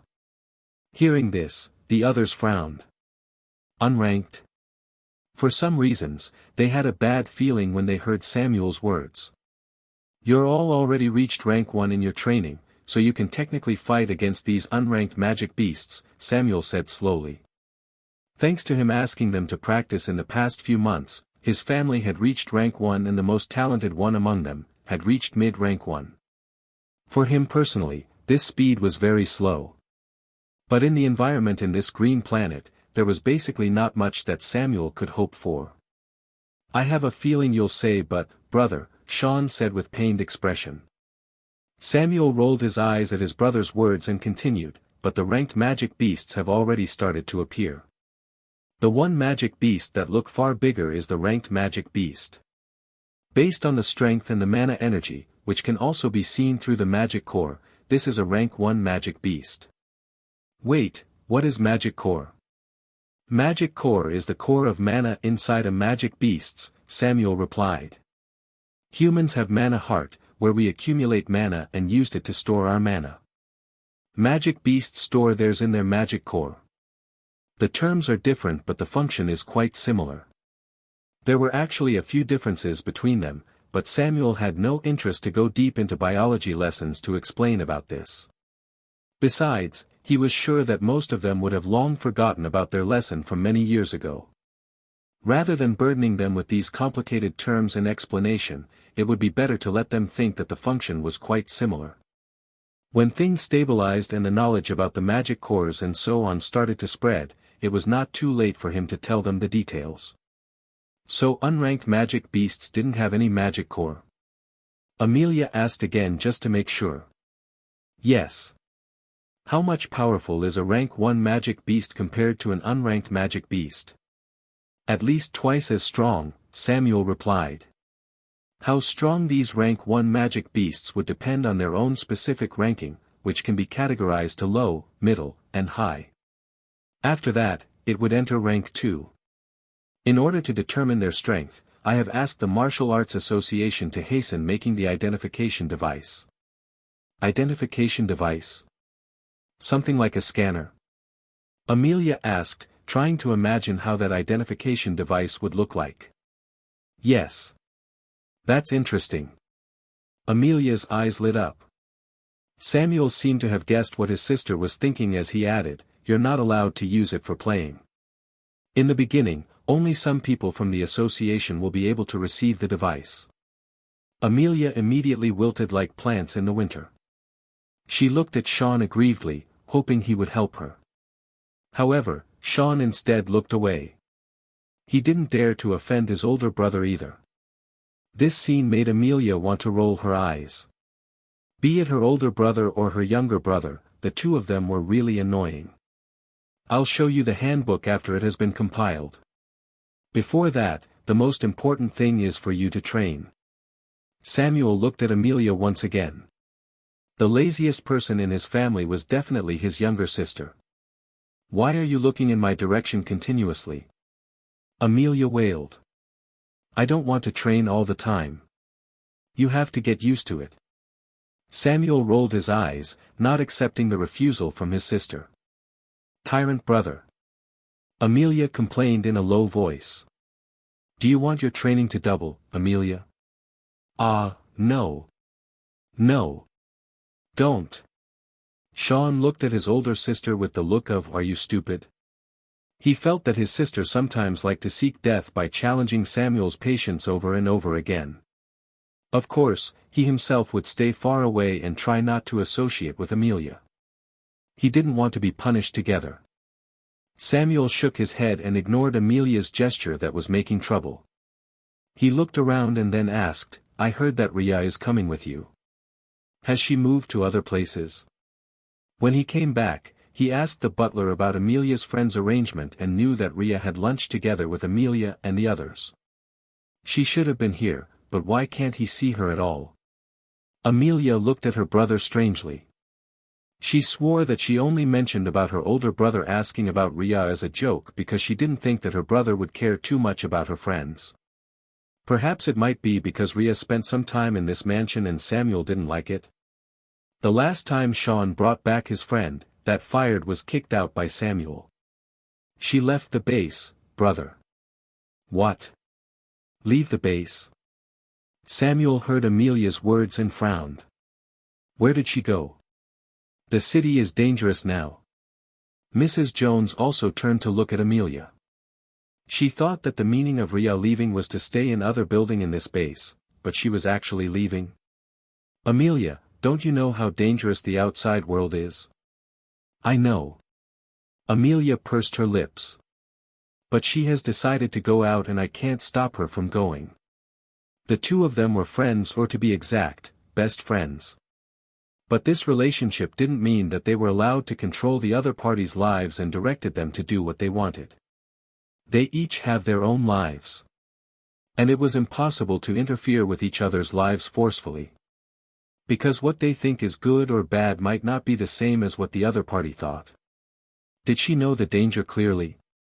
Samuel asked, his eyebrows were still frowning. He had fought against these unranked magic beasts and knew that while they were not very powerful, their number could reach a staggering number. At that time, it might be hard for them to deal with so many magic beasts. Even Samuel would feel headache if he were to face a beast horde, even if these beasts were all only unranked magic beasts. Because his stamina was limited. Brother, we've been outside in the past few days and have seen the magic beasts personally, Amelia reminded. Sean nodded. Right, who made you kept on running away from home in the past? Amelia glared at Sean when she heard that. What was wrong with her running away from home? It was not like she ran away so far away from home but still in this area. Anyway, everyone knew that her running away from home was to stay in the university dormitory. After she had graduated, she planned to crash in one of her friends' place. But that was for the future. Samuel didn't pay attention to Sean and Amelia's bicker. He was thinking about something else and then asked, which way did she go? Brother. I can't just let her die out there, Samuel said slowly. Amelia looked at her stubborn brother and stepped forward. She pressed the talisman that she was holding on Samuel's arm. Riya said that she'll be fine. This. Samuel thought that his sister was not doing things right, but when he came into contact with this paper, he understood that this was a talisman or a magic scroll. And this magic scroll was currently active. He took the paper into his hand and looked at the runes drawn on the paper. It looked beautiful, just like a drawing, and the proportion was extremely accurate, as if the person who drawn it had calculated every stroke precisely. Samuel looked at the paper for a moment and then turned to look at Amelia. Did she give you this? Amelia pursed her lips and snatched the paper back. The temperature was really hot and the air conditioner didn't seem to help much. Only this magic scroll seemed to be the most useful one. Yes. She said that she has some inheritance and able to do some things. Magic runes or formation inheritance? Samuel looked at the paper thoughtfully and then remembered the people from the Magic Association. Those people had indeed gained some ancient records about magic and so on, but the records were incomplete. Before the earthquake, the mana density in the green planet was really low and not suitable to practice. So no matter how complete the inheritance was, not many people would be able to study it in the end. But after the earthquake, the situation had become different. There were many people who could start learning magic on various degrees, and what they could achieve in the end depended on their talent. Magic runes. Samuel remembered that there was also some of them in the Magic Association. Is she part of the Magic Association? No, Amelia replied. She's on her own. On her own? Samuel arched his eyebrows and thought about his condition along with Peter. The two of them recognized each other because they fought not long before he died in that world and thrown back into this world. Their appearance didn't change that much. Moreover, their temperament and the mana signature was still similar. Mana signature was quite similar to a person's identification. Because their mana fluctuation couldn't be changed and both Samuel and Peter were familiar with each other's mana signature. He didn't sense any mana in Riya. No, it was more correct to say that he had no chance to check it before. I see.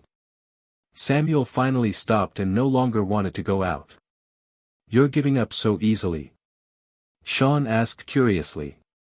Samuel looked at his younger brother with frown. This question seemed a bit strange. Since she knows how to protect herself, there's no need for me to go out. He respected her decision. Since that was what Riya wanted to do, then he had no right stop her. Huh. Sean tilted his head. Mrs. Jones watched the interaction of her three children and smiled faintly. Knock. Knock. Mr. Samuel, there are. Talk inside. Samuel waved his hand and beckoned for the man to enter the study room. As the head of this base, Samuel had a lot of things to do. The door closed and Amelia sat on the sofa, playing with the talisman in her hand. She forgot to ask Riya how long this talisman would last. Mel, next time your friend come, let her stay here. Huh, Mom. Riya sighed. It's finally done. Riya sighed in relief when she saw the formation plate done. A formation plate was the type of formation that could be used repeatedly and had to use special materials for the container. Otherwise, ordinary materials would definitely break after a short period of time. And inside Riya's words, there were more than enough good jade. Riya looked at the three formation plate in front of her with satisfaction. For her, making formation was easy but it was still time-consuming and consumed a lot of her mana. The amount of mana she has in this world was not much and to reach the same height as the one when she was in that world was not easy either. 3 formations, 1 counterattack formation, 1 defensive formation, and 1 recovery formation, Riya said as she looked at the 3 plates in front of her. At the same time, she thought about her mana that has bottomed out after making 3 formations and sighed deeply. It was really not easy for her to make so many formations at the same time. At rank 3, this was already her limit. Swish. Coming out of her world, Riya looked at the crack in front of her and shook her head. She will enter the crack in a while. But before that, she had to recover her mana first. With that, Riya took out the mana stones and set up an advanced mana gathering formation and started to meditate. The existence of the illusion formation would ensure that no one was able to see her when she was here. Bang! The meditation was interrupted and Riya raised her head. She frowned when she saw the group of people coming. Military? From their appearance, they seemed to have come from the military. Riya knew that there were some military people in City A because she had seen some of them in Samuel's place. They were all working together with the Jones family to make a base and might be staying there. Did I spend too much time in that world? Riya asked in confusion. She was sure that she didn't change the time setting, allowing it to move at the same time as her own time except for a separate part that has frozen time. Because if one wanted to change the time to slow it down or to accelerate, it would consume too much mana. Making a part has time stop was already the limit. The military had spent so much time dealing with a large number of the magic beasts not long ago. Why did they have time to come here at this time? As Riya was confused, she heard loud voices coming in the direction of the academy. And the young man who confronted her, Amelia, and Ruby before appeared, cursing many people while being escorted by the military. Ah, he's still alive. Riya rubbed her fingers together as she watched that young man, Hansel, came out with one of his friend. The other friend should have died in the claws of those magic beasts not long ago. And it seemed that his family should be influential enough to let the military step forward to rescue him. Should I make a move? If Riya wanted to, she could attract the attention of the few magic beasts around this area to attack Hansel. There was some magic that could do that. But at the same time, the soldiers who were in charge of protecting Hansel would definitely be involved. Riya slowly put down her hand and shook her head. In that world, Riya had to kill almost everyone who crossed path with her. Because her ability and possession made many people greedy and wanted to take it for themselves. If she had not been strong enough, she would have long died before obtaining the world treasure. And there was a saying to cut weeds from the roots. If Hansel continued to stay alive, he might bring trouble to Riya and Amelia in the future because of his personality and the fact that he was close to Amelia's cousin, Valeria. But Riya looked at the soldiers around Hansel and finally shook her head. She could be unscrupulous in that world and felt nothing because that was how the world has been. In this world, she has finally experienced a short period of peace again, and these soldiers were all given order by the higher-ups. If she truly wanted to kill Hansel, it would be better to do it when there were no one who could stop her or get involved in her path. The car sped away, crashing onto some magic beasts midway, and Riya averted her eyes away. She continued to recover her mana, and after some time, it was full again. The combination of the advanced mana gathering formation with her own rigorous practice was more than enough to let her recover her mana quickly. Of course, if she wanted to train and expand the limit, this much would not be enough. But today, Riya had to explore this crack. Now. Swish. Jumping down the crack, Riya stepped on the slippery wall. Countless magic beasts tried to storm out of the formation and immediately crashed. They died after having their bodies split or pierced through due to the formation. The blood splattered all around the wall, turning the entire place into a complete bloodbath. The killing formation is indeed very brutal. Riya looked at the blood on the wall with some distress. These were all materials. If she could collect their blood, she could use it to make more formation in the future. These beast blood was much better than the water and ink she used to draw talisman before. It was not like Riya didn't want to use something better. But there were not many liquid that could contain mana and seal it inside the talisman. The best materials for the one-time talisman has always been the beast's blood or the liquid mana. The former has mixed properties, so they had to be sorted out, and before this earthquake, Riya never thought of seeing them again. The latter was hard to make because their mana was still in the gas form until they reached advanced rank, which was still a long way to go. Now, the appearance of these magic beasts could be said to be another source for Riya to obtain useful liquid to make magic scrolls. Well, their bloods. But if it was already mixed like this, Riya was also unwilling to use it. After all, the blood would have been contaminated with dust and other particles. To use it, she would have to clean it first. That would take too much time. And effort. Slash. Slash. Riya watched as several more magic beasts rushed towards the formation above and tilted her head.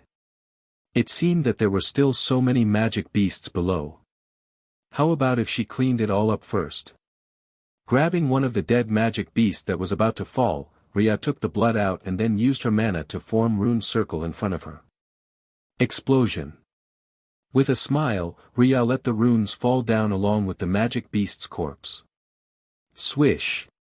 Bang. Loud explosion sounded far below. With this explosion, many magic beasts that planned to go out halted in their footsteps, while some others directly died under the explosion. Splash. Landing on the pool of blood below, Riya looked at the large number of magic beasts' corpse around her and nodded. She urged them to enter her world in a secluded corner. Even though she couldn't really use them directly, using these magic beasts as nutrients for her world was still alright. With a wave of her hand, the place was clean. If not for the fact that there were still faint pool of blood on the ground, no one would think that there used to be mountains of magic beasts' corpses here. There are still so many of them. Riya looked at the large number of magic beasts in front of her and chuckled. Her hand raised and several magic runes were formed in the air simultaneously. This was one of the advantage of a rune master, which was dual spells. Other people needed to cast their spells through words, which meant that they could only use one spell at one time. But Rune Master only needed to draw the runes in the air. As long as they could practice their left and right hand to make different runes at the same time, they would be able to cast 2 spells at the same time. Of course, some capable mages still could do dual spells. But one of the spells needed to be the instant spell that they didn't need words to make. Otherwise, it would be nothing more than pipe dream for them to cast 2 different spells simultaneously. Bang! Swish! Bang! These magic beasts rushed forward, but before they could get close, they were pierced by mana arrows or got blasted back. On the occasion when they managed to get close, their attack would be blocked by a shield. Roar! These magic beasts were angry and continued to rush forward. Bang! Bang! Bang! Long distance away, the Taylor family. The earthquake basically destroyed many places all over the world. In City A alone, there were only some buildings of high quality still remained intact until the end. The Taylor family still hadn't solved their problems of the mess that Mrs. Taylor created. Because Samuel made a move, it could be said that the Taylor family was now facing difficulties. They were exhausting their energy to take care of this matter. When the earthquake struck, they were caught unprepared. And then chaos ensued.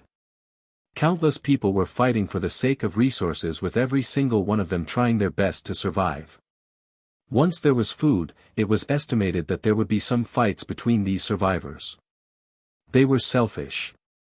And no one knew how big the earthquake is. It has been a few days. Bang! Mom! I need to go to the hospital. Sierra's face was pale. It has been a few days since the last time she has gone to the hospital to wash her blood. Because of this, her current situation was not very optimistic right now. But in this situation, how could she go? Baby, just drink the medicine first, okay? Mrs. Taylor felt distressed and rubbed her daughter's head carefully. We can't go to the hospital now, but there are still medicine left at home. But it's not enough. Sierra frowned. The military are here. We can go to the base, Mr. Taylor said, and looked at his family with a frown. As the man, he was the head of the family, and Mr. Taylor was trying his best to take care of his family. Sierra needed immediate medication for her situation. When thinking about this matter, Mr. Taylor felt regret that he didn't move Riya any faster.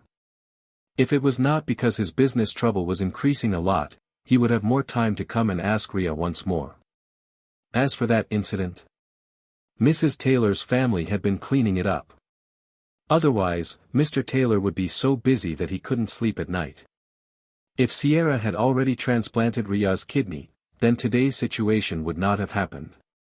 Sierra would be in full health, and there was no need for Mr. Taylor to worry about his daughter so much. Dad, where are we going? Ciro asked while he patted his stomach. His figure was a bit chubby because he ate a lot. The earthquake has only happened a few days ago, and their families still have more than enough food.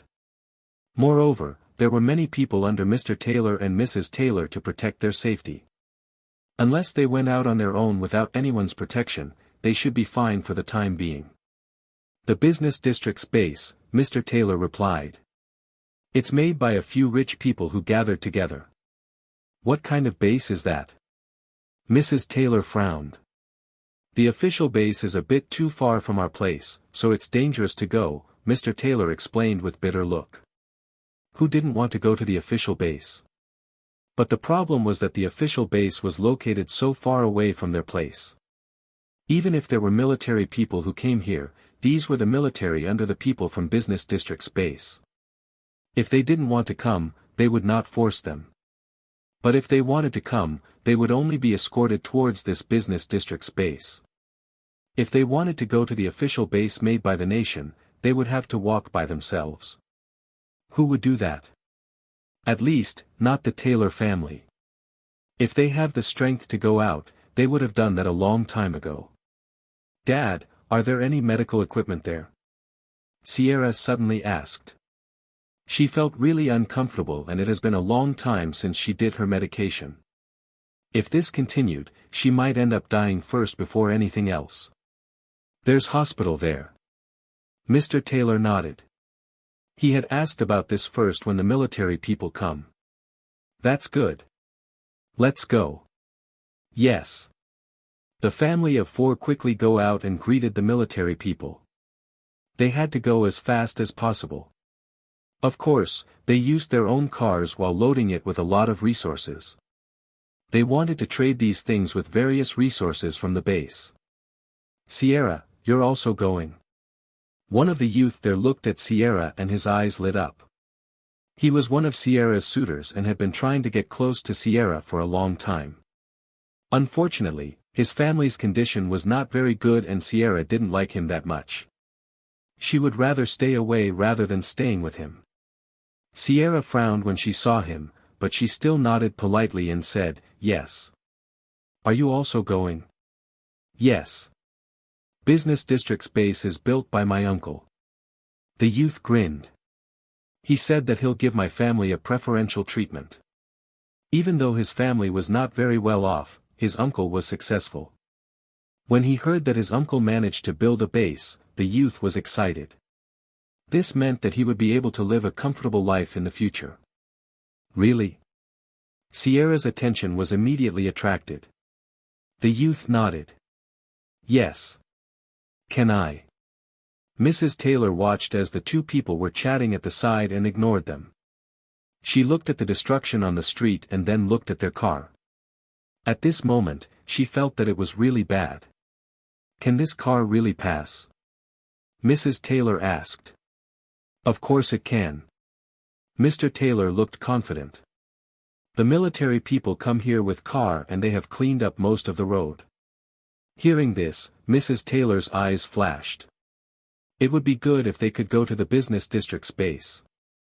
While it was not the place they wanted to go the most, they could settle there for the time being and then figured out a way to go. Then we should go. Mrs. Taylor steps carefully to the car, trying her best not to touch the dirty ground. Even when the situation was still like this, Mrs. Taylor still behaved pretentiously.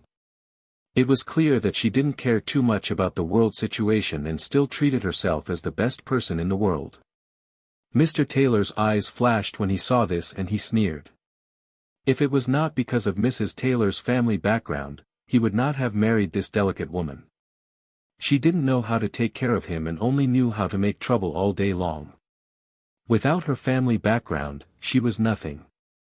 But thinking that her family was still quite powerful. Mr. Taylor took a deep breath and walked inside. Have you contacted them? Mr. Taylor asked after he entered the car and pulled down the curtain to block the driver. What he wanted to talk next was not something for outsiders to hear. My family? Mrs. Taylor asked back. She arched her eyebrows and smiled. They have built a base on their own and said that they will send someone to pick me up in the future. All I need to do is to wait for them to arrive. When she said this, Mrs. Taylor's tone was very arrogant. Her chin was also raised high as if she was the best in the world. Beside him, Mr. Taylor's eyes flashed and he nodded. Even after the earthquake, their residence remained stable and nothing happened to them. No matter what, they were still staying in rich areas district and the building was made from the best materials. It could withstand various natural disaster. The problem was that they didn't have enough resources to stay here for the rest of their lives. There were also many people who lived nearby and came knocking on their door to look for trouble.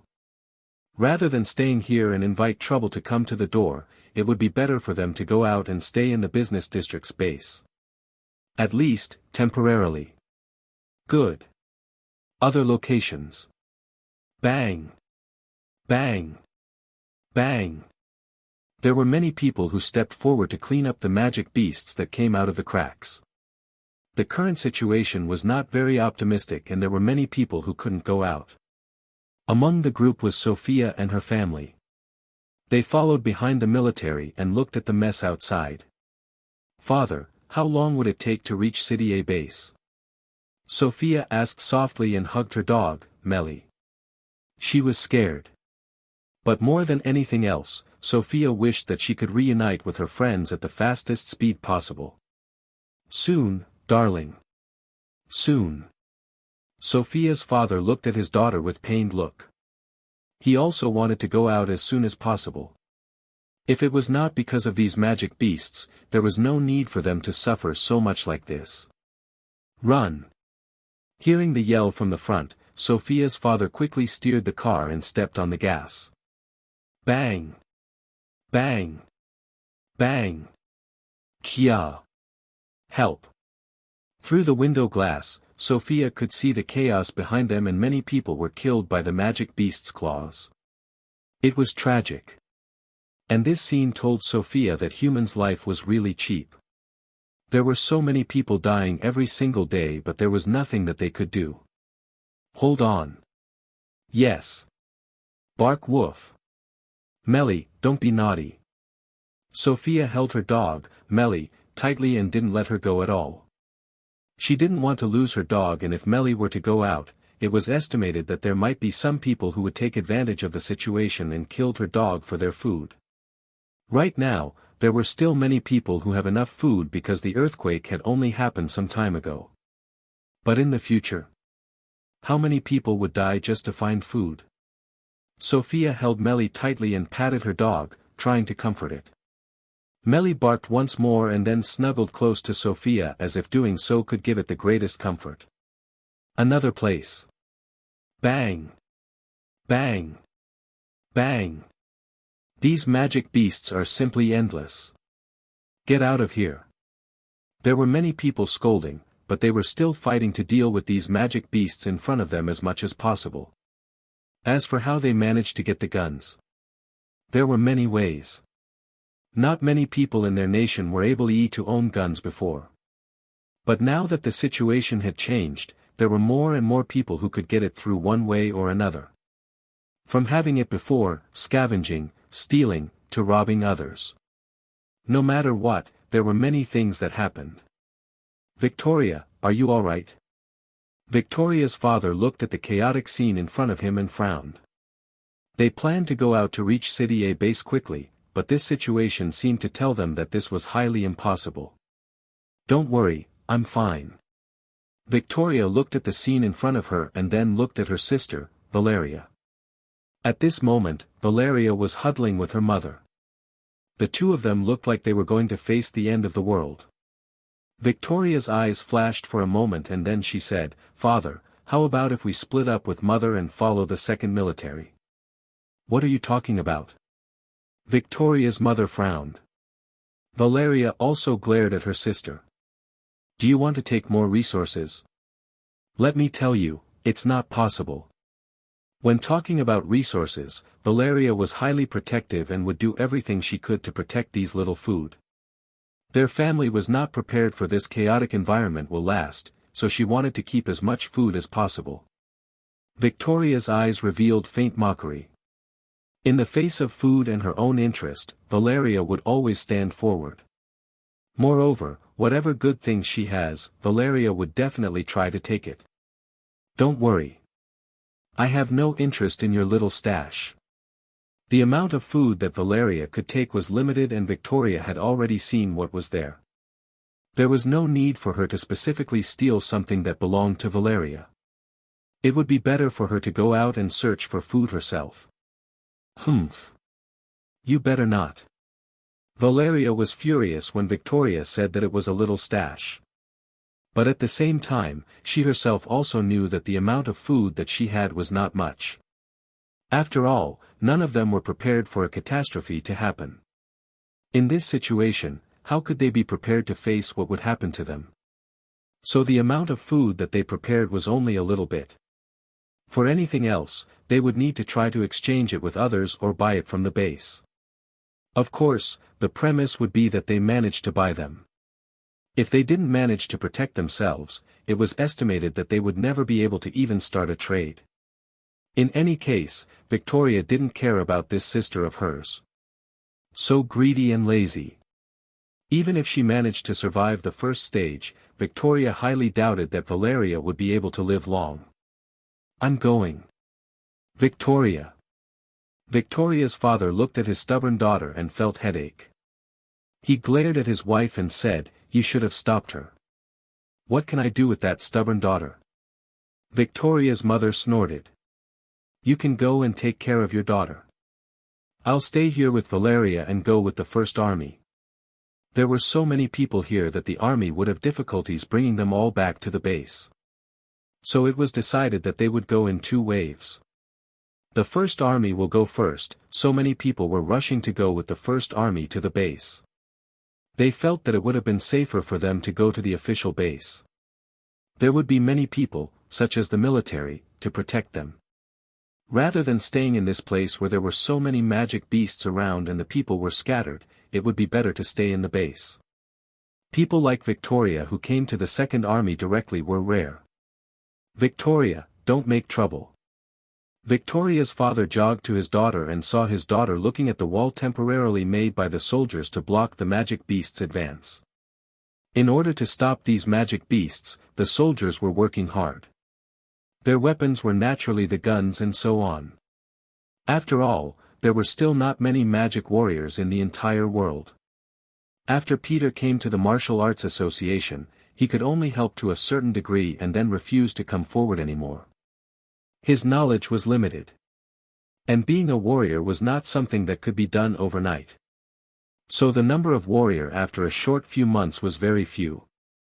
It was far from enough to deal with these magic beasts. Victoria. Victoria's father frowned when he saw his daughter's action.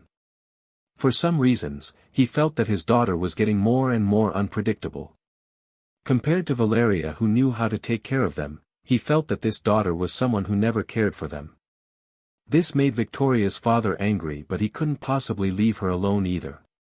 "What do you want?" Victoria turned around and looked at her father, her eyes were cold. "Come with me and stay with your mother. There's no need for you to." "Father, there are too many people who want to go to the First Army. What's our family's advantage compared to them?" Victoria asked slowly. She knew very well that their family might look like a big family, but it was all false. Her father was not very competent and it was her uncle who was far more powerful and made a business empire. Her father. Even doing a sideline business was already pretty good. There was no need for her to expect more from him and her family members. But let them go first. Letting 2 people go first is easier than asking for 4 people, Victoria said and then waved her hand. She looked into the distance and her eyes narrowed. Besides, there are also other people here who are quite more powerful. For the Second Army to be able to return to the base, there had to be some powerful people who had been arranged to stay behind. If all who were left behind were the weaklings, then it would have been impossible for them to go to the base. So Victoria felt that it would be better for her to stay. If she could stay behind and try to build relationship with the powerful people, wouldn't it be much better? That's. Just look at how they managed to get into the army, Victoria said lightly and then ignored her father. She couldn't understand how her father and her mother never understood that they would never be able to get what they wanted through their current way. They would always complain and never try to do anything but whine, make trouble, and cry. Especially her sister. All she knew was to make others listen to her and then smash money if they were unwilling to do it. If there was not enough money, she would go and ask her parents for it.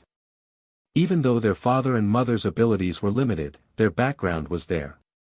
Now that the world had changed this much, Victoria wondered whether they would be able to continue this way. In this changed world, those who have big fist will win. And those who were weak had to stand behind. Victoria believed that they wouldn't be able to do anything even if they wanted to. "I'm going first." Victoria's father hesitated for a moment and then followed behind his daughter. He would stay behind and see what Victoria was planning to do. Riya didn't know how long time has passed ever since she entered the crack. There was no sunlight here, and if not for her ability to see in the dark, she would have long crashed onto the rocks. There were already thousands or even tens of thousands of magic beasts' corpses in her world. Her world was so happy that it accelerated time on its own to decompose these and also expanded the world's size. Sensing the high concentration of mana inside her world, Riya sighed deeply. There are only unranked and rank 1 magic beasts, Riya muttered as she munched on dried meat. This was her lunch or dinner or perhaps breakfast because Riya was not sure what time it was. Originally, Riya thought that she would face rank 2 or higher magic beasts, but she thought too much. But this crack is really long and deep, Riya complained. She took out a tablet and continued her drawing. When she came down, Riya tried to make the map. The shape was a bit crooked and looked strange, but Riya was not entirely sure about the distance because she was too busy fighting with these magic beasts. She could estimate it. Seeing the map that she had made, Riya sighed again. The map looked really ugly. Well, let's continue.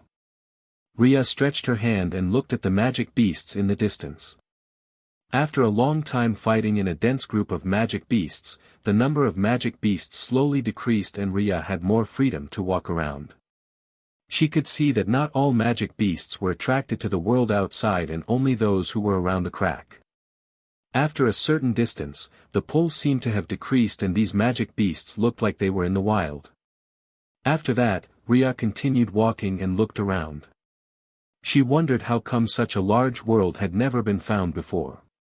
It was indeed quite deep when she jumped down the crack, but it should still be visible through various equipment that detected through waves or even heat. Unless there was some kind of mana shielding in this place. It was just that Riya didn't understand how they were able to mine oil and the others while bypassing this place. It could also be possible that this place was deeper than the oil, though as Riya was not entirely sure about it. Well, this matter was not something for Riya to worry about because she didn't have anything to do with those things. Though, Riya wondered if she could try to dig for oil. Wait, forget it, she couldn't process them without the equipment. After some time, Riya noticed a noticeable increase in the magic beasts' number. But they were not heading in her direction but in the opposite side. Is there another crack there or something else? Out of curiosity, Riya went forward and started her slaughter. Bang! Bang! Bang! After a while, Riya was stunned with the sight in front of her. How?